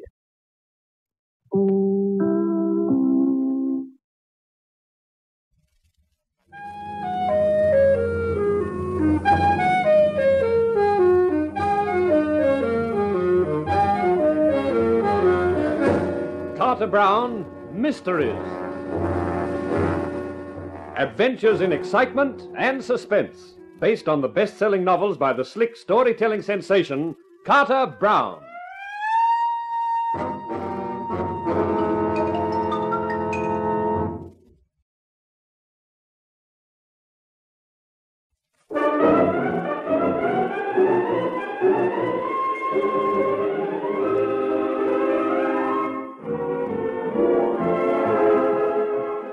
How do you do, ladies and gentlemen? This is Carter Brown with another of my books for you, a story called Kudos for Khan, and the Khan in this case is named Joe, a private eye in the best tradition. He's got an office, a pretty secretary, and no clients, until a luscious lady walks into his life, and from then on, complications call for Khan. Now, here he is, Joe Khan himself.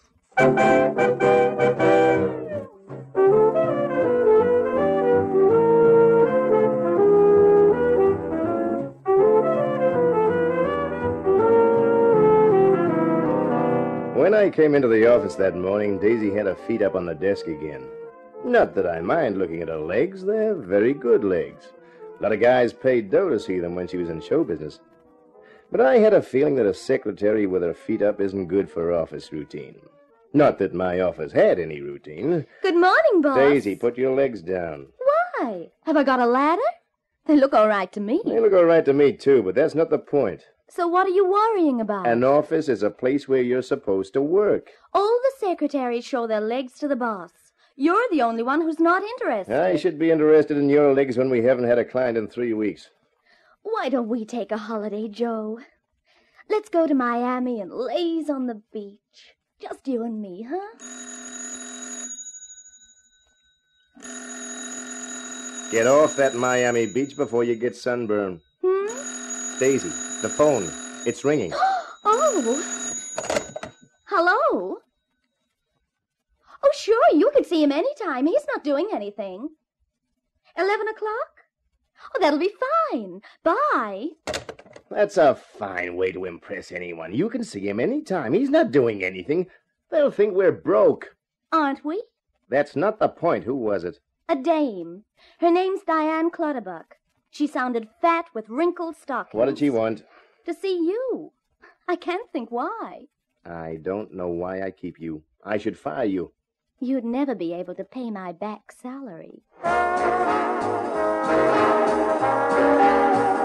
Promptly at 11, Diane Clutterbuck arrived. I took one look at her and thought of Daisy's description. Fat with wrinkled stockings. This dame looked like a Miss Universe winner taken in hand and tuned up by Vogue and Harper's Bazaar. She was a redhead with a swept-up hairdo and a figure that would have sent Cleopatra back down the Nile looking for a dietitian. Mr. Kahn. That's me. Won't you come in and sit down? A friend of mine recommended me to come to you. He told me you were the best private detective in the city. Modesty forbids me saying how right he was. I'm trying to find my sister, Mr. Kahn. I've tried all the official channels, and she still can't be found. I've come to you in the hope that you might be able to achieve what the police and other authorities haven't. How long has she been missing? Look, I think I'd better tell you the whole story. Yeah, that's usually a good idea. My sister married an American serviceman in England 2 years ago. 6 months after her marriage, she came with him to America, to this city. 3 months after that, her husband was killed in a car accident. I had 1 or 2 letters after that. She wrote about coming home to England, and then said she'd got a job here and thought she'd stay a while. And then the letter stopped altogether. I see. At last, I managed to make the trip across. Now I've been here for a month, and the authorities can find no trace of her at all. I don't even know if she's still alive. That's tough. Mr. Kahn, I can't tell you what it would mean to know. Just to know, definitely. It's this frightening uncertainty. Even if I knew she was dead, I'd feel better. Yeah, I can understand that. What's your sister's name? Helen. Her married name was Duisberg. You got a last address? Of course, but the police checked there. Helen had left without giving any forwarding address. Where was she working? A nightclub called the Casbah. Doing what? Dancing, that was her profession. And what did they say? Practically the same thing.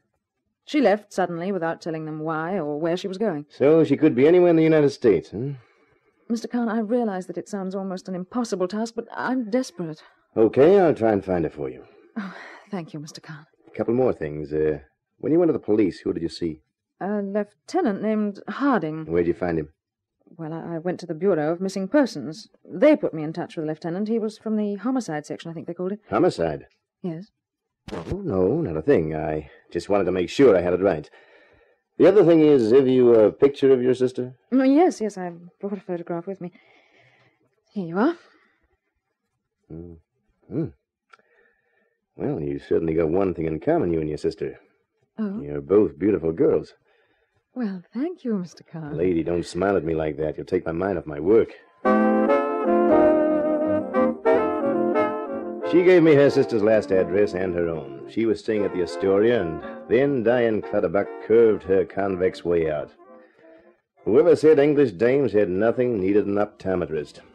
This Clutterbuck babe made even Sabrina look leaner. Yes, boss. Daisy, is there any coffee? Coffee?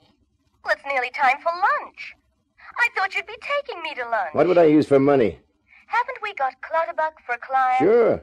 Well, didn't she give you some dough as a retainer? I never thought about asking for it. What were you thinking about? No, don't tell me. I'm a nice girl.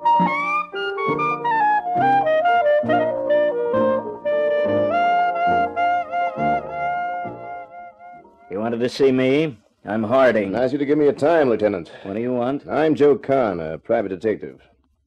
I'm working for a lady by the name of Diane Clutterbuck. Yeah, the dame who came over from England looking for her sister? That's right, Helen Duisberg. Well? I hoped you might be able to tell me something. Now, she can tell you as much as I can. The sister's missing, disappeared, that's all I know. And the husband, Duisberg? Got himself killed in an accident 3 or 4 months ago. Was it an accident? What are you getting at, Kahn? You're a homicide, Lieutenant. You aren't interested in accidents or missing persons either, for that matter. The Clutterbuck girl went to missing persons, and they sent her to you. Why? Because you're tied up in the case. And the only way you could be tied up in it means that you're interested in finding Helen Duisberg because you're not satisfied that the husband died by accident. Kahn, let me give you some advice. Stay out of this. Tell the Clutterbuck woman you're sorry, but you can't do anything for her. Look, Lieutenant, she hires me to find her sister. That's all I care about. If you've got any leads, maybe I could help. Kahn, the department needs private eyes like it needs a hole in the head. Now stay clear of this gumshoe, or you're likely to find yourself minus a license. Joe,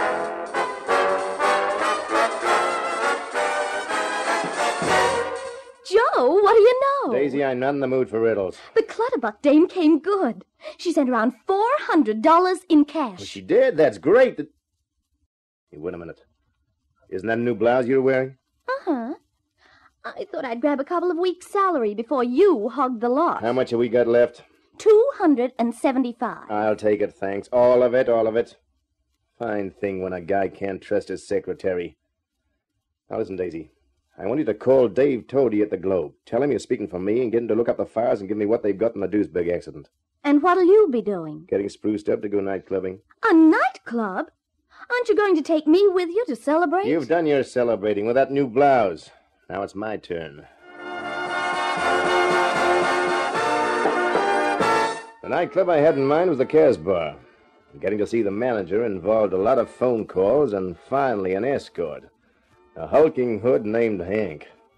The manager's name was Mailer. You wanted to see me? I'm Joe Kahn, a private eye. Yep, I've heard of you. I'm trying to find Helen Duisberg. I'd like to find her, too. She was good. My floor show's never been the same without her. But I'm afraid I can't help you, Kahn. I thought you might have something to give me a lead. Oh, she came and asked for a job. She worked in London, she said. I gave her an audition. I gave her a job. She worked here 6 weeks. One night she didn't turn up. I haven't seen her since. There was no reason why she should want to leave the place? Not that I know of. I was paying her good dough. She seemed quite satisfied. You ever know Duisberg, her husband? No. Should I? I guess not. He was killed in a car accident a few months ago. I never know him. Cops were around asking questions, but I told them it's a big country. People want to blow, they blow. And it makes them hard to find. I've got to try. I got a client who's paying. Sorry I can't help you, Kahn. Thanks for your trouble, anyway. I went back into the club and headed for a phone. Mailer was lying. I didn't know how I knew, but I was sure of it. And he hadn't really liked the reference to Duisberg. As I dialed Daisy's apartment, I was hoping she'd be home.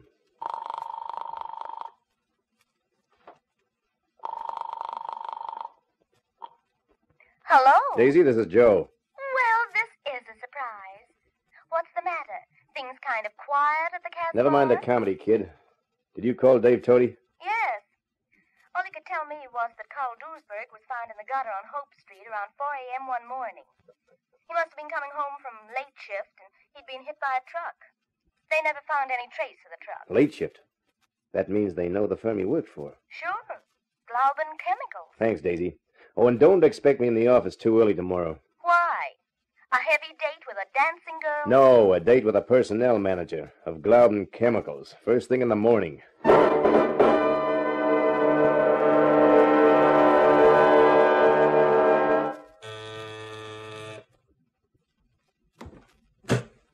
Yes? Mr. Kaplan?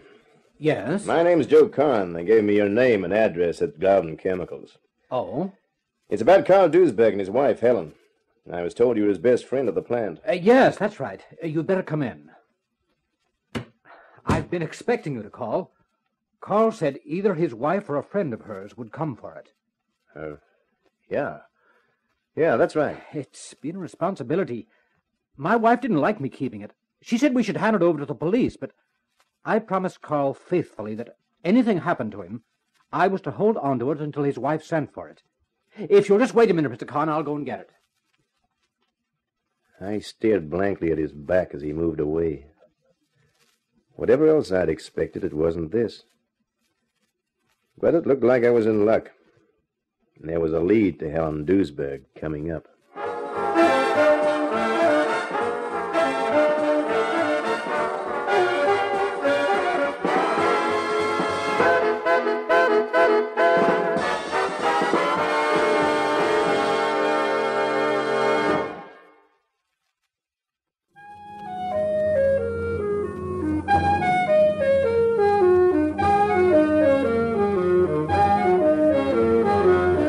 Carter Brown Mysteries. Adventures in excitement and suspense, based on the best-selling novels by the slick storytelling sensation, Carter Brown.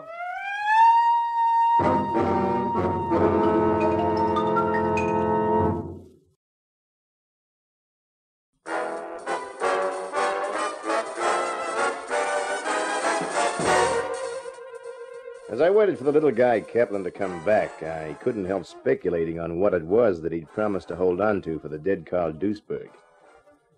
Whatever it was, it promised a lead for me to Duisberg's wife, Helen, whom her sister Diane Clutterbuck had hired me to find.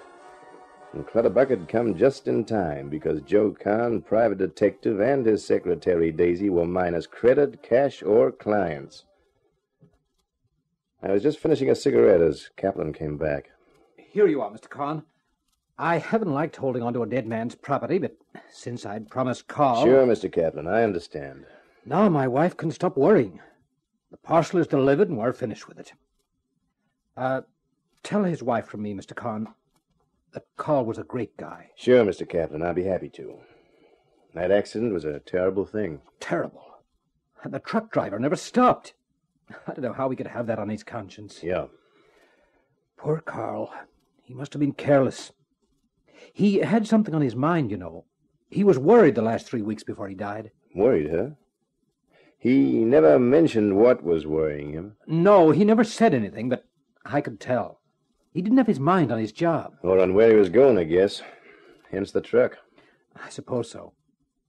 Well, I'm glad you came, Mr. Kahn. That parcel's been on my mind all the time. It was on my mind, too, every second of the way back to my apartment. When I got inside the door, I opened it. It contained a note and a silver box.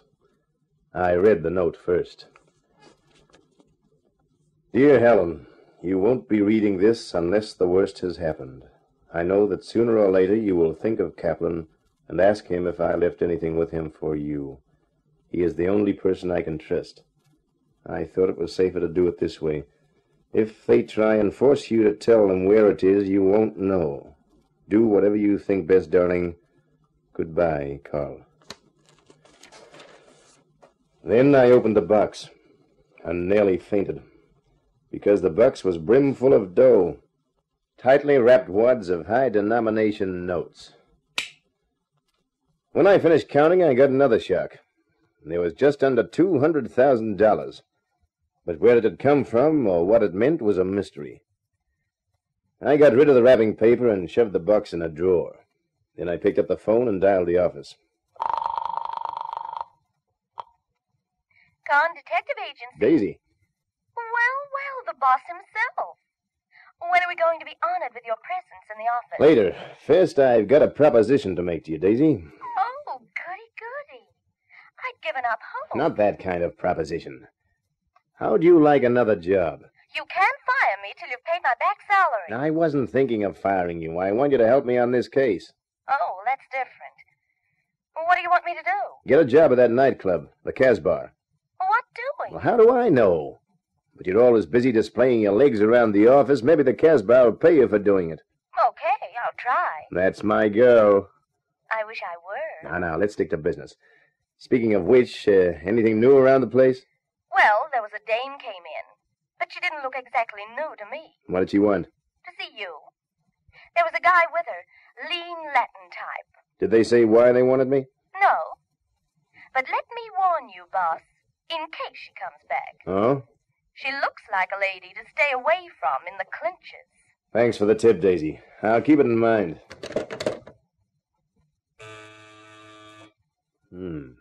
Callers.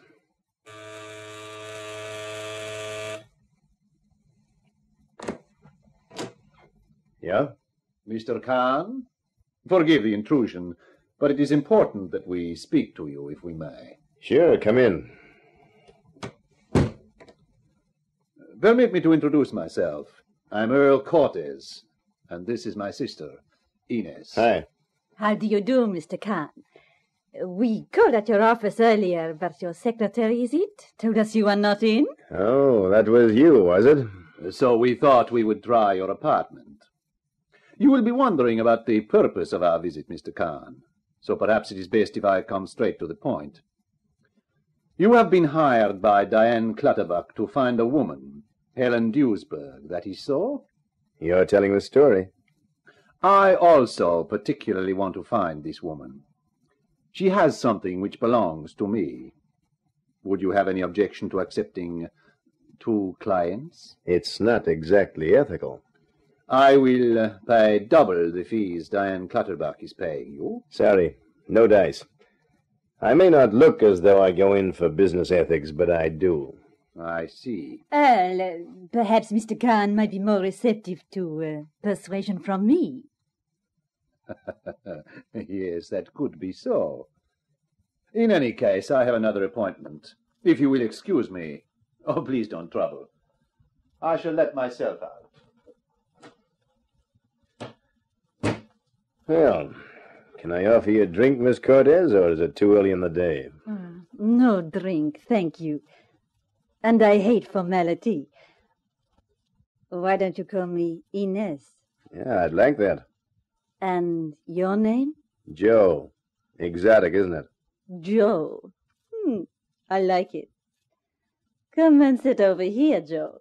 Close to me. Inez, I don't need asking twice. You know, Joe, my brother Earl is a big man, a wealthy man. If you take this job for him, there will be other jobs. He will do anything for his friends. But if he doesn't like people, he can be a dangerous enemy. How about you, Inez? Are you dangerous, too? I am like my brother. We are half Spanish, you know. I can be dangerous, Joe. I can also be nice to people I like. Very nice.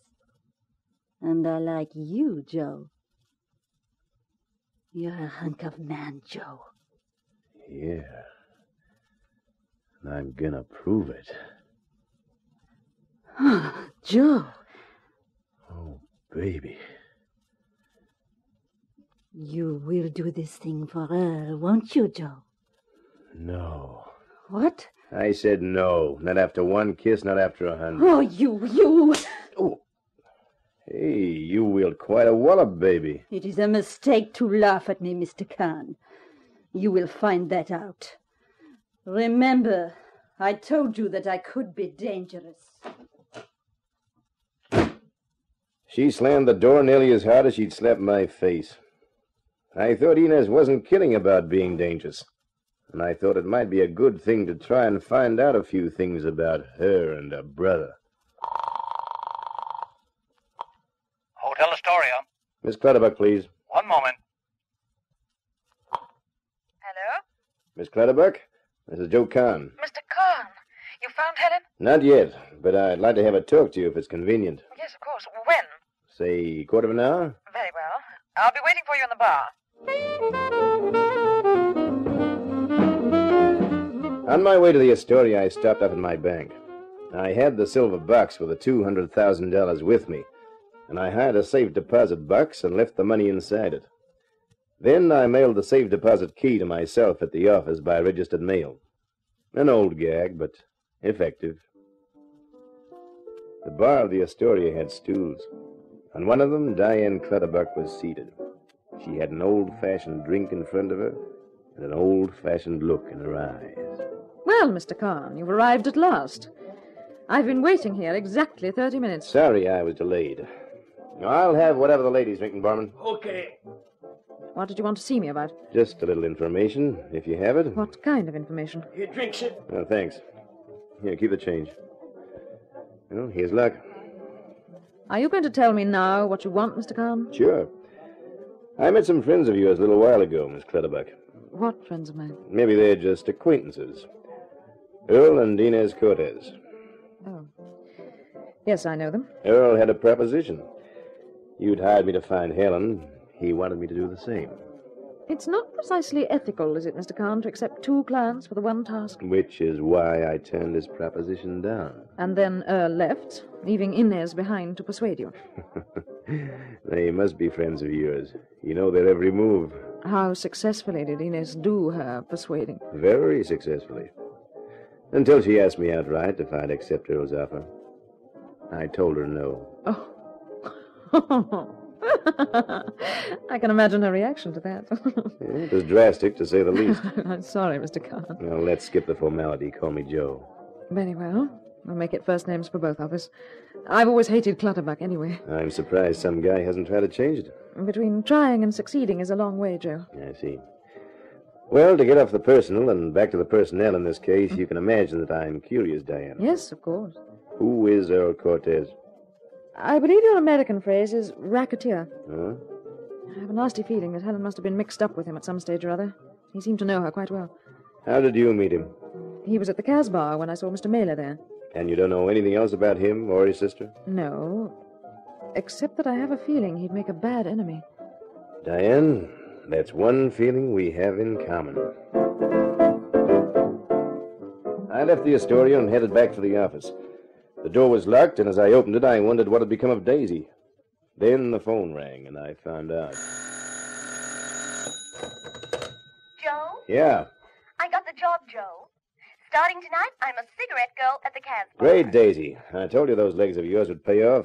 Since I can't work day and night, I've decided not to come into the office today. Sure, that's okay. I'll call you if I hear anything worth hearing. That's the girl. Oh, and Daisy, Yeah? keep your eyes peeled for that man and woman who came looking for me. The guy's name is Cortez. The dame is his sister, Inez. Oh, they found you, huh? Yeah. You know what you said about her? You were right. Oh, thanks. Hey, wait a minute.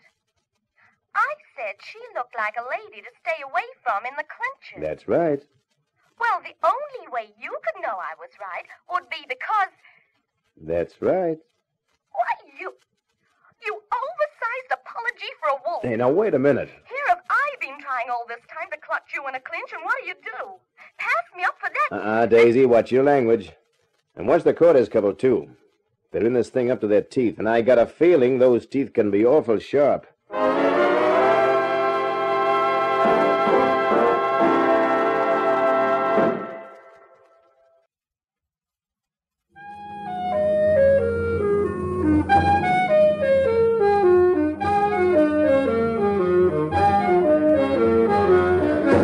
Carter Brown, Mysteries.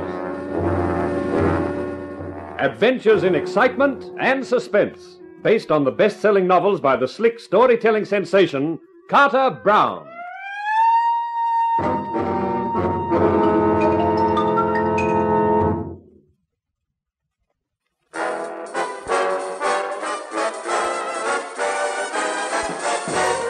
Well, it looked like your hero, Joe Karn, wasn't the only one searching for Helen Duisberg. But at least your hero knew why the dame was so popular. Because of the parcel given to me by her dead husband's pal, Kaplan. The parcel which contained $200,000 and which now nestled in my safe deposit box. Since I was sure that Mailer, the manager of the Casbah nightclub, was tied up in the thing, I'd had my secretary, Daisy, get herself a job there as cigarette girl. Then I sat tight and waited for something to break.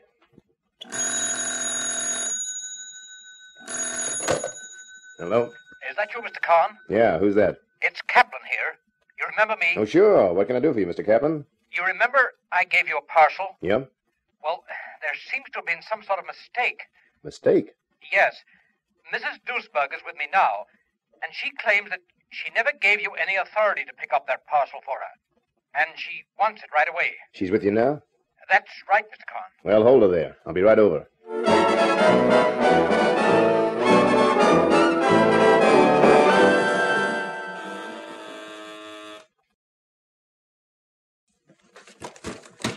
Mr. Kahn, you were quick. Come in. Thanks. She's still here? Yes, she's waiting for you in the living room. This way. I'm glad you called me, Captain. Now, don't worry. I can straighten everything out. I hope so. Here we are. What? Don't be shy, Con. Come on in. Mailer. Hank? You're right, Con. That's a gun in your kidneys. Play it smart and you'll keep them. Get his gun, Hank. That's it. Well. Nice work, Captain. You really had me fooled. I thought the Duisburg dame was really here. I'm sorry, Mr. Kahn. Honest I am, but they burst in here threatening me. I wouldn't have done it even then, but they started on my wife. I just couldn't stand that, Mr. Kahn. I just couldn't stand it. Sure, Captain, sure, I understand. Now we've all had a good cry. Where is it, Con? How did you figure Kaplan? Not too difficult. After you came to see me, I said to Hank, there goes one smart private eye. Why don't you follow him around a little and see where he goes? Oh? We got interested when you went to Glauben Chemicals, and even more interested when you came here to see Kaplan. You're smart, all right, Con. It was staring us in the face, but we never saw it. Cortez never chose Carl Duisberg for the job because he was dumb. He chose him because he had brains. And Duisberg wouldn't trust anybody. But he thought he'd look after his wife, Helen. So he made sure even she wouldn't know where it was, until she woke up sometime and remembered his pal Kaplan. That way, he made it safe for Helen, both with Cortez and me. It took a private eye to show us the way. Yeah, a private eye who was so smart he forgot to look behind him when he walked down the road. We all make mistakes, and we have to pay for them. So where is it? Supposing I don't tell you. Supposing you want to go on living. That's just why I won't tell you. You aren't going to kill me till you get what was in that parcel. So, I think I won't tell you. Hank? Now, where did you say it was? I let you into a secret, Naylor. I can take an awful lot of that. It's not as bad as people make out. When it gets really bad, you pass out anyway. And even if you don't pass out, you say the parcel is somewhere where it isn't. That gives you a break until the guy finds out it isn't there. It's a game we could play for a long time. So, what do you want for the parcel? A percentage? We could discuss it. I don't want any percentage. I got into this because I have a client. I want what the client wants. Helen Duisberg. Give me Helen, and I'll give you the parcel. I'll need 48 hours. I'll have to do a little organizing. Okay. You'll call me? No, I don't think so. Just in case you change your mind and decide to skip with the parcel, I think you'd better be my guest for the next 48 hours. The Casbah isn't a bad sort of place. Okay. Suits me. We'll go, then. Mr. Kaplan. Yes? Here's $500. That's to help you forget about what's happened here. If you don't forget, we'll come back.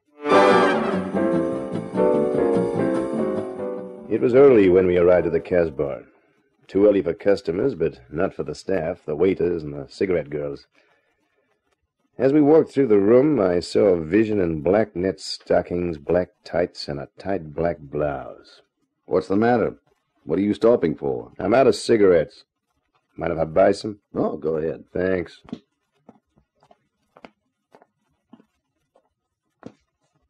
Cigarettes, sir? 2 packs of Camels. Daisy, they're going to keep me here. Find out which room. See if you can get the key. I got to get out, but fast. The things I do for a living. 2 packs of Camels, sir. Thanks. Keeps the change. I left Daisy, rejoined Mailer and Hank, and was led down a corridor past Mailer's office. They stopped at a door and opened it. I apologize for the smallness of the room, Con, but you'll be comfortable here, if a little restricted. Tomorrow we'll let you out and around for exercise. I'll have a meal sent up later. Thanks. Be seeing you, Con.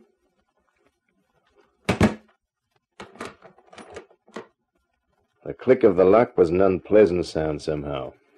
I reached for a cigarette and wished it was a bottle. About an hour later, the door opened and Hank dumped a tray inside. The food was good, but it almost made me feel sleepy. 2 hours later, I was stretched on the bed when the key grated in the lock again. Joe. Daisy. Hurry up. Daisy, honey. How'd you do it? That ugly character called Hank had the key. Well, how'd you get it from him? I distracted him. But how? These legs you're always talking about. Oh, they're worth their weight in gold. Then what? Then I smacked him with a bottle. Daisy, you're a wonder. How do we get out of here? Straight down to the right. That's the back door. Come on, hurry before Hank comes round.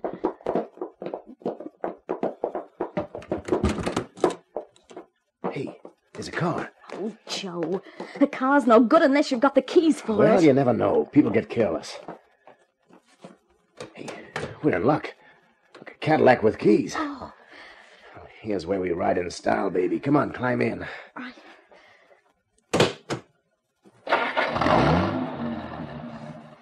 Well, I think I rate a raise for that rescue act. You sure do, honey. You're terrific. There's only one thing I wish. What? If we'd had time to get back to Hank so I could have collected my gun. Well, keep your eyes straight ahead. Huh? Don't turn your head. Now, hold out your hand. Is that it? My gun? Daisy. I thought you might want a gun, so I took it. I'm glad to get rid of it. The darn thing was cold.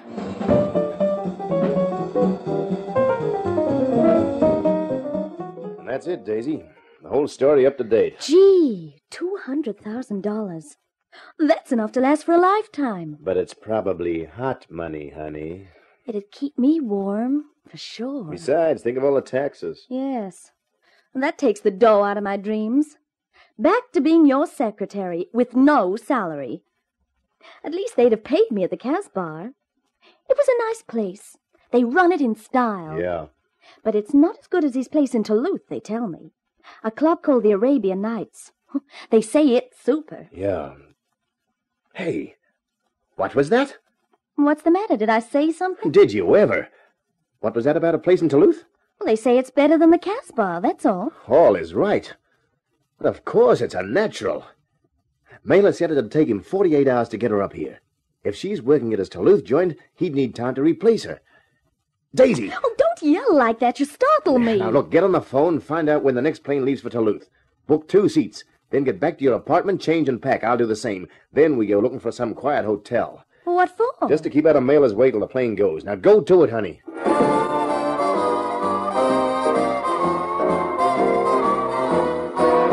While I waited for Daisy to come back, I did one more thing. I called Diane Clutterbuck at the Astoria and told her about my hunch that the sister she was looking for was at Mailer's night spot in Duluth. I promised to call a long distance if my hunch paid off.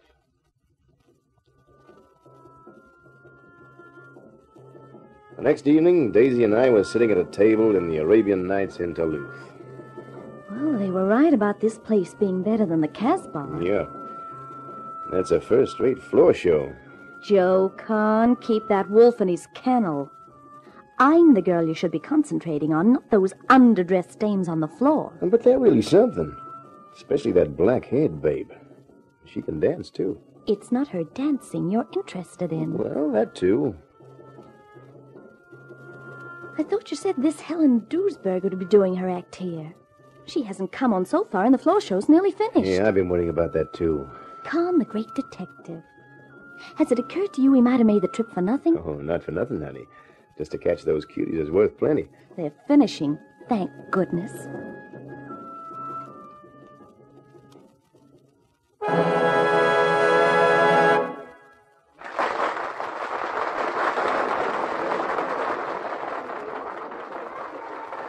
There. That raven-haired beauty you were feasting your eyes on is taking her bow, and... Well, I'll be... That black hair, it's a wig. She's taken it off. She's a blonde. She's not only a blonde, she is also Helen Duesberg. Joe! Yeah, we found her, Daisy. You stay here, honey. Where are you going? To say hello to Helen. Keep a candle in the window for me.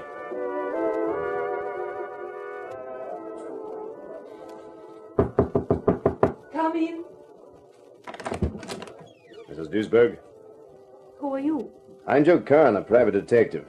That probably doesn't mean anything to you, but your sister Diane hired me to find you for her. My sister Diane. That's right. I might also tell you that I found out where Carl left the silver box. What? He left it with Kaplan. He wrote you a note with it.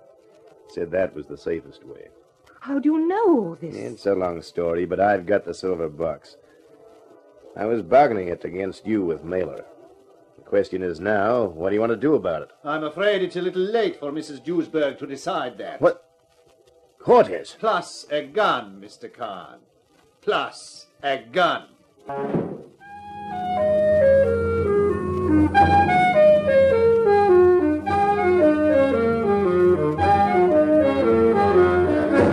Carter Brown, Mysteries.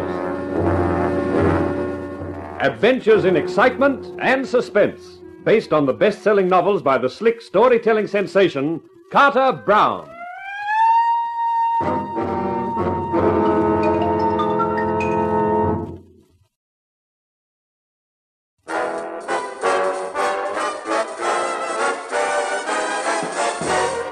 I had lived up to my reputation. The smart private eye, Joe Kahn, the clever character. I'd found the girl I was hired to look for, Helen Duesberg. Daisy and I had come to Toulouse, the Mailers Club, the Arabian Nights. I figured that was where he was hiding Helen, and I was right. But what I hadn't figured on was someone else who was looking for Helen. A smooth guy called Earl Cortez, who appeared in the dressing room with a gun. Please do not make any trouble, Mr. Kahn. For one thing, I should have to shoot you, and for another, we have your girlfriend who was with you at the table, and her safety is dependent on your behavior. Okay, Cortez.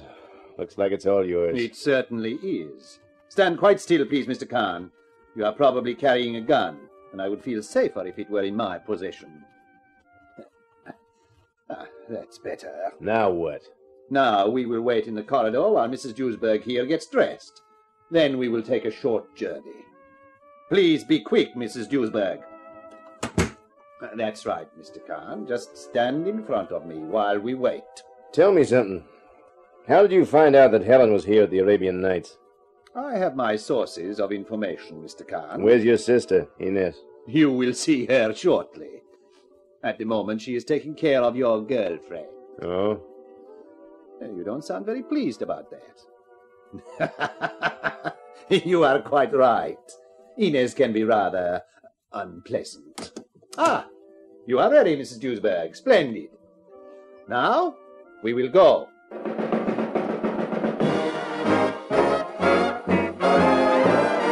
Cortez directed us to the back door. There was a car outside with a man at the wheel. Helen and I were piled in, and the car drove to a house on the outskirts of Toulouse. It was a big house, big enough to scream in and not be heard outside, which was bad. Cortez and his man, whose name was Hugo, took us into the living room. Joe, they got you. Yeah, I'm afraid they did, Daisy. You all right? So far. So far is correct, Mr. Kahn. Well, hello there, Inez. How's your sex appeal making out these days, huh? I have other weapons when sex appeal fails. Like this. You know I'd have picked you for a knife artist. There's something sharp about your manner. I am very good with a knife, Mr. Kahn. Good enough to stop your joking forever.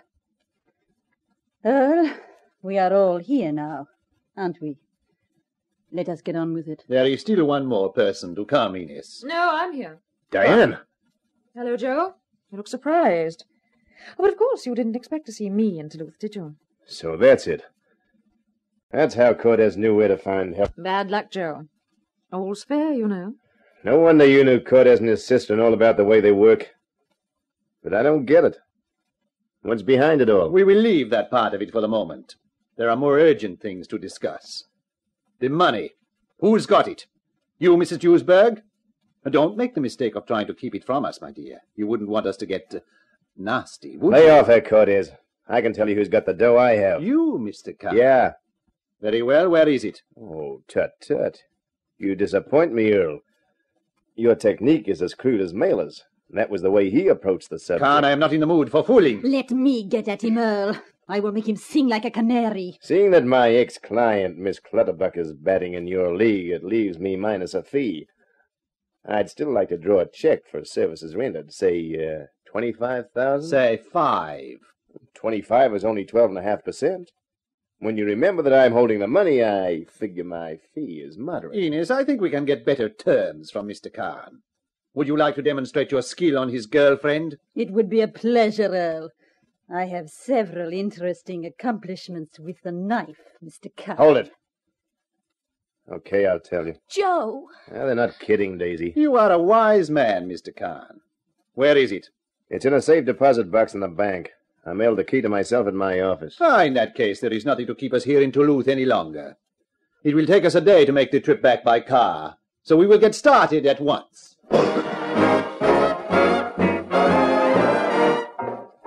It was a long and uncomfortable car ride. Once we reached the old hometown, Cortez dropped his pal Hugo and me outside my office and then went on. Hugo kept close beside me all the way to the bank and then took charge of the silver box with the $200,000. 20 minutes later, we were in the living room of a mansion where Cortez, Diane, Inez, Helen, and Daisy were waiting. You got it, Hugo. Fine. Better make sure it's all there, Earl. My dear Diane, of course. Open the box, Hugo. Well, it was a roundabout way of finding it, but thanks to you, Joe, found it we have. Yeah. Just tell me one thing to satisfy my curiosity. What is this dough and where did it come from? I'm quite happy to enlighten you. It came from England. What for? A payoff. Our English friends, represented by Miss Clutterbuck, Thank you, Mr. Cortez. have cooperated with us, and this was our share of the proceeds. What kind of racket makes this kind of dough in England? American servicemen. There are quite a lot of them permanently stationed in England. With the help of Miss Clutterbuck's associates, we have established a complete monopoly of the gambling in the camps. Oh, I see. It figures. And Duisberg must have been one of the servicemen on your payroll, huh? He is clever, isn't he, Earl? How come the money was left with him? I can explain that, Joe. You see, one of our problems was getting our American friend's percentage out of England and into the States. That was where Carl Duisberg was invaluable. Or so we thought. A serviceman coming home for discharge, the money travelled in his kit bag. He and Mrs. Duisberg got back, he took a job with Glauben Chemicals, and then everybody waited. When word came through to us that the payoff was to be made, Duisberg claimed he hadn't heard. Figured he could keep the dough for himself, huh? Yes, Mr. Kahn, but he found his mistake. Didn't you try your persuasive tactics on him, Inez? You... Quiet, Inez. To finish the story for you, Kahn, we grew tired of waiting. Duisberg suffered an accident. We intended to pick up Mrs. Duisberg, feeling sure she would have the money. As we now know, she didn't. And she realized that nobody would believe her, so she went to Mela. He gave her a job at the Casbah, and while she was there, she told him this story. And Mela saw a golden opportunity to grab himself $200,000 almost out of the air. Huh? Exactly. He sent Mrs. Duisberg to his club in Toulouse, while he started looking for the money. And that is where you came into the picture. When our English associates heard about it, they were embarrassed. They sent us someone to help us find the money. Diane. And with your help, Joe dear, we found it. So that's it, huh? I seem to have done a nice job for everybody. Especially for me, Con. What? Mela! Watch 'em, Hank. Anybody moves and they get lead poisoning. Nice of you to collect the cash for us, Cortez. Saved us a lot of trouble. How did you know we had it? I own the Arabian Nights in Toulouse, remember? I got word that Mrs. Duisberg there had suddenly disappeared. I put two and two together, and my answer came to $200,000. You! Daisy, when the shooting stars drop to the floor, follow me. Okay, Joe. You're all washed up, Cortez. Finished. Am I? You and that she-wolf sister of yours. A she-wolf has teeth. Oh, she's got a knife. He knows it now.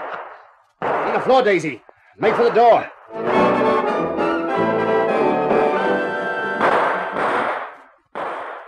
Joe, you think they saw us crawl out? I think they were too busy playing targets with each other.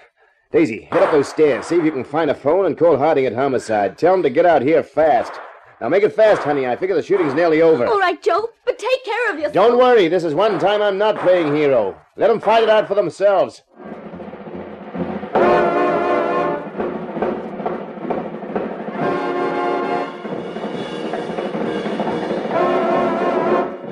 Well, so that's the whole story, huh? Brother, what a massacre. What about Helen Duisberg? Bullet in the arm, she'll be okay. She was lucky. With all the gunfire, she could have been killed like the rest of them. Cortez, his sister, that hood of his, Hugo? The Clutterbuck dame, Mailer, and his pal Hank. Brother, there'll only be standing room at the morgue this week. Well, I came out of it with a whole hide, for which I'm grateful. But no dough, for which I'm not. You know, I only got $400 from Diane Clutterbuck, and I spent what was left of that on the plane fares to Duluth. The taxation boys will take care of the $200,000. They'll call it part of Cortez' undeclared income. But you should get 10% for laying the information. Harding, you've brightened my day. You've brightened mine, Gumshoe. When I tell the chief that Cortez has handed in his ticket, he'll be so pleased he might even smile.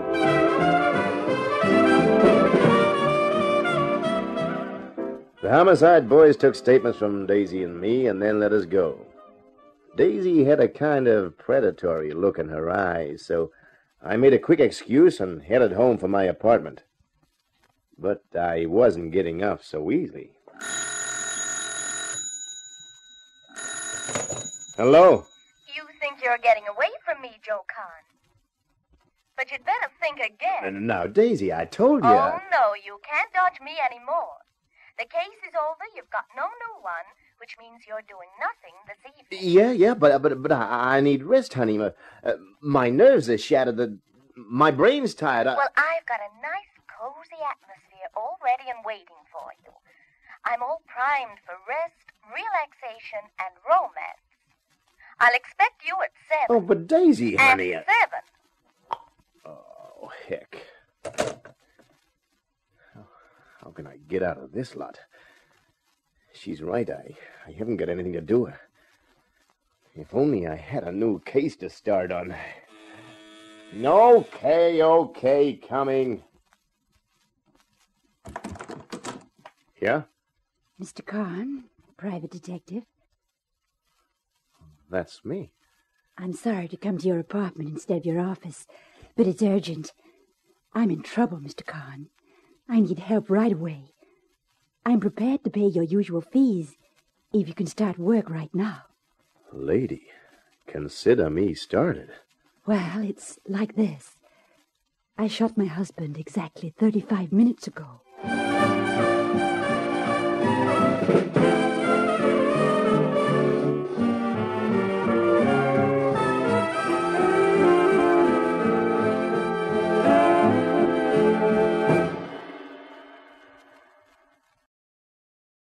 This is Carter Brown. Well, he wanted a new case to start on. I had to give him one. But I think he should have stuck to Daisy, don't you? Anyway, let's leave Joe Kahn and concentrate on my next book, which I've called Love Me, Lieutenant, about a hard-boiled cop who finds himself framed for murder. So this is Carter Brown saying so long for now. Be seeing you.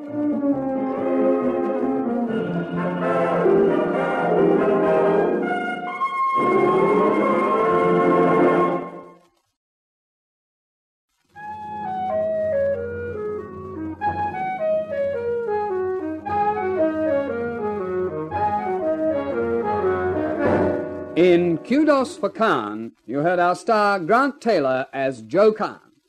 The Carter Brown Mystery Theatre, based on the best-selling novels by Carter Brown, is dramatized and directed by Maurice Travers for Grace Gibson Radio Productions.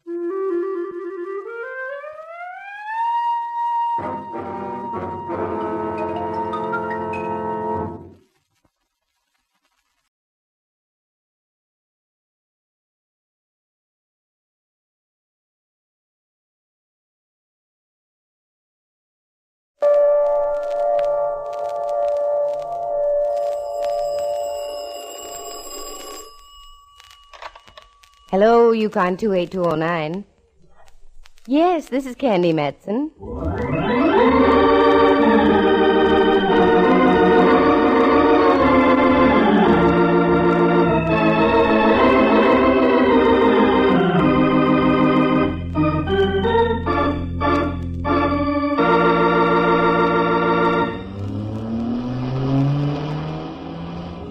I do declare, Candy, this is a madder dash than the one made by Paul Revere.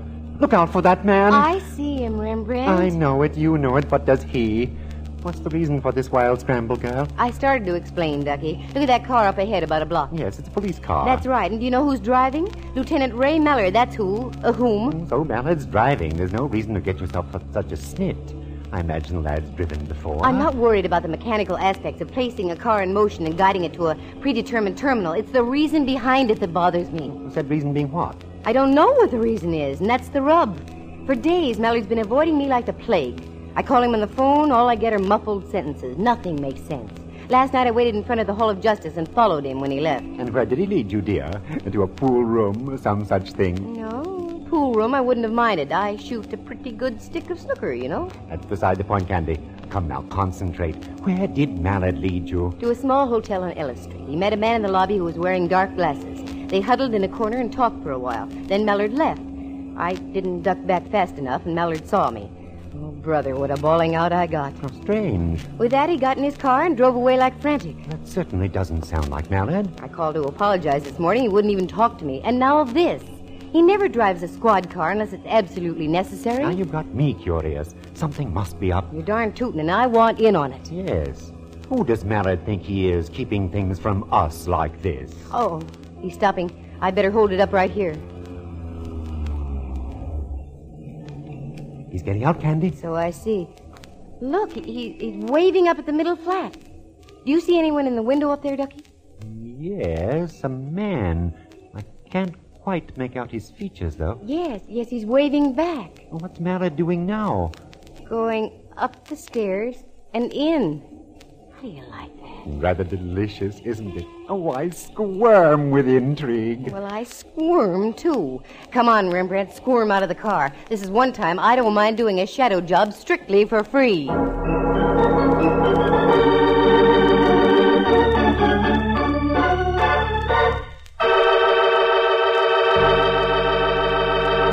From San Francisco, the National Broadcasting Company presents another yarn in the adventures of that attractive private eye, Candy Matson, Yukon 28209.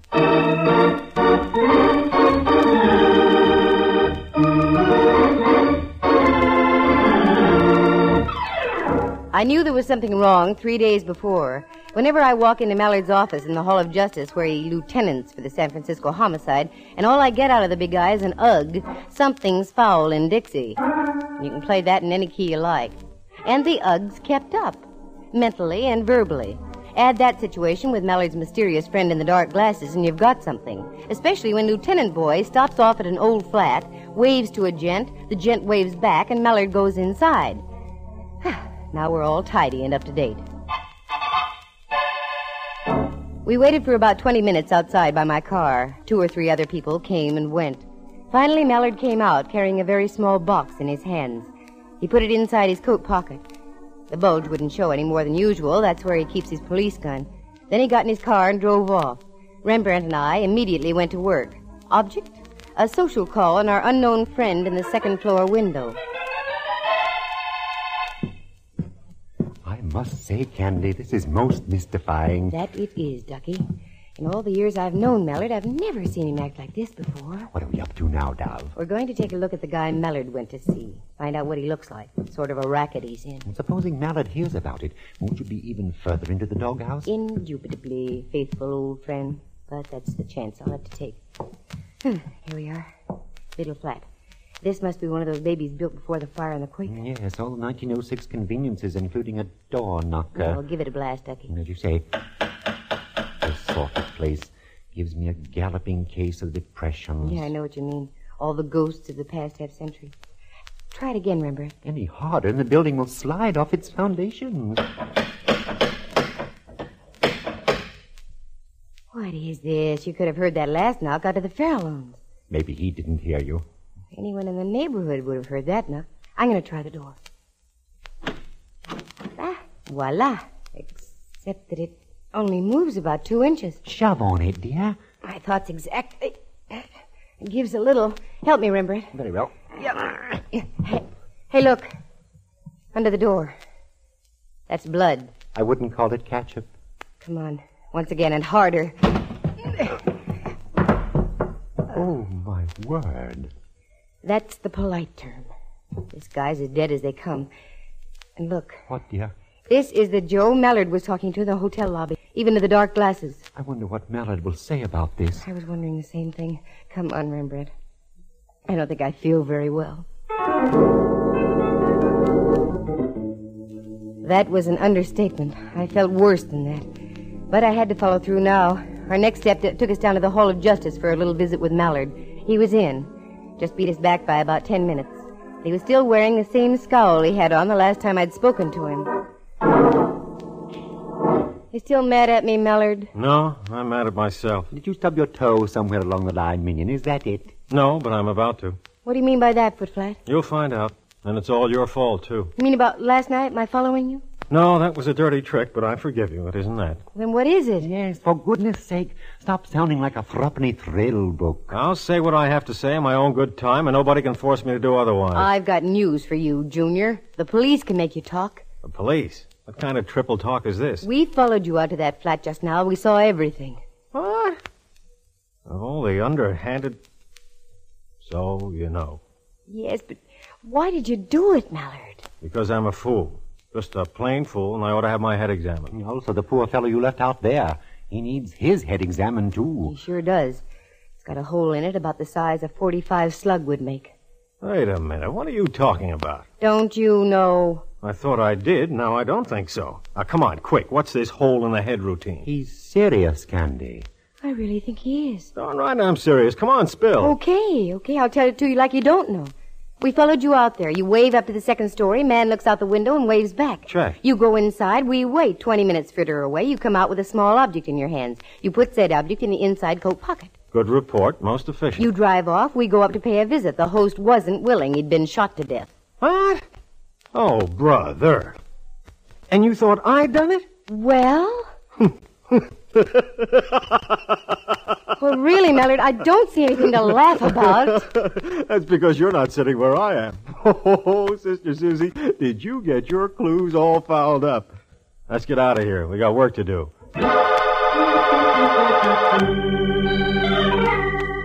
My mental reflexes climbed on a merry-go-round and whirled gaily for several moments.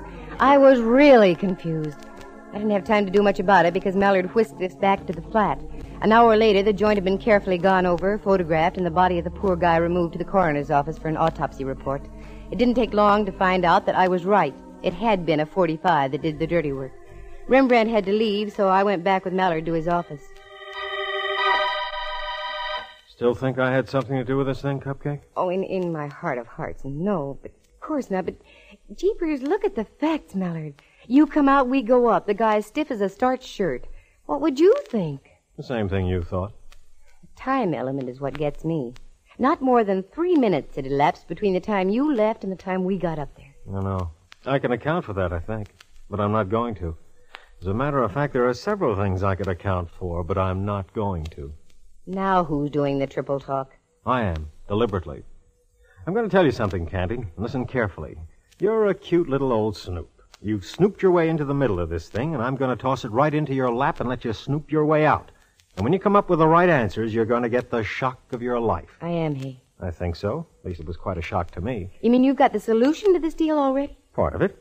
You're a much smarter Footflat than I thought you were. I don't know who killed the guy, if that's what you mean. I take it back, then. And now you really got me all topsy-turvy. Oh, this is working out even better than I thought it would. Okay, Tootsie, you've got the ball. It's all yours. Take it from here. You mean you actually want me to help you on this deal? Sure. Who knows? You might come up with something. Now beat it, will you? I gotta find me a killer. I was so puzzled by then that I wanted to rap the guy over his head. I fought off the impulse and left. If he gave me carte blanche on the killing, I was going to take advantage of it, if for no other reason than to prove I was right and Mallard wasn't the joker who did it. There's only one place to start, back at the flat where the guy had been done in. The cops had gone, so I did some question work. The landlady lived in the flat below. No, she didn't know the man. A gal named Jennifer Shirley had leased the middle flat for the past 5 years. I swung a deal with the landlady, got the key to same, not the landlady, the flat, and moved in. I had a good night's sleep and waited all the next day. Nothing. The odd thing about the deal was the fact that the cops hadn't been back. They usually return for a double check. So the next night I hit the sack again. About midnight, my dreams of a vine-covered cottage in the country with Mallard were rudely shattered by a sound. The sound of a key in the lock of the door.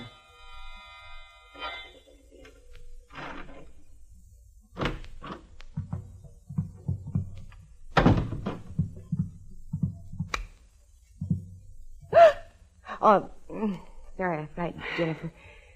Take it easy. Everything will be okay. Who are you? Oh, I'm coming to that. Excuse me. You are Jennifer Shirley, aren't you? That's right. Excuse my nightie. If I'd have known you was coming, I'd have gone formal. Just what is all this? And what are you doing in my flat? Where have you been, Jennifer? Seattle?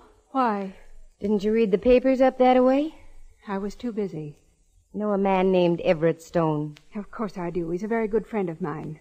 He was up from Los Angeles on business, and I let him use my flat. And now you're here. I don't understand this at all. Look over there at your front door. Everett Stone was shot to death right on that spot. Everett? Dead? I can't believe it. I'm sorry, it's true. You can prove you were in Seattle, Jennifer. Yes. Here. My plane ticket receipt and the stubs on my luggage. I just got in at the airport less than an hour ago. Just for the record, where did you stay in Seattle? At the Olympic Hotel. We can prove that, too, can we? Of course. Now, wait just a moment. The shock of all this slowed me down for a second or two. Just who are you, and what are you doing here? Simmer down, Jennifer. My name's Matson, Candy Matson. I'm a private investigator. Oh, yes, I've heard of you. I'm trying to find out who knocked off your friend Stone. You got any ideas? Several. So have I. One being this. Does everyone around here wear dark glasses? You've got a pair on, too. Same kind Everett Stone was wearing. Here, have a cigarette. Thanks. Got something you want to tell, Jennifer? Yes, I do. The dark glasses are standard equipment for the type of work we're in. And what would that be? We're gem dealers, precious stones. Whenever we have a valuable piece of property in our possession, we're required by bond to wear these dark glasses. A disguise, so to speak? That's right. When Everett arrived from Los Angeles, he had with him the Cape Hatteras diamond. You've heard of it? Who hasn't? Worth about $500,000. That's right. He was on his way to Seattle to show it to a prospective buyer. The first night here, Everett appeared on a television show to display the diamond. And as he left, he knew he was being followed. He called me and asked me if we could make a switch. Wanted to know if I'd take the diamond on up to Seattle and try to make the sale. And he'd stay here, is that right? Right. It was a good switch, except that Everett got himself knocked off for his trouble. Have you got the diamond with you? Right here, in my purse. Look. What a little beauty. And not so little at that. No. Oh, it's the most gorgeous thing I've ever seen. And you just carry it around in your purse like that? Certainly. Who'd think to look in a woman's purse? Yeah, you've got a point. Lipstick, mascara, streetcar tokens, loose change, but not a $500,000 rock. Did Everett say what the man looked like, Jennifer, the one who was following him? Yes. He wrote a complete description for me. Have you got it? Also in my purse. Here. Yikes. Miss Matson, you're white as a sheet. What's wrong? Plenty's wrong. This describes a certain Lieutenant Ray Mallard to a T.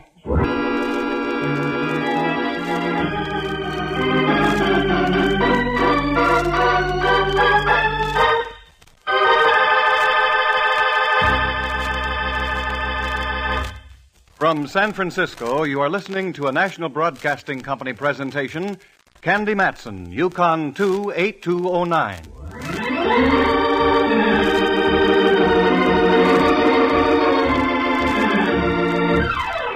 I slipped out of my nightie, slipped into my street clothes, slipped Jennifer a wet fish handshake, slipped out the door, slipped into my car, and slipped home to my penthouse on Telegraph Hill, and from there I kept right on slipping.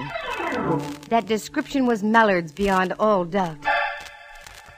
What made it worse was the fact that Rembrandt and I had seen Mallard coming out of the flat with a small package that could have been a jewel box. I didn't sleep much that night, and that's for sure. In the morning, I put myself together as best I could and once again made the dismal journey down to the Hall of Justice and into Mallard's office.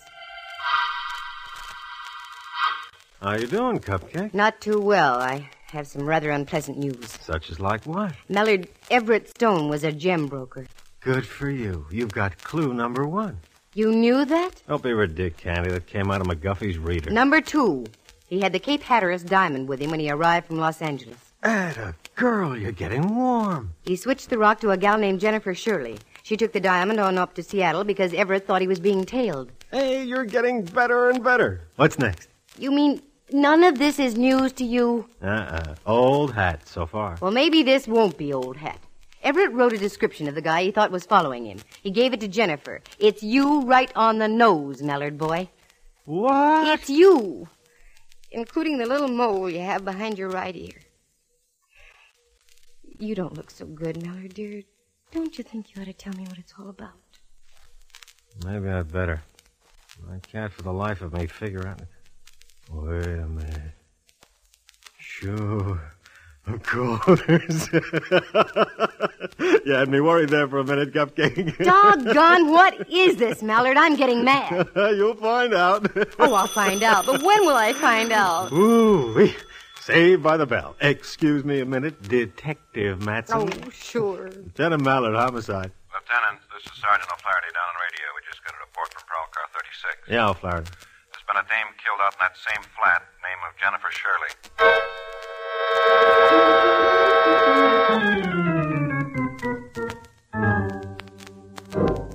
It was then I knew that Mallard was really in the clear. The phone dropped out of his hands and he looked as if he'd been slugged with a belaying pin. Mallard had work to do, so I left. Only this time I didn't go back to the flat. I have, tenderloin connections. So putting two and two together, I started making the rounds down around Turk Street. Turk, Ellis, Eddie, the whole section where the Easy Street boys hang out. I came up with nothing. Nothing until I stumbled into a little bar near Eddy Street on Leavenworth.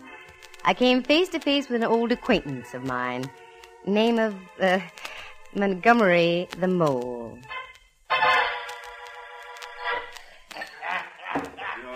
Well, for crying in my beer and making it salty. Look what the hide I just washed in. Hiya, Candy.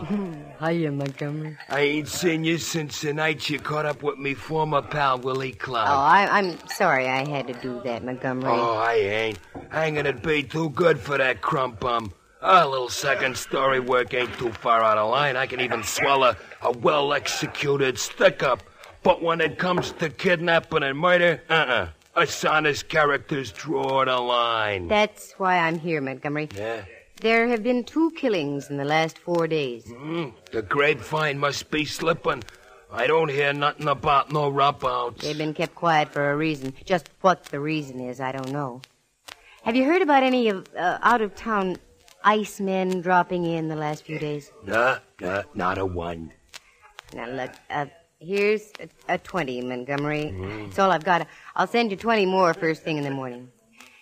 Is your memory improving? Ooh, just like I never lost it. Well, is there a jewel boy in town?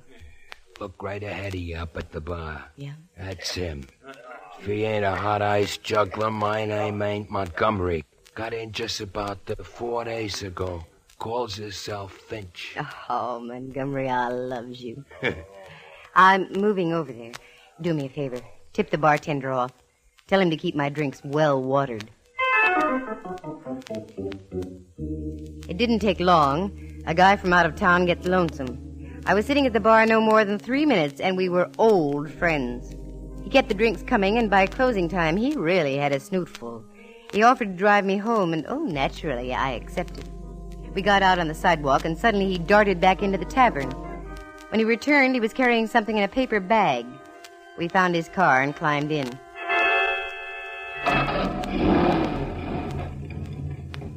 Don't you think you ought to let me drive, Mr. Finch? No. Quite a few. I can handle this little old car. I'm sort of stranger here. You'll have to tell me which way to go. Oh, sure.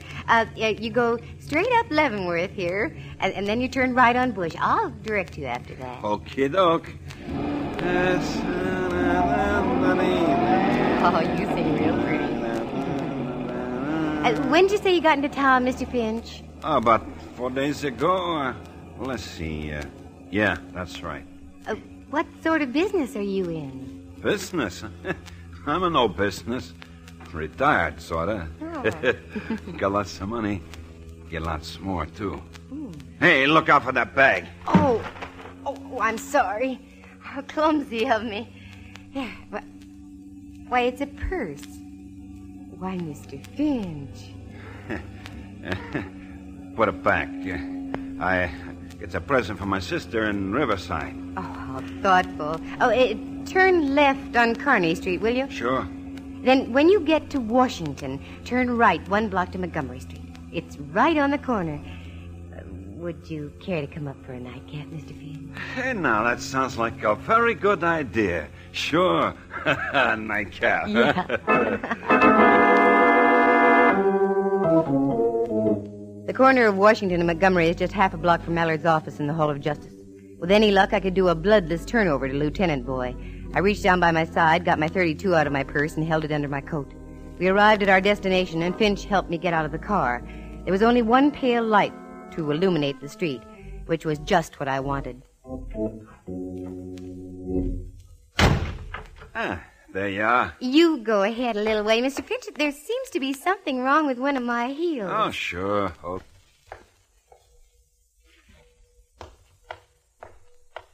Don't turn around, Mr. Finch. Not if you value your life. This is a gun I've got stuck in your back, and believe me, I know how to use it. Say, what goes on here? I'm almost broke, if that's what you're This after. isn't a stick-up. See that door up the street in that big building? Just keep walking right on into that door.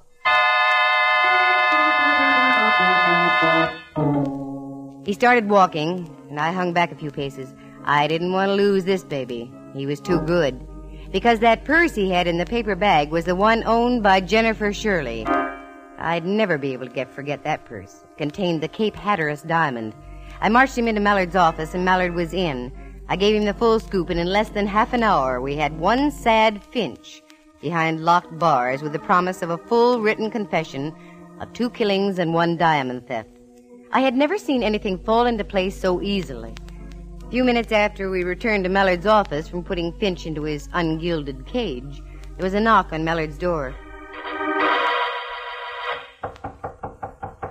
Come in. Is I Gumshoe? What on earth did you call me for at this hour of the night or morning? Yeah, come on in, Rembrandt. This ought to be fun. Oh, you too? Yeah. Why aren't you home getting your beauty rest? Oh, we just wound up a couple of killings, dear. Those of Everett Stone's and Jennifer Shirley's. Well, bully for you. And I had nothing to do with it. Candy did it all. I left her strictly alone, and she came through like a trooper.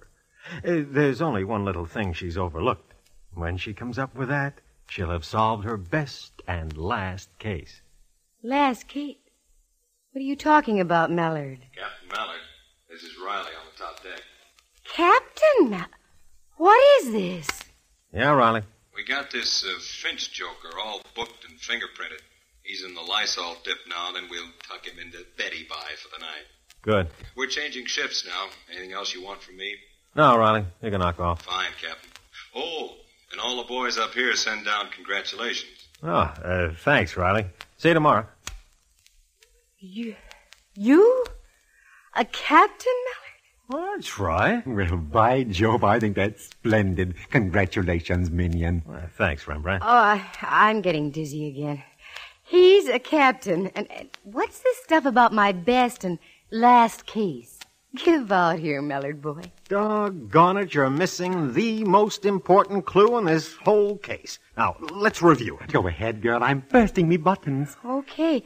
I first get suspicious when you turn grumpy on me, Mallard. That's when I was wrestling with myself over a decision. That's right. Then you meet the Stone guy in a small hotel on Ellis Street. Well, we had business. That's where he wanted to meet me. Then you go out to those flats. You wave, he waves, you go in. When you come out, you're carrying something. We go up, Stone is dead. Later, I meet Jennifer Shirley. She shows me the Cape Hatteras diamond.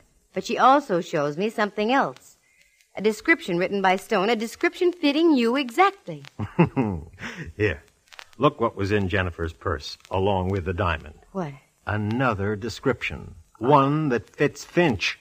Everett Stone accidentally gave Jennifer the wrong slip of paper, the one that described me. Oh, for Pete's sake. That sure had me worried, Mallard, dear. Isn't there something else that worries you, Cupcake? Yes, there is, darn it, but I can't put my finger on... Wait a minute. That's it. The package, the one you carried down the stairs from that flat. At last, you finally did it, Candy. Here it is, right here. Open it, see for yourself. Okay.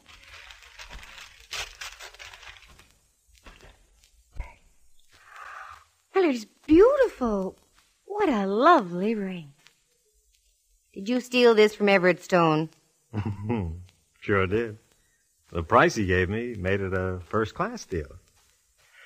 Why don't you try it on? Ooh, I'd love to. Oh, I don't think you're putting it on the right finger, Candy. Which finger do you mean, Mallard? Third finger, left hand. Oh, you don't mean that... Mallard, tell me. I want you to be my wife, Candy, dear.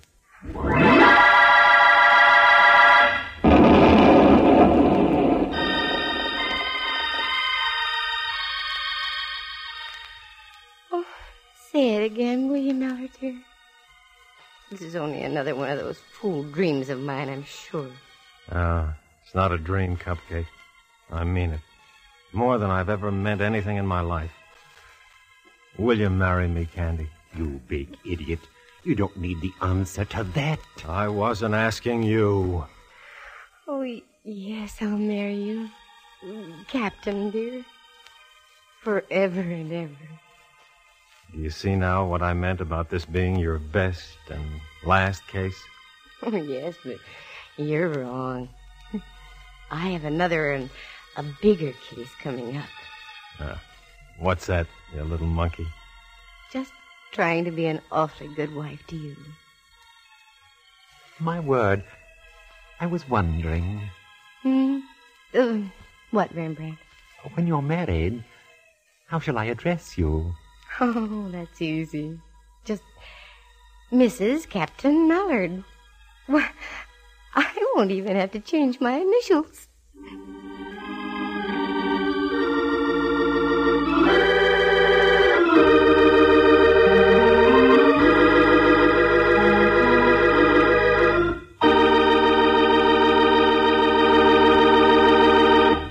For excitement and adventure and romance, just dial... Candy Mallard. Mrs. Captain Ray. Yukon 282. Oh, that won't be my phone number. Gee, I'm so confused, I don't know what I'm saying.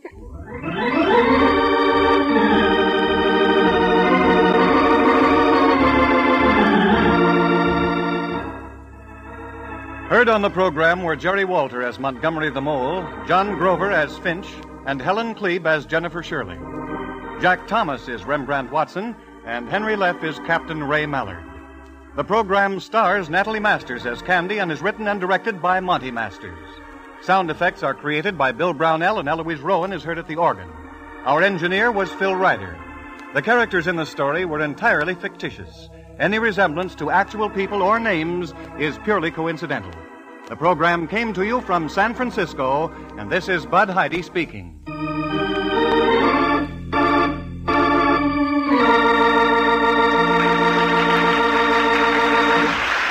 This is NBC, the national broadcasting company.